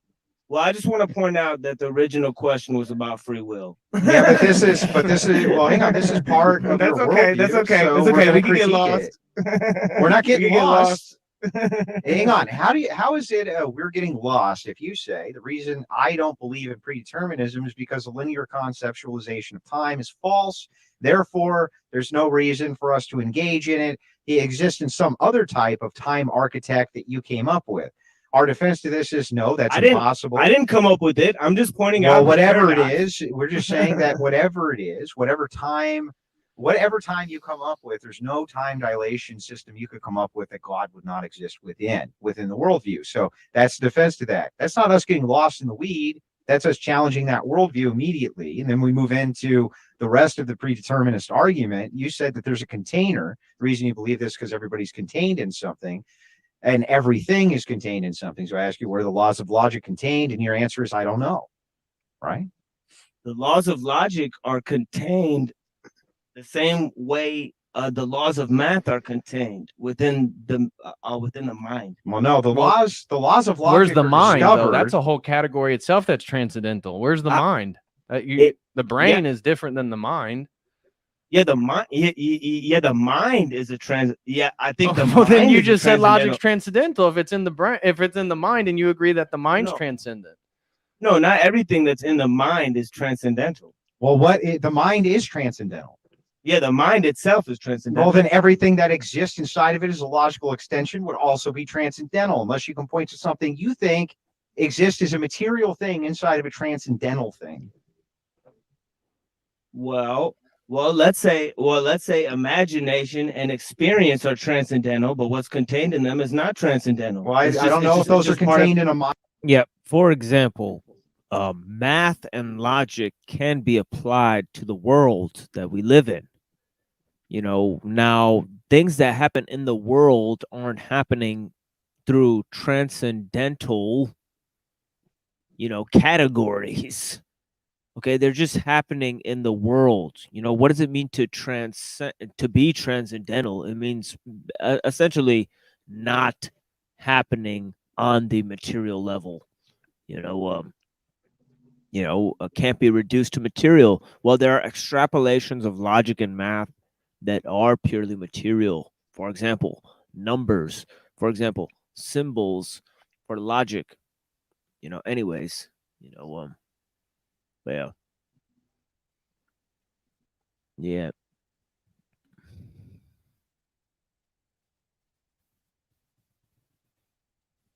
Mind or contained in your brain? They're not contained in the brain. That's why they're transcendental. They're How not do you contained know? within Well, the I don't know. They're not contained within any sure- material framework. I'm not that you can put sure them that in. imagination is necessarily a transcendental category. Imagination. Well, I think that imagination is transcendental, But it's and determined. that You can only the- imagine and what's determined, right? Right. Can you can you Yes. freely choose to imagine certain things, or are they predetermined? Well, you tell me. When you experience the world, okay, okay, when you experience the world, right, can you just imagine whatever the fuck you want, or is it based on something that's already in existence? Does anybody imagine anything new? People envision goblins and Yeah, imagine I them can- because they were already in existence. I right? can, yeah, in my mind, I can create a 10-armed entity. Goblins are based on shit that already exists. What? Not everything. I mean, I would say What? truthful things because they would have an archetypal reality that's rooted back in What the was the logos, 'cause I Medusa? believe in a transcendental worldview. What was the Medusa based on that already existed? What are you talking about? Three things. Crazy bitches, snakes, and green motherfuckers. Like what? Like what? Like I could combine all those three things. All right, I gotta Crazy read bitch, off some of my green. own super It chats. scares here. motherfuckers in the Gotta- show. I'm gonna get Lord too have far mercy. behind. You mind if I read some of these off real quick? Yeah, go ahead, brother. DPH? Okay, Maynard James Keenan says band, The Crucible album, Logos Rising, Andrew lead singer, Machine Lies rapper, Coattails the bouncer, Chase is the guitarist, Logos bassist, David, you're the tech guy. What kind of music is it? Yeah, What kind of music are we playing? Well, you guys don't know I'm the greatest freestyle rapper in the whole world. All right. Matt Matters. And by the way, I'll get to all the super chats that came in. There was a bunch that came in, bunch on Dono chat, but I'm not able to access it right this second. But I'll try to keep up with the new ones that come in. Matt Matters for $20 says AirPods are a psyop. I lost my AirPod, but I found it, so it cancels, and now I'm in spirit. Thanks, Andrew and DPH. I'd love to chat when I get my shit together. Much love. I do think that it was a psyop which affected you, sir. That's why you lost the. It was actually get a whole demons. folder. It was You actually need a whole demons. folder. It's You gotta go wired. You gotta get off the Bluetooth. You got Is that Hey, all what kind the of music? was What that kind of all music them, are we Andrew? playing, Andrew? No, I got a ton in the backlog, but I got when I kill a stream, I'll have to go through those because I can't access them while I'm dual streaming. Oh, okay. Yeah. Well, I think Ben Shapiro's here, but his audio's not connecting. I'm not sure. I would love to chat with Ben. I know that he'd have a lot to say about this, being a Talmudic Jew and everything. So, Eric Longman, your camera's not on, brother, but you are in the group chat. Ian, how's it going, guys? What's going on? Ian, is there anything you want to bring up, dude? I'm just chilling, man. Just happy to be back. I How's haven't your been on- recovery, dude? How are you feeling? It's good. I'm doing good. You make it sound like I had like some weird illness or something. Well, tell everybody you got in a gnarly Sounds way motorcycle more accident. entertaining, right? It Sounds does, more yeah. entertaining. Yeah, I got in a pretty bad motorcycle accident and broke a few bones and messed up my face, and just been taking a break, getting ready to move, starting the channel back up in March. So, well, God bless, man. Yeah, I reached out to you. You got to come on. We got to do a stream together, talking about the magazine and everything. yeah, we're gonna do that. And I've been talking to Pajot, and we can still do something with. I Pajot actually if you want. got a hold, and so it looks like There Pagio will you be go. coming on my channel in March. So I'm pretty Perfect. excited about Good. that. Nice. Good. Yeah, Eric, what's Make going sure on, you bring. brother? Make sure he brings a snake. Gotta have a snake nowadays. Dang, I thought you had a cane. I didn't know you were holding a snake. A cane mouth. Wow, yeah, I'm just playing up the whole cripple part. So Ben Shapiro, is he coming in? I don't know. His audio, it just says his audio is not connected. Been connecting. Got someone else in here though. Eric, what's going on, brother? Not much, man. Yeah, machine lies. I think maybe you're having trouble understanding like the essence energies distinction and versus absolute divine simplicity. Because I've noticed my brother's a Catholic and he struggles with understanding determinism and free will. And we've talked a lot about it. And I'm not like by any means an expert in the area, but to me, when I start to wrap my head around what the essence energies distinction is, it helps me understand how something that's immaterial, God, can become material, and something that's uncreated can enter into creation. And that something is obviously a who, but those it kind of helps understand all of that, because it seems to me like you almost can't wrap your mind around these things. You know what I mean? Well, it's not that I can't wrap my mind around them, but It's one the of weed. the things one of the things that I feel is that you know, and I'll just float this by and see how it feels on you guys, you know. But one of the things I read in the samurai you know, manual, you know, is by this guy named Sunetomo. And he says one thing. He says all you have is your present means to achieve what you want at this moment. And that always hit me as a very powerful quote, a very powerful summation of what I'm going to do. Miyamoto Musashi says. Yeah. Miyamoto Musashi says that the future is not predetermined. Just so you know. You can, yeah, because and just I saying, just said you can that say too. that. Yeah. Okay. Yeah, I said that God can change the future. Yeah, but it's a conflicting worldview from my understanding. I don't get it. Do you think that free will is a contradiction in which terms? What terms is it a contradiction in? In theological terms, for one, if God exists within a linear temporal space as Jesus, then in a temporal sense, he exists in one way. Then he's free in one sense, that he comes to God in terms of his human form, and then there's many other aspects of God. And of course, I was just explaining the kenosis, you know, which is the emptying of Jesus and in his obedience to God. Within the Trinity. So do those different aspects of God exhibit different levels of freedom or exist in different spaces of time? Okay, I need you to actually back up for me real quick. Can you tell me what you mean by time now? Are we talking about linear time or this other construction of time that you have? That's exactly what I'm asking. I'm asking that you said that God exists as Jesus in linear time. So I said, no, that's what David Patrick Harry said. Yeah.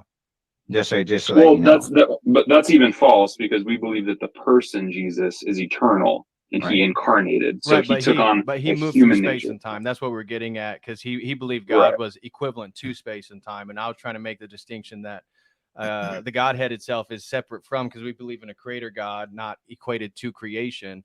And that the ways in which it collapses the dialectic between creator and creation is that even the second person, the Logos, entered into space and time as the person of Jesus Christ, which is unifying divinity with humanity, which now he is an eternal person through that unifying process, the hypostatic. Well, he's always been an eternal person. Well, Jesus Christ is the humanity he took on through Mary. That was not eternal. The Logos was the person that was eternal.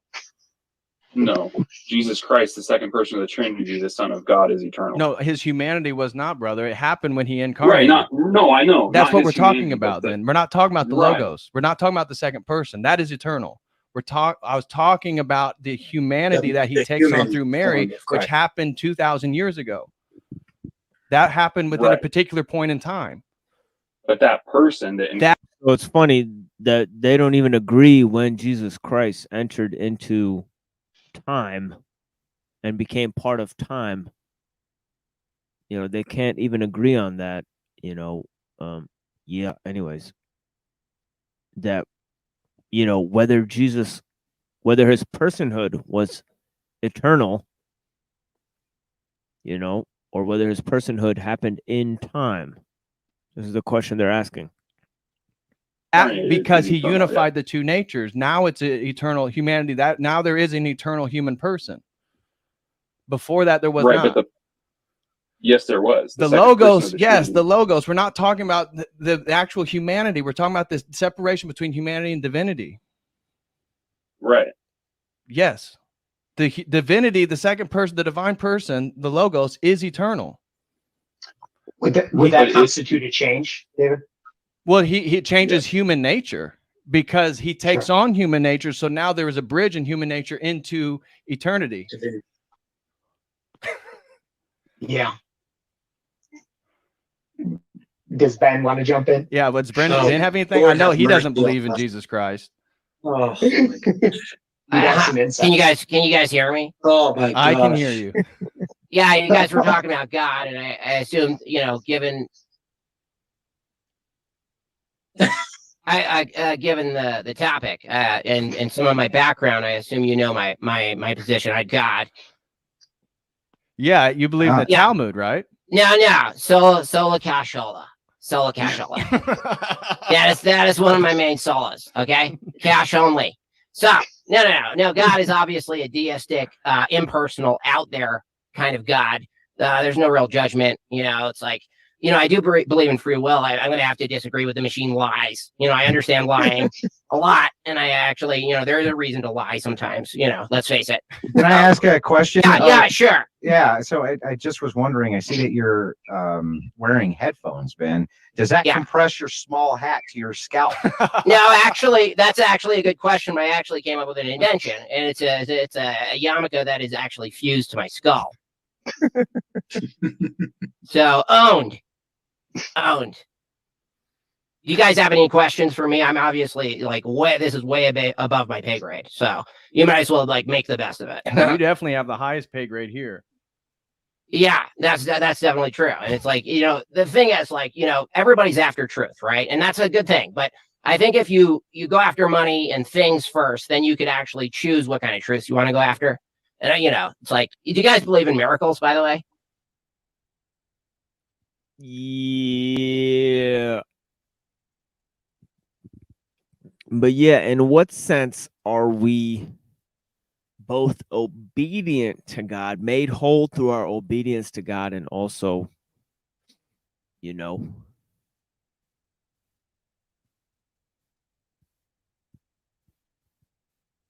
what sense is our freedom optimized?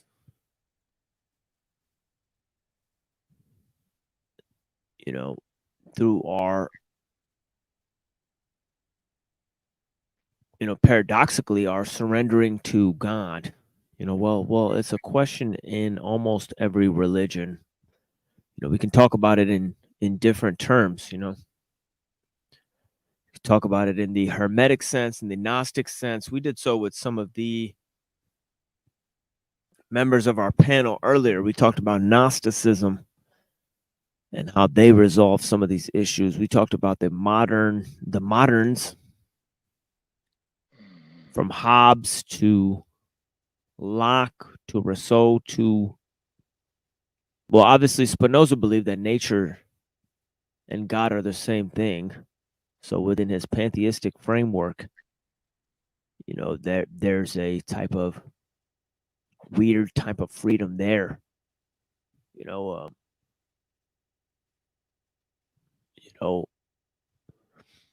But yeah, Spinoza and Hobbes, it's hard to say whether they believed in free will. They definitely thought that man's freedom should be curtailed within the political system, within the state. If you want to look at who really arrived at the modern state today, look no further than Hobbes, Spinoza. Locke and Rousseau are kind of, I'd say they're recommendations for the modern worldview, but they're ones that don't really pan out. They're more idealistic. There's no true capitalistic state within a highly advanced technological society. There's no real sense in which one could have a central planning hub of control within a society of rampant individualism, such as the liberal understanding of man is. It's highly individual sense in which man is both determined in the sense that he's limited by being a species, and this gives us a sense of equality, but in another sense, he's free, meaning that within the physical world or the moral world, there really are no constraints in terms of the reorganizing of matter. Simply block by block, one could create anything if one has enough knowledge to do so. There's enough material. Anyways, in what sense do we have political freedom? Well, all attempts to maximize man's freedom has unfortunately led him into slavery. Anti-totalitarianism is totalitarianism. Anti-cult behavior is cult behavior. If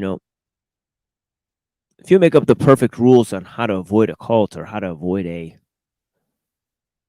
totalitarian regime, then what you're looking at is a cult or a totalitarian regime right in front of you.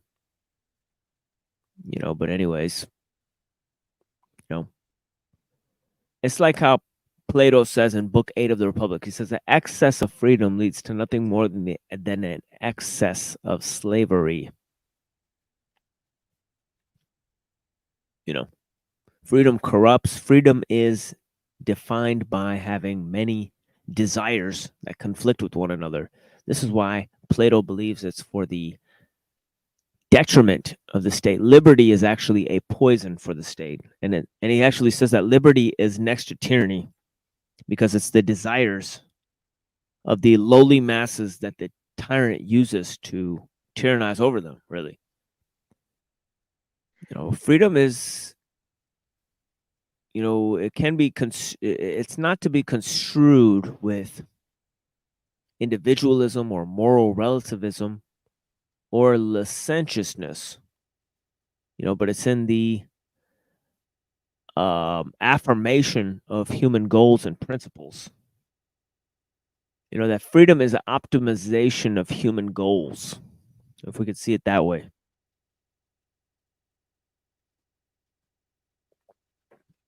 We would be on a correct footing to view a good sense of freedom in a political sense. Anyways, a philosophy that seeks to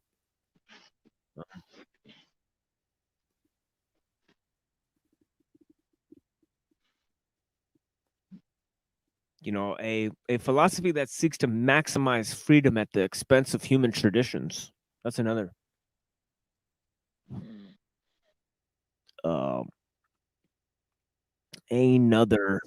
sort of aspect of liberalism, that it saps our traditions, saps our traditional world. Definitely. The secular humanism has actually seen a lapse of traditions. It's defined man as equal. This equal man is reduced to his biological form that is predetermined in a sense, pre-programmed by nature. Anyways,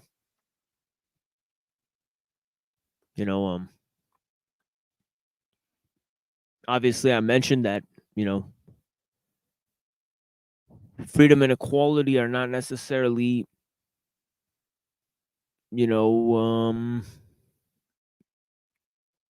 actually I mentioned this when Simon was here.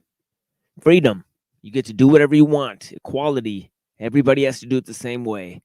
Well, Tocqueville said that these two views are necessarily opposed, equality-based view is against freedom. You know, a liberal society is sort of, in a sense, snake eating its own tail, because it wants collectivism, yet it wants diversity. It wants unity, yet it wants individualism. So in a sense, it's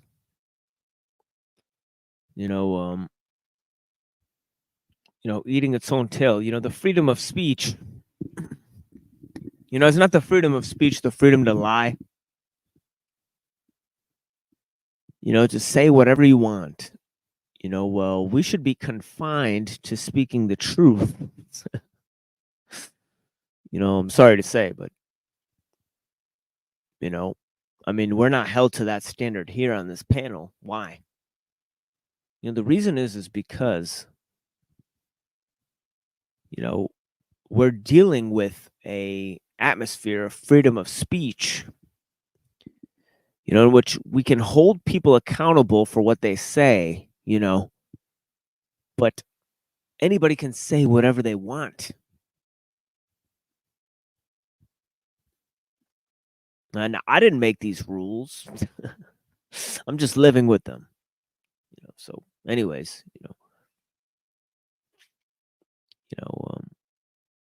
but yeah, the system of technology is, in a sense, self-evolving, or at least it's had this characteristic, or at least in a sense that innovation is truly spontaneous. Well, we can't stop it. Therefore, progress is a danger. The cuckoo clock of progress, it just goes off and nobody knows when.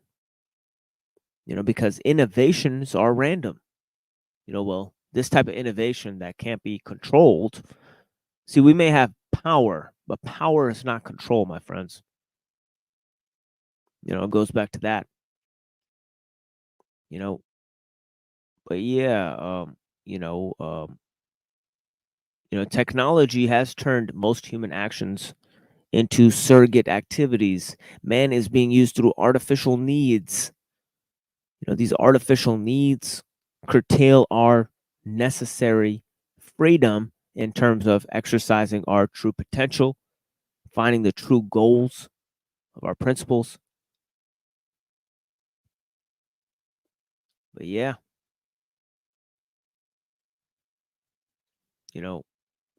it's interesting that democracy works better in small groups. It's been proven that there's more decision making going on in small groups than there is large groups. So these large states that we partake in, where democracy happens over millions of people coming to a decision. Well, the more people involved in a decision, the less of a free choice it really is, or the less of a, the more deliberated the choice is, the less each participant took to make the choice, really. So democracy actually works better in small groups. It works better on a local level. One of the people who really saw this was Thomas Jefferson, who created the Republican Party. A republic is just that. It's smaller states within a large state. The goal of which is to delineate power on the local level.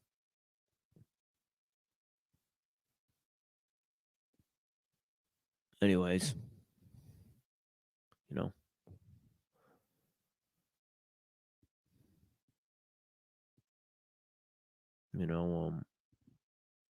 obviously there's international trade. There's a global system in place. And there's increasing efficiency on a large scale. Such decisions are delineated. But yeah, the social and political sense of freedom, total freedom, seems basically idealistic and even self-destructive in a sense. The religious experience obviously is deeply personal. Can't be collectivized. But Paul's view of the church, it is kind of a group experience. Well, what about Paul's view of the state? Well, he thought that the church was a parallel institution to the state. So the state's sort of laws should be set on the side with God's laws, and opinions. So that these are two parallel institutions that run next to each other, and of course two ages that run parallel to one another, which is this age of the world and the age of the world to come, which is the age of Christ, where he rules. But yeah. Finally, there's the scientific sense of freedom. But yeah, in terms of technology, we can move to a discussion on technological determinism, one that I had on Benton's show this morning. Do we have a choice to live in today's system? Well, we kind of introduced these topics on the show, this morning. Let's see what some of the things we said. And shout out to Benton. He's going to be coming on this morning if he's not already on. But yeah, you guys go and watch Benton. Yeah, bless, guys. This is a long ass time ago that all this happened. And then, of course, as a prodigy, he had, extensive schooling. He went to actually several different universities, and then taught was a Cal Berkeley professor by age 22, which is that's a big fucking deal for people who may not be aware. That's a real big deal. Yeah, I think he was top of his class. He wrote a PhD dissertation at U of M that few people understood, and it was used for advances in a subject of study. And actually, at the same time, Dr. Scribina was also studying math at U of M. So they actually went to school around the same time at the same school, but they never met each other, and then he moved to Cal Berkeley. And of course, this Berkeley at the time, there was lots of movements, including the Weather Underground, and all of these types of movements that were being put in with COINTELPRO. There was lots of environmentalist movements in the 70s at the University of Michigan as well. Yeah. So the obviously the 70s whole era is related to the COINTELPRO programs, which were related to this MK Ultra study, where they try to use the countercultural movement against the anti-war movement. Mm-hmm. So this was a plot by the CIA. Yes. Where they actually use things like abstract art, and they use people like what's that pop art guy? Warhol. Yeah, they use people like Andy Warhol, in order to do that. Well, yeah, if you look at go ahead. Yeah, go ahead, Ben. Well, I want to jump in real quick and help Christos out. So Christos, the fact is they just don't teach you this history. So I would recommend, if you ever get curious, what I would think Christos might be interested in is the free speech movement, which would have peaked out right around 1970 in Berkeley, California. That was the absolute zenith of the free speech movement. So nowadays we actually associate free speech with the right, but back then it was a hardcore movement of the left and universities. Right. So real quick, what's on the screen is, and I said 22, he actually became a Cal Berkeley. So I don't always remember these details. So please, folks, don't take my word for anything. Verify everything you hear me say, because that's what I do. So in 67, he was 25 years old and became acting assistant professor at Cal Berkeley, where he taught mathematics. So he was there. He resigned in June 30th of 69. So that was absolutely when this free speech movement was more or less reaching its zenith, as far as I know. But again, you're going to want to do your own research. And there was actually a famous speech delivered at the steps of Sproul Hall by Mario Savio, where he implored the crowd to throw their bodies against the machines of the gears, in order to stop the machine. If the machine, meaning society, if it's not operating in a way that's beneficial to the people, like they must take all measures to stop the operation of the machine, right? So these are ideas that certainly resonate with me, right? I do line up a little more with traditional leftist ideas, not whatever this is now, right? So the ideas of the left of the 60s into the 70s, I do resonate with a lot of those ideas, and I would like to hear what Machine Lions has to say about that. Well, I just think it's interesting. You have movements like Earth First, where they put the steel beams inside of the large redwood trees, Mm-hmm. in the lumber yards, so that when they're cutting down the trees with the chainsaw will explode in the lumberjack's face, and murder them. And one or two lumberjacks dying is enough for that to become a a un you know unvaluable operation. I mean, Well, and sorry to cut you off, but this is for Christos, who I know may not be aware of the timeline. So Machine Lions mentioned the anti-war movement. So what I'm talking about with Kaczynski and the free speech movement was happening in California when Ronald Reagan was governor. So you had things like Kent State, where some students were killed by the National Guard. And again, always verify what I'm saying. I'm only going from memory here. So this would have also been around the same time because of the anti-war movement against the Vietnam War. And you had Reagan, the governor of California, basically, he said out of his own mouth, if it's gonna be a bloodbath, let's get it over with. Meaning, if the state has to gun down a lot of these students, let's just go ahead and get it over with. And please take it away, Machine Lions. Yeah, I remember that. Yep. And I'm not saying you don't that's where know these things, more or less just tying them in on a timeline. So I'm glad you're aware of that. But go ahead, Machine Lions. And I'm not going to talk down to you, that's Christos. where- It's more of filling in a gap. But go ahead, No, Machine I Lions. appreciate it. Yeah, man. Yeah, of course. And that's where the Kaczynski's type of revolution is actually fascinating, because it actually does not advocate for harming human beings. So actually, although the impetus for the collapse of technological society will have implications that may render a lot of people in harm's way, he just kind of says, well, any big movement or change in a society is going to be violent and is going to have great shifts, and it's going to bring about lots of strife, and as people get shifted around and all that. But he says the actual attack is not against people, it's against the economic or the technological basis for the present society.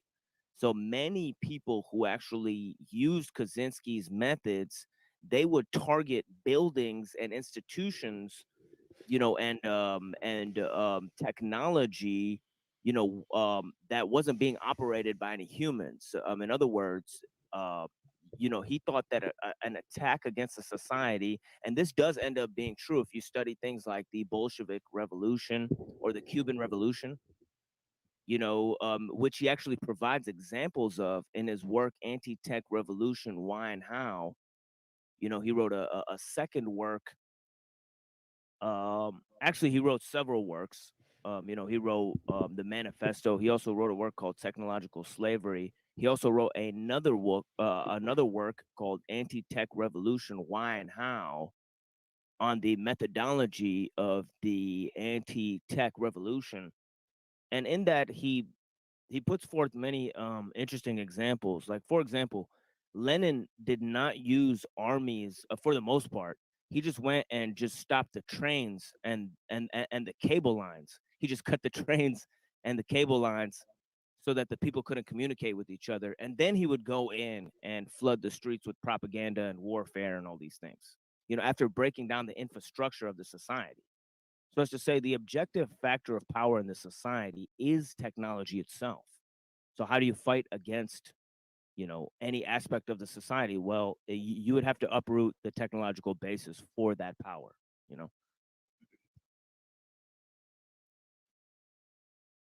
And I want to jump in real quick on this, the free speech movement. I was a little bit off with the timeline, but if you look at the screen share here, the free speech movement was a massive, long-lasting student protest which took place during the 64-65 academic year on the campus of Cal Berkeley. And then, Kaczynski shows up right on the heels of that and ends up putting forth these writings later on, and then these acts that have been connected to him. So in my world, this can never be a coincidence. But yeah, please continue, Machine Lies, if you're so inclined. Yeah, and if you watch the popular Adam Curtis documentary, for example, Century of the Self, or you watch another documentary that we've been watching on our show called The Net, Unabomber, LSD, and the Internet. It outlines some of these connections there. Actually, it was a response. The MK Ultra movement is a response to the free speech movement, and COINTELPRO, the sort of far left field methods that were taken out of the studies, especially the report on the authoritarian personality by Theodoro Adorno. And this is where you get into some of the ideas against the system being co-opted and so that they can't be used against the system. Is because they actually use critiques of Herbert Marcuse and stuff against technology in his works like One Dimensional Man. To kind of gauge how people were disturbed by the coming influence of technology, and you kind of see the kind of faux or kind of pseudo eschatology of the environmentalist movement, today, kind of how they say that humanity is a problem and that technology or alternative technology is going to save us from the problem, which is humans, which is essentially the thesis of the environmentalist movement today. Well, and real quick, I want to read this. This is the famous "Bodies Upon the Gear" speech delivered at the Prowl Hall steps by Mario Savio in I think 1964. Have you heard this before, Christos? No, but that resonated with me. That quote there. So I'm glad. Yeah, assalamu alaikum, brother. Yeah, it's almost Fajr time where I'm at here, so I'm gonna have to take a break to pray my Fajr Salah in a minute. But yeah, thank you for joining. Well, yeah, and I just want to read it. It won't take me long. And since we talk so much about rights and freedoms, I mean, to me, this lines right up with that. Whether or not this was. Go ahead. I got another one after you're done with this. Okay, It's cool. even better. Yeah, I can get through this pretty quick. So remember, he was a student, so he's actually addressing the faculty. We were told the following: if President Kerr actually tried to get something more liberal out of the regents in his telephone conversation, why didn't he make some public statement to that effect? And the answer we received from a well-meaning liberal was the following. He said, would you ever imagine the manager of a firm making a statement publicly in opposition to his board of directors? That's the answer. So just my note is we're already getting into corporate slavery here. Well, I ask you to consider if this is a firm, meaning the university, meaning if this is a corporation, and if the board of regents are the board of directors, and if President Kerr, in fact, is the manager, then I'll tell you something. The faculty are a bunch of employees, and we're the raw material, meaning the students. But we're a bunch of raw materials that don't mean to have any process upon us, meaning we're not going to be told what to do. Don't mean to be made into any product, meaning we're not going to be molded into something the corporation can use for its purposes. Don't mean to end up being bought by some clients of the university, be they government, be they industry, be they organized labor, be they anyone. We're human beings. There is a time when the operation of the machine becomes so odious, makes you so sick at heart that you can't take part. You can't even passively take part. You've got to put your bodies upon the gears and upon the wheels, upon the levers, upon all the apparatus, and you've got to make it stop. And you've got to indicate to the people who run it, to the people who own it, that unless you're free, the machine will be prevented from working at all.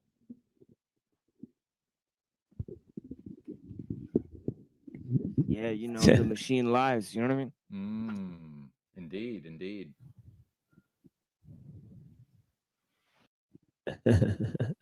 Now, somebody comes into the conversation in a minute here, and this person is very, you know, sort of,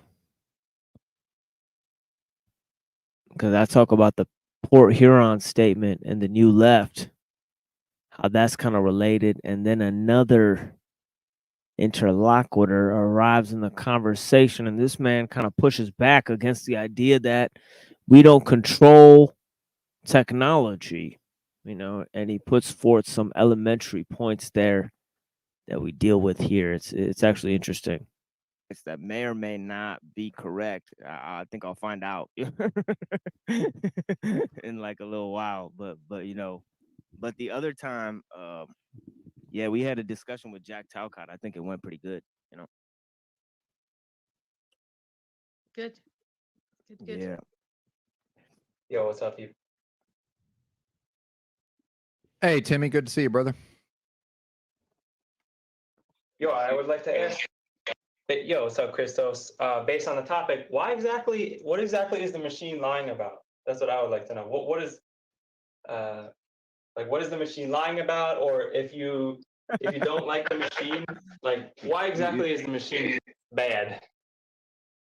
Well, you're talking about the name, huh? Yeah, the name is whoa. I think that It was might be my bad. My bad. Yeah. No, it's me. My bad. He'll fix it. Go ahead, Machine Lies. He'll fix it. Yeah, but yeah, the name is essentially a reference to artifice, you know, or the act of mediation, you know. Well, you know, it's whether you're conflating yourself with the act of mediation that's taking place when you use technology. Okay, then let's get more to the central point of what I'm asking is like, why is the machine bad? Like this guy. You just think it's like not the truest sense of expression, or how do you look at that? Oh yeah. Essentially, yeah. You could go with that one. Not the truest sense of expression. That was an accurate portrayal of my views. Yeah, okay, I feel you. Yeah, like, just like for example, like for example, if you communicate through a machine, which I'm talking about communication specifically, because technology has advanced, but the most advances in technology have to do with communication arts. So that's also the main sort of vehicle for technological advancement in our age. So I'm just talking about all these topics, you know. I got you. But like the thing that when I was listening to you guys talk for like the past hour, it's like I get that there's like a facade that's like the machine, I guess. And then there's a lot of people like pissed off with it. But like what I don't get is like why do people go and like blow up people in society, and then why do people like cry at colleges? My point is like the society isn't like, why are people entitled to society? This thing I don't get. Like right. Yeah. Like everybody's so entitled to like, oh well, technology bad, and you know, trains bad, like horse better. Like it's just nobody's putting a gun to anybody's head to be involved with any of these things. So why do all these great philosophers, or however you want to characterize them, why the fuck don't they literally like get off their ass and make something better? This is always my gripe with all these folks. Well, in a sense, they have made something, because the world they've made is the one we're living in today. Because after the Enlightenment, the huge movement of art and spirituality that's counter enlightenment, called the Romantics, and Romanticism, and in that you see writers like Henry David Thoreau and all of these writers. So to answer your question, this movement towards technological advancement has been curtailed, and it's been successfully curtailed by the ideas of some of the most important philosophers throughout history, such as Rousseau, Henry David Thoreau, Friedrich Nietzsche, and other thinkers. But in order to further expand on what you're saying, what is their problem with society? Why don't they get up and try to change society? And that way, well, you might argue that science is the driving force for society, or philosophy is the driving force for society. I'm not even saying why don't they get up and change society. Like, that's kind of the antithesis of what I'm saying. I'm saying, like, if they saw technological innovation, like, why didn't they just join the Amish or copy paste what the Amish do and live their lives like that? The Amish have to deal every day. Well, like, for example, there's different Amish communities that have different ideas about how much they want to be involved in. Right. Yeah, so they have to make these decisions too, So it's not like because technology is constantly advancing. So even the Amish have to deal with the changes. The Amish can't just sit there and be like, we've left society. Right? Yeah. So yeah, yeah, of course. Yeah, it's everybody's choice how much they want to be involved in the in the present system or the objective factors of power. And that's a question, right there by Joe Moore. Why rage against a machine when you could simply unplug it? That's the whole question. Can you unplug these things? Well, if we all unplug it together, then society's going to collapse. If one person unplugs it on their own, well, they're just going to have a shittier life. Will they? Why?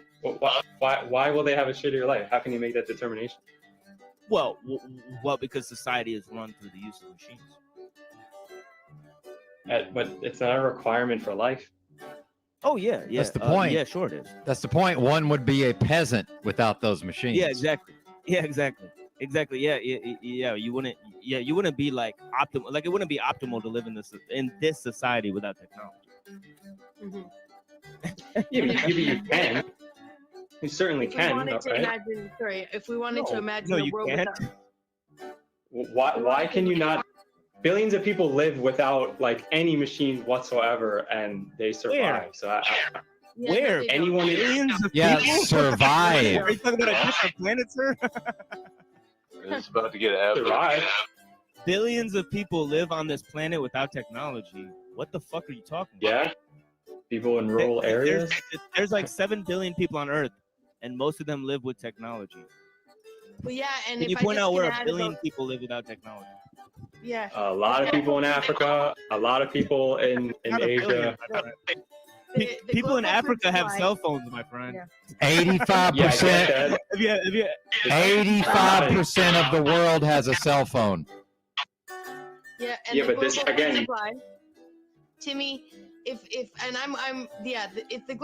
we had no Monsanto, like the global food supply is the global food supply, right? If we had no Monsanto, we'd have to imagine just imagine which 5 billion people aren't here.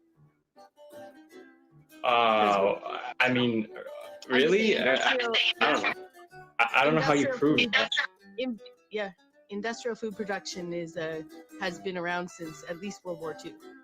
But again, okay, but why is it that I don't? There's also this other thing that gets me is like, why is folks always want to like scope out to like the whole world? Why is it that people are always talking about the whole world's problems? I think this is a non-starter. Like, yeah, we're all one. No, I'm going. Yeah, you said billions of people live without machines. Like, I think they do. I think they do. Yeah, I could be if- wrong. Maybe if- it's a, if- Timmy, maybe it's a couple hundred million. Timmy. Yeah. You're definitely wrong. If they throw their cell phones away, you might have a point. You can't say that an 85% of everybody has a phone, a computer in their hand. All right, maybe. No, All not right, maybe. okay, They but- do. No, they do. Okay, but still, they don't need that. They do like micro payments with each other. I understand what that You're is. Like, you're saying that they don't need that. So then you Well, agree. bro, I more or less went and lived by a dumpster for about 6 straight years. Yeah, I could just choose to live in the street with nothing. Almost nobody chooses that, but I'm free to do that anytime I want. but that was the original point. Is that most folks folks can go back to that if they want. So like the machine isn't evil. Yeah, but that's the question. You can't just say What do that. you How mean? do they go back? No, hold on. How do they go back? Where? Which country? Which people? What are you talking about? Be specific. Who? You said people can go back if they want to. This is a statement that you made. I'm asking you how. Yeah. And I'm asking you who? Me? You said people. Which people? Who? You tell me who. Anyone. You made the fucking statement. You can't tell me about the anyone. own statement that you fucking made. Sure. Anyone can just go backwards and be like, you know what? This is ridiculous. This How is did they go backwards? And I'm Well- still echoing on your side, my friend. Yeah, Timmy, I'm going to have to mute you real quick. Timmy, you're muted because of the echo, but I'm going to pass it back to Timmy here shortly. We'll see if he can resolve his audio. But if anybody knows Razvan, who grew up on a farm born of peasants, literal peasants in Eastern Europe, the fact is he chooses to live in modern society. He chooses to work his ass off driving a truck specifically so that he can have modern conveniences. Meanwhile, what he says is that if society collapses or there's some sort of Mad Max scenario, he's going to go back to where he's from and he's going to work the land. So to me, he's the proof that being a peasant fucking sucks. And most people will not choose to be a peasant if they have an alternative. And the alternative is provided via technology. But I'm going to unmute Timmy and see what happens. Yeah, I mean that's clearly it's technology gives folks an opportunity to have like an easier life. I mean, the Promethean fire, that was technology does make it easier. Like that's kind of the You know the direct- what? You know that Prometheus got punished for what he did. I don't care. I don't care about your opinion of what may or may not happen. Timmy, sorry. That's not my opinion. That's, Timmy, that, real quick, real quick. Prometheus was a bad guy in the story. Real quick, though. Sorry, Timmy. I got to do it to you. Have you ever dug in the dirt all day long? Yes or no? Planting shit? Yeah. No, I'm talking about 8 hours with a shovel digging without stopping. Yes or no? I've done 4. Okay. Well, I've done 8+, and that's what we're talking about. We're talking about physically working the motherfucking land all day, every day. All day, every day, or we starve to death. Okay, and I'm okay, but here's the thing. Like, what I don't get is, I'm saying folks can go back, and it's harder. Yes, that's true, but yeah, I'm confused because It's almost impossible. What you're actually insisting would have to be organized. right, on a like global yeah. Thanks for interrupting, Greg. It's almost impossible. I don't understand. Here, hold on. Where are all these people? There's all these people in the world that just they have enough. Like, I don't get it. Okay, for example, I'm on Vietnam. I know plenty of people that have like less than a quarter acre. Maybe it's like a fifth of an acre, a sixth of an acre, and they very easily plant enough food for their 6 or 7 person family, and then they have access and go to the market. Like, I don't understand. Like, maybe it's just because it's really easy to grow shit here, and that's not true everywhere. And then I say, well, then why are people in those other places? But to just blanket statement and say, oh, these folks, it's so hard for everybody to do that. Like, I don't accept that. That's a defeatist statement. That's my opinion. Okay.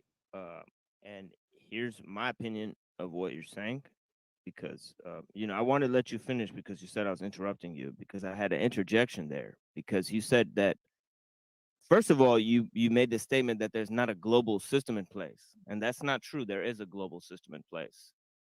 You know, so in order to have the change that you're talking about, you know, you would have to dismantle a global system, or you No, would have no. to, in What order are you to talking leave, in about? order to Why? leave Why? Why? Do the Vietnamese people I know have to fucking dismantle the global system in order to just live happily in a fucking land? What are you talking about? Nobody, you don't have to the fucking do that. Vietnamese people, It's the nonsense. Vietnamese people were affected by the global technological system, were they not? What do you? Yeah, because of the fucking American invasion. What are you asking? Stop being so fucking mysterious. and just answer the That's right what I'm question. asking. I'm not. Do you not understand the fucking question? Well, and do the Vietnamese make their own clothes? Who makes their clothes? Who makes their automobiles? Who provides their fuel? Where do they get these things? From a global marketplace. This is unavoidable, and this is a thing that exists and cannot be avoided. And that partly answers this question: is why are they talking about a global change taking place? Well, nobody's talking about a global change taking place. They're just talking about the global system that's being imposed on people. In order to avoid it, well, you know, you would have to curtail the influence of it to a certain extent. You know, yeah. So, But again, they do make their. where do they get their clothes? Where do they get their they make their- automobiles? they make- They don't make they their make their own automobiles. They clothes. don't make their clothes, and they don't make their own fuel. They do make their own clothes. No, Like 10% they do of the not. world's fucking clothes. No, they You're do telling not. me, Benton? I have people here that manufacture clothes. Yes, and They most of the export- people there do not make their own clothes. And by the way, the clothes are made with technology. Nobody's Okay, sewing that- their yeah, own yeah, that's fucking true. clothes by hand. That's not a thing that happens. It's called a loom, right? Okay. A loom is a machine. Right, and machine bad, right? It's going back Never to the main said that. point. You Like, why is asserted that bad? people could live without these machines. I'm telling you, no, they cannot. I am asserting that because I know people that do, and they live very easily. They make their own clothes. Okay, they didn't make. They make their own the clothes that without they bought. machines. The machines make it easy to make the clothes, Timmy. This is what you're missing. Okay, no, that's true. Yes, they're not hand sewing the clothes. You're right. Yes. But, like, You're not but even again, talking but about again, what you're talking about. You're just, you know, like in order to make a statement, you have to go like like all the way with that statement. You're making blanket statements, and then you're leaving caveats in them, and then you're going, okay. Well, come on, dude. This is, you know, if you want to debate a topic, you know, please make clear statements. dude, don't tell me how to make a fucking statement. You want to say, oh, the whole world is fucked up, and we gotta make. just did though, because you're having Yeah, problems. and I'm telling you, don't do that. I don't. What I don't get is like, you All right, like don't take fucking my advice. fatalists. Keep going the way you are. Proceed. Yeah. Thanks, man. What I'm pushing against this nonsense concept that you have to go and destroy the thing. It's a fucking joke, okay? Because you have not. What thing are you talking about destroying? You're not even making the fucking machine. sense. You're talking about a You're- nonsense concept, and all the fuck that's coming out of your mouth is fucking nonsense. Right. So billions of people sit around under a fucking mango tree, shirtless, and then just pick their mango Where? and eat. Where? What are you And talking about? You're all talking about over a fantasy Southeast. life that nobody Dude. wants to live. What the fuck? are you Oh, talking there it is. about? There it is. Wait. You just said nobody wants to live. Who the fuck are you to tell what everybody else wants to do? Like, I don't understand what you're saying. You're putting your term. idea. What are you talking about? Everybody's sitting under a mango tree. What the fuck are you talking about? Some fantasy? I'm What the saying fuck are you plenty of talking about? people have a mango tree or two or three on their fucking property. Plenty of that people they- don't have a fucking mango tree, numbnuts. There's very So few people fucking out there with a plant it. fucking mango tree, you dipshit. What the fuck are you talking So why about? can't you fucking plant one? Is it that God made this not that hard?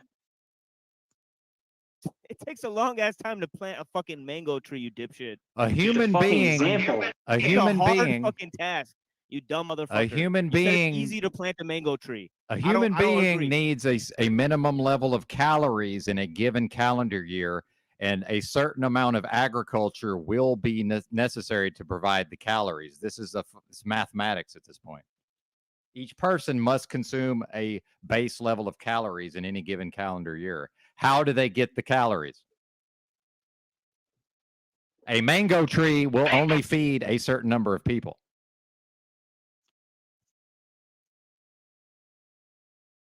Yeah, I'm being Did you hyperbolic really by just saying say the a argument? mango. The answer to the manifesto is everybody grows a fucking mango tree, dude. You're a dumb motherfucker, dude. I got So news for you, what? dude. Right, so you're I got news for you, right. brother. I'm the dumb motherfucker with the mango tree and the plants and the small acreage, and I'm not toiling away at a farm every day, and I can have the free time to do whatever the fuck I want after that. Like, your fatalistic, like loser, depressive, repressive, like ideology is a fucking joke, and you put that on all the people of the world is laughable. That's all Yeah, I'm and saying. billions of people in Africa don't use technology, right? It's not what I said. You're a dullard, dude. You're a fucking dullard. I didn't say billions of people in Africa. I said I Those thought a exact billion. words came out of your dumb. I fucking said mouth. I thought a billion people across the earth get by without technology just fine. This is my You were thought. I don't know. wrong. Maybe You were wrong about How do you know? without technology? You can. You certainly If we can. wanted to Right? imagine, sorry, if we wanted to No, imagine no, a you world can't. without, Why can you not? Billions of people live without like any machines whatsoever. Billions, Timmy. Billions. You want to argue against your own words? Or are you just going to accept that, Oh, but then that if I I hadn't accept that. replayed this, we would have done 20 fucking minutes of you trying to argue against your own goddamn words? Well, I didn't say 4 billion. and I didn't say one. Billions. You said 1 billion. Billions. I was mistaken, sir. Yeah. and I Because I people will not extrapolated put that. your words in your face like I will. I'll just play your Well, fucking thanks for making words it back 4 to billion. you. That's fine. I still stand I know by it that. I is. still think billions. I know it still is think billions of fine, people Timmy. do. But you're the one on here Thinking, representing your own Timmy. fucking words when you got.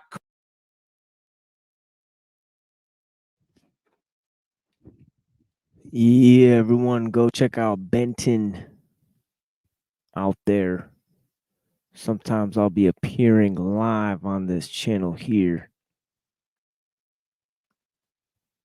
But yeah, I'm gonna wrap it up in a little bit here. We're getting to the 9th hour here. But I have an article called Our Minds Can Be Hijacked. The Tech Insiders Who Fear Smartphone Dystopia. This was released in 2017, quite a long time ago, but it's got some remarkable statements in here. It says that it says it's talking about a guy named Harris. You know, where is it? A graduate of Stanford University, Harris studied under B.J. Fogg, a behavioral psychologist revered in tech circles for mastering the ways of technological design, can be used to persuade people. Many of his students, including Eyal, have gone to prosperous careers in Silicon Valley. Silicon Valley. You know? And, here's Benton's page right here. But yeah.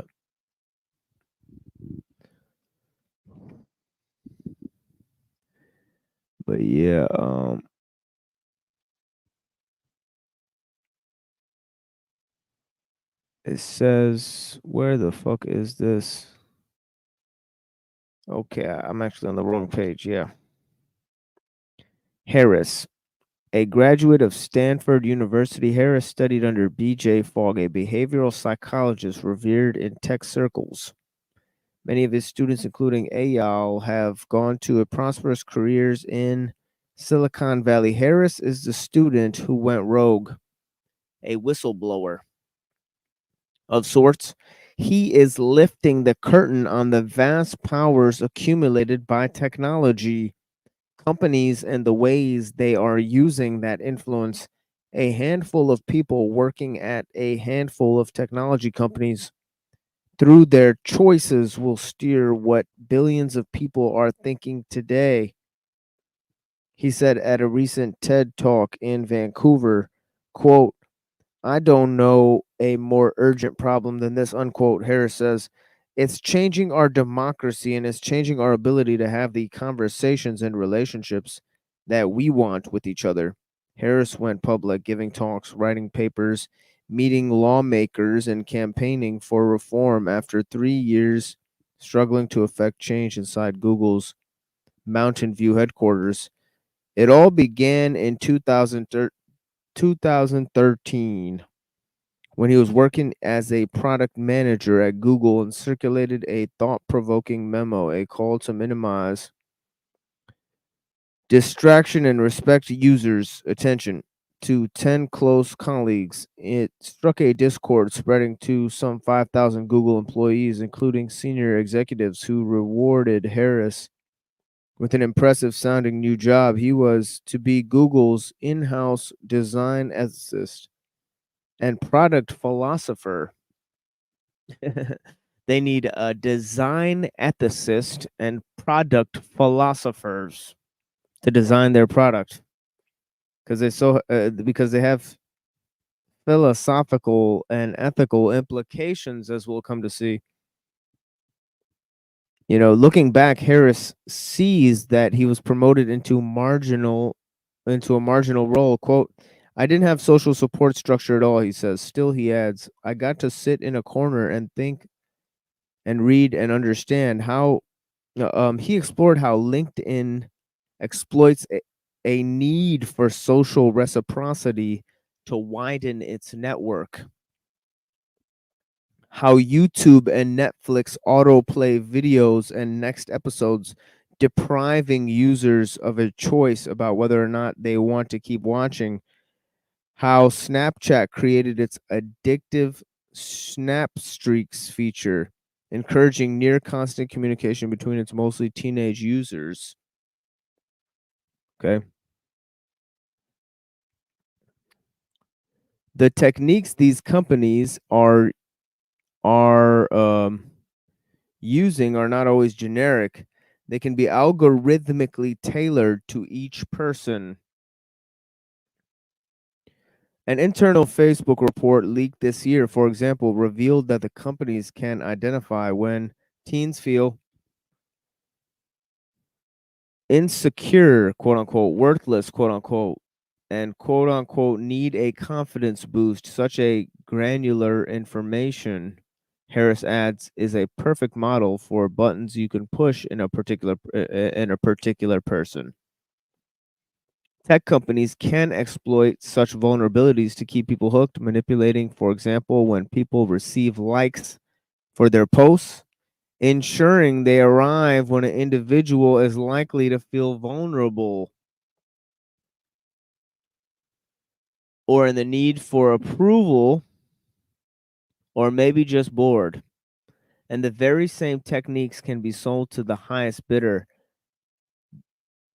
Quote unquote, he says, quote, there's no ethics, unquote, no ethics.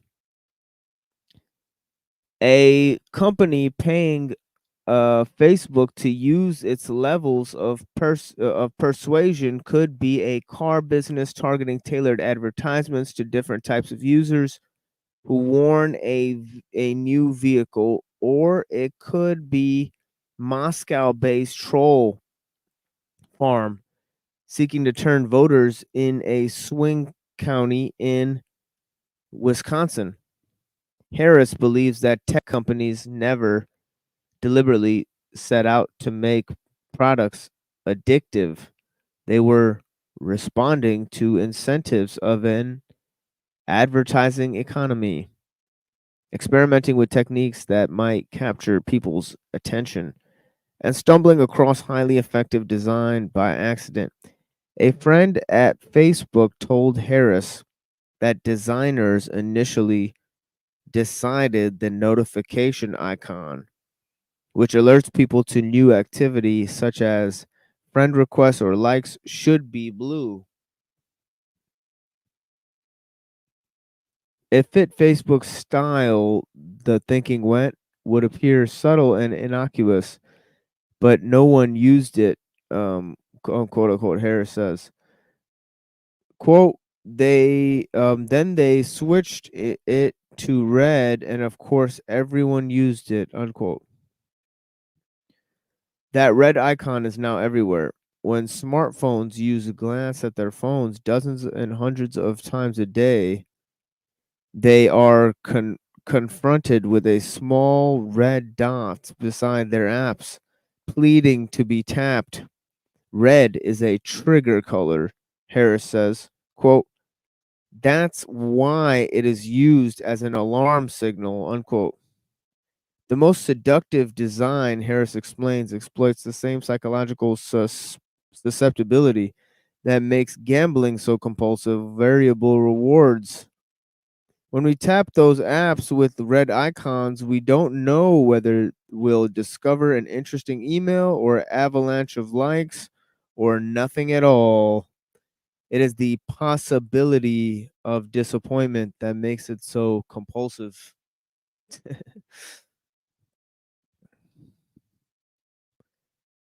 It's this that explains how the pull to refresh mechanism, whereby users swipe down, pause, and wait to see what content appears, rapidly became one of the most addictive and ubiquitous designs features in the modern technology. Quote, each time you're swiping down, it's like a slot machine, unquote.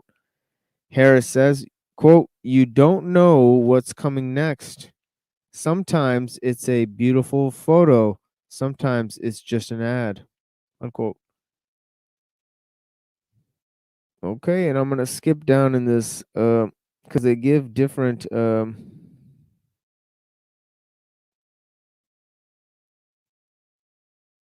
examples here about people exploiting this type of psychology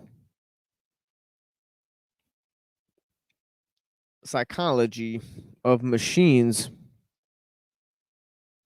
But yeah, I'm going to go to this guy. Williams, 35, left Google last year, is on the cusp of competing at PhD at Oxford University, exploring the ethics of persuasive design. It is a journey that has led him to question whether democracy can survive the new technological age. He says that his epiphany came a few years ago when he noticed he was surrounded by technology that was inhibiting him from concentrating on the things he wanted to focus on. Quote, it was that kind of individual existential realization, what's going on, unquote, he says. Quote, isn't technology supposed to be doing the complete opposite of this, unquote? Interesting question. That discomfort was compounded during a moment at work when he glanced at one of the Google dashboards, a multicolored display showing how much of people's attention the company had commandeered for advertisers. Quote, I realized this is literally a million people that we've sort of nudged or persuaded to do this thing that they weren't going to otherwise do, unquote, he recalls. He embarked on several years of independent research, much of it conducted while working part-time at Google. About 18 months in, he saw the Google memo circulated by Harris, and the pair became allies, struggling to bring about change from within. Williams and Harris left Google around the same time and co-founded an advocacy group, Time Well Spent, that seeks to build public momentum from a change in the way big tech companies think about design. Williams finds it hard to comprehend why this issue is not, quote, on the front page of every newspaper every day. Yeah. 87% of people wake up to go to sleep with their smartphones. 87% of people wake up and go to sleep with their smartphones, he says. The entire world now has a new prism through which to understand politics. And Williams worries the consequences are profound. The same forces that led tech firms to hook users with design tricks, he says, also encourage those companies to depict the world in a way that makes products that makes for more compulsive, irresistible viewing. Quote, the attention economy, okay. He says, incentivizes the design of technologies that grab our attention. In doing so, it privileges our impulses over our intentions.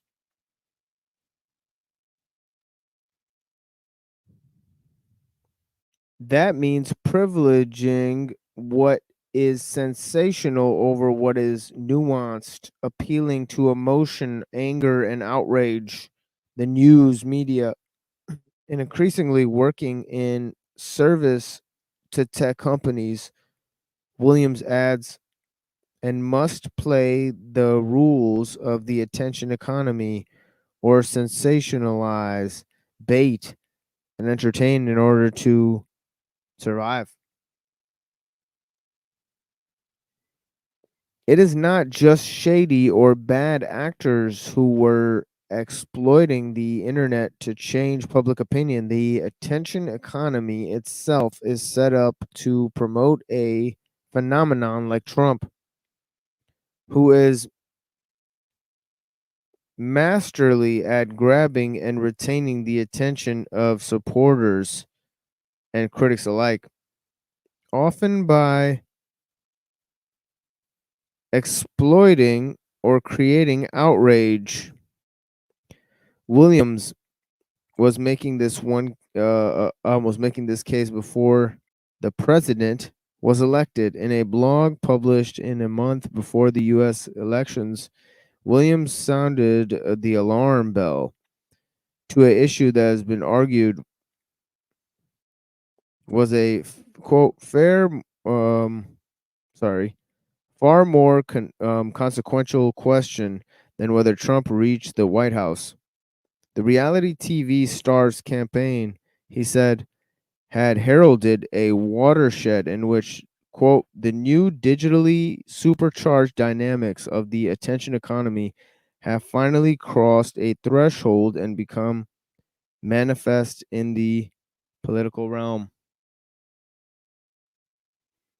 Williams saw a similar dynamic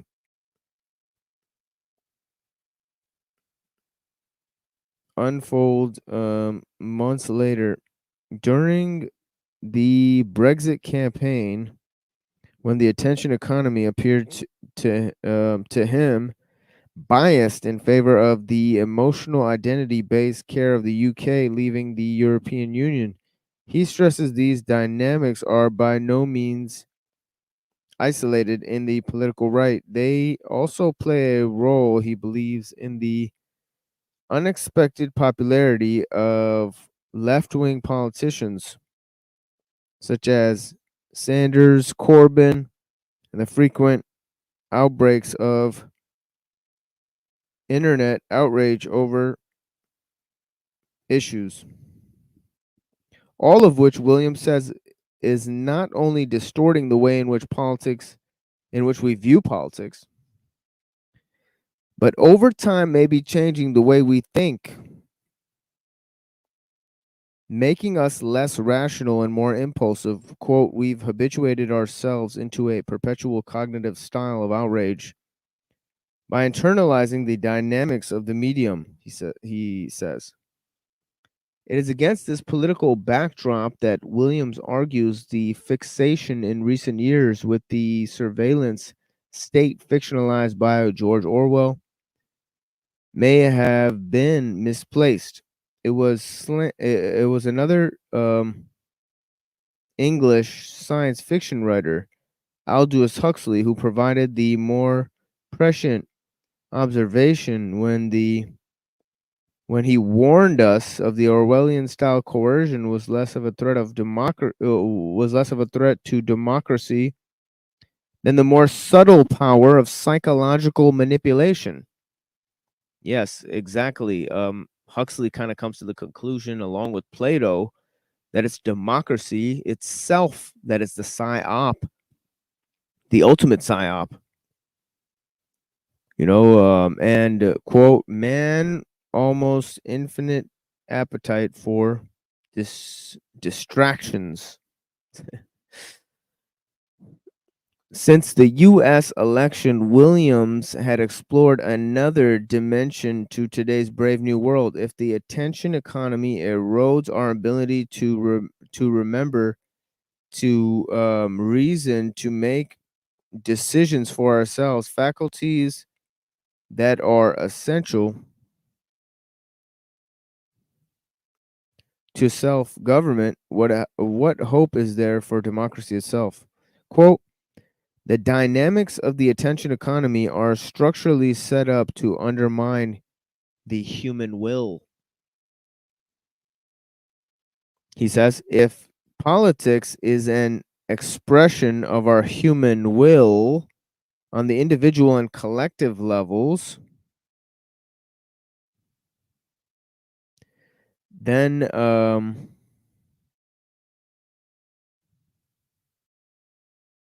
the attention economy is directly undermining the assumptions that democracy rests on. If Apple, Facebook, Google, Twitter, Instagram, and Snapchat are gradually chipping away at our ability to control and own our own minds, could there come a point, I ask, at which democracy no longer functions? Will we be able to recognize it? And when it happens, Williams replies, and if we can't, then how do we know it hasn't already happened? That from an article in 2017 of The Guardian in San Francisco by Paul Lewis, entitled, Our Minds Can Be Hijacked. Interesting stuff, folks. But yeah. And obviously this question can be applied to machines in general. Well, if you can't accurately describe what is a machine and what isn't, just like most of our experiences online, then that limits to what degree we can engage in figuring out if we're actually communicating with a human or a machine. Well, the advancement of machine learning is bringing about this question: can a machine think, and how much will human freedom be curtailed once machines can sort of convince a human that they are thinking or communicating on the same level as they would with another human being? Yeah, that's a question that Alan Turing asked in this work here. And Alan Turing in 1912 to 1954 was a mathematician at Cambridge who made fundamental contributions to computational theory and the Concept of Artificial Intelligence. The following essay was written in 1950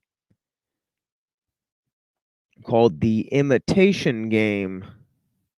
I propose to consider the question, quote, can machines think, unquote. This should begin with the definitions of machine and think, he says. What does the word machine mean? And what does the word think mean? The definitions might be framed so as to reflect so far as possible the normal use of the words. But this attitude is dangerous if the meaning of the words, quote, machine and quote unquote think are to be found in examining how they are commonly used. It is difficult to escape the conclusion that the meaning and the answer to the question, can machines think, question, is to be sought in a statistical survey, such as a Gallup poll. But this is absurd. Instead of attempting such a definition, I shall replace the question by another, which is closely related to it and is expressed in relatively unambiguous words. The new form of the problem can be described in terms of a game which we will call the imitation game. The imitation game. Okay, it's a game we're all involved in today. You know, the imitation game. You know,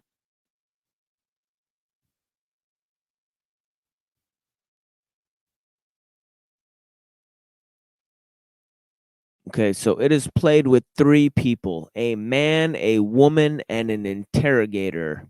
A man A, a woman B, and an interrogator C, who may be of either sex. The interrogator stays in a room apart than the other two. The object of the game for the interrogator is to determine which of the other two is the man and which is the woman. He knows them by labels X and Y, and at the end of the game, he says X is A and Y is B, or X is B and Y is A. The interrogator is allowed to put questions to A and B, thus, C, will X please tell me the length of his or her hair, for example? Now, suppose X is actually A, which is a woman. Then A must answer. It is A's object in the game to try and cause C to make the wrong identification. His answer, therefore, might be, my hair is shingled. The longest strands are about 9 inches long. In order that tones of voice may not help the interrogator, the answer should be written, or better still, typewritten. The ideal arrangement is to have teleprinter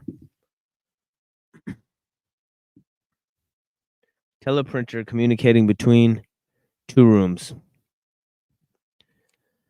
Alternatively, the question and answer can be repeated by an intermediary. The object of the game for the third player, B, is to help the interrogator. The best strategy for her probably to give truthful answers. She can add such things as, quote, I am the woman, don't listen to him, unquote, to her answers, but it will avail nothing as the man can make similar remarks. We now ask the question, what will happen when a machine takes the part of A in the game? Okay. Will the interrogator decide wrongly as often when the game is played like this as he does when the game is played between a man and a woman? The questions replace our original. Can machines think? So he's proposing a thought experiment. He's saying, say you put a man and a woman, A and B, in a room, and an interrogator C has to find out which one is a man and which one is a woman. Well, say you replace A or B with a machine. And now the interrogator C has to tell which one is a machine and which one is a human. Well, if it could successfully convince the interrogator, okay, that both of the people participating in the experiment are humans, well, then it's been able to trick or fool a human.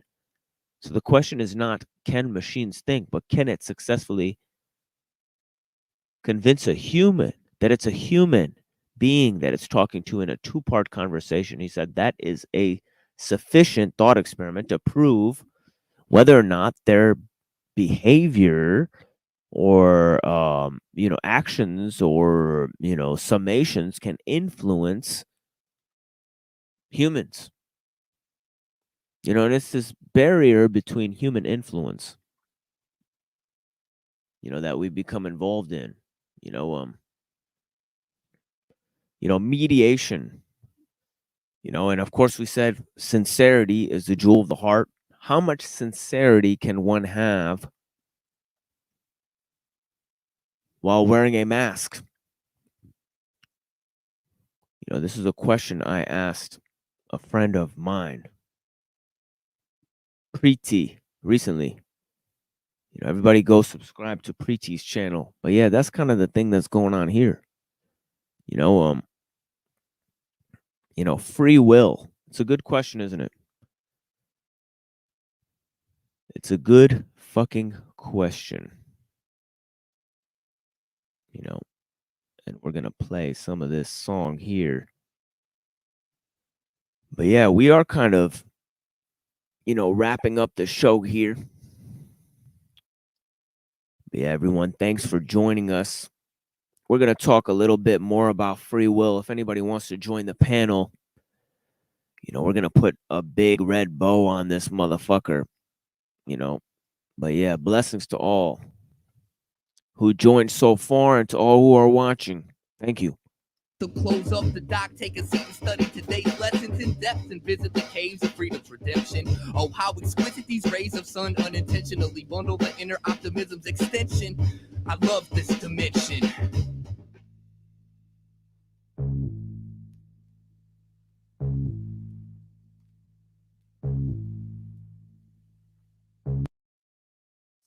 Most people have no clue that in 2023, the best way to make money on Amazon is not with physical products.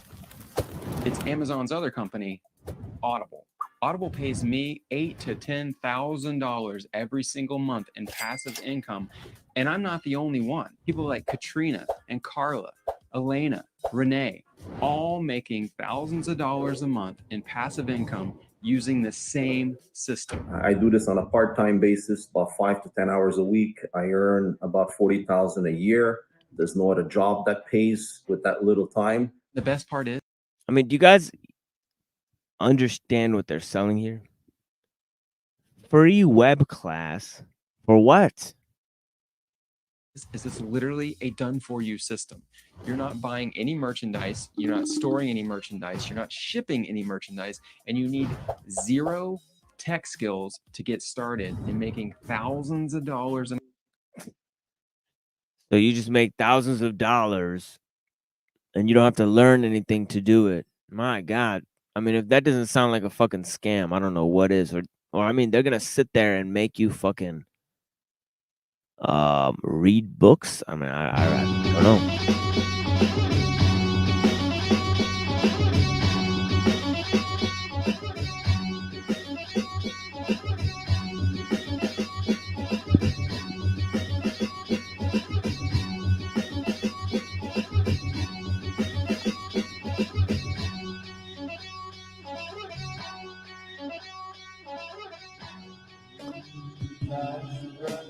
Taking pictures with the wax messiah.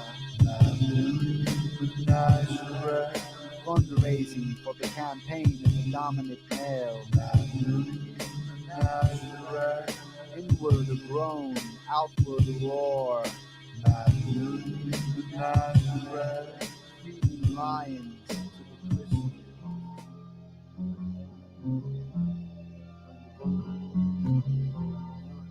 From henceforth we'll build with death carefully and into new weak spirals of typical for the face that get the course of force like for rail pedals, watch of boils of smartphones. From a fine orchid and mutiny for scattered with a funeral art composing a morbid abundance before the naturally boundless framing of stars. And the sacred song spells also tune also warding off discord. The sacrifice we make and what the hand of the giver make out of it gather, you know books while you make eternal strangers carrying decalogues we cannot read. So we swap our paper mache these writing pages into a breathe of light poses and return them to the earth.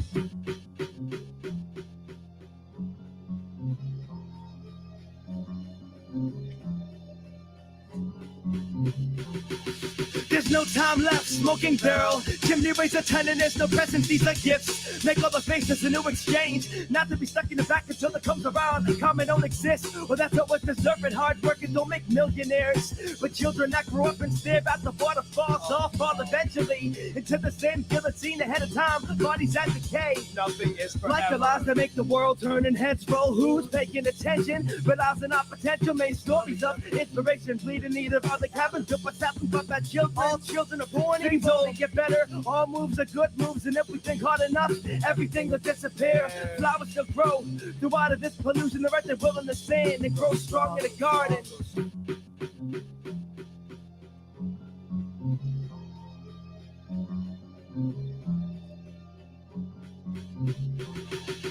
The evolution of dogma from a million standards to an obsession with Dharma to an 8-armed dolphin. The evolution of dogma from man building standards to an obsession with Dharma to an 8-armed Darwin. The evolution of dogma from a million standards to an obsession with Dharma to an 8-armed dolphin. The evolution of dogma from man building standards to an obsession with Dharma to an 8-armed Darwin.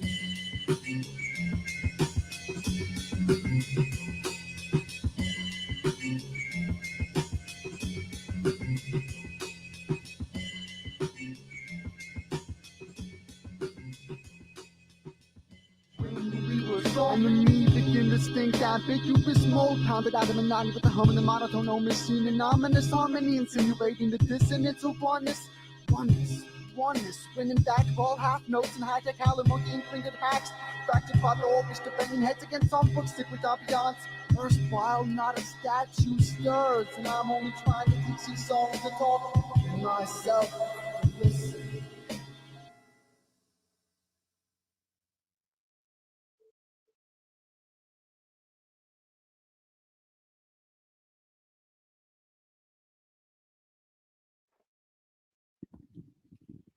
And we close it off with some thoughts here.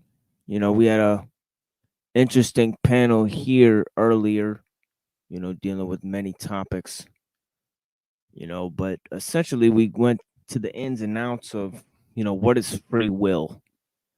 And I think that you know, if we had to look at, you know, an instance of time, you know, do we decide situations brought to us in this moment? You know, no, we don't. You know, we are shoved in the middle of something, you know, that is quote unquote already happening. And it's not going to be stopping anytime soon. Actually, it seems to be speeding up. Do we control what comes of what we do? We don't. You know, can we change who we are? Well, we're pushed into this moment, and what we do affects all other changes. You know, a butterfly flaps its wings, it changes the storm. You know, this is really what's going on. You know, we're pushed in, we're forced to act from where we are, and our actions will affect every single thing that happens from now on because everything is connected, you see. So we are forced to act. In that action, we are free, you know, but we're limited in a sense, and what we do affects everything, you know, because there is no isolated event. You know, do we control what comes of what we do? We do not. We are entitled to our actions, not the fruit of them.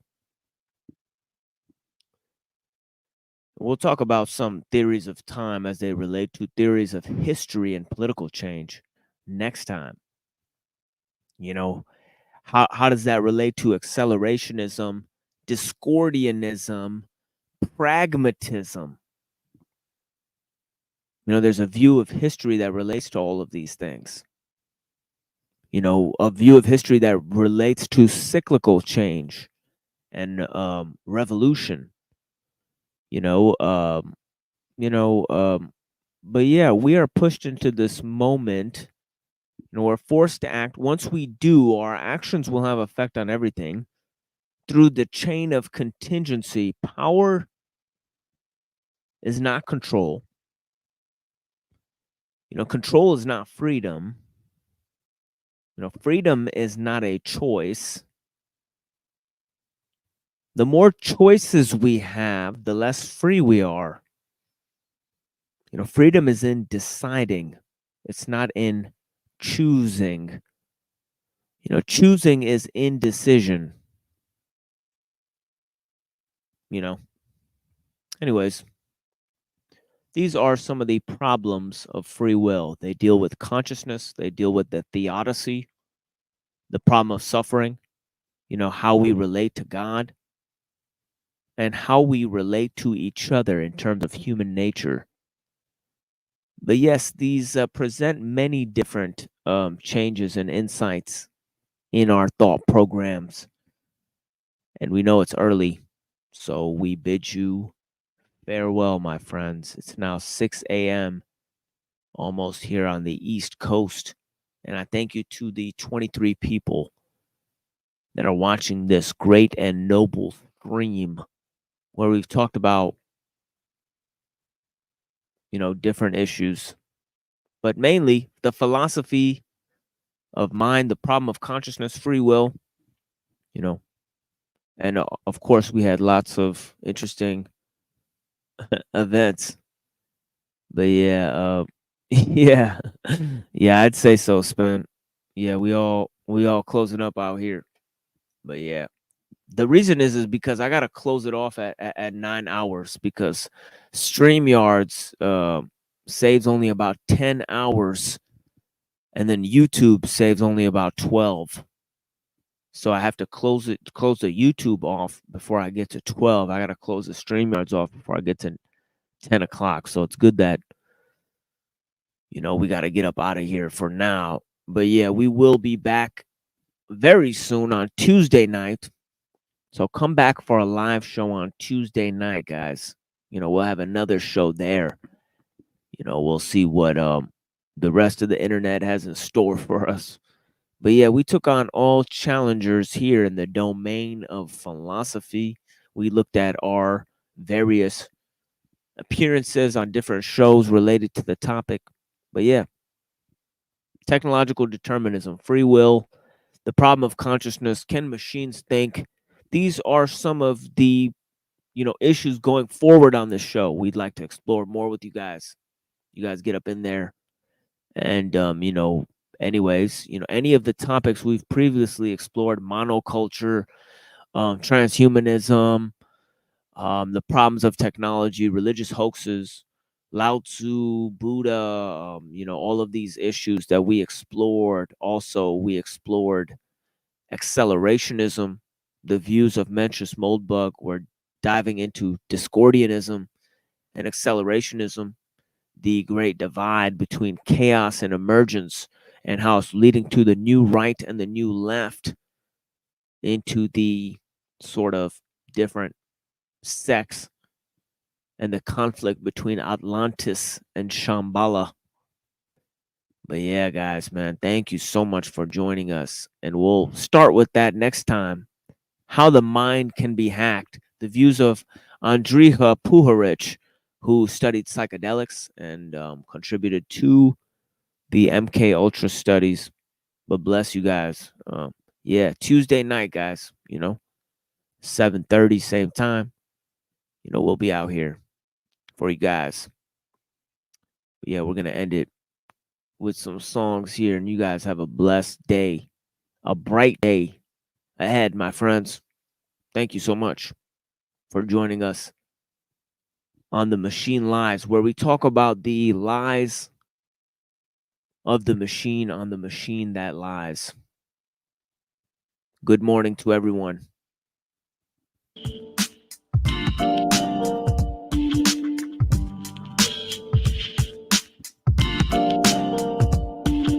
Sleeping, regrets, secrets, recent from infancy, deep breath, seasick, begin amnesia. Dream now to leave it all behind and no longer believing doubt. Clue, we shed same skin at different times in each season. Check the leaves if I'm colorblind. Sunlight to moonstruck evenings, freezing, wheezing till the top of every mountainside reminds me that in no way is this happening for no reason. The page I always skip is the one that keeps repeating. The page I always skip is the one that keeps repeating itself, and I felt like I dealt with it well, despite the fact I yelled for help when I fell. Go tell, I can see the dirt puddle disguises the well. But when I go to take a drink, there's only enough mud for myself and no cup for the others. I want the patience to calm a crying baby after left for complaining it was death. Now remaining a connection with our mother, overdue and overslept through a couple billion relative to death, forever meant to rediscover. I wonder if a brighter side exists. On the other side of the fence, he managed to climb, she decided to dance. I guess he had to be there in pretense. I can't count how many times I stopped to think about the lives I could have touched, but I was busy being bought, sold, told a lie, stuck with that feeling in my gut like my butterfly never made it home safe. And in no way will that old slave hold me down in that cold cave by my soul's cave, so I smile. When I was young enough to know that nothing ever dies, the object of my obsession became the tears in others' eyes. The mirror, such a wide range of desires is clear. It all adds up so quick, but it's divided by the same fear. As our fire gets hired, retired, and uninspired to figure out exactly why we're here. By messing with the wires built on top of rusty gears. Or perhaps the trap is in the mind of a messiah who steers off a beaten path that meets the friend, the pioneer. The ride was smooth in the beginning, but what blooms soon does disappear in the ruins of what was living. Proof that everything we choose to do moves through fear. It's nothing new. In fact, I'm used to losing you when I'm not here. I wonder if a brighter side exists. On the other side of the fence, he managed to climb, she decided to dance. I guess he had to be there in pretense. Wonder if a brighter side exists. On the other side of the fence, he managed to climb, she decided to dance. Same one.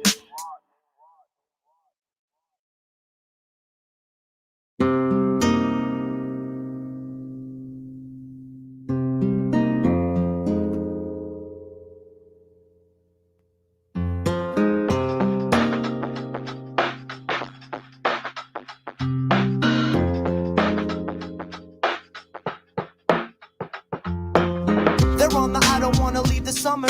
I'm on the let the storm wander with the feedback hunger. Mother never mumbles under breath.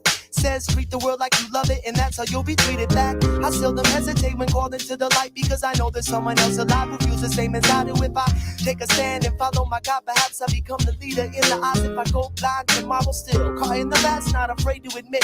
If lost, I gotta ask, what's the task I've been given? Cause if I miss what I pass on the path when it twists, there'd be no journey in the visit like it already happened, but didn't. I'm not alone, that's all.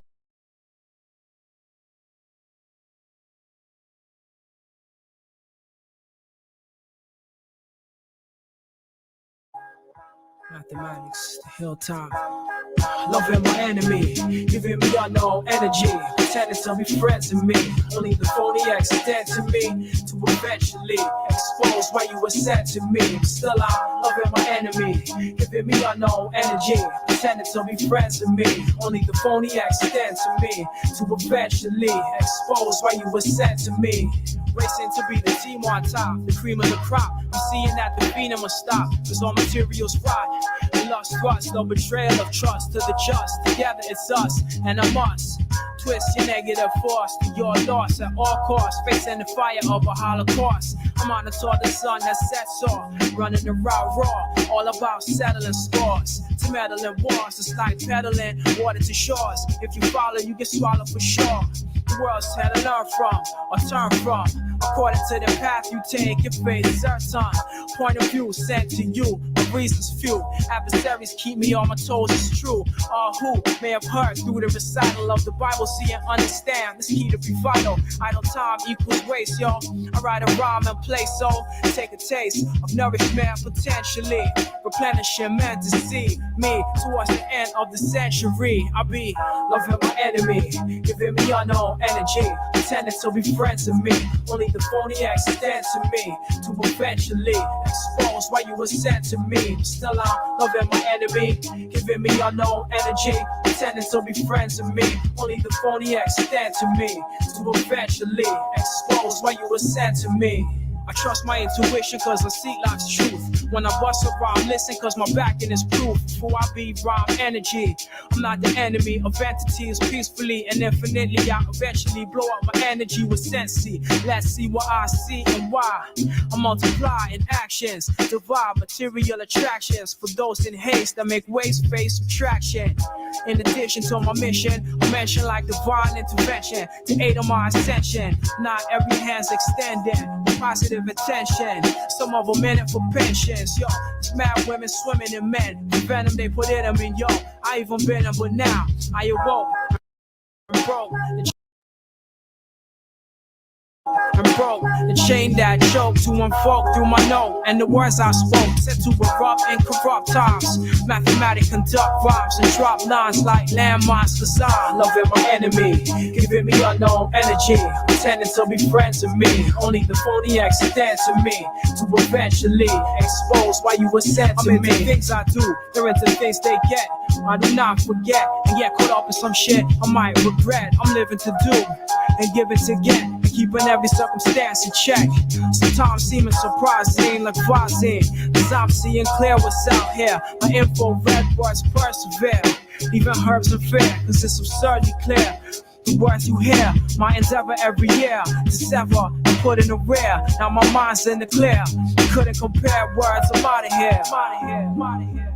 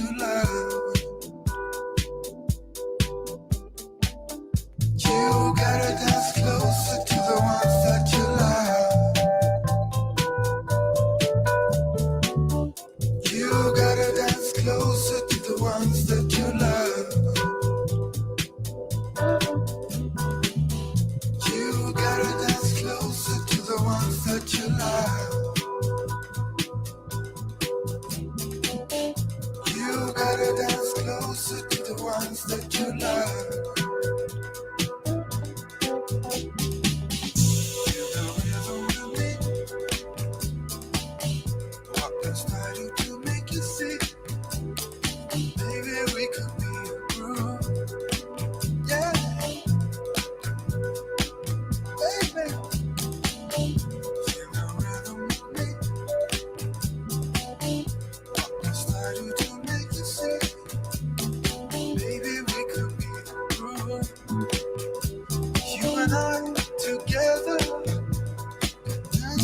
Rhythm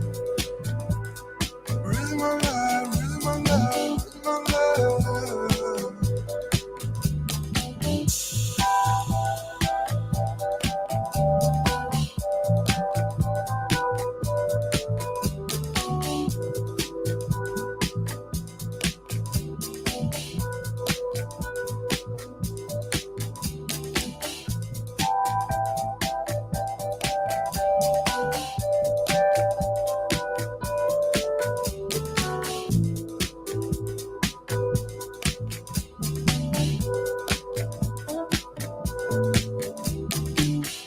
You gotta dance closer to the ones that you love. You gotta dance closer to the ones that you love. You gotta dance closer to the ones that you love. You gotta dance closer to the ones that you love. You gotta dance closer to the ones that you love. You gotta dance closer to the ones that you love. Rhythm, rhythm with me. Walk inside you to make you see. Baby, we could be a group. Yeah, baby. Rhythm, rhythm with me. Walk inside you to make you see. Baby, we could be a group. You and I together. That's the rhythm of love, rhythm of love, rhythm of love.